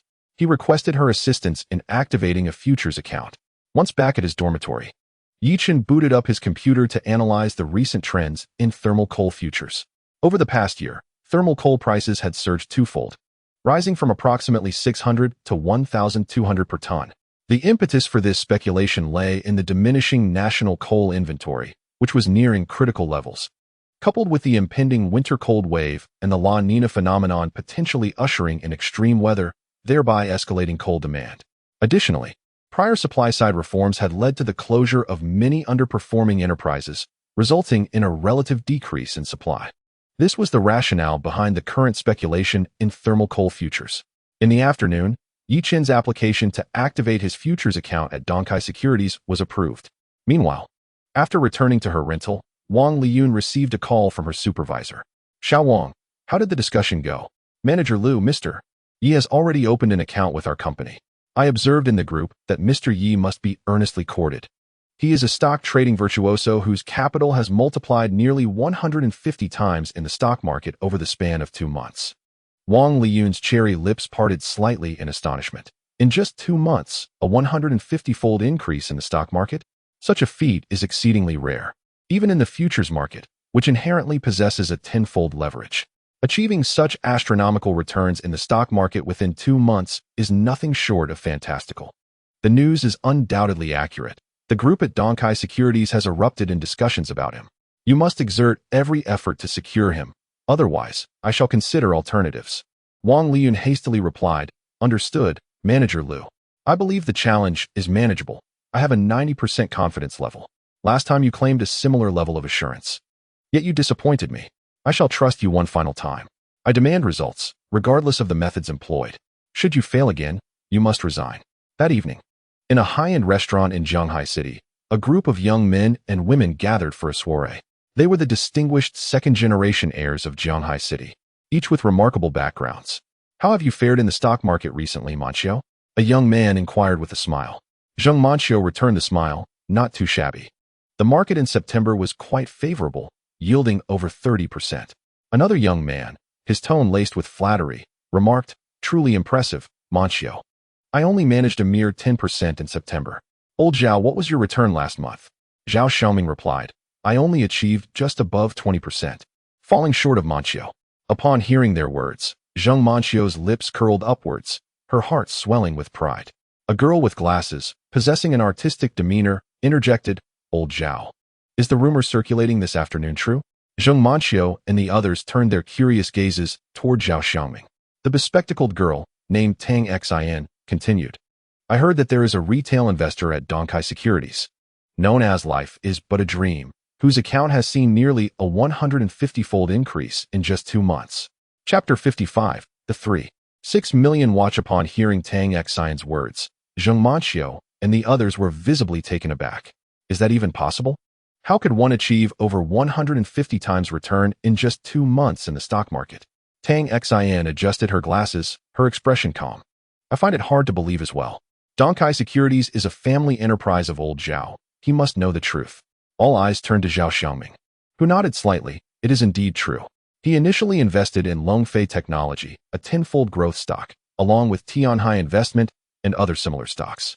His initial capital of 350,000 has now soared to nearly 50 million, and his identity will surely astonish you. The trading details of clients are no secret to the securities company. Even client managers and department heads can access this information, as they must report client trading instructions to the exchange. Thus, each client transaction is known to the client manager. The securities company serves as an intermediary, facilitating transactions between clients and the exchange, earning fees in the process." Upon hearing Zhao Xiaoming's admission, the crowd was taken aback.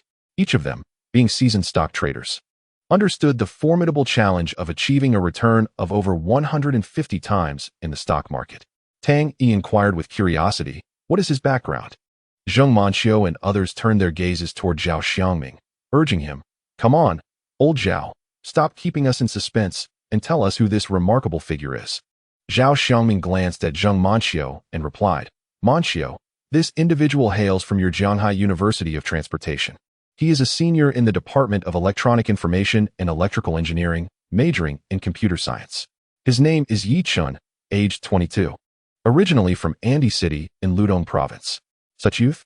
The crowd was once again astonished, not expecting such a prodigious stock trader to be so young. Zhao Xiaoming continued, "His trading success rate is an astounding 100%. He possesses an extraordinary gift for stock trading." Tang Yi then asked, "What stock is he currently investing in?" Zhao Xiaoming responded, "Jiang'an Lithium." Some individuals pulled out their phones to check the stock chart for Jiang'an Lithium. The stock had already surged several times. Could it still rise? Would they risk being trapped by purchasing it now? Doubts arose regarding Jiang'an Lithium. Zheng Manchio questioned, "Could this be a trap? Jiang'an Lithium almost faced delisting previously, and it has risen so much already. Is there a possibility of institutions collaborating with him to offload shares?" Zhao Xiaoming nodded slightly. "There is a possibility, but in my judgment, it is rather unlikely." On the morning of October 5th, Xing Chao returned from his hometown, bringing some delicacies for his roommates. There had been no significant developments regarding Cui Tingting. A sophomore occasionally sent her snacks and small gifts, seemingly making gradual progress in winning her heart. If this continued, Yi-chun surmised that the two would likely develop a relationship. The sophomore was no ordinary character. He appeared to be quite the seasoned player in the game of romance. Yi-chun, with little else to occupy his time, browsed stock and futures forums. Suddenly, a post title caught his attention. Stock Guru. Life is like a dream. Transforming an account from 350,000 to 50 million in 2 months, nearly a 150-fold increase. Yi-chun's account with Donkai Securities was indeed named Life is like a Dream. Upon opening the post, he discovered it was indeed about him, with every one of his transactions laid bare. This was no secret. Employees of the securities firm could access such information, and the leak was expected. Numerous comments filled the thread, with many expressing skepticism, dismissing the author as a braggart. What nonsense! Earning 150 times in 2 months in the stock market? Futures can't even achieve that. Author, could you tone down the exaggeration? Who would believe that? The post seemed to be luring novices, hinting at a potential course for sale. I've seen this trick before. I was once duped into buying a worthless course for thousands. It seems credible. I heard someone discussing it in the group yesterday. The Life is like a Dream guru is indeed impressive. Your inability does not signify that others are incapable. I assure you, the truth prevails. Upon observing the comments, Yi-chun's lips curled into a slight smile as he added his own remark. Brother, isn't it rather inappropriate for you to expose me like this? After commenting, he resumed his exploration of other posts. The forum conceals numerous experts, revealing information and news long before mainstream media catches wind of it. He was diligently gathering intel regarding thermal coal. Despite possessing memories from his previous life, he deemed it prudent to conduct thorough research. On the morning of October 6th, Yi-chun received a call from Lu Zixuan. Xiao-chun, have you been out enjoying yourself these past few days? Her voice resonated through the phone. I ventured out a couple of days ago, but the crowds were overwhelming. I've been holed up in the dormitory studying, he replied. I'm currently en route back to Shanghai City. Let us have dinner at my place tonight. Yi-chun felt a jolt of surprise. All right, Sister Xian, drive safely. Yes. See you tonight, Xiao-chun. After hanging up, Yi-chun returned to his studies. The material he was currently perusing transcended mere exam preparation, delving into more profound knowledge. Given his intellectually gifted mind in this life, he resolved to fully harness it. Perhaps he would be able to develop true artificial intelligence even before the Zhongguang Technology Company. Around 5 o'clock in the afternoon, Yi-chun left the university and took a taxi to the Cui-jing Mingzhu community. After disembarking, he purchased some vegetables, meat, and seafood from a nearby supermarket. He ascended to the 8th floor, room 801, and rang the doorbell. Lu Zixuan opened the door, clad in a loose silk nightgown, her damp hair cascading down, exuding a mature and alluring charm. Xiao-chun, you've arrived. Come in and make yourself comfortable. No need to change your shoes. It's a hassle. Yi-chun stepped inside. Sister Xian, what time did you get home? I arrived home around 1 and, having not eaten, indulged in a lengthy nap. I took a shower upon waking, she replied. Please, take a moment to rest. Last time, you prepared the meal, so allow me to showcase my culinary skills today. All right, but let us hope it's not some culinary disaster. Yi-chun entered the kitchen with the ingredients while Lu Zixuan went to dry her hair. After more than half an hour, he completed 5 or 6 dishes. Lu Zixuan sniffed the air. Not bad, it smells delightful. I didn't expect your cooking skills to be quite so impressive. I've been cooking since I was a child. Nowadays, with the internet, one can easily learn how to prepare various dishes with just a quick search. Come, Sister Xian, give it a taste. Hold on a moment, Xiao-chun. I have a gift for you. She returned from the bedroom with a delicate little bag, placing it on the dining table. Take a look and see if you like it. Yi-chun's expression turned curious. Sister Xian, what is this? You'll find out once you open it. As he unveiled the box, he discovered a sleek, entirely white watch, exuding an air of sophistication and elegance, perfectly aligning with his aesthetic preferences. Lu Zixuan smiled charmingly. This is a Richard Mille watch, quite fashionable and trendy in design. I believe it is more suitable for the youth, unlike Patek Philippe or Rolex, which are too traditional and dignified, more fitting for the older generation. Yi-chun was aware of the Richard Mille brand, renowned for its high-end luxury watches, which come with a hefty price tag. How much is this watch, Sister Xian?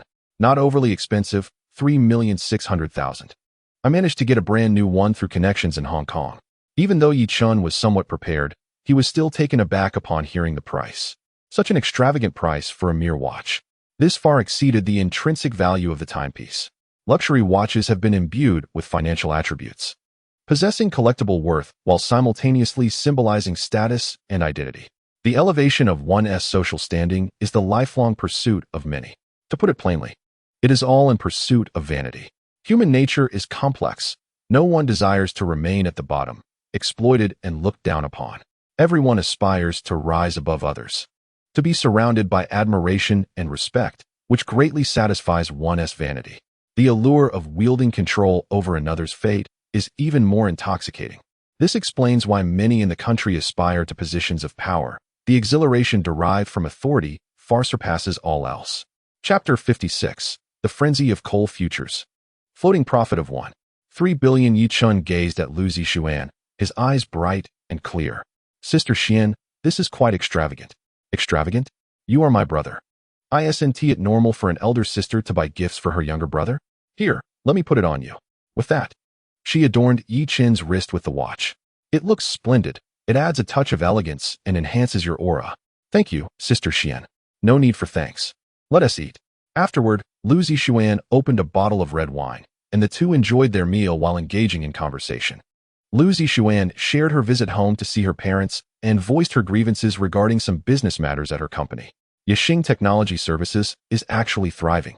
Following the current trend, earning tens of millions annually is quite feasible.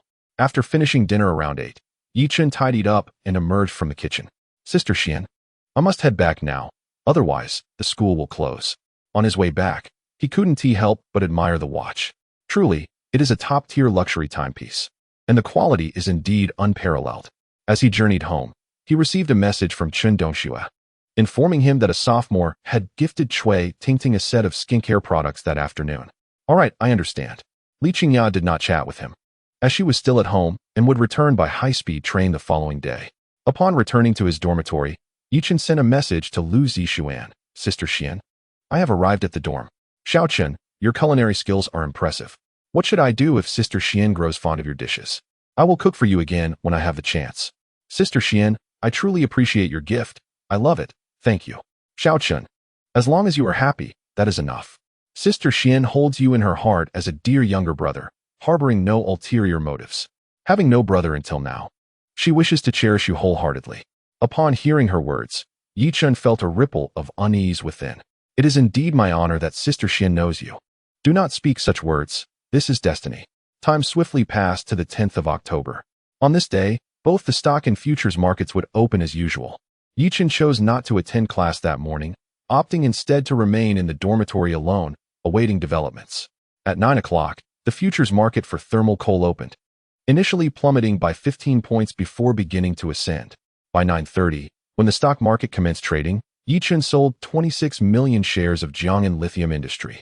Due to the position limit in futures trading, the cap for thermal coal futures was set at 2,000 contracts, equivalent to 2.6 billion at the current price of thermal coal. With 26 million in capital and a tenfold leverage, it was akin to possessing 26 billion for purchasing thermal coal futures.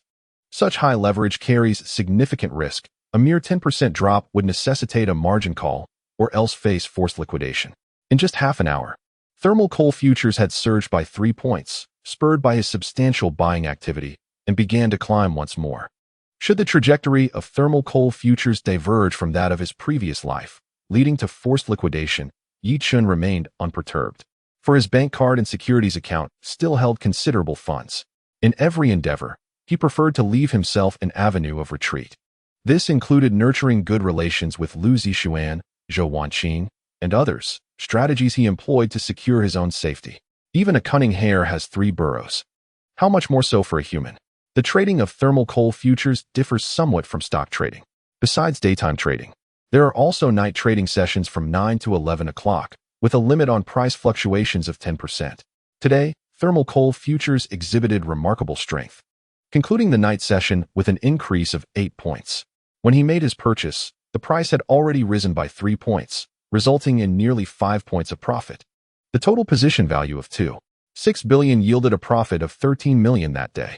Having invested 26 million, he earned a staggering 50% in just one day. Yi Chun gazed at the day's earnings in his account, feeling a sense of astonishment. No wonder so many were enamored with futures trading in his previous life. It truly possesses the potential to bestow immense wealth overnight, yet it can equally lead to ruin in an instant. Had the market dipped by 5 points today, his losses could have soared to 50%, equating to a staggering 13 million in deficits.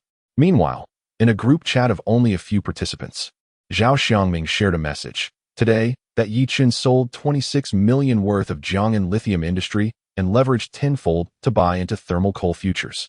Tang Yi was the first to respond. Thermal coal futures have been performing quite well lately, but the gamble involved is substantial. A moment's carelessness could lead to total loss. Zheng Manxiu added, Jiang'an lithium industry has risen nicely. I bought in this morning, and by the close, it had increased by over 4 points. Tang Yi and others chimed in. I also bought in during the morning session. Given the trend, it may continue to rise. Let us hold on and observe. Zhao Xiaoming remarked that today the futures of thermal coal surged by 8 points, yielding him over 13 million in profits. Zheng Manxiu interjected, noting that while futures can yield swift gains, they can also result in rapid losses, and he had yet to sell, leaving matters uncertain. Tang Yi was aware of Zheng Manxiu's pride, suspecting she felt a sense of rivalry with peers who excelled beyond her. Old Zhao, keep an eye on things and inform me if you hear any news. Tang Yi expressed her curiosity regarding Yi Chun, the stock market virtuoso. On the following day, thermal coal futures hit a remarkable 10-limit rise, invigorating numerous institutions, traders, and retail investors. In just a single day, accounts doubled, presenting a tantalizing allure. Institutions and traders poured in over 100 million in capital, witnessing their accounts swell by 1 to 200 million in a day. Even they could not maintain their composure, as excitement surged through their veins. Believing further gains were imminent, some opted to increase their investments, continuing to bet on the rising futures of thermal coal. The fervent market dynamics attracted a plethora of speculative funds, propelling prices upward. The day's limit rise was a direct consequence of this influx of speculative capital, as everyone vied for a share of the profits. Initially, Yi Chun felt a twinge of excitement, but he quickly regained his composure. On the third day, thermal coal futures oscillated but ultimately rose by 5. The fourth day saw an increase of 3, followed by an 8-point rise on the fifth day. The market's fervor once again drew in substantial capital. Engaging in reckless buying with blind optimism, traders found themselves doubling their profits effortlessly. On the sixth day, thermal coal futures opened with a limit rise. By the seventh day, October 18th, a Tuesday, they opened once more with a limit rise, with prices nearing 2,000 yuan per ton. Yi Chun's futures account boasted an unrealized profit of 1.3 billion, having invested 26 million, amassing a 5-fold return in a mere week. He distinctly recalled that at 10 o'clock that evening, the National Development and Reform Commission intervened in coal prices through legal measures. Consequently, coal futures began to plummet, crashing back to 600 yuan within 10 days. Yi Chun promptly sold all his thermal coal futures contracts and subsequently purchased 40 million in short contracts, employing the same tenfold leverage, equivalent to 400 million in capital, reaching the maximum holding limit of 2,000 contracts. Given the prior continuous rise in coal futures prices, the cost for those 2,000 contracts was now significantly different. Just as he completed his transactions, a notification on WeChat signaled a message from Zhou Jitsai. Is the person discussing life as a dream online you? Yi Chun responded, yes. Uncle Zhou, I suspect someone at the brokerage leaked my situation. Zhou Jitsai continued, Little Chun, Huawang Technology has been performing well recently. Should we sell now? I've already seen a profit of 213. Yi Chun replied, Uncle Zhou, the trend still suggests further increases. A tripling of investment seems feasible. We can sell then. Zhou Jitsai agreed. All right, let's hold on for a while longer. Little Chun, your sister Ning is unwell with a fever. Your aunt and I are too busy to check in. Could you go visit her? Chapter 57. Accompanying Sister Ning to the doctor upon reading Zhou Jitsai's message. Yi Chun paused momentarily, realizing he wasn't naive and could surmise Zhou Jitsai's intentions. It seems that someone wishes to bring together him and Zhou Wanning. Very well. Uncle Zhou, I shall go and take a look now. Yi Chun powered down his computer and exited the dormitory, making his way to the faculty apartment building. Having visited once before, he knew Zhou Wanning's residence and proceeded directly to her door. He knocked gently. Who is it? Came Zhou Wanning's weak voice from within. It's me, Sister Ning. I heard from Uncle Zhou that you are unwell, so I came to check on you. The door opened swiftly, revealing Zhou Wanning in her nightwear, lacking vitality. Upon seeing her condition, Yi Chun anxiously inquired, Sister Ning, what is your temperature? Have you taken your readings? 39.2 degrees, she replied. Such a high fever, and yet you haven't sought medical attention. Quickly change your clothes. I will take you to the infirmary. The school infirmary is not reliable. Let us go to an external clinic. Zhou Wanning coughed a few times, expressing her doubts about the campus medical facilities. Very well. Sister Ning, please hurry and change. Zhou Wanning retreated into her bedroom, emerging moments later in casual attire, her cheeks flushed from the fever and a hint of shyness. For there was a man present while she changed. Yi Chun stepped forward to support her arm. Sister Ning, allow me to assist you downstairs. You appear somewhat dazed from the fever. We must ensure you do not fall. She responded softly with a nod. Together, they descended the stairs and arrived at the parking lot, where he drove Zhou Wanning's car to the nearby 9th People's Hospital in Zhanghai City. Seated in the passenger seat, she appeared fatigued and her gaze was distant, occasionally interrupted by bouts of harsh coughing. Upon reaching the hospital, Yi Chun accompanied her through the consultation, blood tests, and various infection screenings. After waiting for an hour, the results were finally disclosed. She had mycoplasma pneumonia, and the doctor recommended intravenous treatment. They proceeded to the outpatient hall for the infusion, and by the time they finished, it was nearly noon. Sitting in a chair, Zhou Wanning addressed him. Xiao Chun, I am all right now. You should return to your studies. Yi Chun remained beside her, Sister Ning. I completed my revisions long ago and am fully confident for the postgraduate entrance examination. You are unwell and need care. Uncle and Auntie are busy, and I have nothing pressing to attend to. She smiled faintly. Thank you, Xiao Chun. Do not mention it, Sister Ning. You have always cared for me like an elder sister. How could I, as your younger brother, abandon you in your time of need? Zhou Wanning smiled subtly. How have your stocks been performing lately? They have been doing quite well, he replied. And how much have you earned now? She queried, intrigued. Approaching 2 of my targets. He answered. Zhou Wanning's eyes widened in surprise. So much? With a smile, Yi Chun replied, I've been fortunate in the futures market recently. Noticing his watch, Zhou Wanning remarked, that watch looks nice. Did you just acquire it? What brand is it? Richard Mille. That seems to be a prestigious brand. How much was it? 360. Is it truly that affordable? There's a zero missing, she teased, narrowing her eyes at him. Why buy such an expensive watch? Save your earnings wisely instead of splurging. You are absolutely right, Sister Ning. Zhou Wanning continued. However, now that you have money, it is permissible to indulge in some of your favorite things. Just refrain from extravagant spending. Remember the hardships of the past and remain grounded. After receiving a bottle of 4 liquid, Zhou Wanning's condition visibly improved. Yi Chun glanced at the time and said, Sister Ning, you must be hungry. What would you like to eat? I'll go buy it. Having not eaten since the morning, Zhou Wanning felt a pang of hunger. A light stir-fry would suffice. And I'd also like a bowl of congee. All right, Sister Ning. Yi Chun stepped outside the hospital to procure a selection of light stir-fries, steamed buns, congee, and a water bottle. Sister Ning, please start eating. I will fetch some hot water. Upon his return, Zhou Wanning said to him, Xiao Chun, you should eat as well. Don't people in your hometown often have steamed buns? Yi Chun nodded gently. Sister Ning, are you a local from Zhanghai City?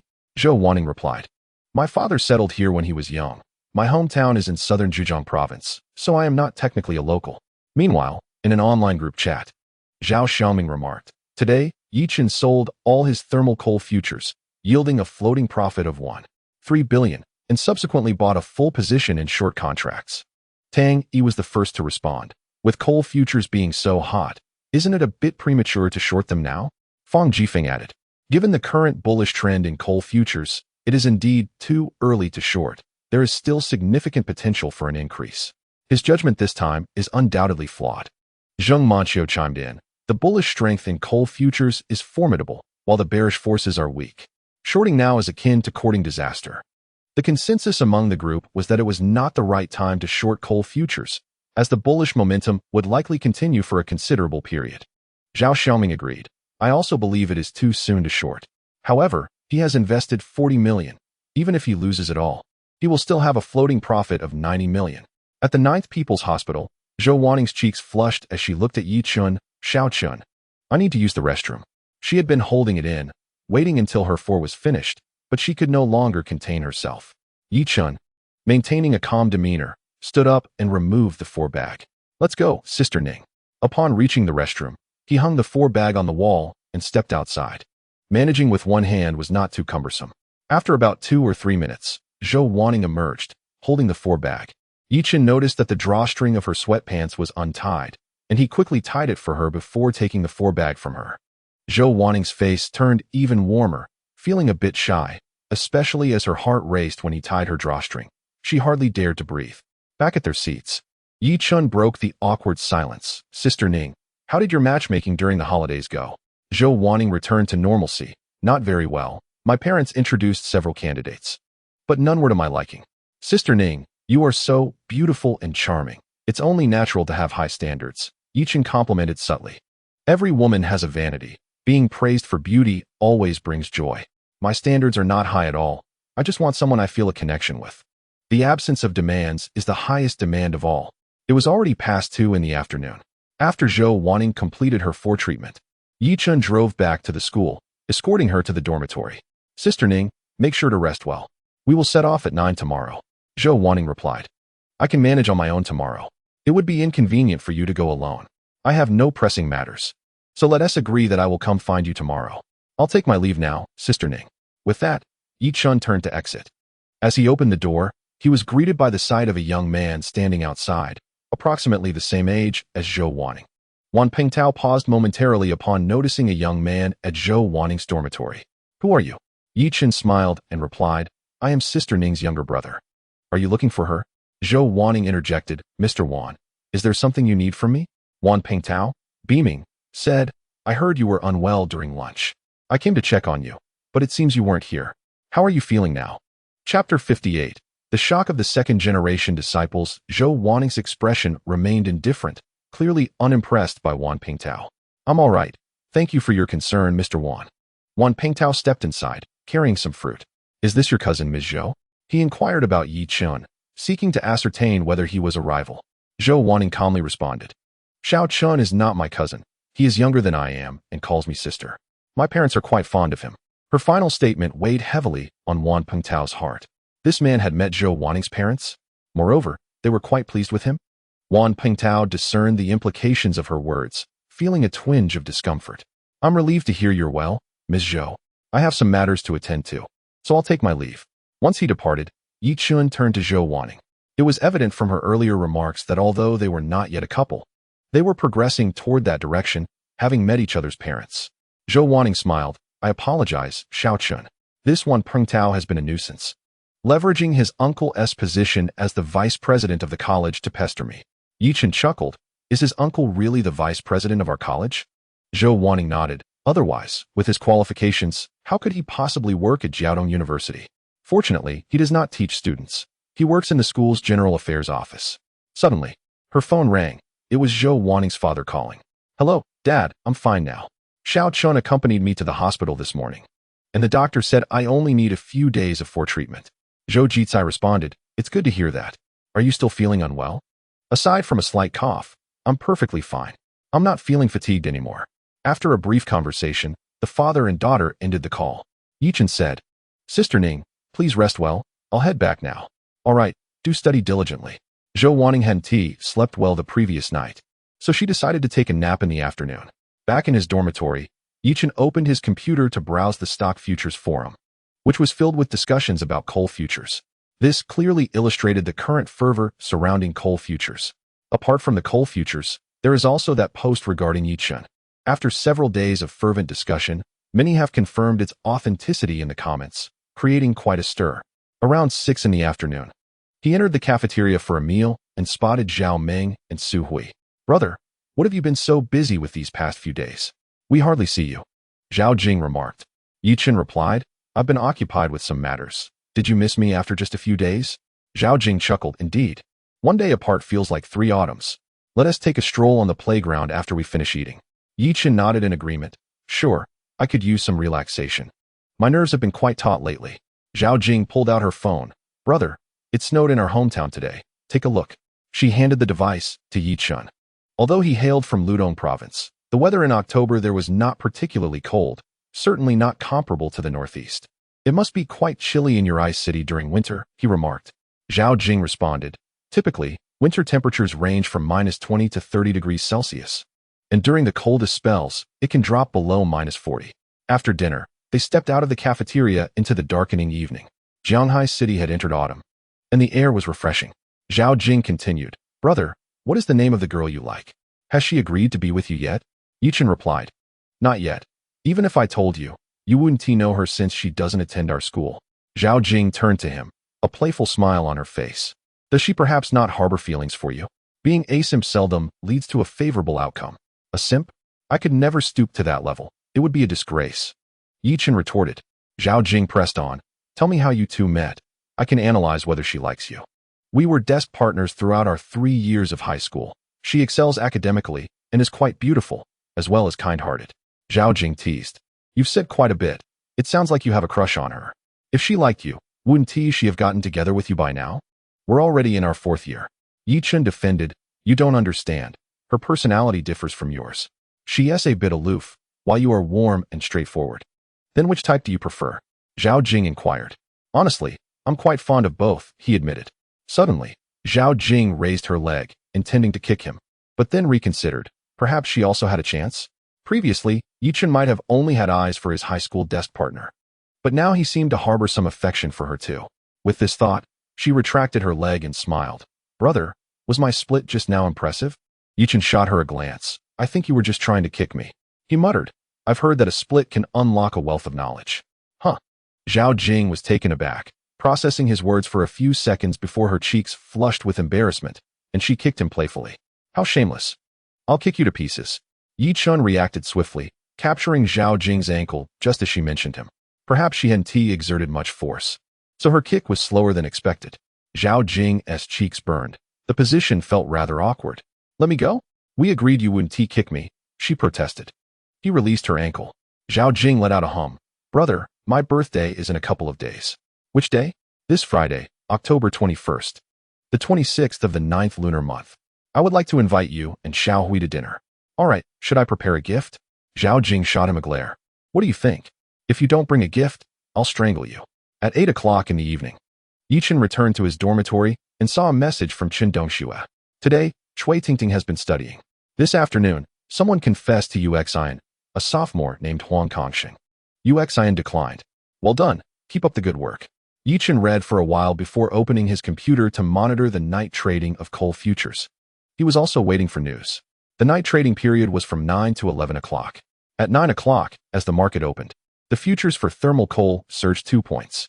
Yichen had purchased a bearish contract, meaning he would incur a loss of 2 points with the rise, translating to a 20% loss with a tenfold leverage. He was not anxious. According to his memories from a past life, the National Development and Reform Commission would release news at 10 o'clock and 5 minutes in the evening. Once the news was released, coal futures would plummet, returning to prices seen a year prior within just a few days. In a group chat, Zhao Xiaoming sent a message. The night trading for coal futures has begun, with an opening increase of 2 points. Fang Jifeng, feeling somewhat smug, replied, It seems the night trading could rise by over 5 points. A substantial profit awaits. Tang Yi inquired, How much coal futures did you buy? What are your earnings? Fang Jifeng responded, This morning I purchased 2 million, leveraging it tenfold. Currently, I'm profiting from the evening rise. Fortune favors the bold and starves the timid. Zheng Manqiu cautioned, The volatility in futures trading is excessive. It's best not to partake. Zhao Xiaoming warned, If it reaches the limit up tonight, Yichen will face a margin call, and 40 million will be forcibly liquidated. Fang Jifeng proclaimed, He must have made a wrong judgment this time. Currently, the bullish sentiment in coal futures is very strong. Everyone is optimistic. While he remains bearish, going against the trend is tantamount to courting death. Zheng Manqiu concurred, One cannot oppose the trend. Only by following it can one earn profits. At 10 o'clock and 5 minutes, the rise in thermal coal futures had reached 4. At that moment, a news report emerged online. The National Development and Reform Commission is studying legal interventions on coal prices. As soon as this news broke, coal futures plummeted from a 4-point rise to a 1-point drop. Immediately after, another news report appeared. Relevant departments will strictly investigate institutions for malicious speculation in coal futures. Following this announcement, the futures for thermal coal hit the limit down. In the group chat, silence enveloped the conversation. Fang Jifeng exclaimed, "Damn it, I've been liquidated. I didn't expect the authorities to act tonight." Zhao Xiangming, Zheng Manqiu, and Tang Yi were left bewildered. They were astonished by Yi Chun's judgment, shifting from bullish to bearish. They had initially thought him a fool, but it turned out that the real jesters were others. Could he have anticipated the official policy released tonight? That seemed impossible, as they are all second-generation disciples with a certain standing in Zhanghai City. It is hardly surprising that they have not caught wind of any rumors, let alone an ordinary individual like Yi Chun. Moreover, this is an edict issued directly by the central authority. Even the most prominent second-generation disciples in Zhanghai City would be unlikely to receive such information. Could this be indicative of a keen intuition regarding the futures market? Indeed, Yi Chun possesses a remarkable acumen, Zhao Xiaoming remarked in the group chat. Tang Yi shared his admiration, acknowledging him as an extraordinary talent.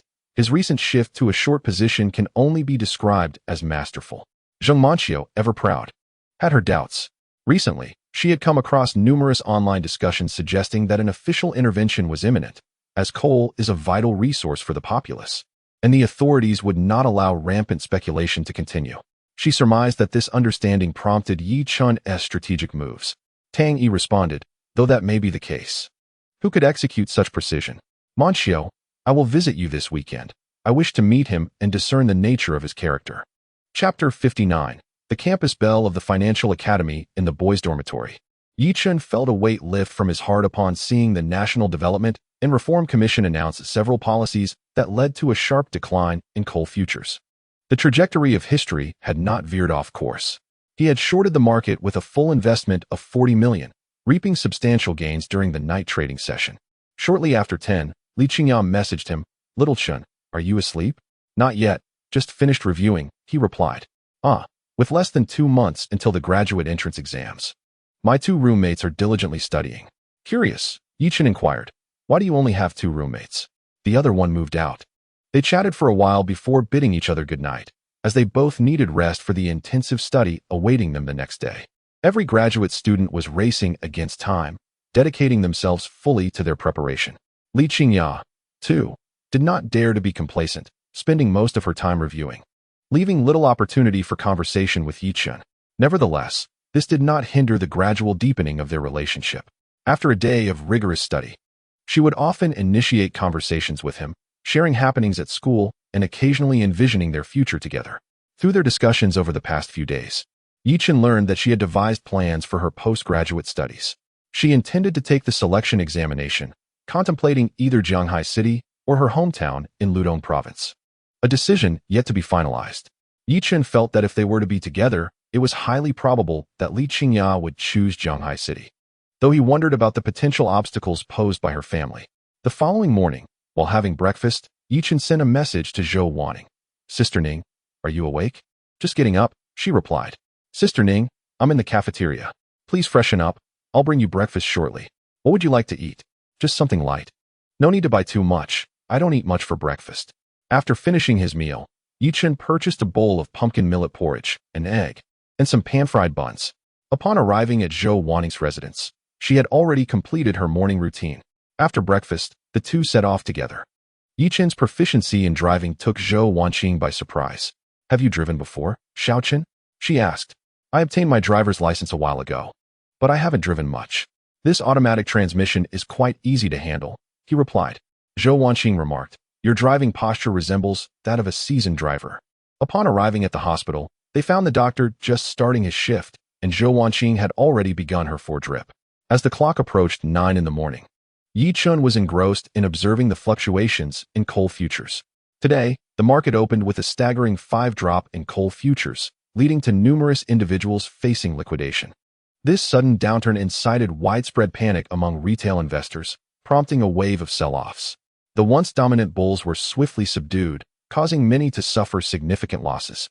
Some began to switch from long to short positions, while others remained hopeful, attributing the decline to policy changes and anticipating further rises in the future. Yi Chun currently had over 1 billion in his account. He made a series of investments, purchasing 81 million in Jiang'an Lithium Industries, while withdrawing over 30 million to his bank card, which now held more than 35 million. He preferred not to keep all his funds in a single securities account. After closing the securities app, he noticed a friend request from someone named Zheng Manxiu. The name caught him off guard. Wasn't she the belle of the finance department? Why would she take the initiative to add me as a friend? They had never interacted before, and he only knew her name from past conversations with Xing Chao.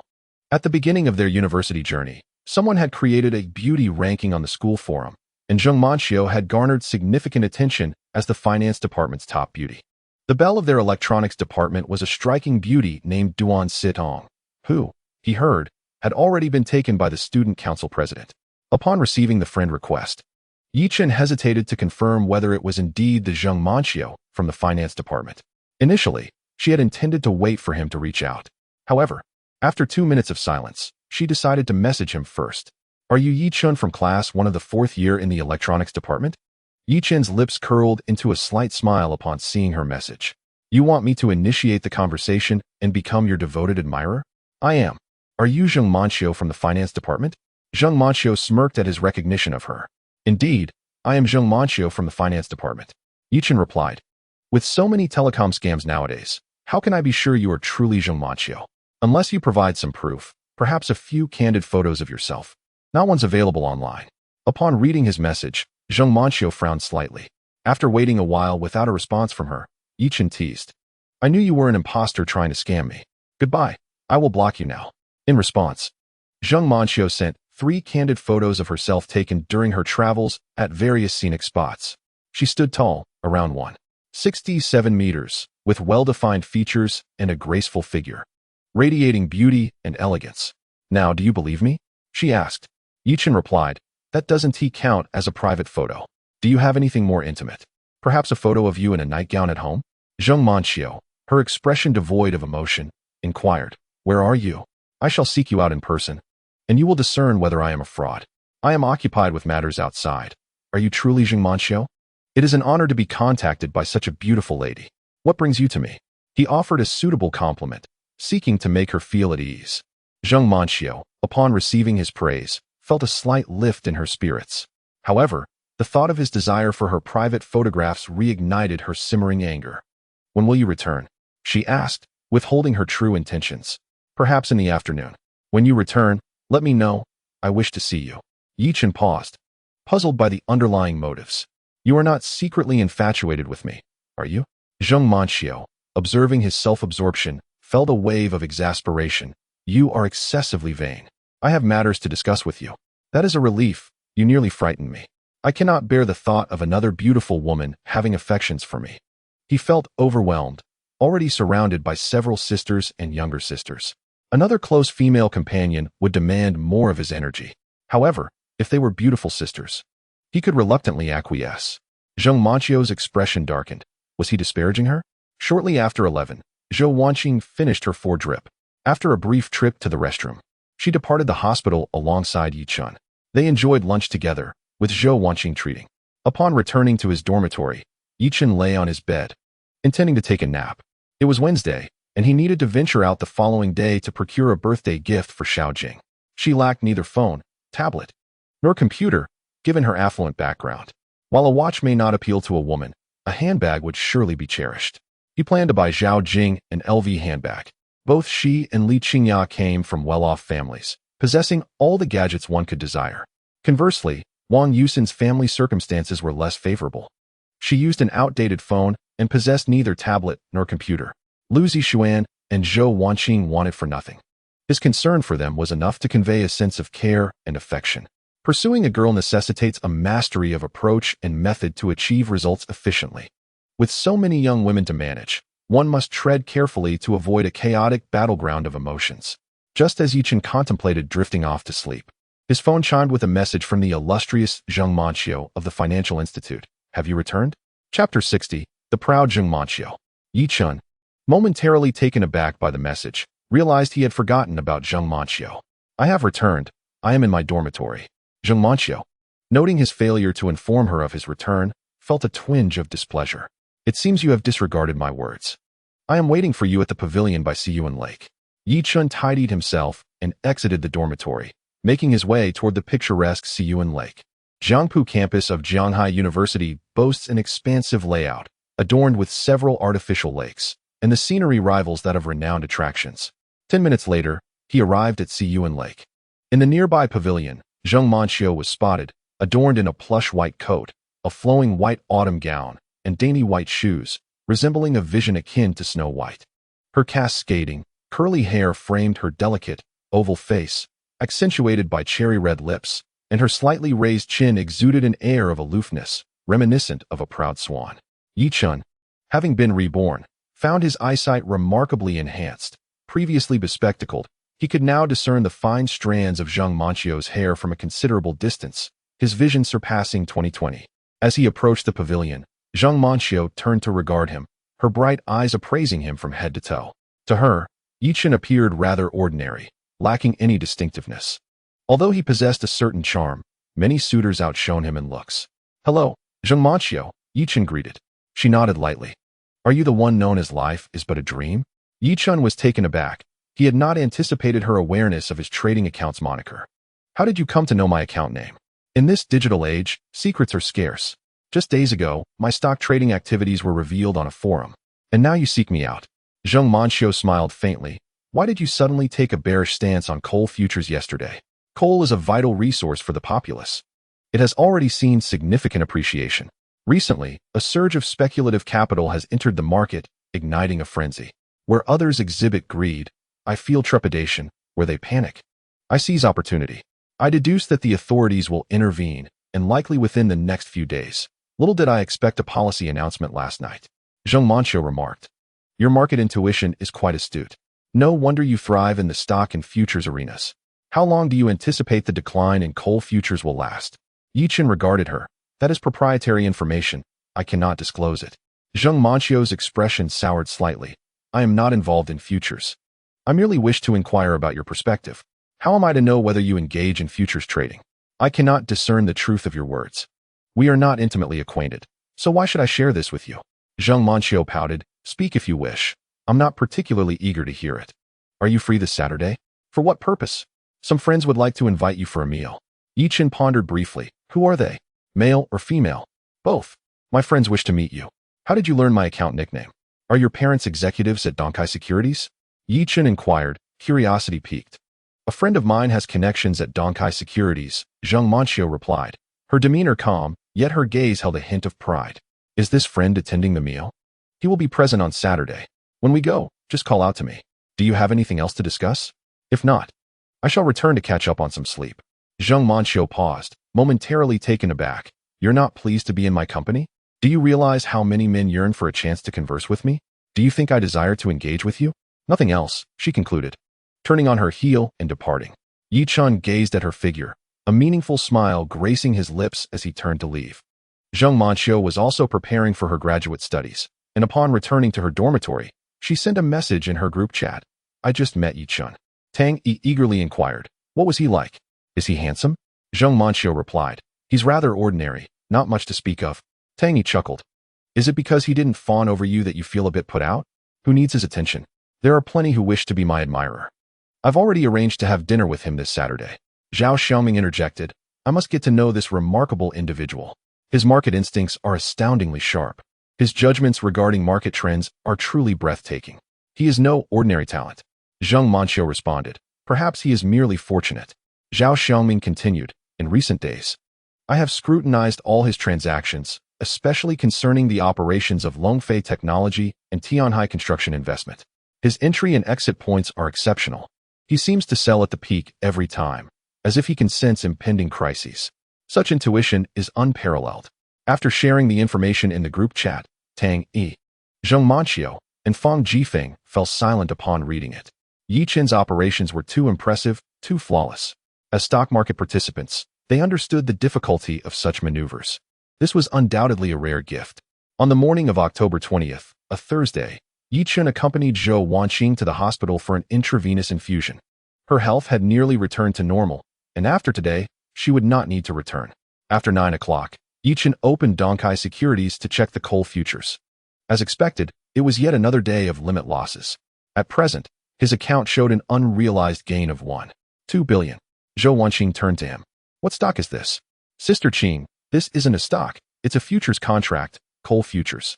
though she did not fully comprehend the concept. She could grasp the fluctuations. How much have you lost today with such a decline?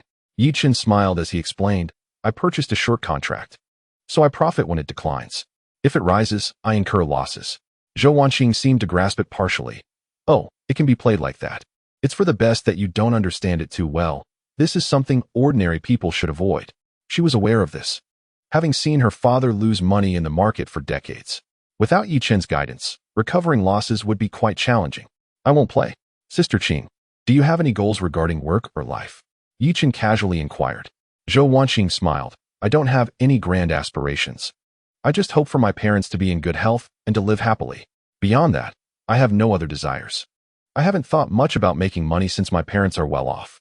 Yi Chen remarked, Sister Qing, the doctor told me my stomach isn't well, so I can only eat soft food. Zhou Wanqing shot him a glance. You eat soft food? Your wealth might surpass that of my family. Xiao Chen, do you have any ideals? Yi Chen pondered for a moment before replying. I simply wish to earn more money to provide a better life for my parents. I owe them so much. In his previous life, he was unmarried at 40. His parents had worked tirelessly to save for his future home and spouse, only to be met with disappointment in the end. His greatest debt was to his parents. Reflecting on the past, he sighed softly. The two engaged in casual conversation until 11 o'clock. At noon, Zhou Wanqing invited him to lunch. After exiting the restaurant, Yi Chen said to her, Sister Qing, I won't be returning to school just yet. I need to purchase a few items. All right, then I shall head back first, she replied. Yi Chen hailed a taxi and proceeded to a large shopping mall in Jiangpu district, where an exclusive LV store awaited. He selected 2 handbags, one for Zhao Jing and the other for Zhou Wanqing. A couple of days earlier, while accompanying Zhou Wanqing for a medical appointment, he had noticed her date of birth on her ID, which was inscribed as September 28th. Today marked the 25th day of the lunar month, and Sunday would be the 28th. Regardless of whether her birthday was celebrated according to the Gregorian calendar or the lunar calendar, the essence of gift-giving remained unchanged. The warmth of being cared for, cherished, and remembered was what truly mattered. Chapter 61. Huaxin Securities Company. After completing his purchases, Yi Chen arrived at the construction bank service hall. His bank account boasted a balance exceeding 35 million. He was escorted to the VIP room to conduct his transactions. Such a substantial sum classified him as a significant client at this branch. A young and attractive bank employee personally attended to him. Hello, Mr. Yi. What services may I assist you with today? Yi Chen replied, Please transfer 20 million to this account. Certainly, Mr. Yi. Please hold on for a moment. Within a few minutes, the transfer was successfully executed. He sent 20 million to his parents and planned to call them shortly to explain. Yi Chen also activated the large transfer feature, enabling him to manage substantial transactions independently in the future. Mr. Yi, my name is Li Shuli, and I will be your personal VIP client manager from now on. Our bank has recently launched a wealth management product for high net worth clients, offering an annual return of up to 6% with a minimum investment of 10 million. Yi Chen replied, No, thank you. Understood, Mr. Yi. I will keep your contact information and you may reach out to me with any queries. Li Shuli maintained a smile, her demeanor unwavering. She perceived that Yi Chen was quite affluent, noting the Richard Mille watch adorning his wrist, valued at several million. Although his bank account still held 15 million, it could merely be one of many accounts he possessed. She recognized the importance of patience in cultivating a solid relationship with the client before broaching other matters. If she could secure a 10 million investment for the bank's financial products, her commission would be substantial. At that moment, Yi Chen's phone rang unexpectedly. It was Wang Liyun from Wan Feng Securities. Manager Wang, what can I do for you? Wang Liyun inquired. Mr. Yi, do you have time this evening? I would like to invite you to dinner. Yi Chen glanced at the time. I am at the bank. Please send me the restaurant's location, and I will come over shortly. After ending the call, Li Shuli smilingly asked, Is there anything else I can assist you with, Mr. Yi? No, thank you, he responded, rising to leave before dialing his father's number. Hello, Xiao Chen, what's the matter? I'm busy working. Yi Chen replied, Dad, I have transferred 20 million yuan to your bank card. Can you check if it has arrived? How much did you say? 2,000. Why are you sending me money? Yi father thought he might be hearing things. Yi Chen clarified, 20 million. I made quite a bit from stock trading. Yi father fell silent for a few moments, processing the information. Xiao Chen, you're not joking with me, are you? Dad, just check the bank notification and you'll see. I'll take a look later. I need to get back to work. We can talk tonight. With that, Yi father ended the call. Yichen exited the bank and hailed a taxi, hastening towards the restaurant where he had previously dined with Wang Liyun. Arriving at the private dining room shortly after 5:30, he found Wang Liyun already waiting. "Mr. Yi," she greeted. Taking a seat across from her, Yichen smiled and inquired, "Manager Wang, has the boss been pressing you again?" Wang Liyun nodded slightly. It wasn't he, just her superior. Her family was also urging her. She wanted to ask Yichen if he could transfer a portion of the funds to Wanfeng Securities account this month. "Mr. Yi, please feel free to order," she said. After they placed their orders, Yichen engaged her in casual conversation. "Miss Wang, where is your hometown?" "It's in Anshan City, Ludong Province." "You can just call me Xiaoyan," she replied. Yichen was taken aback momentarily. "That makes us fellow townsfolk. My family is from Ander City in Ludong Province." Wang Liyun responded, "That's not far at all. It's just a 2 or 3 hour drive." "Mr. Yi, have you ever visited Mount Tai?" "I haven't. I never had the time to travel before. It was either studying or working during the holidays. I will definitely climb Mount Tai when I have the chance," he said before continuing. "Xiaoyan, you've been with Wanfeng Securities for over a year now. You must have a solid understanding of the finance and securities industry. Could you share some insights? I might consider starting an investment company in the future." Wang Liyun was momentarily taken aback. An investment company? Surely. It would require at least hundreds of millions in capital to establish. Although she had only worked for a little over a year, she had learned a great deal. Being part of a state-owned enterprise like Wanfeng Securities, with numerous connections, provided substantial experience. She elaborated on the essential considerations for a financial investment company, articulating her thoughts clearly and analyzing thoroughly, addressing various details. This showcased her commendable personal capabilities. However, in a state-owned enterprise such as Wanfeng Securities, mere competence wasn't sufficient. Connections and background were paramount. Alternatively, one could resort to compromising themselves to curry favor with superiors, which was also a shortcut. Initially, she had just graduated from university, filled with hopeful aspirations about society and life, fueled by youthful passion and impulsiveness. After working for a while, she came to a more realistic understanding of this world and its times. Her mindset had been subtly altered by the environment and people around her. If one cannot change the environment, then one must transform oneself to adapt. This is the painful compromise one makes in the face of harsh realities. Wang Liyun had already undergone such subtle changes, and her previous decision was the best testament to that. After she finished speaking, Yichen nodded slightly. "Well said. Let us enjoy our meal." Wang Liyun began her meal. "Mr. Yi, if you intend to establish an investment company, it would be prudent to obtain a securities qualification certificate. There is an examination next month, and you may consider registering for it. Our company also offers registration services, which are quite straightforward." "All right, I shall register. Please send me the relevant materials for review," he replied. Wang Liyun remarked, "A brief glance will suffice. The preliminary examination is relatively simple." As they neared the end of their meal, Wang Liyun hesitated before saying, "Mr. Yi, when would it be convenient for you to transfer the funds?"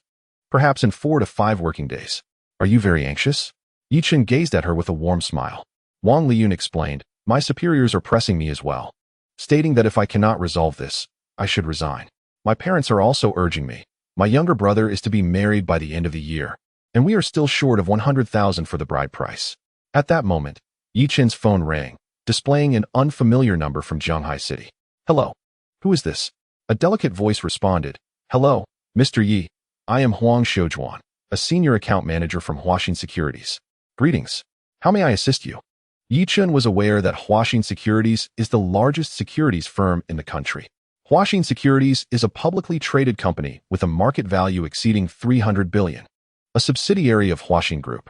Huaxin Group is a state-owned enterprise, boasting over 200 first-level subsidiaries and an asset scale surpassing 70 trillion, classified as a ministerial-level entity.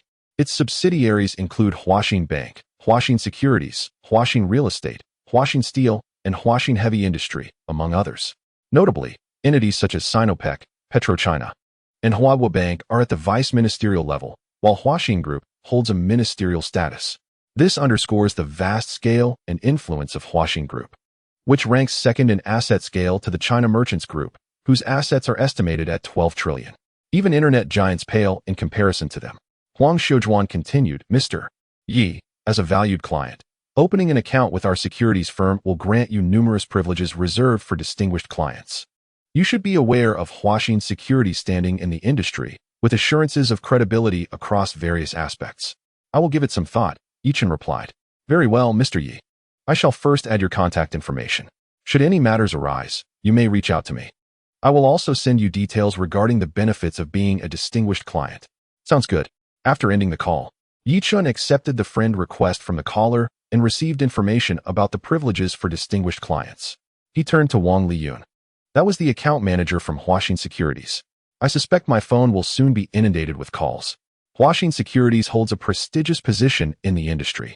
Known for its robust strength and credibility, Wang Liyun remarked. Yichen decided that his third account would be opened with Huaxin Securities, given its strong capital and esteemed reputation, making it his preferred choice. Some small companies, even if they offer lower fees and better treatment, are often not chosen due to the inherent risks involved.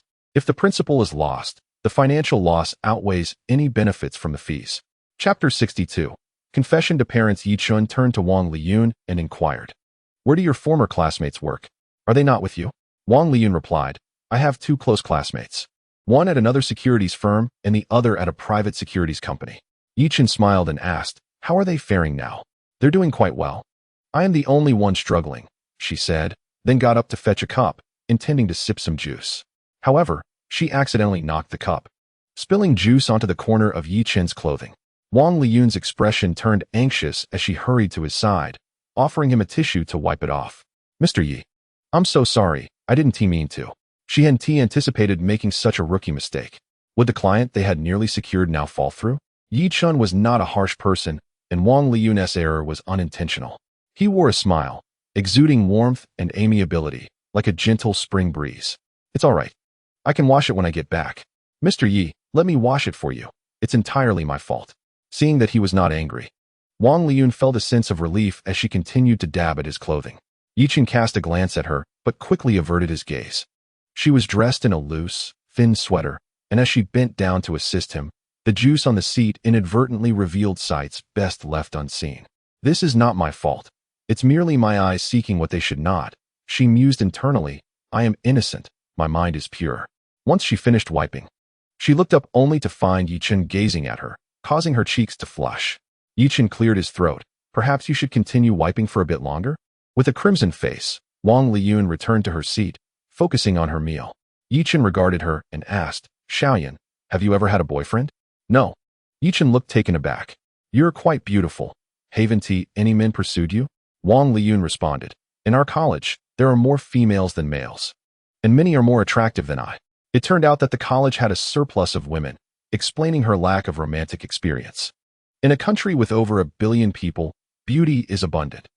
Each university boasts its fair share of stunning women, many of whom are not inferior to Zhao Jing, Wang Yusen, or Li Qingya. Then you are just like me, Yichen remarked, which left Wang Liyun momentarily speechless before her cheeks flushed again. She recalled that Yichen had previously claimed to be a virgin. After dinner, the two rose to leave.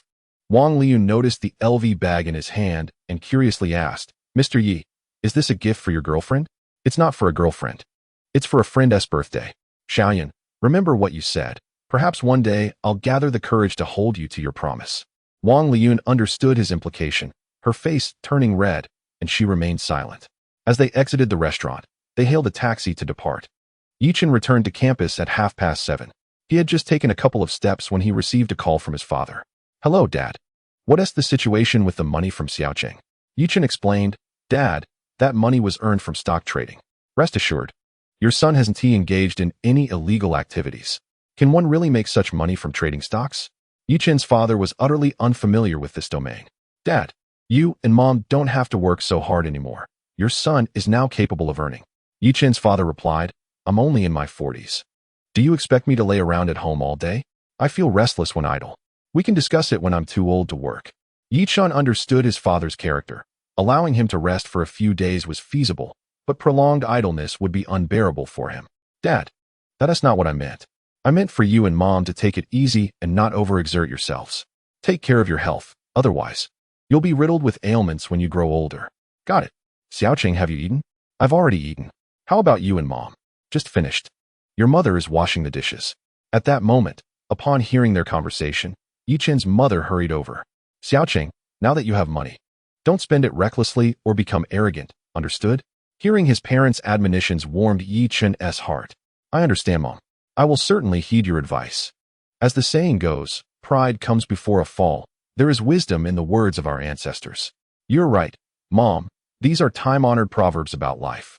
Yi Chen's mother continued, Xiaoqing, how much have you earned in total? Yi Chen pondered for a moment before replying, several tens of millions. I still have some funds left and plan to start a company in the future. After chatting with his parents for over 10 minutes, he finally hung up. Yi Chen's father gazed at the balance in his bank account, a look of pride and contentment spreading across his face. His son's success overshadowed everything else in his eyes. All the hardships they had endured were worth it. Upon returning to his dormitory, Xing Chao noticed Yi Chen carrying 2 LV bags and was somewhat curious. Old Yi, who are those LV bags for? They're birthday gifts for a junior. Yi Chen replied. How much was each? 21,000. Wow, you really splurge. Your old man spent 100,000 for you. Yi Chen then asked, enough about me. How are things between you and Cui Tingting? Xing Chao boasted, look at this outfit. Isn't it stylish? Tingting bought it for me. Yi Chen opened his computer and reviewed the information sent by Wang Liyun.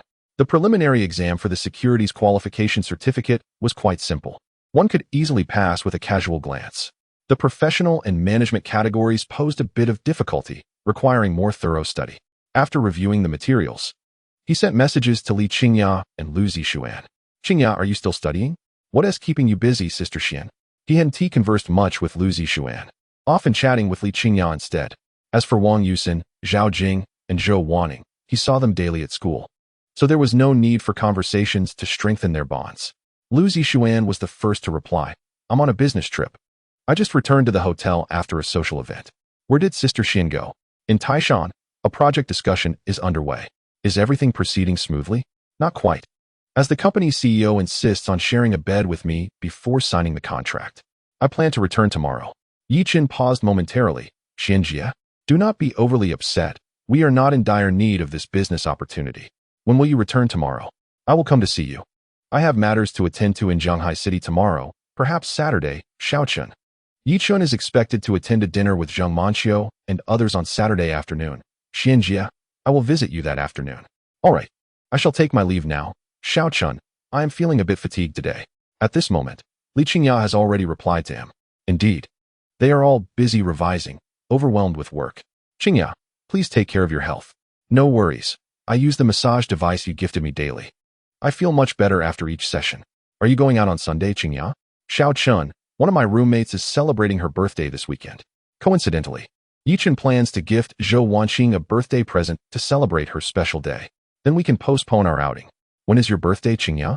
It falls on the 20th day of the 12th lunar month, just 10 days before the new year, a small celebration for my birthday. When is your birthday, Xiaochen? Mine is on April 16th, not until next year. Have you been thinking of me, Xiaochen? Indeed. Send me a few snapshots of your daily life.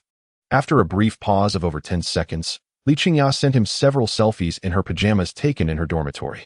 Yi Chen replied, do you have any more private ones? Chapter 63. Women should not lick. Li Qingya, upon seeing his message, felt exasperated. No, this is all I have. Yi Chen sent a smiling emoji. Qingya, you are truly beautiful. Li Qingya's lips curled into a smile, elated by the praise from someone she admires. However, upon recalling that Yi Chen has yet to confess his feelings, her lips pouted in discontent. What is beautiful about me? Everything about you is beautiful. Let me tell you something. When I first entered university, several of my high school classmates pursued me. Can you guess who they were? Li Qingya began to lead him into the conversation. High school classmates? From our class? Yes, several of our high school classmates are in Shanghai. Yi Chen responded, Yu Chao? Shenzhe, didn't they seem to like you in high school? Exactly, just those two. Yu Chao even came to the school to confess his feelings. Yi Chen understood the implication behind her words, hinting that he should express his own feelings. He smiled broadly. Aren't both of them studying at Shanghai University of Finance?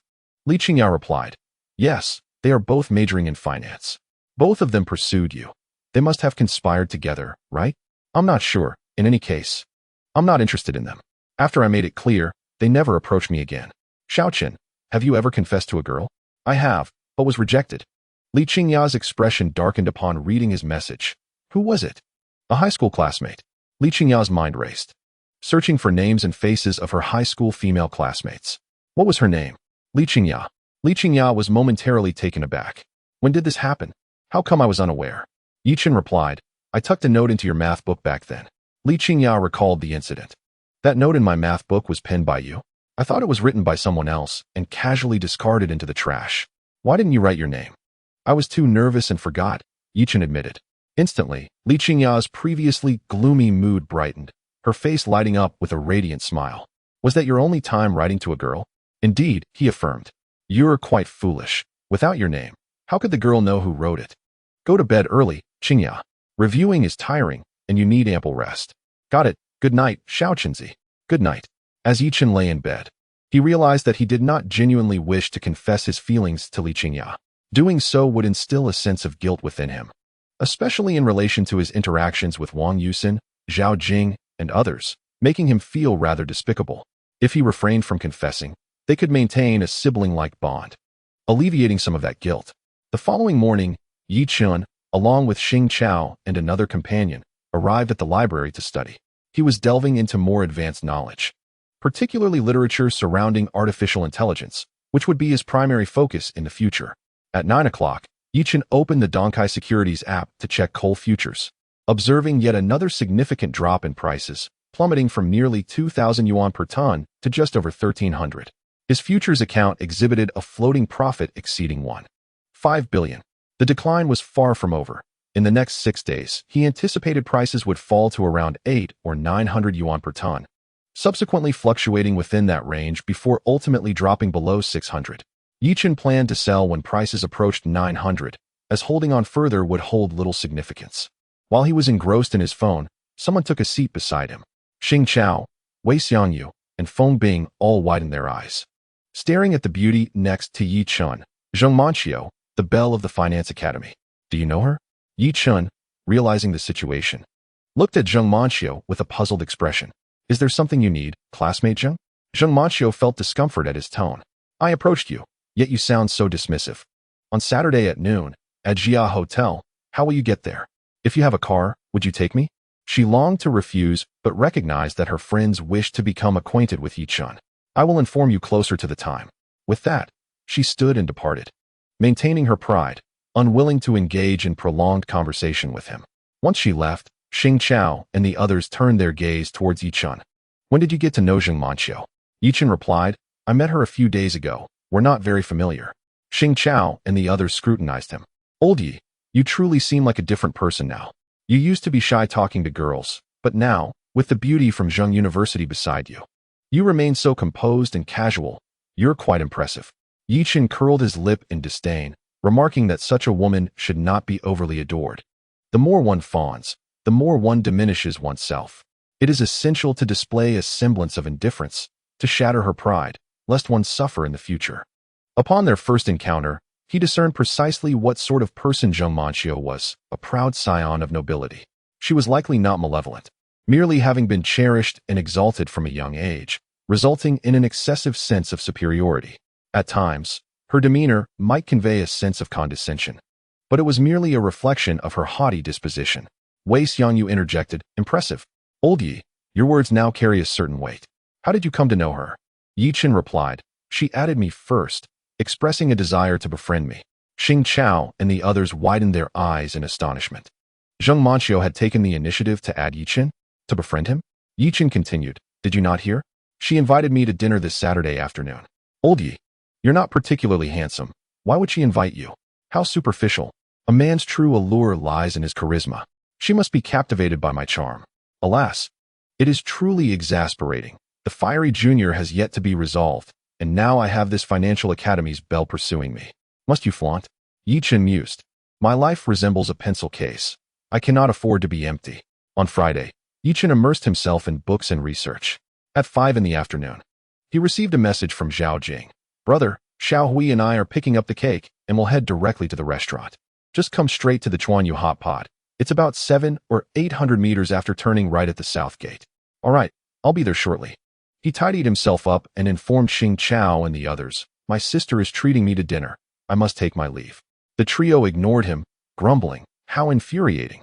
We are laboring over our studies while you frolic with girls. After a brief return to his dormitory, Yichun emerged carrying a tote bag emblazoned with the LV logo. He attracted the attention of several junior female students along the way. Nowadays, many university students possess a keen eye for luxury brands such as LV, Chanel, and Hermes. On his path, 2 junior girls even approached him, seeking his contact information. However, finding them lacking in beauty, he politely declined. They were not of the caliber that warranted inclusion in his circle. A little over 10 minutes later, Yichun arrived at the hot pot restaurant Zhao Jing had mentioned. Following the server's guidance, he ascended to a private room on the 2nd floor, where Zhao Jing and Su Hui awaited him, a birthday cake placed beside them. "Brother, you're here," Zhao Jing exclaimed, her face lighting up upon seeing him enter with his belongings. Yichun handed her the tote bag, saying, "Happy birthday." "Wow, an LV bag. You're the best, I adore you." Zhao Jing was overwhelmed with joy, never expecting Yichun would gift her such an extravagant item. "This is truly expensive. I must be frugal from now on, or I won't have money left for meals," Yichun lamented, feigning poverty. Zhao Jing, aware of the bag's worth, beamed with delight. "Thank you, brother. Please don't buy such expensive gifts in the future. I would be happy with anything you choose to give me." Yichun's willingness to spend such a significant sum on a gift indicated that he held a rather esteemed place in her heart. Chapter 64. The restraint of Northeast dialect. Zhao Jing remained unaware of Yichun's financial standing, mistakenly believing that he had made a significant sacrifice to purchase this bag, which deeply touched her heart. Su Hui gazed at him with envy. What woman does not adore an LV bag? Beyond its exquisite craftsmanship and quality materials, it also fulfills a woman's vanity. Everyone possesses a degree of vanity. Some are overwhelmed by it, while others manage to control it. There are those who would go to great lengths to satisfy their vanity, even resorting to the unthinkable. Conversely, some can restrain their vanity and avoid excessive spending to appease it. Curiously, Su Hui inquired of Yichun, "How much does this LV bag cost?" He discerned a subtle shift in her gaze towards him, reminiscent of a prior acquaintance. "A little over 20,000. Su Hui gasped inwardly, "So expensive. One bag could cover my living expenses for an entire year." With her arms wrapped around his, Zhao Jing beamed with joy. "Brother, please refrain from buying such lavish gifts in the future. We are still students." Yichun felt her embrace and was acutely aware of her figure, stirring his emotions. "It's all right. It's within my means. I can save elsewhere." Zhao Jing urged him to sit, then opened the birthday cake, lit the candles, and began to make her wishes. Yichun and Su Hui softly sang a birthday song, wishing her a happy birthday. After her wishes were made, Zhao Jing blew out the candles and commenced cutting the cake. She subsequently summoned a waiter to place their orders. The flavors of the Sichuan Chongqing hot pot were delightful, a personal favorite of Yichun's, though he was prone to sweating. At around 7:30 in the evening, the trio emerged from the hot pot restaurant and strolled back to campus. Dressed casually in long pants and a jacket, Zhao Jing walked with an air of confidence. "Brother, your preliminary exam is coming up soon, isn't it? In December, there's just over a month left. Do you feel prepared?" "Absolutely. It's a breeze," Yichun replied. Su Hui chuckled. "You're not just boasting, are you? I've heard that the competition for graduate school at our university is quite fierce." "You'll see when the time comes," Yichun assured. "Go for it, brother. You'll surely succeed." Zhao Jing hoped fervently that he would gain admission to their university's graduate program, allowing them to see each other daily. After a brief walk, the three returned to campus. Su Hui looked at the pair and said, "I won't interrupt you two any longer. I'll head back to the dorm." "Zhao Hui, could you please take this back and place it on my bed? I'll return shortly." Zhao Jing handed her the LV tote. Su Hui accepted it. "Hurry back. I've yet to see an LV bag. Let me admire it when you return." "Understood." Once Su Hui departed, the duo ambled about the campus. The school was expansive, and a leisurely stroll around it typically took over half an hour. The streets were relatively empty at night when Zhao Jing suddenly grasped his hand. "Brother, you are truly wonderful to me. You are my sister. If I do not treat you well, whom shall I treat kindly?"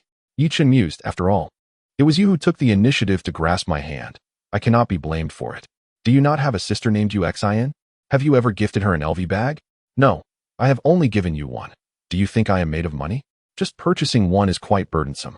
Zhao Jing chuckled lightly, her arms wrapped around herself. "Brother, do you still have money for dinner?" Yichun felt the softness of her arms, causing his heart to stir. "Yes, there is no need for concern."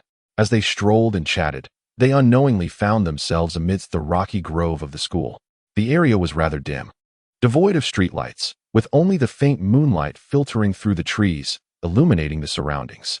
Along the path, Yichen observed several couples embracing and kissing in the shadows, completely oblivious to the two passing by. After walking for a while, they faintly heard something. Zhao Jing's face instantly flushed crimson. Yichen paused, straining to listen. Noticing him stand still, Zhao Jing urged, "Brother, let us hurry along." Yichen replied, "That sound seems to be from our college's campus bell." "Who?" "Duan Sitong." Zhao Jing had heard of her, as Duan Sitong was previously celebrated as the beauty of the School of Electronic Information. Yi Chun, with his keen senses, distinctly recognized it was indeed Duan Sitong. He never imagined she would be so audacious, unafraid of being discovered. Zhao Jing tugged him forward. "Brother, we should really move on." Yi Chun felt a twinge of reluctance as Zhao Jing pulled him away. "You silly girl, why ignore the free show? Are you planning to watch a paid one back at the dorm?" Zhao Jing's face flushed with embarrassment at his words, playfully pinching his waist. "Ouch, be gentle." Yi Chun gasped. Zhao Jing released her grip. "I might just make you regret it. Northeastern girls truly are fierce."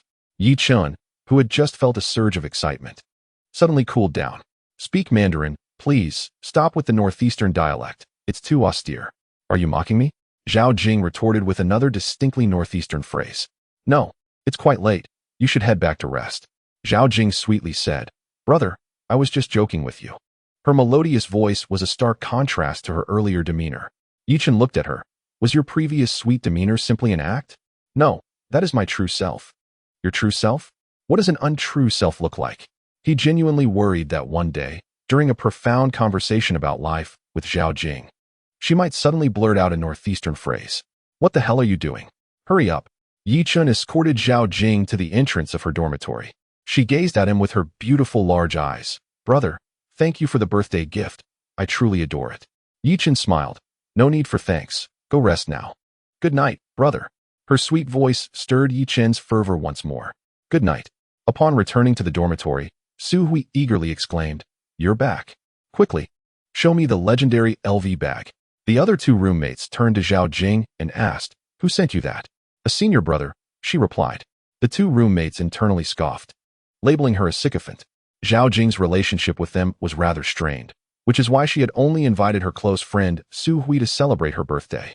Upon opening the gift, Su Hui and the others examined it closely. The craftsmanship was exquisite and the quality was superb. It truly exemplified an international luxury brand. After returning to the dormitory, Yi Chun sent a message to Zhou Wanqing. "How is your health, Sister Qing?" Zhou Wanqing, engrossed in a drama, quickly replied, "I'm fine now." Yi Chun continued to inquire, "Are you going home this weekend?" "Yes," she responded.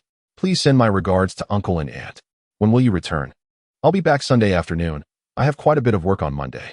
Yi Chun thought to himself that it would not be too late to present her with a gift when she returned. Chapter 65. The banquet of the second-generation disciples. After conversing with Zhou Wanqing for a while, Yi Chun turned his attention to the night trading of coal futures. The prices continued to decline, and many institutions, traders, and retail investors had faced liquidation.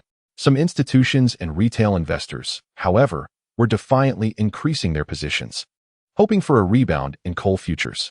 Frustrated, he lamented that he had once been on the brink of earning millions, only to lose most of his principal. He regretted his greed. It would have been better to have run when he was in profit.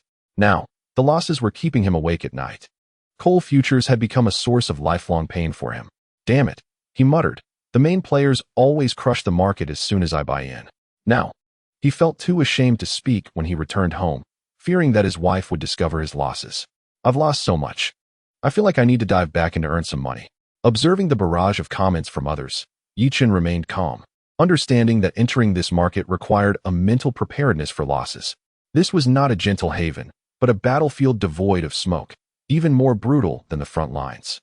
Success in the stock and futures markets demanded not only keen insight and intuition, but also remarkable psychological resilience. The psychological warfare within these markets surpassed all other industries. Delving deep into the intricacies of human nature, those who could consistently profit in the domestic stock market possessed an extraordinary inner fortitude. After studying the coal futures market, Yi Chun engaged in conversation with Li Qingya. Meanwhile, Zheng Manqiu, Tang Yi, Zhao Xiangming, and Fang Jifeng were also in discussion. Zhao Xiaoming remarked. Coal futures are still declining. And Yi Chen's account has already accrued a floating profit of around 1.6 billion. He is undoubtedly formidable. Fang Jifeng added, incredible. He rivals the top tycoons. Tang Yi commented, those who achieve such success in the market are not ordinary individuals. They can master their greed, maintaining a clear and calm mind, and possess a resilient spirit. My father once said that those who can make stable profits in the stock market over the long term are truly worthy of admiration. Zheng Manqiu felt a twinge of discontent. He's only been at this for a few months. How can he be as impressive as you claim? Zhao Xiaoming interjected. If he is already this formidable after just a few months, isn't that even more terrifying? His operations are nothing short of perfection, almost miraculous. Presently, Donkai Securities has designated personnel exclusively responsible for monitoring his trades, as well as others who are keenly studying his methods. Fang Jifeng remarked, if this could truly be learned, there would have been numerous experts emerging in the market by now. It seems Donkai Securities is intent on plagiarizing others' work. Such occurrences are not unprecedented. In the past, some securities firms have engaged in similar practices, covertly profiting from the strategies of prominent figures. However, they eventually fell into traps, resulting in losses amounting to billions. This was common knowledge within the financial circle. Currently, Donkai Securities is cautious in its investments, committing only 10 million to follow and learn from him. The following day, after breakfast, Yi Chen studied in his dormitory, his fingers dancing across the keyboard as he sought to bring to life some ideas swirling in his mind. He was delving into simple artificial intelligence programs, for computer programming is one of the vital means to realize artificial intelligence. This would become his research focus for the next few years. At around 10:30 in the morning, Yi Chen received a call from Zheng Manqiu. I plan to head down to the parking lot of the Financial Institute. Why don't you join me there? All right, I'll be there shortly, he replied, shutting down his computer and leaving the dormitory. His roommates, Xing Chao and the others, had already departed for the library after breakfast, claiming that studying there allowed them to also admire the beauty of the place. Upon arriving at the Financial Institute's student parking lot, Yi Chen was greeted by an array of luxury vehicles, with BBA models in abundance and numerous cars priced over $1 million, including more than a dozen supercars. It was clear that the Financial Institute attracted a considerable number of wealthy heirs, as most students in this field hailed from affluent families. When Yi Chen arrived, Zheng Manqiu had yet to appear. Logically, her senior dormitory was quite close. The proud belle of the Financial Institute likely did not wish to wait for him, seemingly wanting him to wait for her instead. Did she think such a trivial thought could elude my notice? While waiting for Zheng Manqiu, he spotted an acquaintance approaching the parking lot. Zhou Jipeng, upon seeing him, was startled and hastily looked down, intending to leave. The last incident had not only failed to imprison Yi Chen, but had nearly landed him in trouble as well. He had not anticipated that Yi Chen would have such strong connections, even knowing someone at the municipal police department. Yi Chen smiled and said, "Isn't this young Master Zhou?" Zhou Jipeng halted. "Brother Yi, regarding the last incident, I was in the wrong. Allow me to apologize." He was rather forthright, able to bend and yield. Yi Chen replied, "Do not pursue Zhao Jing again." Since that incident, he had not sought Zhao Jing, aware of Yi Chen's formidable background. He was no fool. "Brother Yi, I have not contacted her since then." Just as the two were conversing, Zheng Manqiu arrived. "Classmate Zheng Manqiu, you seem to be dragging your feet." "I've been waiting for you for a few minutes," Yi Chen remarked. Zhou Jipeng was taken aback, surprised to discover that Yi Chen and Zheng Manqiu were acquainted, and that he dared to speak to her in such a manner.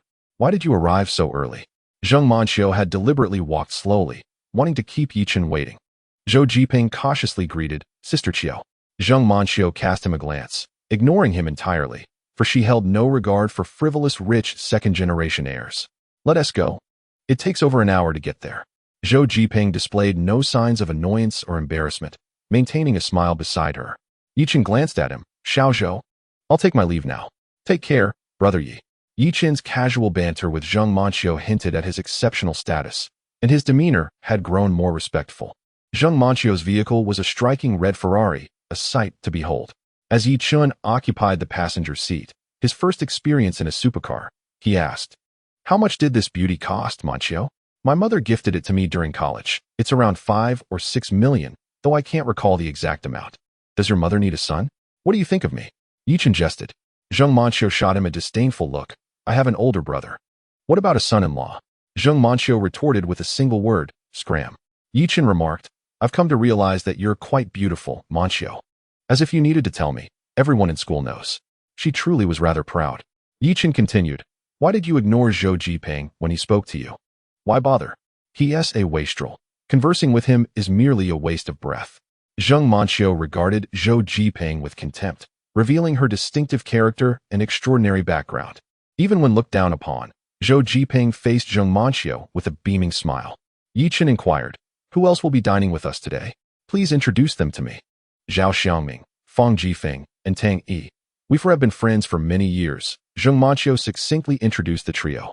Over an hour later, Zheng Manchio parked in the underground lot of the Jia Hotel. As they alighted from the car, they made their way toward the elevator. Zheng Manchio, dressed fashionably, showcased exquisite features and an alluring figure that caught the eye. Manchio, how tall are you? 1.69 meters.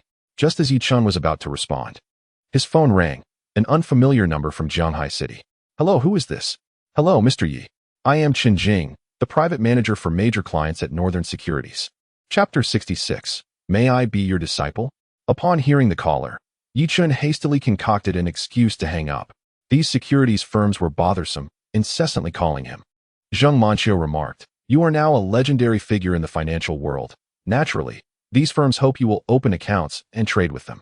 They entered the elevator and ascended to the 36th floor of the hotel. This level housed a Chinese restaurant, adorned in an antique style, exuding elegance and grandeur, imparting a distinctly high-end ambience. Zheng Manchio was evidently irregular. As the staff greeted her respectfully, Miss Zheng, she navigated the space with ease, leading Yichen to a private room where two young men and a woman, all around Yichen's age, were seated. Tang Yi, Zhao Xiaoming, and Fang Jifeng rose to their feet upon the arrival of the esteemed guest, demonstrating their respect. Although they were all second-generation disciples, they were not the frivolous type. Rather, they were the elite among their peers, forming a close-knit circle of four. Yichen appraised them, recognizing the bespectacled, artistic young woman as Tang Yi. Allow me to introduce you. This is Tang Yi. Tang Yi extended her hand. Hello, Yichen. Yichen shook her hand in return. Greetings, Miss Tang. This is Zhao Xiangming and Fang Jifeng. The three exchanged pleasantries and then took their seats. Given his familiarity with Zheng Manchio, Yichen chose a seat beside her. The waiter may begin serving the dishes, and please bring 2 bottles of 30-year Maodai. Zhao Xiangming instructed the attendant in the private room, then turned to Yichen. Brother Yi, you can drink, correct? Yichen nodded slightly. A little is fine. Fang Jifeng remarked. Brother Yi, your recent maneuvers in coal futures were extraordinary, truly spectacular. You could easily achieve legendary status. Young Master Fang, you flatter me. It was merely luck, Yichen responded with modesty. Although they were second-generation disciples, he held his own. It was essential not to diminish his own worth in their company. If he looked down on himself, why would others hold him in high regard? Tang Yi smiled. Brother Yi, you are too humble. What is your outlook on the future of coal futures? All eyes turned towards him. Yichen calmly replied. I believe coal futures should revert to their previous pricing. Once it drops to around 800 or 900 per ton, I will close my position and exit. Following that, there will be an extended period of oscillating declines, rendering further involvement unnecessary. Tang Yi inquired, what about your perspective on the stock market? Yichen hesitated before answering. I am rather pessimistic. Why? Tang Yi asked curiously. Yichen responded, I wonder if you have been following the international economic landscape in recent years, particularly the situation in the United States. The global mass crisis of the past 2 years prompted the Federal Reserve to drastically lower interest rates and print money recklessly. The dollar, being a global reserve currency, allows for the purchase of various goods worldwide. This rampant printing essentially drains the resources of other nations and contributes to both domestic and global inflation. Have you observed the current CPI and PCE data from the U.S.? These indices, representing inflation, are alarmingly high, indicating a serious inflationary situation. Inflation, by definition, occurs when the supply of money exceeds market demand, leading to excessive liquidity and rising prices. The U.S. will undoubtedly take measures to curb this. Otherwise, they risk falling into hyperinflation. The primary tool for controlling inflation is interest rate hikes by the Federal Reserve, which would cause a significant return of capital to banks, thereby reducing the amount of dollars in circulation. Should they raise interest rates, global funds will flow back to the U.S. draining liquidity from other nations in pursuit of greater profits, which will lead to widespread discomfort, including for us. The capital market will react swiftly, manifesting in a sharp decline in stock prices. Our economy has long been fraught with significant issues, particularly within the real estate market. Some enterprises are burdened with excessively high debt ratios, and should our housing market collapse, we could face a severe financial crisis akin to Japan's real estate bubble burst in the 1990s, which led to over a decade of economic stagnation. Their interest rate hikes not only alleviate domestic inflation, but also suppress our economic growth. This likely constitutes their primary objective. Tang Yi, Zheng Manqiu, Zhao Xiaoming, and Fang Jifeng were utterly astounded by his words. Yi Qin's far-reaching and profound insights into international economic conditions were truly remarkable. How could a mere 22-year-old possess such understanding? Unbeknownst to them, Yi Qin had already engaged in discussions on this topic with Zhou Ji several times, navigating it with ease. Zheng Manqiu and Tang Yi exchanged glances filled with astonishment, admiration, and curiosity. Zheng Manqiu took the initiative to speak. If what you say is true, then are we not in a precarious situation? Yi Qin replied, Manqiu, most of our country's top talents are in politics. What I can conceive, they undoubtedly can as well. I believe measures are already being formulated, and we can expect policies targeting the real estate sector to be announced soon. Some property companies may face significant hardships. At that moment, the dishes were served. Zheng Manqiu and Tang Yi, however, were too engrossed in contemplation of Yi Qin's remarks to eat. After a while, Zhao Xiaoming opened a bottle of 30-year-old Matai and poured a glass for Yi Qin. Brother Yi, listening to you is worth more than a decade of study. Allow me to toast you. Young Master Zhao, you flatter me. I am merely speculating, and my accuracy is not guaranteed. Zhao Xiaoming responded, just call me Xiaoming. My father is the founder of Donkai Securities, and I hope you will look after our family business in the future. Yi Qin was taken aback. The founder of Donkai Securities is your father? His background is indeed impressive. They both drank heartily. Fang Jifeng also offered him a toast. Although they all belonged to prominent families, they displayed no airs of superiority, treating him with courtesy and respect, which left Yi Qin with a favorable impression of them. He intended to forge connections with these individuals as preparation for his future ventures into the business world. Each of them had extraordinary backgrounds, and he would undoubtedly find them beneficial later on. In the business realm, lacking a network makes growth and success exceedingly challenging. As they clinked glasses and began their meal, after several rounds of drinks and a variety of dishes, Tang Yi continued to inquire, Brother Yi, when do you predict the Federal Reserve will raise interest rates? Yi Qin answered, perhaps next year. It shouldn't take long, as they will need to formulate a detailed strategy. Tang Yi asked, does that mean there will be no viable stocks to trade then? Yi Qin nodded slightly. For the most part, yes. It would be best to stay out of the market and wait. Opportunities for profit are never lacking. One must endure solitude to eventually embrace prosperity. Tang Yi smiled and asked, Brother Yi, may I take you as my mentor? I once believed myself quite adept at stock trading, but now, seeing you, I feel I have much to learn. Oh. Yi Qin paused for a moment, and Zheng Manqiu and her companions were equally taken aback. Just as he was about to speak, he felt a sudden pressure on his foot. Miss Tang's remarks about apprenticeship seemed premature, as he had only recently begun to explore this realm. Instead, they were engaged in mutual exchange, discussion, and progress, seeking to prosper together. Chapter 67. Extraordinary backgrounds. Even if Zheng Manqiu had not stepped on his foot, he had no intention of taking on disciples. At the age of 22, as a novice in the financial industry, he felt it would be too ostentatious to accept students when he had only just begun to achieve some success.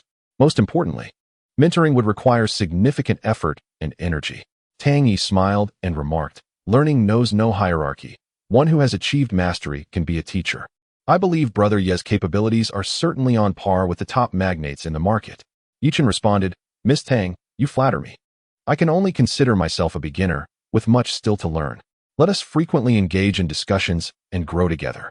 Just call me Tang Yi or Xiao Yi. That's what everyone else calls me. Tang Yi did not press the issue of apprenticeship further and instead honored him with a cup of tea in place of wine. During this luncheon, Yi Qin felt quite pleased. His network had expanded once again, which would serve as a valuable asset in his future ventures into the business world. After lunch, the five of them exited the restaurant and proceeded to the underground parking lot. Zhao Xiaoming and Fang Jifeng bid him farewell. Both drove flashy supercars that were rather eye-catching. Tang Yi turned to Yi Chun and asked, "Did you come in Manchio's car? Well then, I shall take my leave." Yi Chun nodded slightly. "Let us gather again when we have the chance." Tang Yi smiled faintly and turned to get into a white BMW 5 Series. While the BMW was impressive, it paled in comparison to the other vehicles present. Yi Chun turned to Zheng Manchio and inquired, "What was that about stepping on my foot? Was it? Perhaps it was an accidental brush." Zheng Manchio denied it outright. Yi Chun chuckled. "Are you worried that she might become my disciple and surpass you in skill and excellence? Friends can be outstanding, but they must not outshine you." Zheng Manchio shot him a glare, her thoughts laid bare. "Do you know her background?" Curiosity piqued, Yi Chun asked, "What is Tang Yi's background?" Zheng Manchio replied, "Her father works in Hangzhou, the capital of South Zhejiang Province, as the mayor and deputy secretary of the Municipal Party Committee, a vice-ministerial position, essentially the second in command of Hangzhou. The ranks of the first and second leaders in Hangzhou are elevated compared to those in ordinary cities." Yi Chun was taken aback, astonished by Tang Yi's impressive lineage. "And what about Fang Jifeng? His family operates a large clothing and textile business. Their company is quite substantial." Given that Fang Jifeng mingled with Tang Yi and her circle, it was evident that his family's business was noteworthy as well. Yi Chun turned to Zheng Manchio and asked, "What does your family do?" Zheng Manchio replied, "My mother is the chairwoman of a pharmaceutical company, and my father is a prominent figure in the Eastern District. Forgive any past grievances, Sister Chiao." Yi Chun reflected. "It appears that everyone has such impressive backgrounds, while I am merely a grassroots nobody." Dongqing District is the highest administrative level district in Zhanghai City, functioning as a sub-provincial administrative unit, while the other districts are classified at the municipal department level. The head of Dongqing District not only serves as the district party secretary, but also holds a position on the Municipal Standing Committee. Being part of the Municipal Standing Committee signifies true entry into the local apex leadership and decision-making body, bestowing a degree of decision-making and voting power. Zhanghai City has 5 or 6 deputy mayors, all of whom, despite being sub-provincial level, have not entered the Standing Committee, rendering their status inferior to that of Zheng Manchio's father. Zheng Manchio slightly raised her chin, saying, "I will head home soon. Let me take you to the bus station." "No need," Yi Chun replied. "I have a few matters to attend to. You go about your business." He planned to visit Lu Zixuan. "All right, I'll take my leave then. Goodbye." Watching Zheng Manchio depart in her Ferrari, Yi Chun felt a twinge of envy. "In due time, I shall acquire a vehicle as well. However, a supercar is only suitable for city driving. It would not fare well back home due to its low chassis." Yi Chun arrived at a nearby shopping mall, selecting 2 outfits for Lu Zixuan. One was a fitted autumn dress that beautifully accentuated her figure, while the other consisted of a skirt and a jacket, exuding an air of sophistication. Although Lu Zixuan had ample clothing, bringing a gift would be more appropriate, especially since she had recently gifted Yi Chun a watch valued at 360,000. Reciprocity would undoubtedly strengthen their bond. By mid-afternoon, Yi Chun arrived at the entrance of Unit 1, Building 9 in the Cuijing Mingzhu community. He entered the building and took the elevator to the 8th floor, ringing the doorbell. Moments later, Lu Zixuan, lazily clad in a nightgown, opened the door. "Apologies for interrupting your nap, Sister Xian," Yi Chun said with a smile. "Not at all. I just woke up. Come in." Yi Chun handed her the clothes, saying, "Sister Xian, I carefully selected these 2 outfits for you. Please try them on." Lu Zixuan beamed. "I'll go try them on. You take a seat." After a couple of minutes, she emerged in the fitted dress, her graceful figure captivating. "What do you think, Xiaoqin?" "Stunning. Sister Xian, this dress truly complements your figure, radiating maturity and allure." Lu Zixuan smiled slightly. "Your words are as sweet as honey. I'll try on the other one now." The second outfit was a more refined ensemble, showcasing her elegant demeanor. A beautiful woman can pull off any attire effortlessly. Ultimately, Lu Zixuan changed back into her nightgown and sat beside him, catching a whiff of a hint of liquor. "Did you drink at noon, Xiaoqin?" Yi Chun chuckled and explained, "A few second-generation disciples invited me to lunch today. They were aware of my stock trading and futures accounts and wished to engage with me." Lu Zixuan curiously inquired, "What is their background?" "Yi Chun, there is a Zheng Manchio from the finance school of Jiaotong University. Her father is a prominent figure in the Dongqing district, and her background is quite formidable. Another person's father holds a significant position in Hangzhou, Zhejiang Province. Additionally, one of them is the youngest son of the chairman of Donkai Securities, while another hails from a family engaged in the textile business. Upon hearing this, Lu Zixuan was taken aback. She hadn't anticipated that Yi Chun could associate with such influential second-generation heirs. Do they wish for you to guide them in profiting from the financial markets? There must be a purpose behind their approach to Yi Chun, and if he can cultivate a good relationship with them, the advantages for him could be immense. Yi Chun, that seems to be the case. Today is simply an opportunity to have a meal and get acquainted. How much have you earned in the stock market, Xiaochen? Lu Zixuan inquired with curiosity. Yi Chun, I noticed a chance in thermal coal futures a few days ago and entered the market. It's been over 10 days now, and I've earned approximately 300 million. Lu Zixuan's eyes widened in astonishment, revealing her shock. 300 million in just over 10 days? No wonder they invited you. Talented individuals are always welcomed wherever they go. Xiaochen, you must seize this opportunity and cultivate relationships with them. It will greatly benefit you in the future. Yi Chun, I felt that they were quite approachable today, displaying no sense of superiority. I believe forming connections would be beneficial. Lu Zixuan smiled and remarked, Xiaochen, do you remember when we first met? You were just a summer intern at my company, and now you've become so impressive with a net worth of several billion. Stepping into such an influential circle of second-generation elites. Yi Chun, Sister Xian, no matter how accomplished I become, I will always be your younger brother. This sentiment resonated deeply with Lu Zixuan. Touched, she embraced Yi Chun, saying, your words have moved me, so here is a reward, a hug. Chapter 68. Sister Xian's past. Yi Chun felt the warmth of her embrace, his heart racing. This must be what a normal hug feels like. Is it inappropriate for me to reciprocate? He wrapped his arms around Lu Zixuan's back. Sister Xian, you have been incredibly kind to me, and I will always remember it. In his previous life, as an employee, he had harbored some fantasies about his boss, Lu Zixuan. Men remain youthful at heart until death. Unless they are overwhelmed by life's burdens, many are not averse to romance. It is merely the weight of life's pressures that holds them back. With financial security, one might indulge more than others. Lu Zixuan was mature, alluring, and not only wealthy but also capable. Such a strong woman, one could imagine, had been the subject of many fantasies among the male employees in the company. Lu Zixuan gently caressed his head. Xiaochen, how much have you had to drink?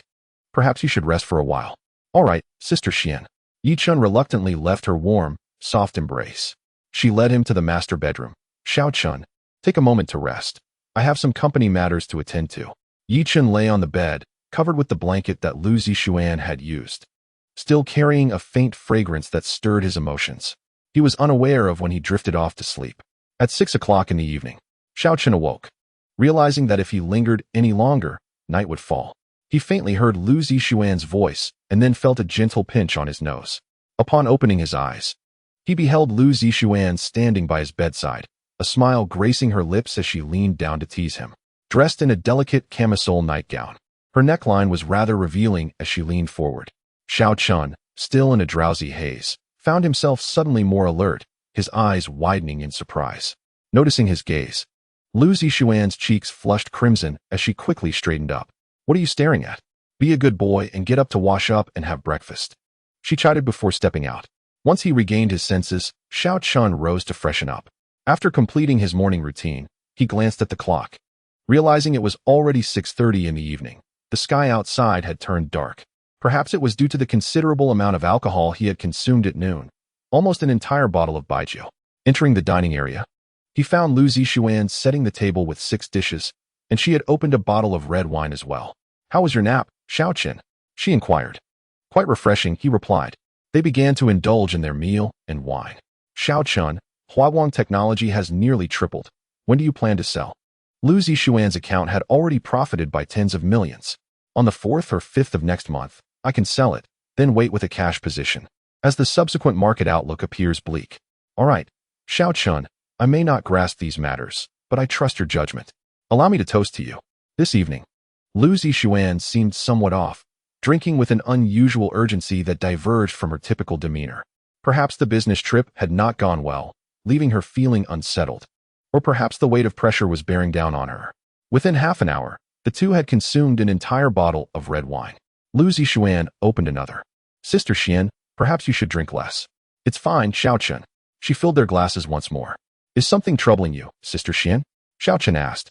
How could I feel down with a brother like you? She replied with a smile. As they finished the second bottle, Lu Zixuan's cheeks flushed, the effects of the wine taking hold.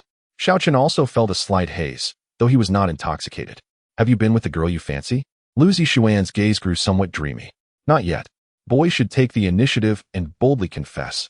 She may be waiting for you to express your feelings. Xiao Chun was aware of this, as Li Qingya had previously hinted at it. He contemplated his feelings for Wang Yusin and Zhao Jing, and if all else failed, he could always regard them as good friends. I'll muster the courage to confess when the time is right. But Sister Xian, you are so beautiful. Why don't you have a boyfriend? Is it that no one measures up? He inquired about Lu Zixuan's situation, seeking to ascertain whether she hailed from wealth or was perhaps a kept woman. Lu Zixuan paused, her slightly intoxicated gaze revealing a complexity of emotions. I attended Shanghai University of Finance and Economics. In my junior year, during the second semester, my brother, while dining, got into a scuffle with the table next to him and accidentally killed someone, leading to his arrest. In order to obtain the letter of understanding, a substantial compensation was required. I approached the vice principal of our school, aware of his affections towards me, and became his mistress, securing a compensation of 1.5 million for the other party. Simultaneously, he utilized his connections to ensure that my brother received a lighter sentence. After listening to her story, Yichen found himself at a loss for words. Lu Zixuan managed a bitter smile. Am I being rather despicable? Zixuan, I would do anything for my family, came Yichen's response, warming Lu Zixuan's heart. To be understood is a rare blessing. She continued. I remained his mistress for a while. He treated me well, showering me with money and even purchasing a house for me. However, he was investigated a couple of years ago and subsequently imprisoned, likely never to be released. Zixuan, that chapter is behind you now. You can choose to live well and find someone you truly like, Yichen reassured her. Finding a suitable partner is not so simple. Many pursue me, yet they all have ulterior motives, Lu Zixuan replied. Then you must keep your eyes wide open, Zixuan, and avoid being deceived, Yi Chun said with a smile. Upon glancing at his phone, he realized it was already past 9:30 in the evening, and a taxi back to school would not be timely. Oh no, Zixuan. It's past 9:30.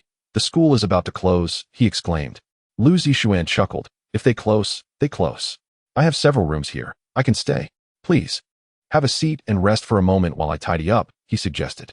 By the time he finished washing the dishes, Lu Zixuan had already half laid down on the sofa, succumbing to slumber after consuming too much red wine. Yichen hesitated for a moment, then gently lifted her to the master bedroom, covering her with a blanket before stepping out of the room. He moved to the guest room, lay down on the bed, and checked his phone. Zheng Manxiu had added him to a group chat with Tang Yi, Zhao Xiangming, and Fang Jifeng. He had already been welcomed into this small circle. All three, Tang Yi, Zhao Xiangming, and Fang Jifeng, had sent him friend requests, which he promptly accepted. Almost immediately, Tang Yi messaged him. Are you still awake? Not yet. I just finished dinner. Are you still up? Yichen replied. Tang Yi responded, I'm studying the international economic situation. Thanks to your reminder. I returned to thoroughly review the materials, and I believe your analysis and predictions are spot on. It's astonishing how one must have such foresight in stock trading. Indeed, one must consider these factors. When the international landscape is bleak, the domestic stock market will surely follow suit, especially with the actions from the United States, the world's hegemon. Every move they make impacts the globe. We must scrutinize, analyze, speculate, and summarize each policy. Chapter 69, Artificial Intelligence. The trend of the times, Yi Chun conversed with Tang Yi for a while, then exchanged a few words with Zhao Xiangming and Fang Jifeng. All three had taken the initiative to add him, so he felt obliged to engage in a bit of polite conversation. Shortly after 10, Li Qingya sent him a message. What are you up to, Xiaochenzi? Just chatting with friends. Friends? Male or female? Both. Are they your classmates? Li Qingya inquired curiously. Yi Chun no? Just friends who invest in stocks. Li Qingya is aware that Yi Chun has made a fortune in the stock market, so it is not surprising for him to know people in that field. Are there any beautiful women among them? Yi Chun. Yes, we had lunch together, discussing the economic conditions both domestically and internationally. They are all second-generation successors, and they might assist me in my entrepreneurial endeavors in the future. Xiaokenzi. Do you plan to start a business? Yes, I have my own capital. I do not wish to work for someone else. What kind of company do you intend to establish? An investment firm or a technology company, perhaps. I am currently studying computer science, and I may focus on artificial intelligence in the future, as I believe it is one of the primary development directions for the future. After chatting for a while, Li Qingyao decided to rest. Yi Chun, having taken a long nap in the afternoon, felt wide awake.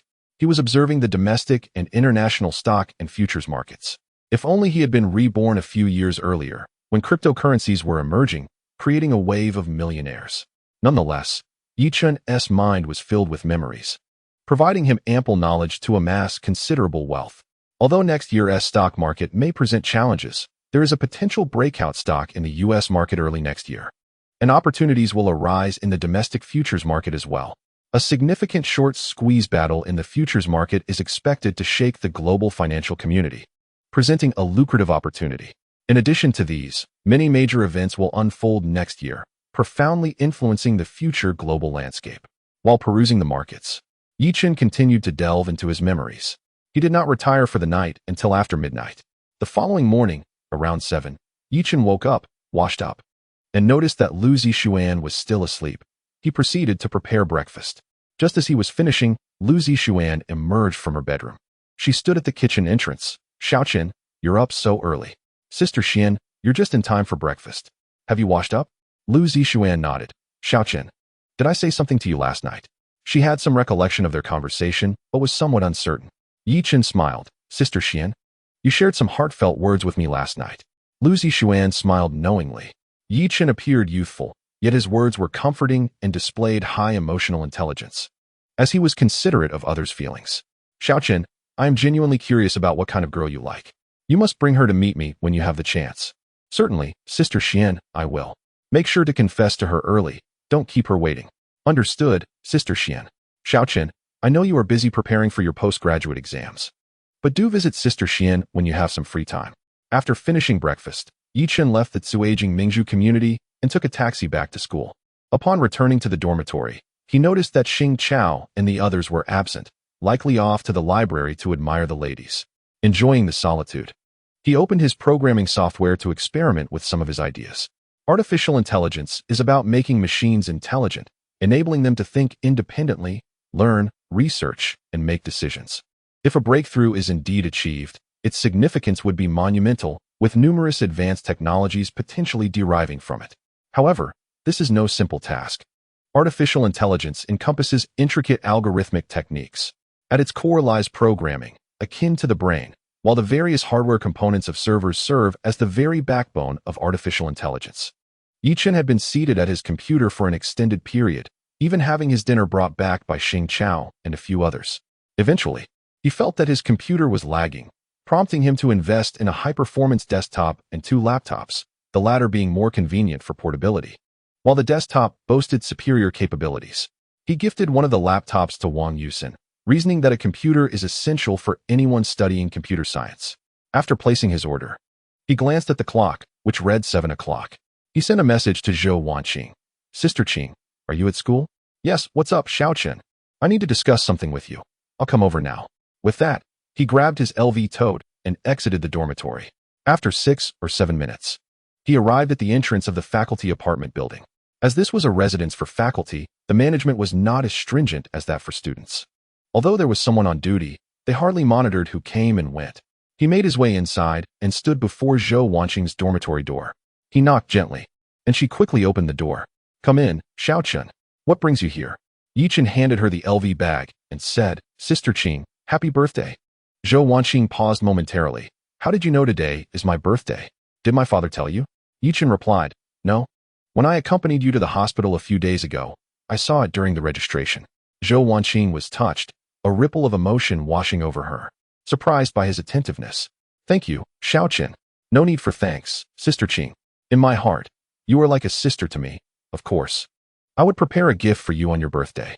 Upon seeing his gift, she smiled and remarked, "How did you know I like bags?" He replied, "I thought all women appreciate bags, so I bought one. Do you like this style?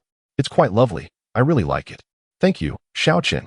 Indeed, Zhou Wanqing was genuinely pleased. Yi Chun said, "Sister Qing, I won't disturb you further.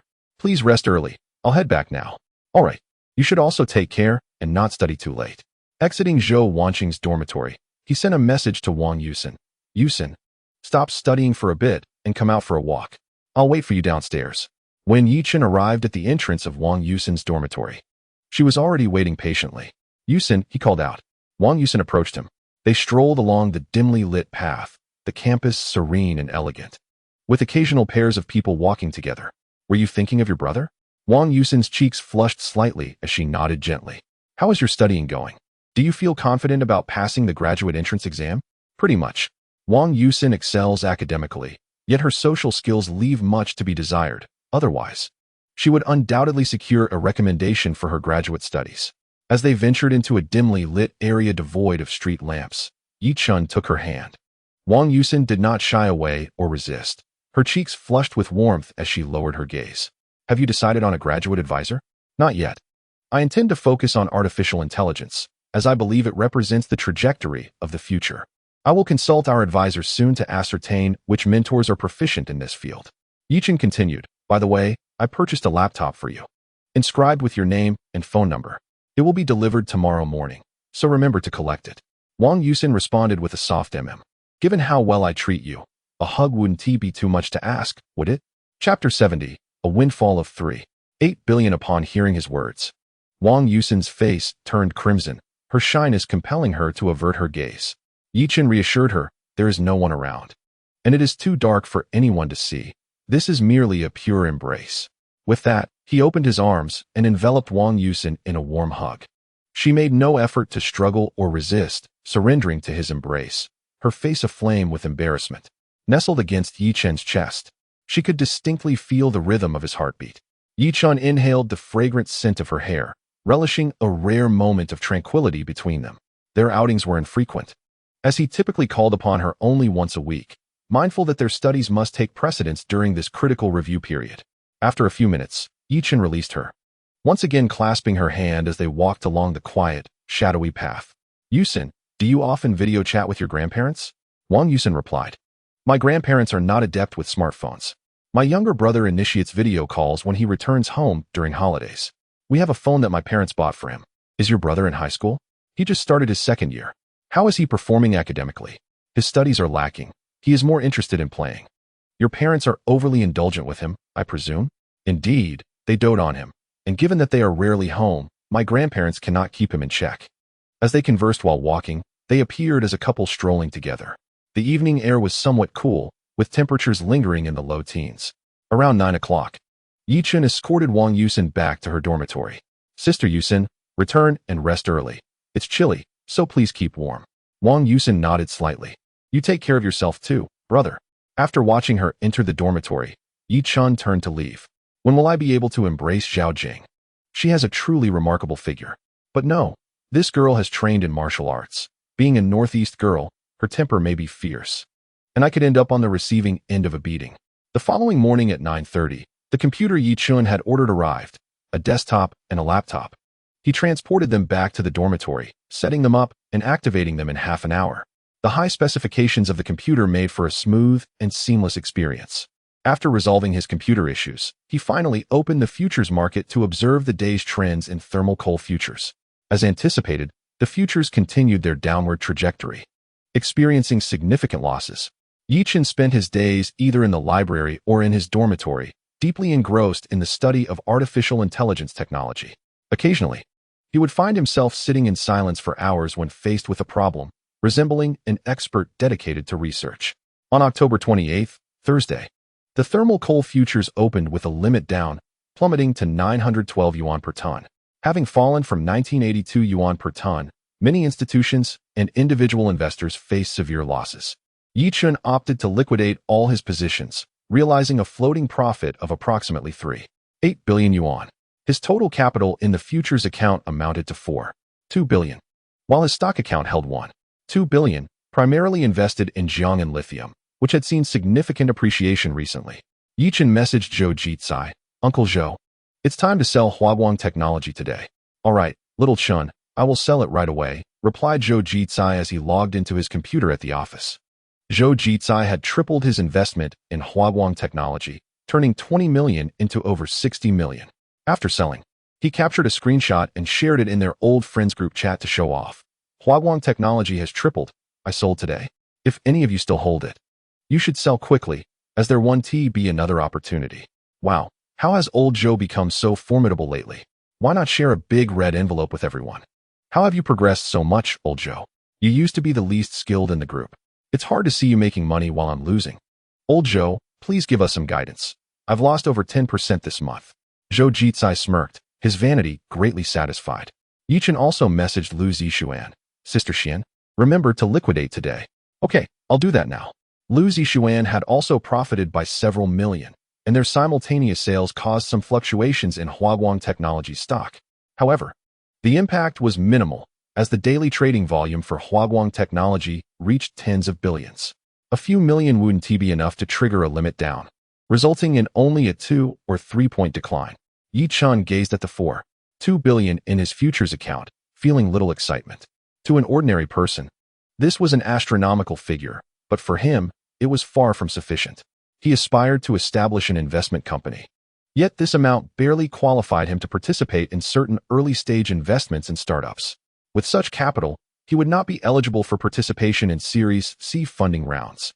Certain startups, in pursuit of growth, often seek strategic financing. Financing involves exchanging equity for capital from investment companies to further develop the business. Companies like Tencent and Alibaba, during their early days, sought investments from various firms and faced numerous rejections. After several rounds of financing, their ownership stakes had diminished significantly. Nevertheless, as the companies expanded, despite owning less equity, the value of their shares multiplied thousands of times, resulting in a mutually beneficial outcome. In the investment realm, funding for startups is categorized into angel investments, Series A, B, C rounds, and so forth. Angel investment refers to the act of investing in promising startup companies, typically with a scale of several million. These companies have made initial progress in product development and market expansion, allowing them to seek investment firms for Series A financing, which generally ranges from 10 million to 100 million. Upon securing series of funding, the company enters a phase of rapid growth, expanding its scale, products, and market presence. When the available funds become insufficient to support the company's ambitions, it must initiate Series B financing, typically amounting to 4 or 500 million, often involving multiple investment firms to share the risk. By the time Series C financing is reached, the enterprise has matured and seeks to advance towards an initial public offering, necessitating funding usually exceeding 1 billion. This discussion pertains solely to investment firms. Acquiring a company requires even greater financial resources. In the investment realm, several hundred million is hardly substantial, as internationally recognized capital entities invest amounts ranging from tens to hundreds of billions, making their presence felt across the globe. Should one wish to establish an artificial intelligence company, the financial requirements are similarly significant, given the challenges of achieving profitability in the early to mid stages, necessitating substantial investments in research and personnel. At that moment, Yichen's phone rang, revealing a call from Huang Xiujuan, a client manager at Huaxin Securities. Hello, Mr. Yi. This is Huang Xiujuan. Do you have time for lunch today? I would be delighted to treat you. I'll be waiting for you in room 1808 at the Hilton Hotel. Her superior had issued directives to spare no effort in courting Yichun. Huang Xiujuan initially intended to maintain a semblance of reserve, as a direct approach might appear desperate. Recently, she had been posting selfies and melancholic captions on social media to entice Yichun, hoping he would take the bait. The difference between a customer showing interest and a proactive approach is significant, yet Yichun merely acknowledged her posts with a like, without further engagement. Convinced that his like indicated interest, she decided to be more forthright today. Treat me to a meal? Are you hoping to offer me abalone? Chapter 71. The invitation from the investment firm Huang Xiujuan's intentions were transparent to Yichun, who harbored no interest in her whatsoever. The client manager from Dongkai Securities, Xing Lijuan, was similar. Initially perceiving Yichun as having limited financial capacity, she had been seeking conversations with him. Just yesterday, she suggested he come to her home to fix a plumbing issue.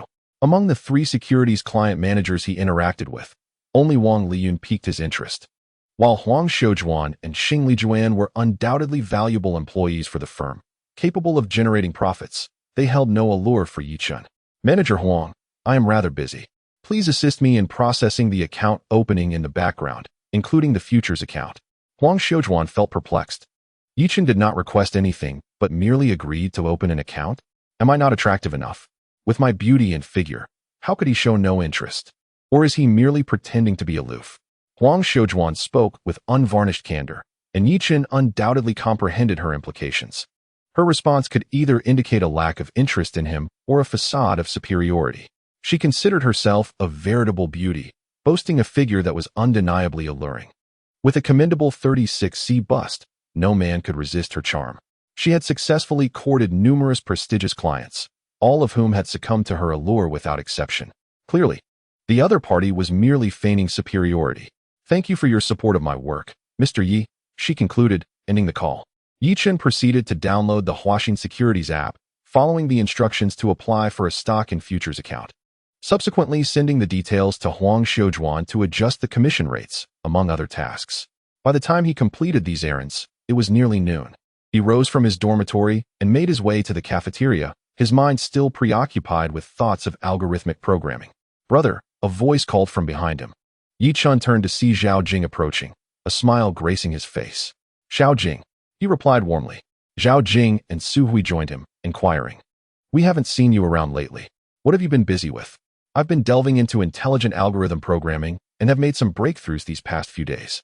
My goal is to imbue machines with human-like cognitive abilities, which necessitates the development of an intelligent system akin to the sentient brains portrayed in science fiction films. This endeavor encompasses various fields, including autonomous learning, decision-making systems, language processing, and image processing," Yi Chen explained. Currently, he was focused on learning capabilities. What he had developed thus far resembled an early generation of AI. When posed a question, it would scour the internet to match the most suitable answer. However, this had its limitations. High-performance servers would be optimal.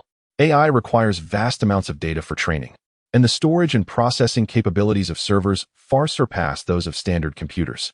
"Why are you pursuing this, brother?" Zhao Jing inquired with curiosity. "I plan to venture into the field of artificial intelligence. It is the direction of the future. You both, now in your first year, should consider studying artificial intelligence courses diligently," Yi Chen encouraged as the trio strolled into the cafeteria. During their meal, Zhao Jing suggested, "Brother, after lunch, shall we take a walk?" "Sure, but Xiao Jing, your voice sounds as if you have a cold," he noted. "I might be catching a bit of a cold," she admitted. "Make sure to keep warm during this season change. Don't dress too lightly," he advised. "Got it, Brother Yi Chen," she replied. Just then, Yi Chen's phone rang, displaying yet another unfamiliar number from Zhanghai City. "Hello, who is this?" He answered. "Hello, Mr. Yi. I am Zhao Hongxin, the vice president of Jiatsai Investment Company. I would like to invite you to join our firm, offering a guaranteed annual salary of 50 million, plus performance bonuses," the caller proposed. "I'm afraid I must decline," Yi Chen replied without hesitation. "I possess the capability to earn on my own. There is no need for me to work for your company." Zhao Hongxin smiled and said, "Mr. Yi, please do not hastily decline. You might consider it, or perhaps visit our company for a tour. Our firm possesses considerable strength, and we do not impose restrictions on your personal trading activities. After all, an individual is merely a retail investor, often vulnerable to the predatory tactics of larger institutions and principal traders." "I'll think about it," Yi Chen replied, hanging up the phone with a hint of disdain in his heart. It was evident that they were drawn to his reputation. The name "Life is like a Dream" had become almost synonymous with the financial sector. Having achieved nearly 150 times returns in the stock market over 2 months and sweeping up 500 million in power coal futures within just half a month, his prowess in the power coal futures market would surely become known, further elevating the profile of Life is like a Dream within financial circles. Should he accept a position in a company, he would undoubtedly attract a plethora of clients. Jiakai Company was no philanthropist. With an annual salary of 50 million in performance bonuses, they would certainly profit from Yi Chen's fame. Once his utility waned, they would unceremoniously cast him aside. After dinner, Yi Chen and his companions exited the cafeteria, the sky outside having darkened. Su Hui spoke up, "You two go for a stroll. I'll head back to my dorm to catch up on my show." The two wandered aimlessly through the campus. "Brother, are you free this Saturday? What's up? Let us visit the Chenghuang Temple and Yu Garden. I've heard it's a classical garden from the Ming Dynasty, exquisitely beautiful." "All right." Zhao Jing felt a surge of excitement at his agreement, wrapping her arms around his. "Brother, you promised, you cannot back out. When the time comes and anyone seeks me out, I'll simply say I'm unavailable." "Brother, you're so good. Since you call me such, let us share a sibling embrace." Zhao Jing looked at him with suspicion. "Brother, are you harboring ulterior motives?" You dare question my character and integrity? To think you would perceive me in such a manner. Forget it. Let us pretend I said nothing. Yi Chun turned to continue walking. I did not say I was unwilling. With that, Zhao Jing giggled, taking the initiative to give him a warm embrace, resting her cheek against his chest. She could sense that Yi Chun had developed some fondness for her, though perhaps it was not yet substantial. Such intimate contact might augment his affection for her. Once she surpassed his high school muse, he would likely choose to be with her. With determination, she endeavored to win his heart. Yi Chun encircled her with his arms. Indeed, Zhao Jing's figure surpassed that of Yu Xian, a distinction felt in their embrace. 2 minutes later, Zhao Jing softly inquired, "Brother, is this enough?" Yi Chun maintained a calm demeanor. "If you remained silent, I would have thought you intended to hold me until dawn." Zhao Jing playfully pinched the flesh at his waist, though not with much force. "Brother, you are a bit shameless. Such a warm embrace is coveted by many beautiful women. Tonight, I grant you this privilege." Zhao Jing clasped his hands around his brother's arm. "Brother, would you like to visit our ice city during the winter break? We have a magnificent ice and snow world, crafted entirely from ice blocks. It's truly breathtaking, something you've surely never witnessed before." Yi Chun replied, "The winter break is too brief. Having not returned home for an entire year, I must go back to my hometown. Perhaps I shall visit another time." The two strolled until after 8:30 in the evening before returning to their dormitories. Yi Chun unlocked his phone and discovered a flurry of messages in their group chat. Zhao Xiaoming had tagged him, saying, "Congratulations, Yi. You've made a substantial profit of 500 million in coal futures." Fang Jifeng chimed in, "Yi, you're incredible." Zheng Manqiu and Tang Yi also sent their congratulations. Yi Chun responded with a red envelope. "It's merely good fortune. What are you all investing in now?" Zhao Xiaoming replied, "We've all invested in Jiang'an lithium industry. The recent surge has been astonishing. What do you plan to invest in next, Yi?" In his previous life, Yi Chun had never engaged in futures trading. He was only familiar with significant futures events. He was quite knowledgeable about the stock market, and currently, Jiang'an lithium industry appeared promising, while other stocks seemed less favorable. Given his substantial capital, if he were to invest entirely in Jiang'an lithium industry, it could likely trigger a butterfly effect. Major institutions, speculators, and large capital players were all vying for profit. The available cake was limited. If Yi Chun were to monopolize Jiang'an lithium industry, he would appropriate a significant share of the benefits. This would undoubtedly incite dissatisfaction among major institutions and speculators, who would likely retreat, leaving him to manage the ensuing chaos. In this market, it is nearly impossible to feast alone. Major institutions typically need to collaborate to elevate prices and profit together. Unless dealing with stocks of considerable market capitalization, where investing several hundred million or even over $1 billion can go unnoticed, it is challenging to execute such strategies undetected. Yi Chun stated, "I do not plan to invest in the near future. Holding a portion of Jiang'an lithium industry suffices." Tang Yi interjected, "The market has been quite challenging lately. The pharmaceutical and liquor consumption sectors have plummeted. I believe large capital is sensing a crisis and has begun to exit at high positions." Zheng Manqiu added, "The domestic stock market has risen considerably over the past 2 years, according to Yi Chun's earlier predictions and statements. This resembles a scenario where substantial foreign and domestic capital is preemptively exiting. The withdrawal of large capital will inevitably trigger a sharp decline. Currently, many stocks in the pharmaceutical and consumption sectors have dropped by over 10%. However, these stocks have multiplied several times in value over the past 2 years. And investors do not perceive a significant issue with a drop of a few points. They believe it to be a mere correction before further growth. They have been blinded by the gains of the past 2 years and have failed to sense the impending crisis. Little do they know, this is merely the beginning, and they will soon find themselves ensnared deeper. Ultimately, they will either cut their losses and exit or endure until the bitter end." Yi Chun, they are retreating in an orderly fashion, beginning with the pharmaceutical sector, followed closely by the consumer industry, and shortly thereafter, the semiconductor, real estate, internet, consumer electronics, and new energy sectors will follow suit. By the time the stock investors realize this, they will already be deeply ensnared.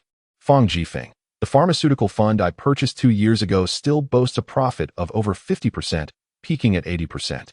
Should Yi Chun sell now? Yi Chun, my suggestion is to sell everything. If you have invested in Jiang'an lithium industry, you may hold on to it for a while, but refrain from purchasing anything else. Although I am uncertain about Zhao Xiaoming's financial scale, I surmise it is not substantial. perhaps just a few tens of millions. Very well. I shall liquidate everything else by tomorrow. Tang Yi interjected. Yi Chun, I have allocated some funds to gold. Should I sell it? There is no need to sell gold. I believe it will enter a phase of skyrocketing prices starting next year. Why? Zheng Manqiu inquired curiously. Yi Chun, according to my previous analysis, the beautiful nation will raise interest rates, drawing liquid capital away from other countries. Our domestic liquidity will diminish, and in an effort to enhance liquidity, the state will issue bonds. Banks are likely to lower interest rates, releasing liquidity, which will inevitably lead to an appreciation of gold. Furthermore, I suspect that there may be military conflicts in Europe next year, resulting in instability that will also contribute to the rise in gold prices. Zheng Manqiu immediately connected the dots. Are you referring to Bear Country? You all must have seen related news. Should geopolitical unrest arise there, it would greatly benefit the beautiful nation, as Europe would be tethered to them, facilitating subsequent interest rate hikes and global harvesting. Zheng Manqiu, indeed, there is a possibility. Recent tensions there have been quite pronounced. After conversing with them, Yi Chun chatted with Li Qingya for a while before retiring for the night. The following morning, Yi Chun first transferred 4.2 billion from his futures account to his bank card. Currently, he possesses over 500 million in cash. He then deposited 100 million into the Wan Feng Securities Company account. Wang Liyun was the first to notice, her heart filled with joy. She had not anticipated Yi Chun would transfer such a substantial amount of funds all at once. This month, her bonus would be considerable, alleviating her family's situation. Yi Chun gazed at the balance exceeding 300 million in his bank account, a smile gracing his face. In just a few months, he had ascended from nothing to a net worth of over 500 million. Even if he chose to rest on his laurels and do nothing henceforth, he would still lead a life of leisure. Yet, he harbors no desire to idle.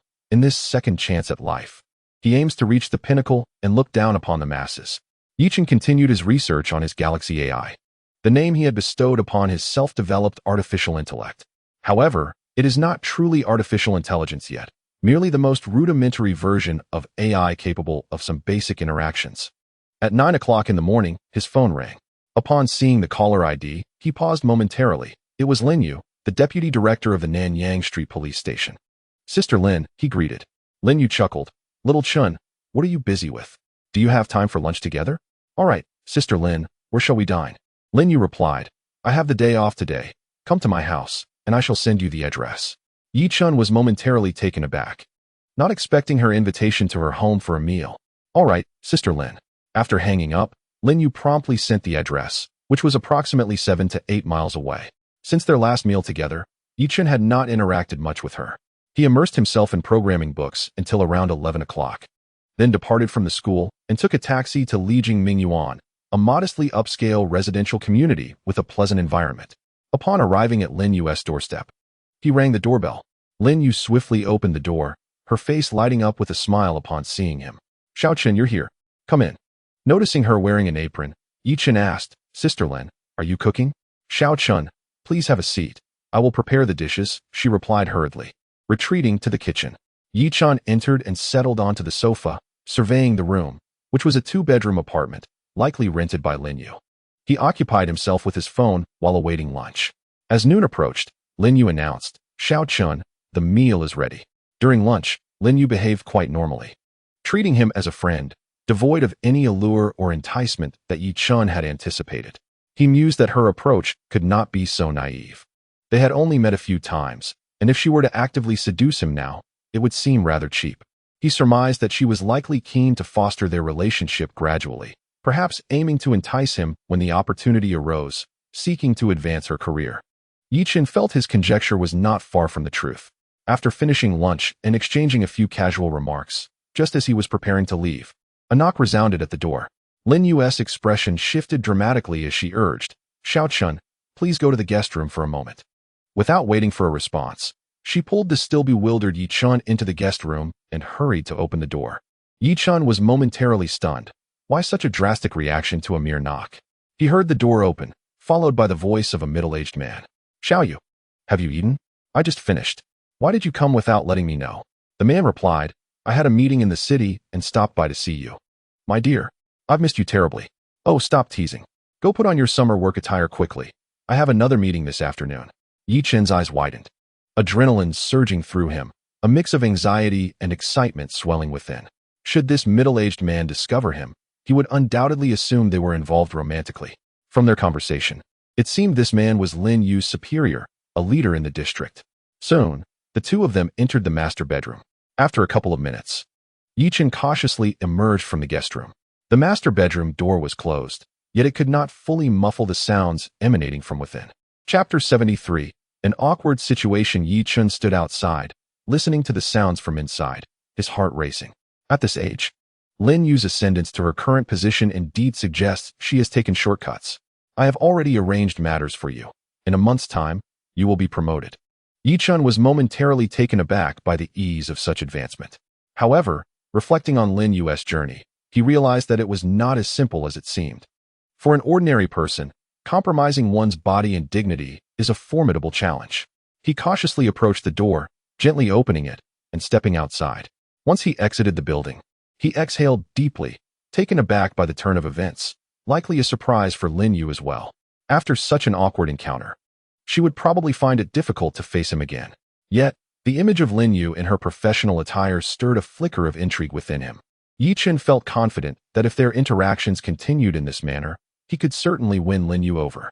If that were to happen, would it not be tantamount to outmaneuvering the powerful? In his previous life, Yi-Chen had come to understand the nature of society, so he was not overly shocked or surprised by such occurrences. Aside from a hint of exhilaration, he felt little else. Meanwhile, at Lin Yu's home, a middle-aged man embraced her, asking, "Xiao Yu, have you missed me these past few days?" Lin Yu softly replied with an affirmative hum. The man smiled, saying, "Being with me will not bring you misfortune. I've heard that the top official in the district is under investigation. If the claims hold true, he will certainly face consequences, paving the way for my superior to vie for his position. Should my superior ascend, I too shall rise, as I am his subordinate. Becoming a key figure in the district bureau is well within reach." Lin Yu's expression brightened. Should the middle-aged man continue to climb the ranks, her own prospects would flourish. Yet, thoughts of Yi-Chen, who resided in the adjacent room, filled her with inner turmoil. Yi-Chen was acquainted with the leaders of the municipal bureau, and she had initially hoped to leverage her connection with him to meet the upper echelons of the bureau's hierarchy. Who could have foreseen such an incident occurring today? After sharing a tender moment, the middle-aged man hastily departed, as he had a meeting to attend later that afternoon. Once he left, Lin Yu quickly made her way to the spare bedroom. Upon entering, she found no sign of Yi-Chen and opened the closet, only to discover his absence. He must have left prematurely. Her emotions were conflicted as she pondered whether to inform Yi-Chen about recent events, yet she feared how he might perceive her. The connection to the municipal bureau was something she did not wish to relinquish, yet today, as unexpected developments had left her at a loss. It was likely that Yi-Chen was aware of her connection to the leader. Upon returning to his dormitory, Yi-Chen's phone suddenly chimed. He glanced at it and saw a message from Lin Yu. "Do you still have the audacity to speak to me? Don't you feel the slightest bit embarrassed?" Yet, considering her willingness to barter her body and dignity, she likely possessed a thicker skin than he did. Lin Yu continued, "Xiao Chen, have you returned?" To which he replied, "Yes, I'm back at school." "Xiao Chen, could you please refrain from disclosing today's events?" "I would agree to anything you ask." Lin Yu employed a particular strategy. Even if the information were to leak without solid evidence, it would be of no consequence. Matters based on hearsay would not be addressed. Upon reading her words, Yi-Chen's lips curled into a slight smile. "Sister Lin, I returned home right after dining with you today and cannot recall anything of import." Lin Yu mistakenly assumed that she had tacitly acknowledged her words and believed Yi-Chen harbored an interest in her. "Xiao Chen, why not visit Sister Lin again this evening? I would don my work attire for you to see." Yi-Chen felt a flicker of agitation at her message. "Sister Lin, I have plans with my girlfriend this evening." Perhaps another time, he politely declined, wishing to preserve dignity for both parties. Were Lin Yu a woman of virtue, he might have reconsidered. Lin Yu had no choice but to relent. "All right, Xiao Chen, perhaps another opportunity will arise." Shortly thereafter, she sent several photographs, all depicting her in a fitted work dress. Yi-Chen scrutinized them carefully. Indeed, she was quite alluring. Lin Yu was not only beautiful, but also possessed an enviable figure, tall and graceful, which explained her appeal to higher-ups. In the realm of the Electronic Academy where Yi-Chen resided, she would undoubtedly be regarded as a stunning beauty. Moreover, her profession served as an added advantage. If two equally beautiful women were to be compared, one engaged in an ordinary occupation and the other in a role like Lin Yu's, the preference of men would be all too apparent. Yichen glanced once more at his financial accounts, contemplating future plans. A few $100 million was insufficient for his ambitions. He aspired to accumulate at least several billion. The stock market and futures market held ample opportunities ahead. He believed that earning hundreds of billions was well within reach. Extending the timeline. Amassing over 1,000 billion within a few years did not seem implausible, as he vividly recalled the meteoric rise of technology stocks in the U.S. market in the coming years. These stocks belonged to companies with valuations in the trillions. Investing tens or hundreds of billions in stages would not incite a market upheaval. Given their substantial market cap, the pie was large enough for major capital and institutions to profit significantly. However, mere wealth was not sufficient. In foreign lands, capital wielded power. Yet domestically, authority reigned supreme. With a mere excuse or rationale, one could easily become the target of scrutiny. He needed to cultivate his network, forge a community of shared interests, and bind many to his chariot, creating a formidable force. Yichen would not resort to bribery. Such actions would only lead him into peril. To pursue a long-term vision and endure, he must resolutely avoid illegal conduct. True capital magnates do not engage in such acts. That is the folly of the short-sighted. Should one bribe an official, the moment the official is scrutinized, the briber would not escape unscathed. Ultimately, one cannot conceal the truth forever. He resolved not to let his fate be dictated by others. Having contemplated his future path, Yichen sent a message to Zhou Wanning. Yesterday, he accompanied Wang Yusen. Tomorrow it will be Zhao Jing, and the day after, Li Qingya. One must not show favoritism. A true man should distribute his affections evenly. Is Sister Ning at school? Zhou Wanjing quickly replied. Yes, what's up, Xiaoqing? Sister Ning, I would like to treat you to dinner tonight. I have some joyful news to share and a few matters to inquire about. Yichen sought a reason. Where shall we dine? Sister Ning, I will come to find you around 5, at a restaurant not far from the school. Chapter 74. I adore peeling shrimp. At 5:30 in the afternoon, Yichen arrived at the faculty dormitory. After a while, Zhou Wanjing approached from a distance, alone. Colleagues had either returned to their rented rooms or gone to the cafeteria for a meal. Upon seeing Zhou Wanjing, Yichen greeted her with a smile. Sister Ning. Zhou Wanjing smiled slightly, exuding elegance. Xiaoqing, let us go. Will you drive, or shall I? You drive, Sister Ning. I enjoy sitting in your passenger seat. Zhou Wanjing shot him a playful glance, her demeanor a blend of tenderness and charm. This sort of conversation is typically reserved for couples, as girlfriends often prefer to sit beside their boyfriends. They arrived at a mid to high-end self-service seafood restaurant at a nearby mall. They gathered a variety of delicacies and began cooking them in the hot pot. Zhou Wanjing looked at him and inquired, Xiaoqing, you mentioned wanting to ask me something. What is it? Yichen replied, Sister Ning, do you know which graduate advisor specializes in artificial intelligence research? I wish to find a knowledgeable mentor in this field for my postgraduate studies. Do you plan to focus on this area in the future? Indeed. Professor Chen Minghai is quite proficient in this domain. Many companies in Shanghai City are engaged in related research and often invite him for guidance. Many of his former students have secured positions in these firms, but his standards are quite high. You must achieve at least a top 20 score in the preliminary examination to catch his attention. Yichen nodded slightly. I believe my grades will be satisfactory. After the graduate entrance exam concludes, one can begin selecting advisors. It is a mutual selection process, where students choose mentors and mentors choose students. Generally speaking, once the preliminary exam scores are passed, there should not be significant issues. Zhou Wanjing remarked, if grades aren't a problem, then you should choose Professor Chen. He is quite demanding, yet very responsible, and his students are highly sought after. All right, Sister Ning, Zhou Wanjing added. Didn't you mention having some joyful news to share? Yichen smiled and said, Sister Ning, I recently made 3.8 billion from thermal coal futures. I sold everything yesterday. Zhou Wanjing looked astonished. How is it so easy for you to make money? My father has been in the game for decades and has incurred losses. It indeed requires a bit of talent. Now you are a billionaire. What are your thoughts? Yichen pondered briefly and replied, Initially, I felt a surge of excitement. But then I calmed down and realized it is nothing too significant. The road ahead is long, and I must tread steadily. One cannot become arrogant due to minor achievements. A fleeting moment of excitement is acceptable, but one must remain grounded. Zhou Wanjing greatly admired Yichen's character. After achieving a certain level of success, He remained humble and true to his core values. Many individuals, upon suddenly acquiring wealth, often become arrogant and disdainful of others. Xiao Chun, given your disposition, I perceive this as merely your starting point, far from your destination. With Sister Ning's good wishes, keep striving. You will undoubtedly grow more formidable in the future. Yi Chun, I owe my current success to Sister Ning's assistance. Had it not been for your 200,000, I would not have earned this money.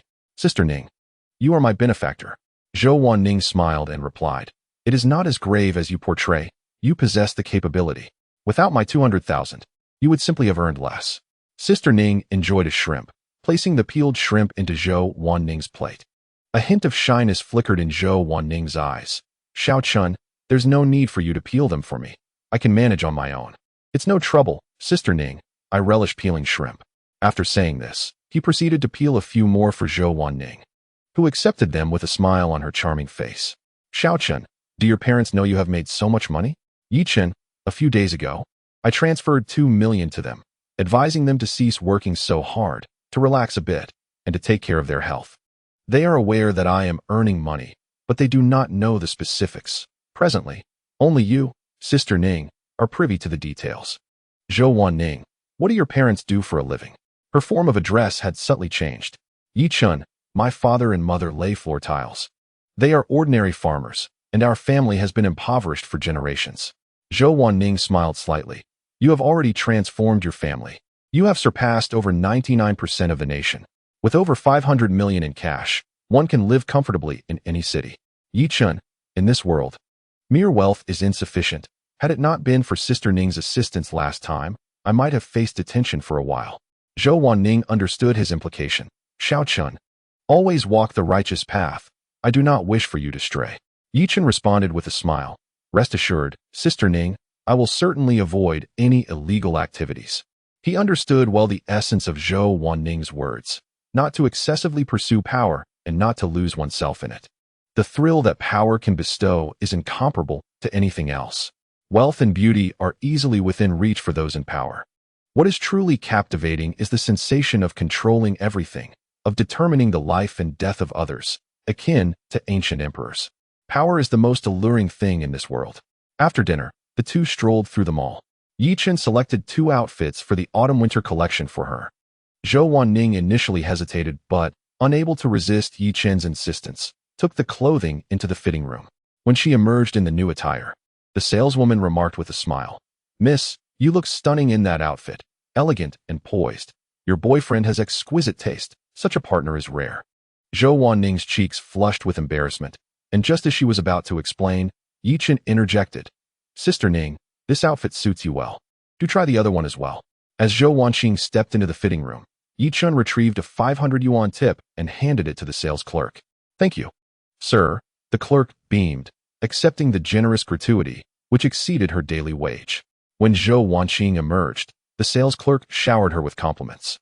As they departed, the clerk graciously wished them happiness. Zhou Wanqing's cheeks flushed slightly. Xiao Chun, why don't you explain? No need for explanations, Sister Qing. To her, an explanation might seem like a cover-up, perhaps leading her to think of me as a gigolo or you as something else. Zhou Wanqing pondered this, sensing a hint of truth, yet felt something was amiss. Later, she purchased 2 autumn-winter outfits for Yi Chen before they left the mall to return to school. At 8 o'clock in the evening, their vehicle halted in the faculty parking lot. Stepping out, a cool evening breeze caressed them. Yi Chen remarked, Sister Qing, it's a bit chilly, please keep warm. Zhou Wanqing responded with a soft Have you had anyone pursue you during your university years? He inquired. Yes, but I declined. I felt no connection. I seek a girlfriend who is cultured, gentle, kind, and poised. Ideally someone like you, Sister Qing. Zhou Wanqing smiled subtly. So? You think I am that admirable in your eyes? Absolutely. Not only I, but I believe all the classmates think highly of you. Has anyone from our class ever pursued you? Zhou Wanqing hesitated, momentarily caught off guard, before the obvious answer emerged. Yes, not just from our class, but from others as well. Who from our class? Yi Chen asked, his curiosity piqued. Zhou Wanqing shot him a glare. Why the detailed inquiry? It would not be prudent for that to circulate. Sister Qing, do you doubt my integrity? I am quite discreet. Just watch. With that, Yi Chen sealed his lips and tilted his head back. His curiosity was insatiable. He yearned to uncover which bold classmate dared to pursue her. Such instances were relatively commonplace nowadays, with numerous examples of university students winning the affections of their counselors or teachers. Zhou Wanqing hesitated, gazing at him. You mustn't speak carelessly. I assure you, Sister Qing. From our class, they're S. Wang Liang, Wei Jun, Yang Yuhao, and Wei Xiangyu. Yi Chen paused. Wei Xiangyu? No way. That timid fellow secretly pursued you? This was news to him. Wei had never mentioned it. In their previous life, he and Zhou Wanqing had not shared such familiarity. Zhou Wanqing continued. Those are the main ones from our class. Others from different classes are even more numerous. A beauty attracts many admirers. Her professional identity further amplified her allure. However, Yi Chun was utterly astonished that Wei Xiangyu, of all people, had shown interest in Zhou Wanqing. The concealment was profound. Yi Chun accompanied her to the entrance of the dormitory. Good night, Sister Qing. Good night. Zhou Wanqing waved her hand. Upon returning to the dormitory, Yi Chun found Xing Chao, Wei Xiangyu, and Feng Bing still engrossed in their studies. Has old Yi gone out to have fun with a girl again today? Xing Chao inquired with a grin. Yi Chun replied, I merely had a meal with friends. You three should be cautious with your relentless studying. It would be unfortunate to overexert yourselves. Wei Xiangyu responded. The initial exams are approaching swiftly. Who would dare to relax now? If we fail, all our previous efforts would be in vain. You sly one, secretly pursuing Sister Ning. When the exam results are released, will you not be infuriated if your scores fall short of mine? Wei Xiangyu teased. You hardly ever study, yet hope to outperform us. You might not even qualify for graduate school. Typically, their grades were quite similar, and since Yi Chen seldom studied, they believed it impossible for him to surpass them academically. After engaging in light banter for a while, Yi Chen settled into a chair and opened his computer. He assessed the Galaxy AI he had developed and noted numerous deficiencies. He resolved to delve deeper into programming and artificial intelligence literature, intending to reinforce his foundational skills and perhaps draw some inspiration. Later that evening, around 10 o'clock, Li Qingya sent him a message. Xiao Chun, shall we visit the Changhuang Temple and Yuyuan Garden this weekend? I have yet to go there. Yi Chen paused upon reading her message. You're going to Yuyuan as well? Very well. Wherever you wish to go. I have not been there either. All right. Then we shall have our adventure there this weekend. While he was conversing with Li Qingya, Zhao Jing messaged him. Brother, what time shall we depart tomorrow? Let us say 8 o'clock. We can meet at the cafeteria. Okay, brother. Rest early. Good night. Good night. The following morning, after Yi Chun and Zhao Jing had breakfast at the cafeteria, they took a taxi to the Changhuang Temple. The temple was adjacent to Yuyuan Garden, allowing them to visit both in one go. Upon alighting from the vehicle, Zhao Jing took the initiative to grasp his hand, embodying a vibrant, straightforward personality. Brother, I read that visiting here at night is more enchanting, with all the lights illuminated. I do not wish to sleep on the hotel floor. Zhao Jing chuckled. Then you shall sleep on the bed. That might be even less comfortable for me. As they strolled through the streets of Changhuang Temple, laughter and conversation flowed freely between them. The streets were lined with ancient-style architecture, exuding an air of historical elegance. Every attraction boasted an array of snacks and shops. They explored meticulously, sampling delicacies that piqued their interest and purchasing exquisite artworks. They enjoyed lunch at a quaint specialty shop. In the afternoon, they ventured to Yuyuan Garden. Observing the Ming Dynasty private gardens, Yi Chen felt a twinge of admiration. Whether in ancient or modern times, the affluent truly lived splendidly. Such a vast estate must have required numerous servants and wives.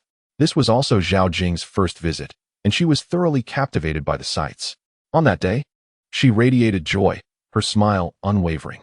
At times, she would hold Yi Chen's hand, and at others, she would embrace his arm with both of hers. After dinner, the two returned to school. It was Sunday morning at 8:30 when Yi Chun encountered Li Qingya outside the city god temple. Gazing at the familiar streets, he felt a tinge of ennui, having just wandered them the day before. Xiao Chenzi, Li Qingya called out as she approached him briskly. Noticing the conspicuous watch on his wrist, her curiosity piqued. She inquired, Did you buy a watch? It's quite beautiful. How much was it? Yi Chen smiled and nodded. Not much, just a few $100,000. With that, he took her hand. Let us enjoy a leisurely exploration of the city god temple. This is my first visit as well. Li Qingya gently nodded. It's my first time here too. As they strolled through the familiar streets and observed the well-known staff members, Yi Chen felt a flicker of anxiety, fearing someone might suddenly exclaim, How quickly has the young man changed girlfriends? The itinerary for the day mirrored that of the previous day, beginning with a morning spent wandering the streets of the city god temple, perusing shops, and then heading to Yuyuan Garden after lunch. Upon arriving at Yuyuan Garden, Yi Chun, summoning his courage, wrapped his arm around Li Qingya's slender waist. Her cheeks flushed, yet she did not resist, casting him a glance without uttering a word. Yi Chen's heart soared. Today marked a significant breakthrough. Qingya, look at how exquisite this garden is. In ancient times, it was a private estate. Indeed, it is quite beautiful. Let us go check that area over there, she replied. Throughout their time together, Yi Chen kept his arm around her waist, reveling in the delightful sensation. This was, in essence, his first experience of holding a woman in such a manner, and it felt remarkably pleasant. After dinner, he hailed a taxi to return Li Qingya to school before making his way back to Jiaodong University. Upon returning to his dormitory, Yi Chen glanced at his phone, which was filled with numerous messages. Zhou Jicai had messaged him in the afternoon, inquiring about his upcoming purchases. This individual might very well be one of his future father-in-laws. Uncle Zhou, the overall market has begun to decline. Jiang'an lithium industry is promising. You should invest in some shares there, but not too many. Jiang'an Lithium currently boasts a daily transaction volume of 2 to 3 billion. I hold 100 million shares, while Zheng Manxiu and a few others have around several tens of millions. Zhou Jicai should manage to acquire 1 to 2 million without issue. However, I will not sell at the peak based on my memories. Instead, I plan to sell in batches to mitigate risks, accepting a modest loss rather than facing a significant downturn caused by large institutions. The current state of Jiang'an Lithium differed from the past, and subtle changes might occur. Within the group chat, Zheng Manxiu, Tang Yi, and 2 others were also engaging in discussions. Yi Chen reviewed their messages, which revolved around domestic and international news events. These 4 individuals truly exhibited diligence. While other privileged youths discussed sports cars and beautiful women, they were sharing insights and experiences in the evenings. Such individuals are to be feared, for they possess a higher starting point, yet work tirelessly. Brothers, may I inquire how one might amass substantial funds? Yi Chen sent a message in the group chat. Zhao Xiaoming, how much capital do you intend to raise, Brother Yi? You could consider securing a loan from a bank or a financial institution. Yi Chen, the more funds, the better. Billions, even hundreds of billions would be ideal. Zhao Xiaoming and Fang Jifeng were taken aback. Yi Chen, to invest and generate profit. With ample capital, the speed of wealth accumulation will accelerate. Fang Jifeng remarked, the amount you're speaking of is exorbitant. Unless it's through illegal fundraising, where would one procure such a sum? Tang Yi sent a message. There is indeed a method. Chapter 76. Renowned in the financial sphere, Yi Chen's eyes brightened upon reading Tang Yi's words. What method? Tang Yi replied, establish an investment company and launch a private equity fund. However, raising funds is not as simple as it seems. It largely depends on your personal influence. Private equity fund, doesn't the profit from the raised funds get distributed to the investors? The company only earns a small management fee. Yi Chen had direct experience with public funds. They primarily earn management fees, and if the capital raised is substantial, the management fee could amount to hundreds of millions annually. He had no prior exposure to private equity funds and was not well versed in them. Unlike public funds, private equity funds cannot publicly solicit capital. There are restrictions on the number of investors, which cannot exceed a few hundred, and each investor's household assets must be at least 2 million. Ordinary families cannot participate in private equity funds as they do not meet national policy requirements. These regulations are established by governmental authorities to prevent illegal fundraising and the unlawful acceptance of public deposits. Tang Yi elucidated. The management fees of private equity funds are minimal, yet they employ incentive systems. For instance, if the fund's overall profit exceeds 20%, the company can take a share of the profits. And if the profits surpass 50%, they can take an additional share. The more the profits double, the greater the share they can claim. Yi Chen's eyes sparkled at this revelation. This is essentially a means to profit from others' investments. He began searching online for knowledge regarding private equity funds. Only companies possessing a fund sales license can issue public funds, and only a few large financial corporations nationwide can achieve this. Private equity funds, however, have less stringent requirements, allowing many private investment firms to issue them, though they must still comply with financial regulatory oversight. Yi Chen, this sounds promising. I shall first apply to establish an investment company. Zheng Manxiu commented in the group. Raising funds should not pose much difficulty for you. Many prominent figures in the market have set up their own private equity funds. If they perform well, some publicly listed companies and large institutions will invest in their funds, resulting in substantial capital, with numerous private equity firms managing over $100 billion. Zhao Xiaoming. Indeed, several prominent private equity figures in the country manage funds exceeding $100 billion. Fang Jifeng, Yichun. Your operations in thermal coal futures have sparked discussions across forums and short video platforms. The name "Life is but a dream" has resonated throughout the financial realm. Yichun engaged in extensive conversation with them, and his thoughts gradually crystallized in his mind. He must promptly establish an investment firm and initiate a private equity fund. In the initial phase, raising capital should not pose a significant challenge. As long as people recognize him as a prodigy, the funds might be modest at first. However, once he achieves fame, amassing billions in capital will be a mere formality. This accelerated accumulation of wealth will greatly enhance his financial prospects. Currently, as a student, he cannot devote himself entirely to the company, thus necessitating the appointment of someone to manage it in his stead. One candidate springs to mind, Lu Zixuan. Among his acquaintances, she possesses formidable managerial skills. The only concern is her existing commitments to her own company. He is uncertain whether she would be inclined to join him. If it comes to it, for the sake of the company's development, he might resort to leveraging his charm. He also considers Wang Liyun from Wanfeng Securities, who appears to be a strong candidate as well. After 2 interactions, he found her business acumen impressive. An investment firm does not require a large workforce. A handful of individuals suffices in the early stages.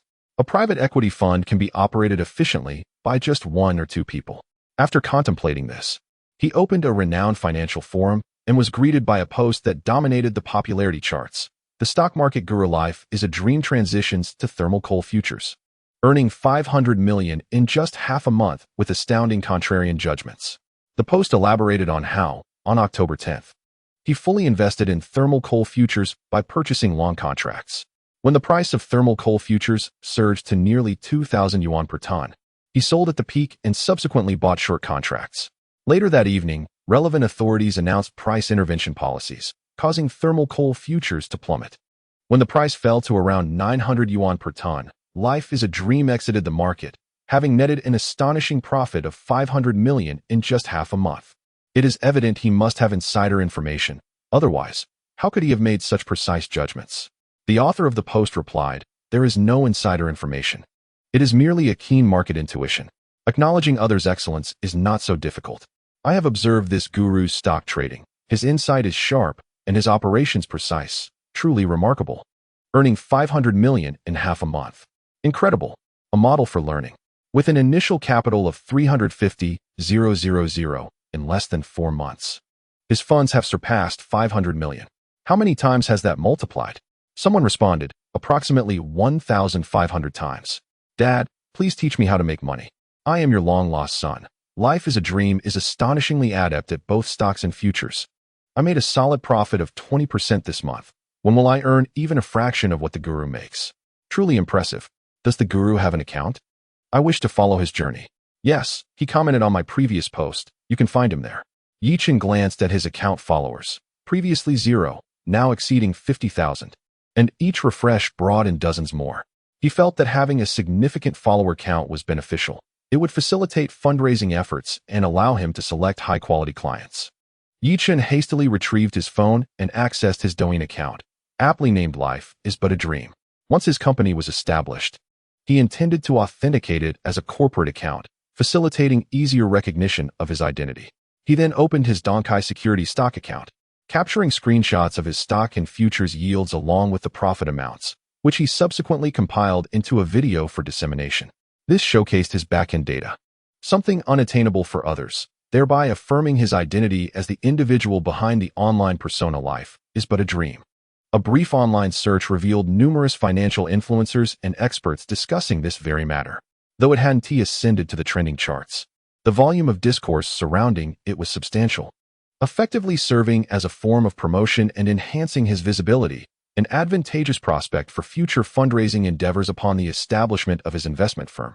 On November 1st, a Monday, after having breakfast in the cafeteria, Yichun placed a call to Lu Zixuan. "Xiaochun, what is the matter?" Lu Zixuan's voice was languid, as though she had just awakened. Sister Xian, are you still asleep? What time will you be at the office? I have some matters I wish to discuss with you. The establishment of the investment firm must be prioritized. What is it? Sister Xian, let's discuss it in person. I'll come by the office shortly. All right. I'll head to the office now. We can meet there. As Yi Chun made his way out of the school, he pondered the prospect of inviting Zheng Manxiu, Tang Yi, Zhao Xiangming, and Fang Jifeng to join him. All four were second-generation disciples in Jianghai City, some possessing official backgrounds while others hailed from affluent families. Their inclusion would significantly ease any potential troubles in the future. Chapter 77. Planning the company in the business realm, the development of partnerships and allies is essential. Relying solely on oneself is arduous, unless one possesses formidable official backing and remains unperturbed by threats. A critical consideration is determining how much capital each of the four should contribute and what percentage of equity they would receive in return. This necessitates discussions with them to gauge their willingness, given the substantial financial commitment and inherent investment risks involved. Their recent acquaintance may lead them to question Yi Chun's intentions, possibly suspecting deceit. Throughout his journey, Yi Chun contemplated the intricacies of equity distribution. By around 9 o'clock, he arrived at Yaxing Technical Service Company, where the receptionist momentarily paused upon his arrival. Xiao Chun, what brings you here? I'm looking for Sister Xian. Has she arrived? She just got here a little while ago and is in her office. Yi Chun proceeded towards the general manager's office, entering to find Lu Zixuan seated at her desk. Having breakfast. Sister Xian, you haven't tea eaten yet? Lu Zixuan glanced up at him, her face brightening with a smile. I just picked up a little something on my way. What brings you here, Xiao Chun? Yi Chun regarded her earnestly. Sister Xian, I am planning to establish an investment company and would like to invite you to assume the role of CEO. Lu Zixuan appeared taken aback. You wish to start an investment company? What will be its primary focus? Yi Chun, initially, we will primarily establish a fund for financial investments, focusing on both domestic and international stocks and futures. As the company's financial resources strengthen, we shall expand into other business ventures. Xianjia, I offer you a generous salary along with additional equity. If Lu Zixuan declines to assist him, finding a suitable candidate will prove exceedingly challenging. The least favorable option would be to recruit online, but for such a significant position, familiarity is preferable. Lu Zixuan oversees a company and is quite occupied, her energy being limited. Thus, her refusal would be entirely reasonable. Lu Zixuan gazed at him. Xiao Chun, are you serious? Xianjia, I am quite earnest. Lu Zixuan gave a slight nod. Very well, I agree. Thank you, Xianjia. Yi Chun felt a surge of joy with Lu Zixuan's involvement. Many matters would become significantly easier. Xiao Chun, when do you plan to register the company? The sooner, the better. Xianjia, please secure an office space, preferably in the CBD of Jiangpu District. It would facilitate my commute from school. Once the office is arranged, we can simultaneously set up the company and initiate the registration process. Lu Zixuan nodded slightly. All right, I will instruct my team to select a location and organize the office. That is relatively straightforward. Yi Chun inquired, what are your plans for the company? Lu Zixuan replied, I will appoint someone from my team to manage it. I have grown somewhat weary of this company. Negotiating contracts and collaborations has become a tiresome endeavor, and some individuals have even made shameless propositions. Xianjia, I am confident that I can develop this company into one worth hundreds of billions, if not trillions. I assure you, I will not let you down. I believe in you. They continued to discuss the office location and necessary equipment for the company. I also know a client manager from a securities firm. Her abilities are commendable, and I intend to recruit her. That would be advantageous. Having a professional would be beneficial as there are many aspects we do not comprehend. Xianjia, there's another matter. I am acquainted with 4 second-generation disciples. Do you think I should bring them into the company? Lu Zixuan replied. It would be best to include the 2 with official backgrounds. If they can be brought on board, it would greatly enhance the company's standing. Their networks are either affluent or influential, which would be immensely beneficial for our growth. Then I shall discuss with them. If they are willing, I will propose they invest as shareholders. If not, we shall not press further. Invest as shareholders? I assumed you intended to grant them shares without compensation. How could that be? I plan to offer them 5% in exchange for an investment of 10 million. Xianjia, what do you think of this valuation? If you plan to invest 200 million to establish the company, then this price seems quite reasonable. Then I will contact the client manager from the securities firm and see if I can secure her. Lu Zixuan nodded slightly. Go ahead. I shall brief my team on the company matters. Upon leaving the Yaxing company, it was just past 10:30 in the morning. He called Wang Liyun. Wang Liyun was somewhat surprised to see Yichen calling her. Mr. Yi, what can I do for you? I have a matter to discuss with you. Please step out for a moment. I will send the location to you on WeChat. After hanging up the phone, he sent a restaurant location to Wang Liyun and then arrived at the private room, waiting. Wang Liyun, the client manager, often went out, which was quite normal given her role in maintaining the company's major clients. She felt a twinge of anxiety, wondering if Yi Chun intended to hold her to a commitment. However, upon seeing that the address was a restaurant rather than a hotel, she breathed a sigh of relief.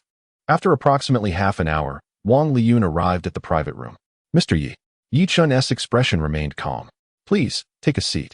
After they had ordered their meals, he looked at Wang Liyun and inquired, last month, I transferred 100 million, and there wasn't much trading. Approximately how much was your salary last month? About 40 to 50,000. Yi Chun continued, I plan to establish an investment company to manage private equity funds. Would you be interested in joining my firm? I can assure you a stable monthly salary of over 50,000. Additionally, if you take charge of the fund independently, you could earn a portion of the management fees as performance bonuses. Wang Liyun was momentarily taken aback, but soon felt a surge of excitement. Is that for real? Would I deceive you? Besides, do I need to? You still owe me a favor. Wang Liyun's cheeks flushed, and she stated firmly, I will join your company. She made her decision on the spot. She had grown quite weary of her role at Wanfeng Securities, where the job mainly involved maintaining major clients, with limited opportunities for growth. Without connections or a background, it was exceedingly challenging. She had no doubts about Yi Chun's capabilities. He could effortlessly transfer 100 million. How could he possibly lack the means to pay her a monthly salary of 50,000? Moreover, she was aware that Yi Chun was a rising star in the financial sector, having recently garnered significant acclaim. If he were to launch an investment firm and manage private equity funds, he would undoubtedly attract numerous investors, presenting substantial prospects for development. The success of the first private equity fund would largely hinge on its yield. If the returns were promising, it would serve as a solid entry into the market, making subsequent fundraising endeavors considerably easier. Conversely, if the initial product failed to perform well, future efforts could be fraught with difficulty. She had faith in Yi Chun's abilities, having witnessed his capital multiply 1,500-fold in less than 4 months, reaching over 500 million. Such a person was certainly not to be underestimated. Seeing her agree so readily, Yi Chun smiled slightly. Prepare to resign this afternoon and come to see me tomorrow. Your salary will be counted from today. Understood, Mr. Yi. No, it should be Director Yi. Here is the phone number of our company's Director Liu. Make a note of it. I will inform Director Liu on your behalf. You two should get the company organized and feel free to communicate any equipment needs to Director Liu. Of course, Director Yi. After lunch, Wang Liyun promptly returned to the office to resign. What a dreadful job. I've had enough of this. Chapter 78. Company office space exiting the restaurant. Yi Chun contemplated and decided to call Tang Yi. Tang Yi had just finished lunch and was planning to head to the library for revision. She is also preparing for a graduate program in finance. Yi Chun, what is the matter? Yi Chun, is Tang Yi busy? I just finished my meal and am on the campus path. What is up? I intend to establish an investment company, and I wanted to inquire if you would be interested in investing. Tang Yi replied with a smile. I am interested in your company. What is the share percentage and price? She found Yi Chun impressive. Starting an investment firm is a promising venture. Yi Chun, for the new company, I plan to invest 200 million. If you are interested, you could contribute 10 million for a 5 stake. Tang Yi inquired with a smile. Can I purchase a larger share? No, the fixed amount is 5. All right then. Just call me when it's time to sign the contract. Sure. Yi Chun was pleasantly surprised by how smoothly things were going. Tang Yi's strong background made her a valuable ally. He then called Zheng Manqiu. Manqiu, are you interested in investing in my company? How much is the investment? And what is the share? 10 million for a 5 stake. Zheng Manqiu paused and said, Can I invest a bit more? These individuals truly value me. I initially thought they wouldn't agree. Yi Chun then called Zhao Xiangming and Fang Jifeng to inquire, and they both agreed to invest as well. These 4 individuals are not frivolous. They are the elite among the second-generation heirs. They believe Yi Chun's market judgment is exceptional, making a 10 million investment in his company worthwhile. For them, 10 million is not a substantial amount. Binding these 4 second-generation heirs to himself is advantageous, signifying that their relationships are becoming increasingly close. Zheng Manqiu and Tang Yi both possess formidable official backgrounds, which could prove beneficial in the future. Zhao Xiangming and Fang Jifeng also come from distinguished families. Otherwise, they wouldn't be part of Tang Yi and Zheng Manqiu's circle. On his way back to school, Yichen received a call from Wang Liyun. She had already submitted her resignation, and the leadership had agreed. At Wanfeng Securities, a state-owned enterprise, many aspire to join, and they are not short of employees. Yichen advised her to consult Lu Zixuan, as she would be more aware of the company's needs than Lu Zixuan herself. He also called Lu Zixuan to inform her to connect with Wang Liyun. By the time he returned to school, it was already 3:30 in the afternoon. Yichen arrived at the library, sought out several books on programming and artificial intelligence, found a spot, and began to read. He first examined the origins of programming. The individuals who pioneered computers and programming had a significant impact on the advancement of the world. They were undoubtedly among the brightest minds of their era. He was thoroughly engrossed in his reading when he heard Zheng Manqiu's cool voice nearby. Turning, he noticed she had quietly taken a seat beside him. When did Manqiu arrive? Zheng Manqiu's expression was calm, exuding a hint of aloofness. After some time, I observed you engrossed in your thoughts, so I refrained from interrupting. How is the company progressing? Yichen, we are currently in the process of locating an office space. Once the site is secured, we will apply for the company registration and the private equity fund sales license. What shall we name the company? How about Galaxy Investments? I recall there being a company by that name. Yichen paused for a moment. Do you have any good suggestions, Manqiu? Zheng Manqiu, you should come up with the name yourself. At that moment, his phone rang. It was a call from Lu Zixuan. Hello, Sister Xian. Xiaochun. We have found a place, approximately 600 square meters. If we need to expand in the future, we can rent adjacent spaces. As long as there is funding, everything moves swiftly. Yichen replied, All right, Sister Xian. Xiao Yun has previously worked at a securities firm, so she understands the equipment we need. Please procure the office supplies as soon as possible. Lu Zixuan. Yes, we have already placed the order today, and it will be delivered over the next few days. The name we registered is already taken, so Xiaochun, think of another one. Yichen suggested several names, such as Starcy Investments, Starry Investments, and Silver Star Investments, all of which were already registered. Finally, he proposed, what about Qinqin Capital? That works, it hasn't been registered yet. Initially, Yichen wished to devise a more impressive name, but both Chaotic Capital and Genesis Capital were already taken. Qinqin Capital is quite decent, conventional, yet bearing his name. Sister Xian, I will visit the new location tomorrow. All right, let us go together. After ending the call, Yichen turned to Zheng Manqiu. It's settled. We shall name it Qinqin Capital. What do you think? Zheng Manqiu, it's mediocre at best. With that, she lowered her head to continue reading. Around 5 in the afternoon, Yichen inquired, Manqiu, shall we go out for dinner? Let us go. The two exited the library, attracting numerous gazes along the way. Zheng Manqiu is renowned as the aloof goddess of the school, well acquainted with many. It was difficult for them to walk together without drawing attention. Zheng Manqiu was already accustomed to the stairs, maintaining a calm demeanor, seemingly unperturbed, to avoid being seen by Zhao Jing and Wang Yusin. He and Zheng Manqiu made their way to a different cafeteria. During dinner, Zheng Manqiu spoke little, savoring her meal at a leisurely pace, her proud and aloof nature keeping others at bay. However, after several encounters, Yichen felt that Zheng Manqiu was not as distant as she appeared, but rather reserved towards unfamiliar individuals. After their meal, they each returned to their dormitories. Upon returning, Yichen opened his phone to check. The yield video he posted the night before had garnered over 5 million views, with over 100,000 likes and 50,000 comments. Wow, is this a dream? My friend, earning over 500 million? It must be a scam, the picture is fake.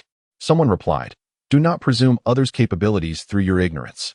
This is Ren Shengru Meng, who has astonishingly earned over 500 million in just 4 months in the stock and futures markets.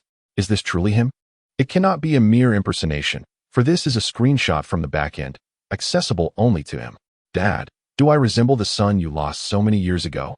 Brother, please guide me. I have lost over 100,000, and my wife is threatening to leave me. Truly remarkable. I have only earned a little over 200. Yichen selected a few comments to reply, confirming that he is indeed the recently celebrated figure in the financial circle, Ren Shengru Meng. His fanbase has surged by over 100,000, increasing by several hundred every second. The traffic on short video platforms is immense. That night, He chatted with Li Qingya and Zhou Wanqing for a while before retiring for the night. The next morning, after breakfast, Yichen took a taxi to the Jiangpu District's Jianghai Financial Building. This towering office edifice boasts over 80 stories, grand and imposing. He ascended to the 68th floor.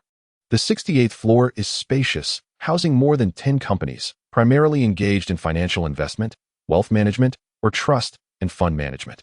After a brief search, he located the company's premises. Lu Zixuan and Wang Liyun were already present. Mr. Yi, Wang Liyun addressed him, a title he was still adjusting to. Yi Chen smiled and nodded. Sister Xian, this venue is quite impressive. Lu Zixuan replied, let me show you around. This is the chairman's office, where one can overlook the entire Jiangpu district from the floor-to-ceiling windows. There is also a lounge area, and over here is the general manager's office, conference room, and recreational area. The office space requires no decoration. We simply need to procure the necessary equipment. When will the equipment arrive, Sister Xian? We can expect a batch today, with another tomorrow. I have already initiated the company registration process, which should take a few days. We also need to wait for the approval of the private equity fund sales license. In Chapter 79, The Power of Authority, Yichen surveyed the area and felt quite pleased. Sister Xian, have you prepared the statistics for rent and office equipment purchases? The company will transfer the required amount to you later. Lu Zixuan smiled slightly. Understood, Chairman. Yichen replied, Chairman? Just call me Xiao Chun, Sister Xian. By the way, we have 4 shareholders in the company who have each agreed to invest 10 million, thus securing 5% equity each. Lu Zixuan remarked, privately, you may be casual, but in the company, it is essential to establish a dignified image. Once the company is registered, I will prepare the equity contracts. Being casual is fine. Superficial respect holds no value. True respect is born from genuine admiration. Yichen was not overly concerned with this formality. Wang Liyun interjected, Mr. Yi, Ms. Lu. Tomorrow is Wednesday, the day of the examination. You both must remember to take the test. Having a securities qualification certificate will be beneficial. Yichen recalled this matter only upon her reminder. All right, Sister Xian, let us attend the examination together. The basic qualification test is quite simple, and most stock investors can pass it with ease. It was shortly past 10 in the morning. The delivery of office desks, chairs, and filing cabinets has arrived, and the workers busily organized the space for 2 hours. Initially, the company appeared empty, but after arranging the furniture, it began to take on a corporate semblance. In the afternoon, another shipment arrived, including fitness equipment, a coffee machine, a water dispenser, and a sofa with a coffee table. By around 4 o'clock, the day's tasks were nearly complete, and Yichen suggested to Wang Liyun that she leave work early to rest. He departed the company alongside Lu Zixuan. Sister Xian, what would you like to eat tonight? It's on me, he offered. Lu Zixuan, with her flawless visage adorned by a smile, replied, let's south dine at my place. She drove Yichen home, stopping along the way to purchase some seafood and vegetables. Xiao Chun, I'm going to change. You can wash the vegetables first, she said, stepping into her bedroom. She emerged moments later in a loose, alluring nightgown, bringing with her a gentle fragrance that was refreshing to the senses. Xiao Chun, have you confessed to the girl you like? She inquired. Not yet. We are both focused on preparing for the graduate entrance exam, so we haven't had much time to meet. Perhaps in the future, he replied. Lu Zixuan remarked, the girl you like must be quite beautiful. Yichen responded with a smile. Yes, all right. She's about as pretty as you, Sister Xian. You certainly have a sweet tongue, she teased. I speak the truth. Both of you are beautiful, he insisted. With a sigh, Lu Zixuan said, I can't compare to young girls. I've already aged. Yichen turned to her. Sister Xian, you are only 29, in the prime of your life. Young girls are like flowers just beginning to bloom, still slightly green and tender. It is at 30 that flowers are at their most vibrant and captivating. Lu Zixuan smiled, with such flattery. I wonder how many young girls you will charm in the future. During dinner, she raised her wine glass. Xiao Chun, let us toast to the thriving future of our company. Cheers, Sister Xian, he replied. After finishing their drinks, Yichen continued, as the company president, I plan to grant you a 5% management equity stake, with an annual salary of 5 million. What do you think? With over 50% of the shares in his possession, he would hold absolute authority over the company. Lu Zixuan smiled. Xiao Chun, there is no need for a salary. I have enough funds. It's fine, Sister Xian. According to my plan, you will likely manage the company most of the time while I will be less present due to my studies and pursuing a relationship. It's better for me to be a hands-off manager and let others do the work. After finishing a bottle of red wine, both were satisfied with their meal. Lu Zixuan suggested, Xiao Chun, why don't you stay the night? The exam location is nearby, and I've prepared a set of pajamas for you. She then entered the bedroom to fetch a brand new set of men's sleepwear. Is that convenient for you? He asked. What is inconvenient about it? You are like a brother to me, and this large house feels empty when I'm alone. Come by more often to keep your sister company. And hurry to change into the pajamas, she replied, clearing the table and heading into the kitchen. Yi Chun took the sleepwear and went to the guest room to change. Then returned to the kitchen. Lu Zixuan gazed at him and remarked, not bad, it fits perfectly. I'll tidy up, you go take a break. Yi Chun strolled over to the sofa in the living room, opened Douyin, and checked his follower count, which had already surged to over 100,000. These followers comprised investors from the stock and futures markets, including many with capital in the millions or even tens of millions, all potential major clients. His followers were indeed a targeted audience. Naturally, there were also some gold-digging women who messaged him, Hey handsome, what are you up to? Do you think this outfit looks good on me? It's so lonely at night, just me. Yi Chun paid no attention.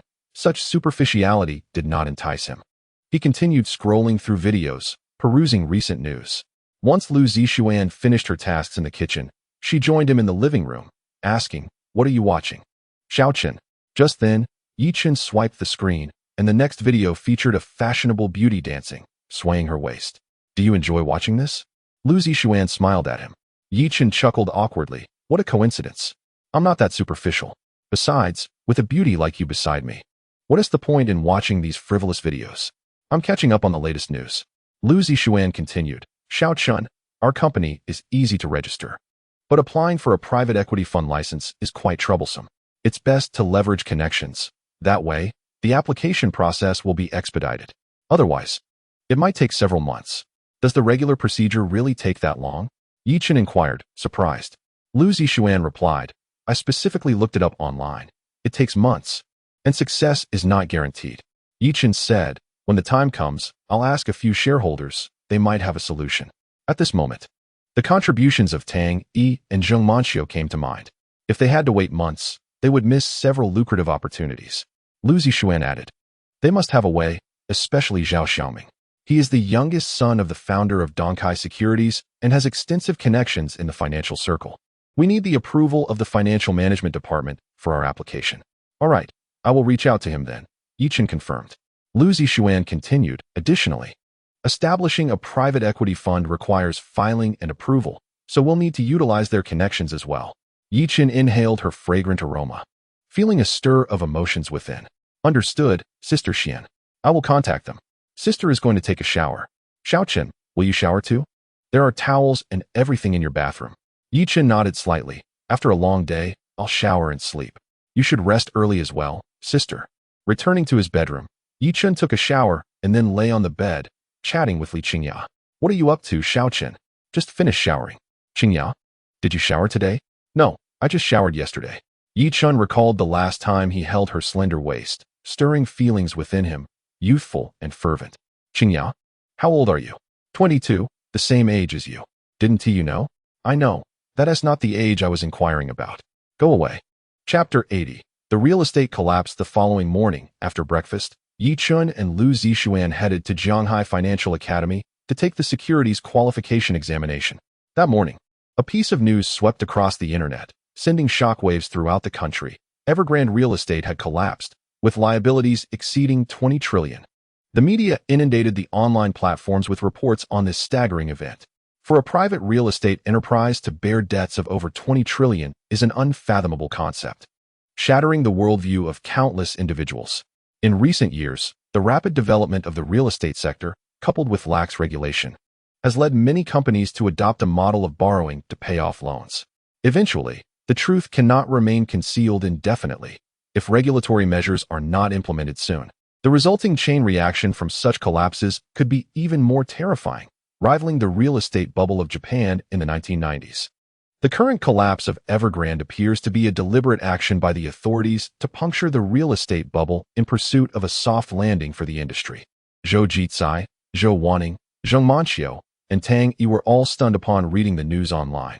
First, Yi Chun's prediction had come true, and second, The scale of Evergrande's debt was simply outrageous, exceeding all imagination. The executives at Evergrande must have been aware of their company's dire situation, but chose to keep it under wraps. Perhaps they understood that a collapse was inevitable and had already made arrangements abroad.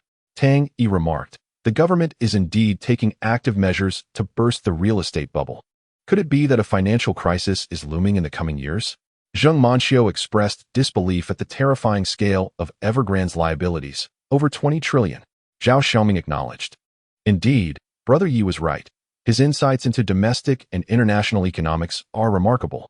Fang Jifeng shared the same admiration for Yi Chen's abilities, considering him nothing short of extraordinary. "Brother Yi, you are incredible.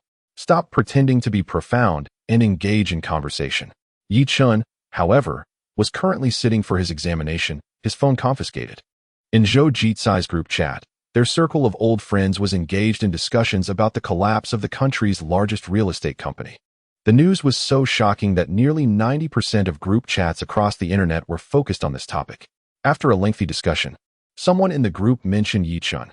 "Have you heard about the rising figure in our circle? Life is but a dream." "I've seen the news. In just 4 months, he navigated the stock and futures markets, skyrocketing from 350,000 to over 500 million. It's incredible. I wish I could meet this big shot. I suffered significant losses last month." The recent stock market trends had not been favorable, with a pattern of one day's rise followed by 2 days of decline. Investors were slowly being ensnared, like frogs in boiling water, as they failed to notice their precarious positions until it was too late. Zhou Jicai realized that life is but a dream referred to Yi Chen. He cautioned in the group, "Brothers, I advise you to sell whatever you can. The market conditions are likely to worsen, potentially leading to several years of a bear market." "Old Zhou, it's not as dire as you suggest. The market has simply overextended in the past 2 years and is now undergoing a necessary correction. It will surely rebound to new heights. I perceive that we are indeed experiencing a pullback. I have already increased my holdings and am now awaiting the moment to sell once we breach new heights." Presently, the market has only seen a modest rise. Previously, the index peaked at over 6,000, and now it languishes at merely 3,600 points. I have bolstered my position, eagerly anticipating a breakthrough past the 6,000 mark. Zhou Jicai has only recently encountered his news and is evidently blinded by the recent surge. They are neglecting external factors and the prevailing international economic climate. The recent turmoil faced by the largest domestic real estate firm serves as a stark indication that the economic outlook is far from optimistic. Xiaoqing's prior analysis was both reasoned and substantiated, and it has already come to fruition. Zhou Jicai is now unwavering in his conviction. "Do you know why I have profited so significantly during this period? It is all thanks to the insights offered by Ren Shengru Ming. I am acquainted with him, and he advised me to exit the market promptly. Otherwise, we may face several years of decline ahead." "Do you truly know Ren Shengru Ming?" someone curiously inquired. Zhou Jicai replied, "He is pursuing my daughter, yet I have yet to consent. I need to assess his character." "Old Zhou, are you putting on airs? Do you genuinely know him?" Zhou Jicai responded, "He has visited my home several times with gifts, ardently courting my daughter. Alas, my daughter is exceptional. What advantage would he gain from deceiving you? Wan Ning is indeed both beautiful and accomplished, yet I cannot shake the feeling that you are being pretentious. Bring him into the group, and we shall believe you." "Very well, I shall do so, and you will see that I am not boasting." With that, he added Yi Chen to the group. "This is Ren Shengru Ming. Xiaoqing and his companions are my good friends." Yi Chen remained silent. Zhou Jicai remarked, "Xiaoqing is quite occupied and may not respond immediately. Perhaps he will see it by noon." The others in the group were filled with uncertainty upon witnessing Zhou Jicai genuinely bring someone in. Could this individual truly be the famed Ren Shengru Ming? "Old Zhou, how old is he?" "He is around 22 or 23. So young?" The group was astonished, having assumed Ren Shengru Ming would be an elderly stock market veteran. Zhou Jicai affirmed, "He is quite young, exceptionally talented, and remarkably intelligent." "You praise him so highly yet claim you are not impressed?" "Old Zhou, your daughter is 28. While mine is merely 24. I believe they would make a suitable match." Zhou Jicai, visibly flustered, replied, "Xiaoqing prefers someone more mature." Another interjected, "My daughter is 33 and still unmarried. Surely, she is more mature than yours. My daughter just turned 45 and recently divorced. In terms of maturity, you cannot compare." "Enough already. Soon, Old Zhou will regret bringing him into the fold. Meanwhile, around 11 o'clock, Yichen exited the examination hall and opened his phone to find himself added to a new group chat. After perusing the conversation history for a while, he realized that Zhou Jitsai had added him. Since these individuals were friends with Zhou Jitsai, it was evident that each one held a notable status. They were likely affluent individuals. This was indeed a potential clientele for my company. Greetings, esteemed uncles. I am Ren Sheng Ru Meng, also known as Yi Chun. I had my phone stowed away during the examination this morning. He greeted the group. Life is but a dream, isn't it? Soon, someone replied. Yi Chun, indeed, uncle. Allow me to share a screenshot of my account. He then opened his Donkai Securities account and captured the information. At that moment, no one questioned the authenticity of his identity any longer. Impressive. Oh, great one, please enlighten us. Yes, guide us. We suffered considerable losses last month. Lao Zhou remarked. Is a bear market truly upon us? Yichen responded. This is merely speculation between Uncle Zhou and me. Take it as a reference suggestion. Zhou Jitsai asked. What have you been busy with these days, Xiaochun? Uncle Zhou, I plan to establish a private equity investment firm, and I'm currently occupied with the preparations. Zhou Jitsai exclaimed. You're starting a company? Yichen replied. It's still in the planning stages. I just made the decision a couple of days ago. If any of you uncles have time, feel free to visit our company. Someone then inquired. Oh master, is it truly inadvisable to invest now? The market has declined considerably today. Yichen advised. My suggestion is to refrain from investing, liquidate your holdings, and safeguard your prior profits. For those who have yet to break even, it would be wise to divest as well. Otherwise, the distance to break even will only grow. The current market conditions are challenging unless you possess extraordinary investment skills. While I believe in my capabilities, most ordinary investors lack such prowess, increasing the likelihood of further losses. Chapter 81. Establishing Qinshin Capital. Yichen briefly shared his thoughts with them. As for whether they would liquidate their holdings, that was beyond his concern.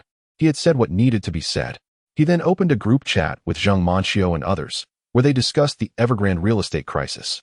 Their conversation revolved around the repercussions for the entire real estate sector and the potential future trends. From the Evergrande debacle, one could infer the conditions of other real estate companies. If more companies were to falter, what measures could be taken for salvation? Observing their dialogue, Yichen couldn't help but reflect. It's not the wealth of a second-generation rich kid that intimidates me, but rather the brilliance that accompanies it. Today was exam day, and he had just exited the examination hall. Zhao Xiaoming remarked, Brother Yi, you're finally out. The real estate sector is beginning to undergo reforms. It's surprising that the largest company was the first to be targeted, showcasing the government's resolve. Tang Yi commented, Yichen, you're remarkable. Your predictions have proven accurate. Given the recent stock market performance, I too sense a bear market approaching. Zheng Manqiu asked, if a bear market arrives, do you believe your newly established private equity firm will perform well? Yichen replied, the overall market environment is indeed unfavorable, making it challenging for most investors to profit. However, for me, it is not a significant issue. There are numerous opportunities in the market, contingent upon one's ability to seize them. Fang Jifeng declared, I trust in Brother Ye's capabilities. You all continue your discussion. I shall go for a meal, he said, noticing Lu Zixuan approaching him. How did the exam go, Sister Xian? Lu Zixuan smiled gently. Not too difficult, all quite simple. Let us head to the cafeteria. It's been ages since I last dined there. The two made their way to the school cafeteria, drawing the attention of many along the way. Her features are exquisite, her skin immaculate, and her stature tall and mature, with graceful curves that exude the essence of a powerful woman, a presence that a mere university student could hardly resist. The two were enjoying lunch at the cafeteria of the Finance Academy. After their meal, Yichen settled into Lu Zixuan's Porsche as they headed to the company. As she drove, Lu Zixuan remarked, Little Chun, you are now the owner of a company. It's time you acquired a car for yourself. What kind do you fancy? Sister will gift you one. Yichen did not hesitate to respond. I find the Porsche Panamera quite appealing. Let us wait until the company is registered before purchasing, so we can avoid the additional cost of a license plate.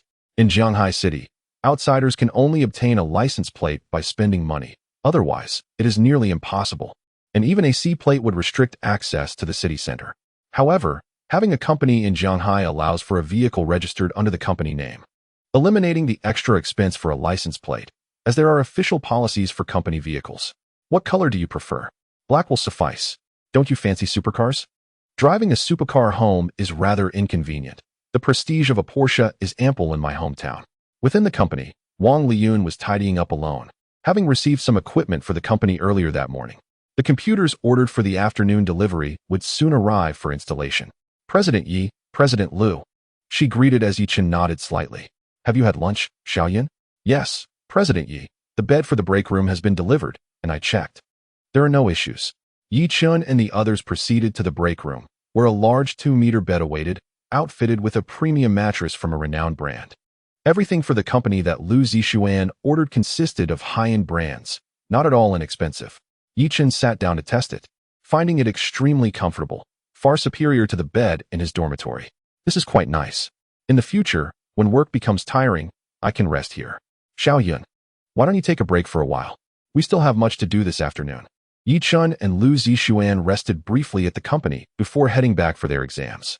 After finishing around 4 o'clock, they returned to the company, where several staff members were busy setting up the computers. In total, they had procured 10 computers, along with tablets and other electronic devices for stock trading. By the time they wrapped up, it was nearly 6 o'clock. Yi Chen took Liu Zixuan and Wang Liyun out for dinner. Wang Liyun's current position was tentatively that of department manager, and she would assist Yi Chen in managing the fund once it was established. She had studied these matters in university and had over a year of experience working in a securities company. After dinner, Yi Chen took a taxi back to school, during which he received a message from Zhao Jing. Brother, I haven't seen you these past few days. I've been busy with exams. I'm on my way back to school now. Zhao Jing, why don't you come out for a walk soon? What exam are you taking? The securities qualification examination. Since I'm into stock trading, having a certification will be beneficial for the future. Oh, when will you be back? In about 10 minutes. I'll let you know when I arrive. Dress warmly. It's getting colder. Got it, brother. 10 minutes later, Yi Chen alighted from the taxi and entered the campus. Xiaojing, I have arrived at school and am walking towards your dormitory, he texted. I'll be right down. The two met at the base of the dormitory building. Zhao Jing, her lovely face aglow with a radiant smile, hurried towards him, linking her arms with his. I've missed you these past few days. I've been thinking about you. Did you miss me? Yi Chen compared her physique to that of Li Qingya. In terms of figure, Li Qingya paled in comparison to Zhao Jing. Although Zhao Jing was merely a freshman, her physique was well developed. Among those Yi Chen knew, only Liu Zixuan could rival her. Zhou Wanqing was slightly inferior to both, followed by Li Qingya and Wang Yusin. I missed you, Yi Chen admitted. Zhao Jing giggled. Really? You're not just saying that to make me happy, are you? Of course not. There's no reason to deceive you. They strolled along the dimly lit campus path, a gentle breeze caressing them, the sky adorned with countless stars, rendering the night particularly enchanting. Zhao Jing, still entwined with his arm, remarked, Brother, your preliminary exams are approaching. Let us not go out this weekend. We can plan something once your exams are over. Yi Chen was pleasantly surprised by her thoughtfulness. We'll see how things go. If time permits, we might go out. With the establishment of his company, his schedule had become increasingly demanding. Nonetheless, he intended to manage his time wisely. Wednesday would be reserved for a walk with Xiaojing, Thursday with Yusin, Friday evening for a chat with Sister Xian, and Saturday and Sunday for meals with Sister Ning and Qingya. Monday and Tuesday were open. He planned to take a break on Monday and engage in more conversations with Zheng Manxiu and Tang Yi on Tuesday to strengthen friendships. After a while, they arrived at an open grassy area on campus. Brother, the stars are beautiful tonight. Let us sit down and admire the night sky for a moment. Yi Chen reclined on the grass, resting his hands behind his head. After a busy day, it feels delightful to lie down. Zhao Jing mimicked his position. I heard there are shooting stars tonight. Is that so? Where did you hear that? The news online mentioned it, from 9 to 9:15. It's almost 9 now, so they should be appearing shortly. Yi Chen gazed at the vast expanse of the starry sky, lost in thought. Zhao Jing tilted her head to look at him. What are you thinking about, brother? Yi Chen replied, You know, the earth is so vast, yet in the grand universe, it is like a speck of dust. Humans are even less than that. Why is life so intricate?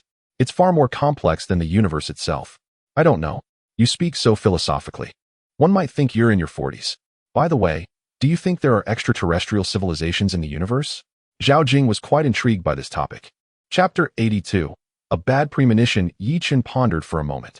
There have always been various legends about extraterrestrial civilizations. Some firmly believe in their existence. Perhaps there are. After all, the universe is so vast, and according to probability, the likelihood of extraterrestrial life is significant. Zhao Jing smiled and inquired, I too believe there might be. But the distances between us are likely vast, leaving us unaware of each other's existence. It's possible that some civilizations are highly advanced yet have yet to discover us. Yi Chun, having perused some science fiction novels in his previous life, silently hoped they would not find us. For who knows what might ensue, perhaps we would be captured and sold into slavery. Zhao Jing remarked, there is such a possibility.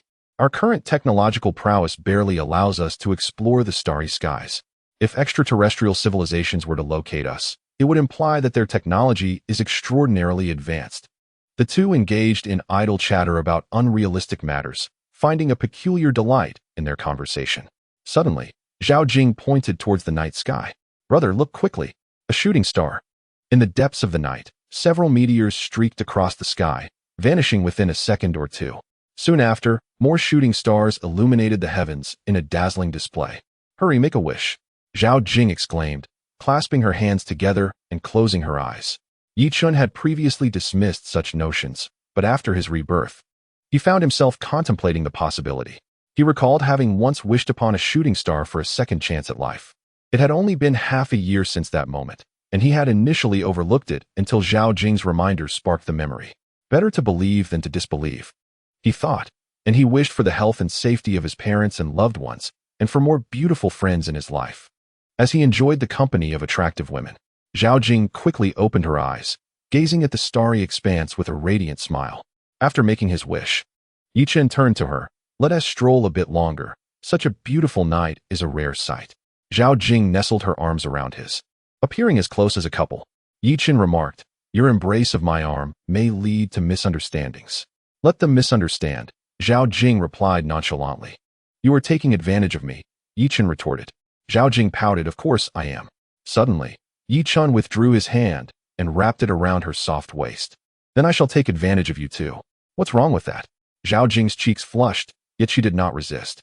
Yi Chun felt a wave of relief. He had genuinely feared she might retaliate with a kick. Indeed, girls can be transformed by love. Normally extroverted and fiery, Zhao Jing now appeared gentle and docile, akin to a little kitten.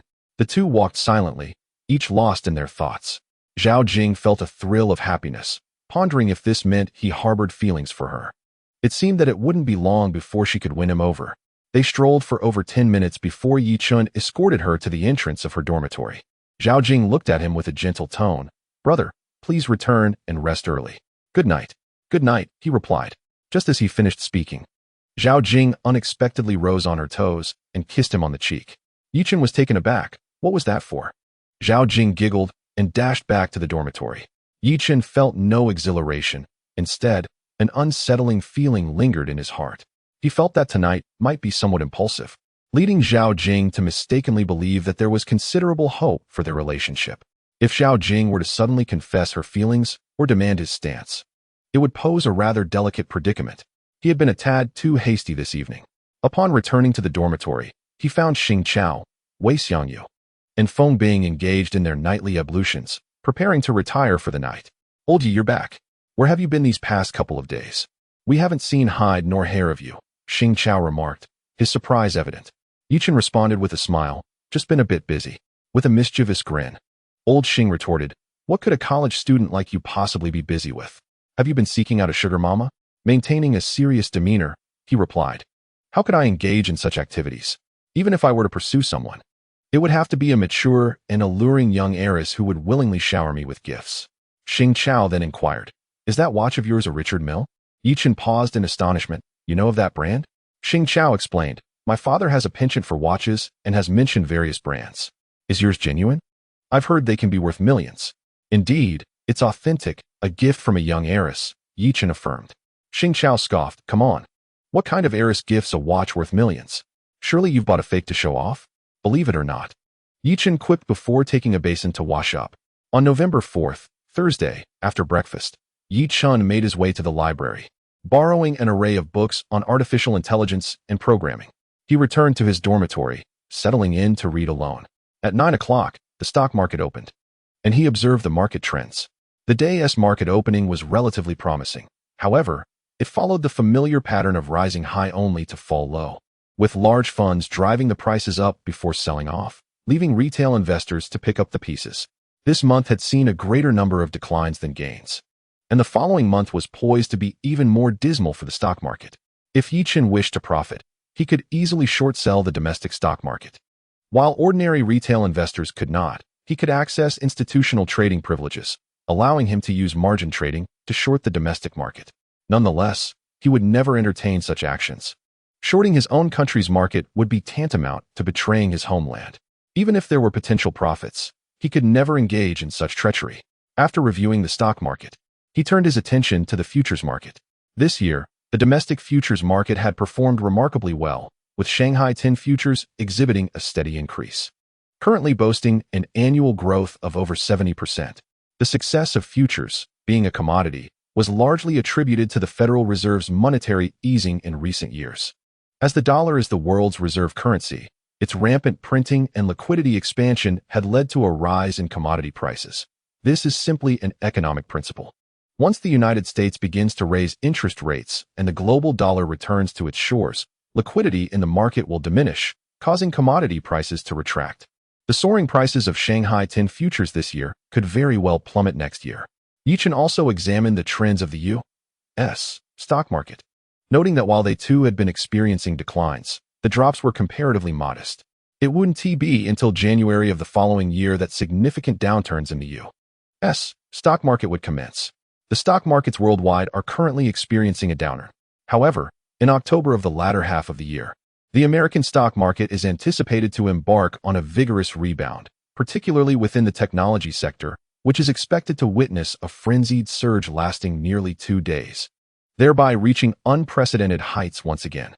This resurgence is fueled by a substantial influx of global capital returning to the United States, with a significant portion entering the American stock market, propelling its upward trajectory. Yet, this may also lay the groundwork for a future technological bubble. Yichen briefly surveyed the market before resuming his reading. He opted not to go to the office since both Liu Xishuan and Wang Liyun were present. His presence would make little difference. At 7 in the evening, Yichen sent a message to Wang Yusin. "What are you up to? How about a walk? I'll meet you downstairs at your dormitory." Wang Yusin replied with a simple acknowledgement.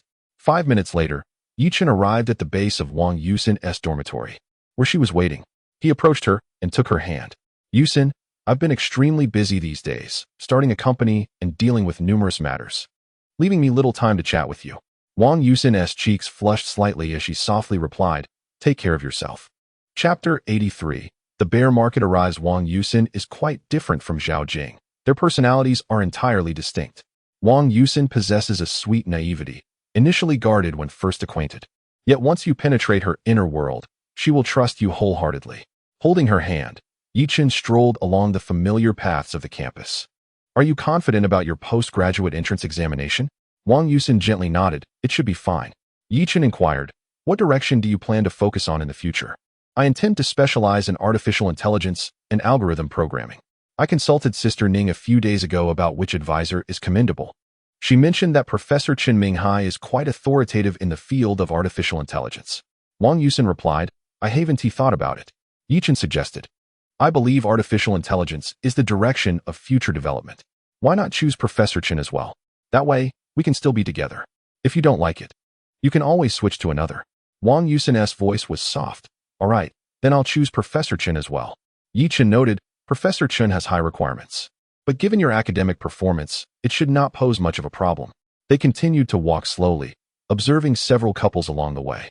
Some were leisurely strolling and chatting, while others embraced and shared passionate kisses. As they reached a dimly lit area devoid of people, Yichen suddenly halted and gazed at Wang Yusin. Wang Yusin seemed to sense what was about to occur. Her cheeks flushed, and she lowered her head slightly. Her silence spoke volumes. Yichen reached out to embrace her, inhaling the fragrance of her hair before leaning in to kiss her. 10 minutes later, he held her hand as they continued their walk. "Yusin, where do your parents work?" "They work in the capital city of our province, Shunan." "What do they do?" "My father works at a construction site, while my mother serves at a restaurant. They typically only return home at the end of the year." Yichen responded, "My father is in a similar field. He lays tiles, and my mother assists him." The two strolled until after 9 o'clock before returning to their dormitory. As Yichen returned to his dormitory, he received a message from Li Qingya. What are you up to, Xiaochen? I just finished reading and plan to freshen up before lying down. Have you missed me? I have. A subtle smile graced Li Qingya's lips, revealing a hint of self-satisfaction, yet it faded as she recalled his persistent silence regarding his feelings for her. Why do you miss me? What am I to you? Yichen replied with a faint smile. You are the goddess of my high school years. Although this response was not what Li Qingya yearned to hear, it still brought her joy. Xiaochun, I really want to go out with you this weekend. But I need to review. Let's plan our outing after the preliminary exams. Our foremost task now is to prepare for the graduate entrance examination. All right. You must also strive hard. We both need to succeed in our pursuit of graduate studies. The following day was Friday. During the day, Yichen observed the fluctuations in domestic and international stock markets before returning to his studies. At 7 in the evening, he messaged Zhou Wanqing. Sister Qing, are you home? Typically, during weekends, Zhou Wanqing would return home if there were no pressing matters. She swiftly replied, I'm home. What is up, Xiaochen? Are your parents resting tomorrow? I'd like to visit them. My parents are indeed resting tomorrow. By the way, I heard from my father that you started a company? Yichen responded, yes. Sister Qing, it's currently in the preparatory stages and not yet operational. What kind of company is it? It's called Qinxing Capital Investment Company. Initially, we will focus on private equity funds and later expand into other ventures. Zhou Wanqing inquired, are you pursuing your studies while starting a business? Yes, studying remains paramount. There are people overseeing the company. My role is to guide its developmental direction without being involved in every detail. I also need to delve into artificial intelligence, which is essential for my graduate studies. Artificial intelligence embodies the future's promise and foundation. Overcoming the West's technological monopoly relies on this. Qinxing Capital Investment Company, being in the financial sector, lacks significant technological content, yet it can serve as a means to accumulate capital initially. Developing artificial intelligence technology requires substantial financial investment. Zhou Wanqing replied, where is your company located? Has it been finalized? Yichen answered, it's situated in the financial building in Jiangpu. Once the company is established, I'll take you for a visit. Great, I'll definitely check it out when I have the chance. Zhou Wanqing taught Yichen and his peers during her first year after graduation. The accomplishments of her students fill her with pride as a teacher. After conversing with Zhou Wanqing for a while, Yichen seamlessly connected with Li Qingya. Zhou Wanqing is a person who takes time to warm up. Cultivating a relationship with her requires patience, as haste yields no results. On Saturday morning, shortly after 9, Yichen purchased some fruit and visited Zhou Wanqing's home. Only Zhou Jicai was present.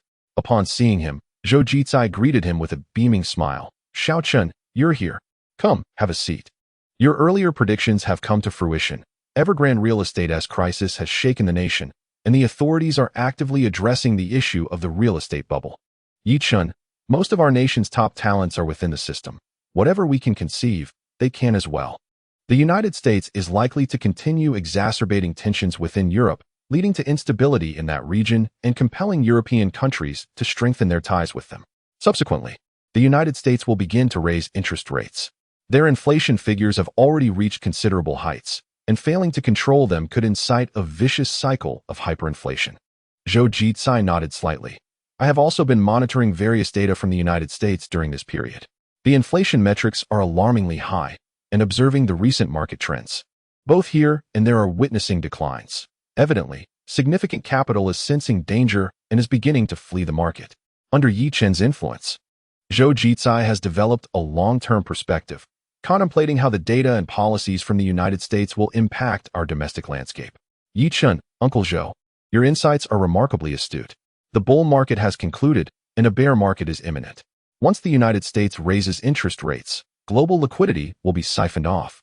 Returning to the U.S., our market will face considerable challenges, enduring years of decline, with some stocks potentially experiencing severe losses, akin to being halved or worse. Many individuals will see their fortunes evaporate in the stock market, while others may face bankruptcy and ruin. Zhou Jicai, having experienced the bear market, is acutely aware of its torment, a harrowing ordeal. When psychological endurance exceeds its limits, some individuals may resort to extreme measures. Over the years, there have been numerous cases of individuals involved in stocks or futures who have tragically taken their own lives after experiencing catastrophic losses. Zhou Jicai, if that is the case, does it imply that our domestic market will hold little opportunity? Yichen, Opportunities domestically are scarce. However, I believe there may be prospects on the U.S. side, provided that the Federal Reserve continues to raise interest rates significantly. If this transpires, there will be ample operational space within U.S. equities. According to historical patterns, the Fed is expected to raise rates in March, May, June, July, and September next year. In March, they will likely increase by 25 basis points, followed by a 50 basis point rise in May and 75 basis points in both June and July. The subsequent hikes will prompt a massive inflow of dollars. Following 9 months of decline, U.S. equities are anticipated to rebound significantly in October next year, leading to a frenzied market with repeated historical highs. Companies such as Facebook, Google, TSMC, Microsoft, and Nvidia could see their stock prices double, with some even multiplying tenfold within 2 years. These enterprises boast market capitalizations in the trillions, and even an influx of several billion in capital would pose no issue. This represents a substantial opportunity. Chapter 84. The company is officially established. Zhou Jitsai concurred with his sentiments. We should closely monitor their policies for opportunities to engage in operations. Xiaoqing, when will your company be established? Yichun, it will be established this week. The application for company registration has yet to be approved. I expect it will take until next week. Additionally, we will need to apply for a private equity fund license, which is quite cumbersome and will likely take some time to finalize. Zhou Jitsai, it is quite remarkable to venture into entrepreneurship at such a young age, especially among your peers. With your reputation in the industry, securing funds should not pose a significant challenge. However, it is imperative that your inaugural private equity fund demonstrates success. Only then can you open up the market and gain the trust of investors. Yichun nodded slightly. Uncle Zhou is right. I will strive to ensure that the first private equity fund yields profits for all investors. As they conversed, Zhou Wanning and her mother returned through the door. They had been to the market to procure some vegetables, meat, and a fish. Hello, Auntie, Sister Ning. Zhou's mother wore a warm and amiable smile. Chun, please make yourself comfortable. You and Lao Zhou continue your discussion. Ning and I will prepare the meal. Zhou Jitsai. Chun, let us retire to the study for our conversation. The two made their way to the study, where Yi Chun produced a cigarette from his pocket and offered one to Zhou Jitsai, lighting one for himself as well. He usually smoked infrequently, indulging only occasionally. Do you appreciate antiques? Zhou Jitsai inquired, retrieving an exquisite porcelain piece from the display case. Yi Chun, Uncle Zhou, I must confess my ignorance in this area. It appears quite beautiful. From which dynasty does it originate? It is from the Qing dynasty's official kiln. I acquired it for over $1 million. I do not have many hobbies, but I enjoy trading stocks and collecting antiques. He proceeded to introduce Yi Chun to his collection within the study. Yi Chun was acutely aware that Zhou Jitsai regarded him as someone quite close. He understood that Zhou Jitsai intended to facilitate a connection between him and Zhou Wanning. He indeed held a fondness for Zhou Wanning. She was well-educated, understanding, gentle, and gracious, embodying the ideal of a devoted wife and mother. Marrying her would be utterly perfect. Yet, thoughts of Li Qingya, Wang Yusin, and Zhao Jing filled him with a sense of guilt and concern. The presence of so many beautiful women around him was overwhelming. Should disaster strike unexpectedly, he dared not contemplate the severity of the consequences. Such a scenario could lead to social disgrace and, potentially, ruin his reputation. This was also the reason he had hesitated to progress too quickly with Zhao Jing and the others. As the saying goes, one cannot conceal fire with paper. Yet there exists fireproof paper. He aimed to rely on his astute intellect and the wisdom gained from 2 lifetimes of experience to navigate this situation. If he were to falter, the worst outcome would be to face disdain across the internet. After all, he possessed a thick skin. To not take a chance would be a disservice to his dual existence. Yichun was not playing with their affections. He genuinely liked each of them and wished to take responsibility. Even if he were to be labeled a scoundrel, he would be a responsible one. If he were irresponsible, he would not be burdened by such worries, casually discarding one for another when boredom struck. Perhaps I am too kind-hearted. After enjoying lunch at Zhou Wanning's home, he lingered for a while before taking his leave. Upon exiting the building, he dialed Lu Zixuan. Sister Xian, are you at the office? Yes, I am. All right. I shall come by for a visit. On his way, he contemplated the matters involving Li Qingya, Zhou Wanning, Wang Yusin, and Zhao Jing. If he desired to foster something deeper with them, he must take a step further. Ambiguous relationships, over time, will inevitably lead to discomfort, especially for individuals like Zhou Wanqing and Zhao Jing, who are not naive and easily deceived. At the Zhanghai Financial Building, Yichen arrived at the company and noticed Lu Zixuan and Wang Liyun engaged in conversation. "Xianjia, how come Xiao Yun isn't resting today?" Yichen inquired with a smile. Lu Zixuan replied, "The company is still in need of some equipment, which was delivered this morning for installation. We tested it this afternoon, and everything seems fine. The company is now fully set up, just awaiting the business license, after which we will recruit employees and apply for a private fund license. Among other things, we also need to establish the company's official website, public account, and app software. These can be developed in tandem with the license application. The official website, public account, and app are essential as they serve as the primary channels for clients to purchase our fund products. If the fundraising for the private fund is minimal, we can collaborate with brokerage firms to raise funds through their channels, albeit at a significant service fee." Yichen sat down and discussed the company's future plans with the two. This was Lu Zixuan's first foray into the financial sector, and while she was somewhat unfamiliar with it, she had been diligently acquiring knowledge in recent days. Wang Liyun provided a detailed plan, outlining the personnel the company would need to recruit and the preparations required. Customer managers would be responsible for maintaining relationships with clients and identifying major clients, a role similar to Wang Liyun's previous work. However, given Yichen's high profile in the industry, fundraising should not pose a significant challenge. There would be no need for customer managers to seek out major clients. It would suffice to maintain good relations with existing customers, akin to a customer service role. Additionally, technical staff would be required to set up the company's servers, along with departments for finance, human resources, and investment. Lu Zixuan had just been discussing these matters with Wang Liyun. Aware that Wang Liyun possessed greater expertise in this area, she was keen to heed her advice. "Xiaoyan has a point. If you work hard, you might be promoted to vice president of the company," Lu Zixuan jested. "Xiaochun, you've already mastered a crucial skill of a company president, painting grand visions." Yichen and Wang Liyun shared a hearty laugh, filled with optimism for the company's future. Wang Liyun, in particular, was eager for personal growth, sensing the potential and promise within Qinxing Capital Investment Company. On the morning of November 8th, Monday, Qinxing Capital's application was approved, and the company's seal and business license were issued. Yichen transferred 100 million from Wanfeng Securities to his bank card, subsequently depositing 16 billion into the company account. Zheng Manqiu, Tang Yi, Zhao Xiaoming, and Fang Jifeng each contributed 10 million, bringing the company's initial investment to 200 million. To date, less than 1 million had been spent on preliminary procurement and renovations. As the company buzzed with activity, Lu Zixuan has once again applied for a private equity fund license, simultaneously announcing job openings online while also working on establishing a website and developing an app for her company. Yaxing Technology Services specializes in these endeavors, including website construction and app development, which are relatively small-scale operations. "Xiaoqing, I have submitted the application for the private equity fund license, and the equity agreement is already prepared. It will come into effect as soon as they sign it," Lu Zixuan informed Yichen after completing these tasks. "All right, Sister Xian. I will head to the company shortly to obtain the contract," Yichen replied.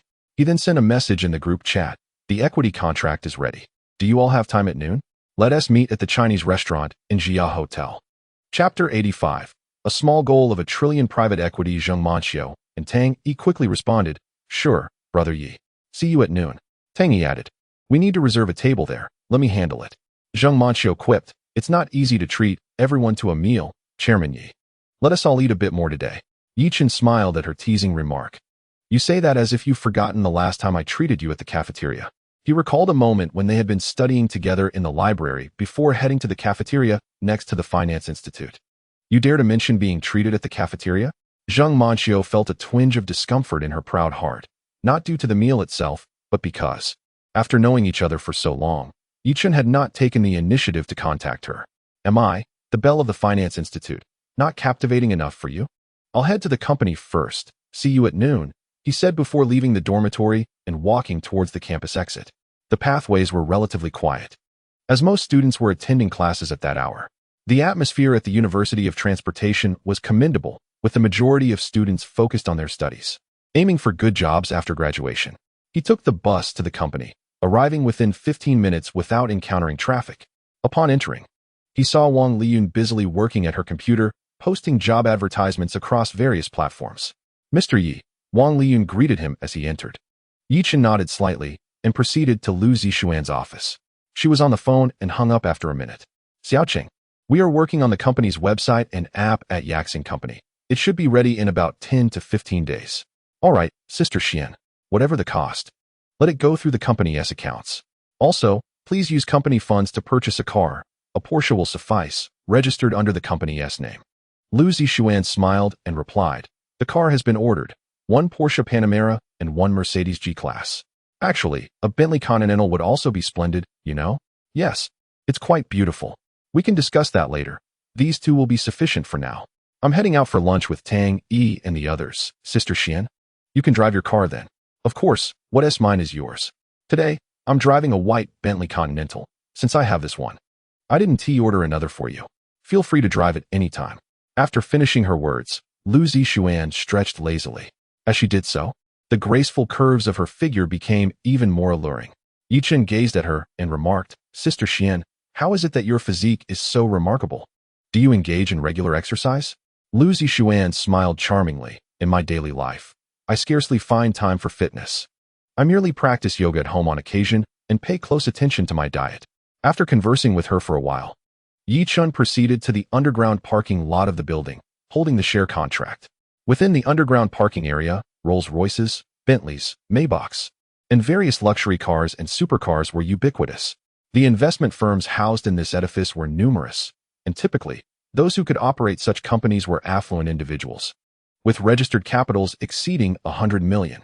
Yi Chen located Lu Zixuan's white Bentley Continental, whose sleek design was strikingly beautiful. Upon opening the door, a subtle fragrance wafted out, reminiscent of Lu Zixuan's perfume, yet with a hint of exquisite scent. Yi Chen started the vehicle and drove towards the Jia Hotel. Around 11:30, he arrived at the Jia Hotel and spotted Zheng Manqiu waiting by the elevator. Standing at the elevator entrance, her profile revealed a less pronounced S-curve, and her figure appeared somewhat youthful. Among those he knew, she possessed the most modest physique, though her facial features were quite striking. Despite her slight shortcomings in figure, her familial background was substantial. Manqiu, have Tang, Yi, and the others arrived? Zheng Manqiu turned to him. Not yet. They should be on their way. Once the elevator arrived, the 2 entered. Zheng Manqiu, wearing heels, stood nearly 1.70 meters, giving her a tall appearance. She spoke, the market has not been favorable lately. Today it opened high but fell low. Yi Chen replied, opportunities have been scarce. There are only a few speculative stocks worth considering. But those are not suitable for our larger capital. A few 100,000 or 1 to 2 million could work for speculating, though. Zheng Manqiu inquired, when do you think the market will improve? Yi Chen responded, I believe the domestic market will remain lackluster for several years. There may be opportunities in certain sectors. As for the U.S. stock market, it will depend on the Federal Reserve's interest rate hikes next year.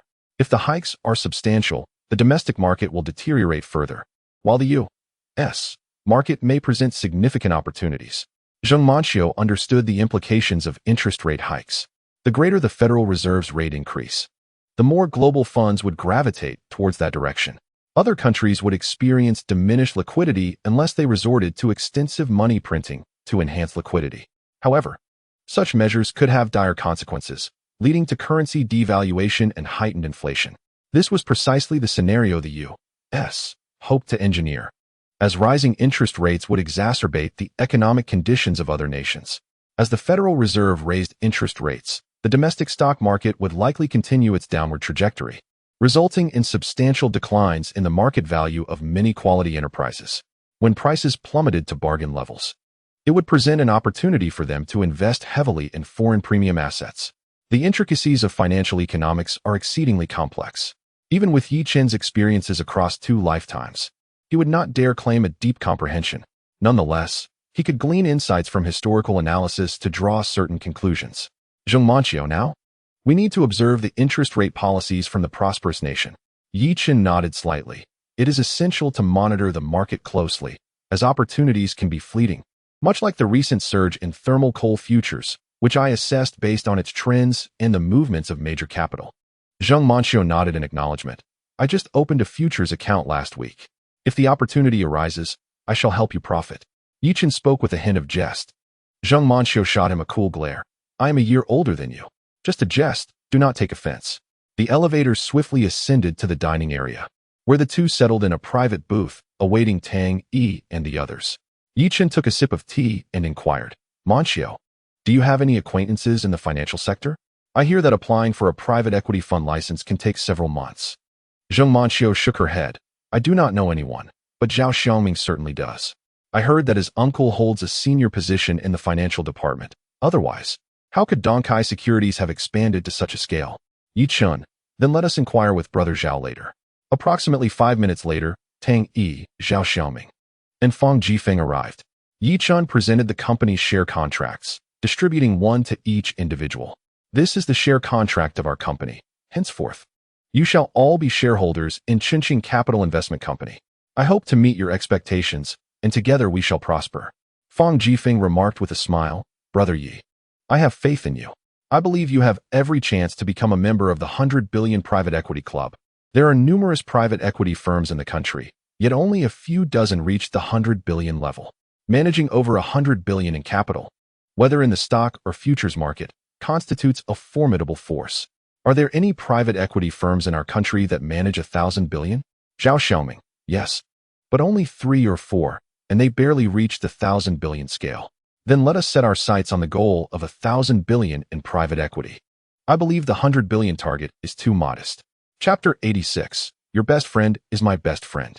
The others were momentarily taken aback by his ambitious goal. Zhao Xiaoming chuckled. 100 billion in private equity is quite a high threshold.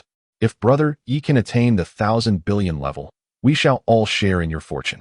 If a private equity firm manages over 1,000 billion, their annual management fees can reach several billion, allowing them to earn hundreds of millions effortlessly each year.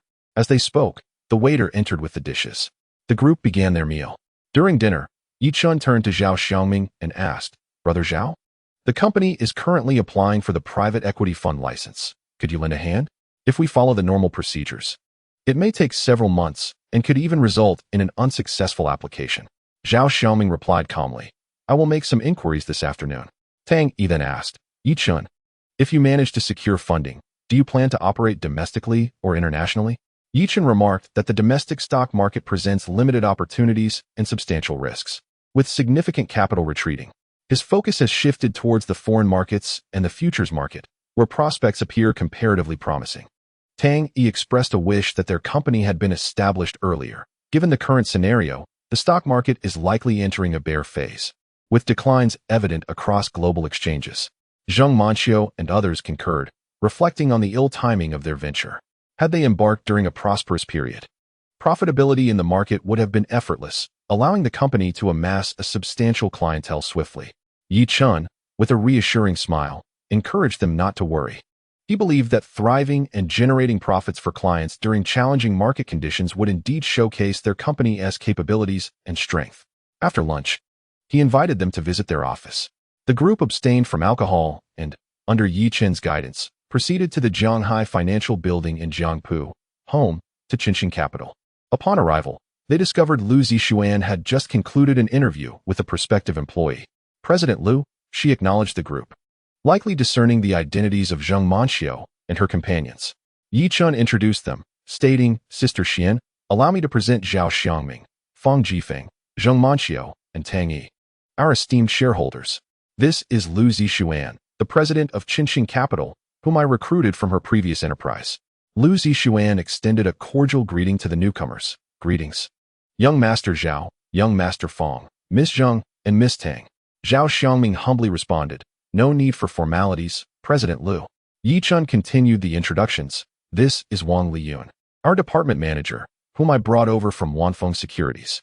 Currently, she and Lu are our only 2 staff members, but after today's interviews, we anticipate expanding our team by several more tomorrow. Yi Chen guided the 4 through the office before arriving at his own chamber. Do you have any suggestions regarding the company's development, brothers Zhao and Yi? Zhao Xiaoming smiled. I find the company quite impressive. Everything appears orderly. And President Lu's competence is evident. She is truly a formidable woman. Lu Zixuan served coffee to the guests. Young Master Zhao, you flatter me. I am merely grateful for President Yi's trust. After spending some time at the office, the group departed. as they were all fourth-year students preparing for their graduate entrance examinations. Once Yi-Chen bid them farewell and returned to the office, he informed Lu Zixuan. I spoke with Zhao Xiangming at lunch. He mentioned he would reach out. Lu Zixuan nodded slightly. Since he has initiated contact, there should not be significant issues. Individuals of their caliber typically decline if they lack the intention to assist. Yi-Chen sighed. In this society, connections are paramount. Mere wealth is insufficient. Although he possesses considerable wealth, without Zhao Xiangming and his associates, acquiring a private equity fund license could take months, if not half a year. And there is no guarantee of approval. Even attempting to offer incentives to leadership requires connections. Otherwise, one risks an unsuccessful approach. Randomly attempting to present gifts often leads to rejection, as such acts have long been reported. Lu Zixuan smiled and remarked, once you reach a certain scale, your network will expand, and those capable of generating wealth will naturally gather around you. Yi-Chen replied, we must be discerning in our associations. We cannot engage with just anyone. Some second-generation disciples are unreliable, and collaborating with them might adversely affect us. As it stands, Zheng Manxiu and Tang Yi seem quite promising. They undoubtedly qualify as the elite among the second-generation disciples. From my recent interactions, I have learned that they have made several investments, though many have not yielded satisfactory results. Lu Zixuan inquired, Xiaochun, should I have the car delivered to the school or elsewhere tomorrow? Yi-Chen responded, please send it to the company. Having it delivered to the school would draw too much attention, and I prefer not to be observed or scrutinized by many. I will drive it from the company. All right, then. You can come to the company tomorrow, she replied. Xianjia, how many people did you recruit today? We interviewed 5 candidates, 3 for client manager positions, 1 for the HR department, and another for a fund manager assistant role, who possesses 3 years of experience and has previously held the position of fund manager assistant. Yi-Chen nodded slightly. Xianjia, you are fully responsible for the company's affairs. I trust you. I must return to school now to focus on my studies. Okay, she affirmed. Yi-Chen returned to school at 4 in the afternoon. After spending some time studying in his dormitory, he received a message from Zhao Jing. What are you up to, brother? Just studying. What's up, Zhao Jing? What time are we going to eat? How about 6 o'clock? I want to study a bit more. All right. Brother, let me know when you're ready to eat, and we can go together. Since the previous incident, Yi-Chen had refrained from contacting her for several days to allow her to calm down. It was not yet time to break the ice. At 6 o'clock, Yi-Chen exited the cafeteria, and the sky had already darkened. It was November 8th on the Gregorian calendar, corresponding to the 4th day of the 10th month in the lunar calendar. The previous day, the 3rd day, marked the beginning of winter, one of the 24 solar terms. The weather in Shanghai City was relatively mild, unlike his hometown in Ludong Province, where temperatures had already dropped below freezing. At the entrance of the cafeteria, he spotted Zhao Jing and Su Hui. Brother, Zhao Jing exclaimed with a radiant smile upon seeing him. Yi-Chen smiled and nodded. It's quite cold outside.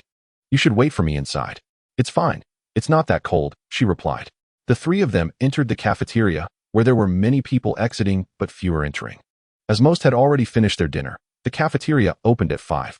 After they collected their meals, they found a place to sit. Brother, in a couple of days, it will be Xiao Hui's birthday. Let's celebrate it together. Xiao Hui is my best friend. Yi-Chen smiled and nodded. Which day is it? The day after tomorrow. Wednesday evening. Let's go to that restaurant. Indeed, Xiao Jing, your dear friend, is also my dear friend. Upon saying this, he felt the words carried a hint of ambiguity. Su Hui smiled, clearly pleased. Thank you, senior. Yi-Chen replied, no need to call me senior. Just call me brother like Xiao Jing does, as I am older than both of you. Chapter 87. Pursue love with depth of emotion. After dinner, 3 individuals emerged from the dining hall. Su Hui spoke first, saying, Seniors, you may go for a stroll. I shall return to my dormitory. Yi-Chen smiled and replied, let us wander together. Enjoy a leisurely walk and engage in conversation. The weather has turned cold, and we shall return after a while. Zhao Jing took her hand and encouraged, come along. It's no trouble for you to head back alone. Su Hui nodded gently at Zhao Jing's words. As they strolled across the playground, it was bustling with people. Even the biting cold could not dampen the fervor of couples. Zhao Jing inquired, brother, has the girl you fancy agreed to your advances? Indeed. She was pressing for details on this matter, as the previous encounter had instilled a glimmer of hope in her. I haven't confessed my feelings. We merely converse occasionally. Zhao Jing teased. Is she keeping you on a string? Be cautious. or you might find yourself relegated to the role of a backup. Yi Chen mused. Being a backup isn't all bad. It still offers a sliver of opportunity, though I fear I might lose even that. His words left Zhao Jing and Su Hui somewhat speechless. In truth, Yi Chen's remarks were directed at Zhao Jing, subtly attempting to manipulate her emotions. Brother, have you lost your senses? Shall I land a few punches? Yi Chen, exasperated, replied, Are you intent on sending me to the hospital? Who instructed you to play the role of a devoted admirer? Zhao Jing retorted indignantly, To admire one is to be a dog. To admire 10 is to be a king. Yi Chen countered, What do you mean by dog? I am merely expressing sincere and unwavering affection. Zhao Jing scoffed. You are indeed a dog. Yi Chen asserted, When one loves another, one ought to pursue them steadfastly. To abandon hope after a single attempt and swiftly turn to another is to render love utterly trivial. Su Hui, do you not agree with my sentiments? Su Hui replied softly, That makes some sense. Zhao Jing, too, found merit in his words and fell silent. Yi Chen continued, Love is sacred. I believe that everyone should approach love with deep passion and fidelity. As long as hope remains, one must not relinquish it, but strive to pursue and attain it. And ultimately, if all else fails, one must learn to let go. As he spoke, he discreetly observed Zhao Jing's changing expressions, noting her contemplative demeanor. His words were primarily intended for her, assuring her of the hope he would consistently provide. Zhao Jing murmured softly, But one must not be a humble dog. Is it because I haven tea fawned over you? Yi Chen saw through her subtle thoughts. The labels of dog or king are mere words from outsiders. What matters is that you find meaning in your pursuit. Around 8 o'clock, the three returned to their dormitory, as the night had grown exceedingly cold. Yi Chen settled into his room, perused a book, and then sent a message to Li Qingya. Quack, quack. Li Qingya replied, What are you quacking about? I am but a toad aspiring for the grace of a swan. Li Qingya chuckled, You are no toad. You are a golden toad. The common name for a golden toad is indeed toad. Is that so? I am not well versed in this. Little Chun, the temperature has dropped significantly these past few days. Do take care to keep warm. Understood. Qingya, you should also be mindful of keeping warm. Li Qingya responded, I must end our conversation for now. My mother is calling for a video chat. After hurriedly connecting to her mother's video call, Li Qingya greeted, Hello, Mom. What is the matter? Li's mother inquired. Have you finished your revisions, Qingya? I just completed them and was about to head to bed, replied Li Qingya. Do you feel confident about the graduate entrance exam? Her mother pressed.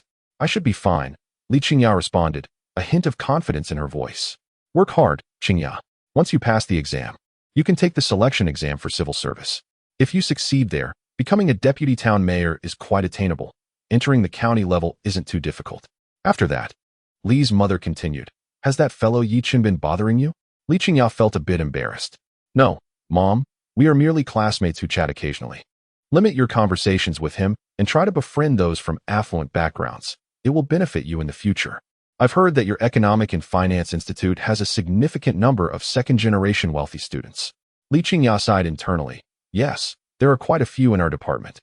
Her mother beamed. Make friends with those second-generation students. Are there any wealthy or politically connected individuals pursuing you? If so, you might consider taking the selection exam for Zhanghai City to become a civil servant there. No, they wouldn't be interested in me, Li Qingya replied, wishing to avoid this topic, as she felt her parents were somewhat superficial and pragmatic. However, out of respect for them, she held her tongue. My daughter is so beautiful. How could they possibly overlook you? Are you trying to deceive your mother? Li Qingya countered. A few spoiled young men have shown interest, but they are of poor character, seeking only fleeting romances that end once the novelty wears off. Avoid such second-generation individuals. There are indeed some exceptional ones among them. If you encounter someone like that, consider pursuing a relationship, her mother advised. Meanwhile, Yi Chen noticed that Li Qingya had not responded. He sent a message to Zhou Wanqing, Sister Qing. It's been quite chilly lately. Please take care of yourself. Zhou Wanqing smiled upon seeing his message. Got it, Xiao Chun. Are you still awake? No. I just finished studying, Yi Chen replied. Don't overexert yourself revising. Take care of your health and rest well. Zhou Wanqing expressed concern. Yi Chen sensed that she was not averse to his concern, indicating that she harbored some fondness for him. Given time, he believed it would not be difficult to win her heart sincerely. All right, Sister Qing, why are you still awake at this hour? Zhou Wanqing explained. I was just watching a drama. How's your company doing, Xiao Chen? The application for the company has been approved, and we are currently recruiting personnel, applying for a private equity fund license, and developing a website and an app, he elaborated. You must be quite busy with all of that. Will it interfere with your exam preparations? Yes, it is rather hectic, but I've brought on a highly capable person to handle things. I usually don't go to the office. They manage everything, Yichin explained. You seem to trust them quite a bit. Aren't you concerned about them potentially draining your company? Zhou Wanqing reminded him. Rest assured, Sister Qing, I will remain vigilant regarding the financial aspects, Yichin assured her. After finishing his words, he recalled something. Sister Ning, I heard from Uncle Zhou that you went on a blind date over the weekend. How did it go? Zhou Ji was subtly probing his reaction, gauging whether he had any feelings for his daughter. It was average, she replied. What does he do? Zhou Wanning answered. He is also an entrepreneur, running a company with around 50 to 60 employees, and he is 2 years older than me. His company is not small, and he must be quite an elite individual. Is he also handsome? If it were a physical company, a 50-person firm would be considered small. However, belittling others while boasting about oneself might leave a poor impression on Zhou Wanning, potentially leading her to believe he had become conceited from his success. Zhou Wanning continued, his looks are rather ordinary, and I felt nothing special about him. Yichin pondered whether Sister Ning had already developed feelings for him. Chapter 88.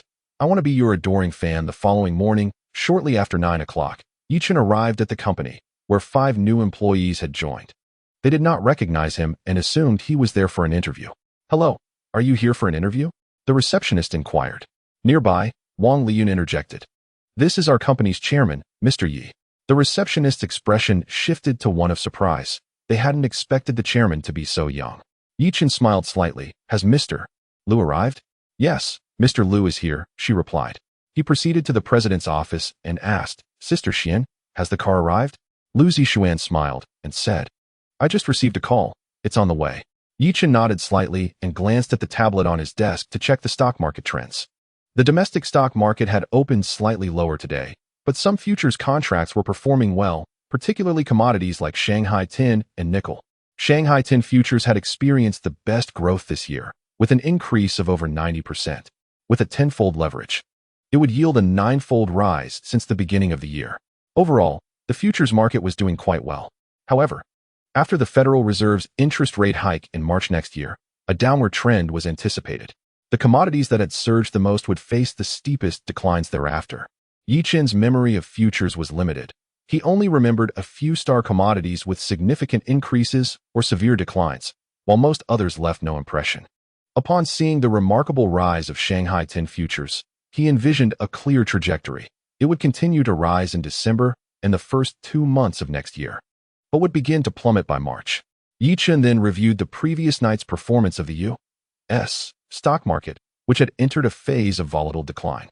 It wasn't time for a substantial drop yet.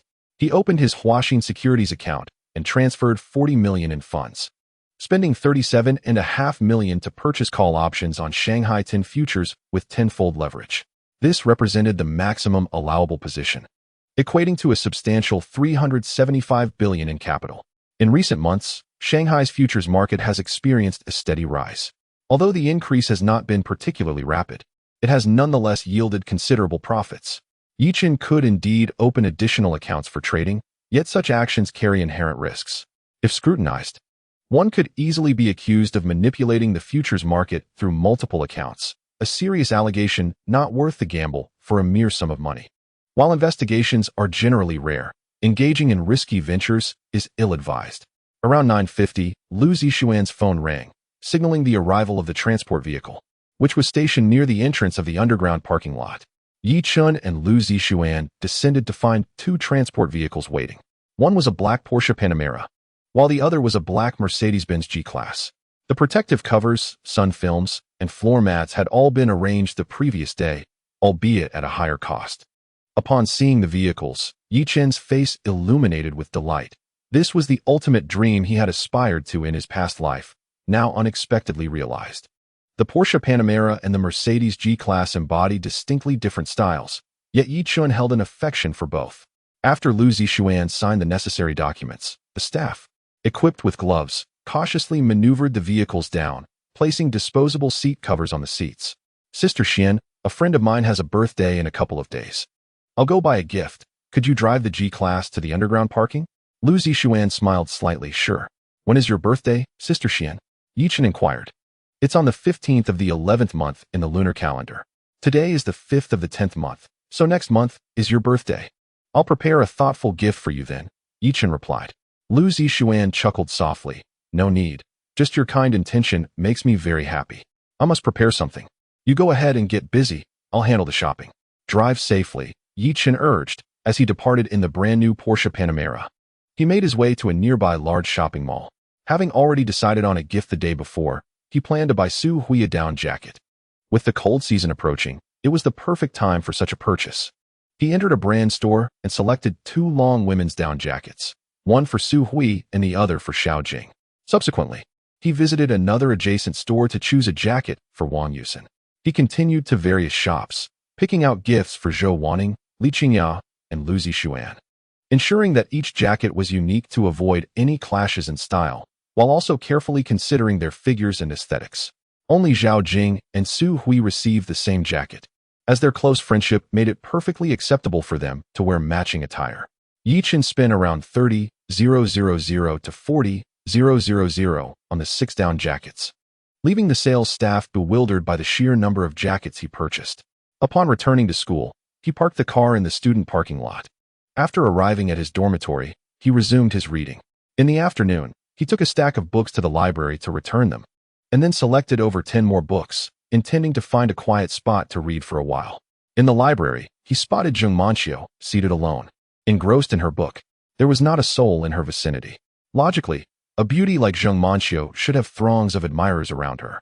Perhaps her aloof demeanor and the air of exclusivity she exuded deterred anyone from approaching her. As Yichen approached, intending to take a seat, Zheng Manqiu coldly declared without lifting her gaze, "Get lost." Yichen paused momentarily, realizing why no one dared to sit beside her. Though her figure was not particularly ample, her temperament was undeniably formidable. "Is it that time of the month for you?" he quipped. Upon hearing the familiar voice, Zheng Manqiu turned to look at him. "Oh, it's you. I thought it was just another nuisance." Yichen settled down, attracting the attention of several onlookers. Moments ago, a few had attempted to strike up a conversation with her, only to be driven away by her sharp retorts. To their astonishment, he was conversing with Zheng Manqiu. Who is he? Many from the Finance Academy regarded Yichen with uncertain expressions. Zheng Manqiu had numerous admirers from the senior, junior, and even sophomore classes, many of whom were second-generation affluent youths. Yichen mused, "Is this the plight of a beauty? Why aren't there any pretty juniors pursuing me?"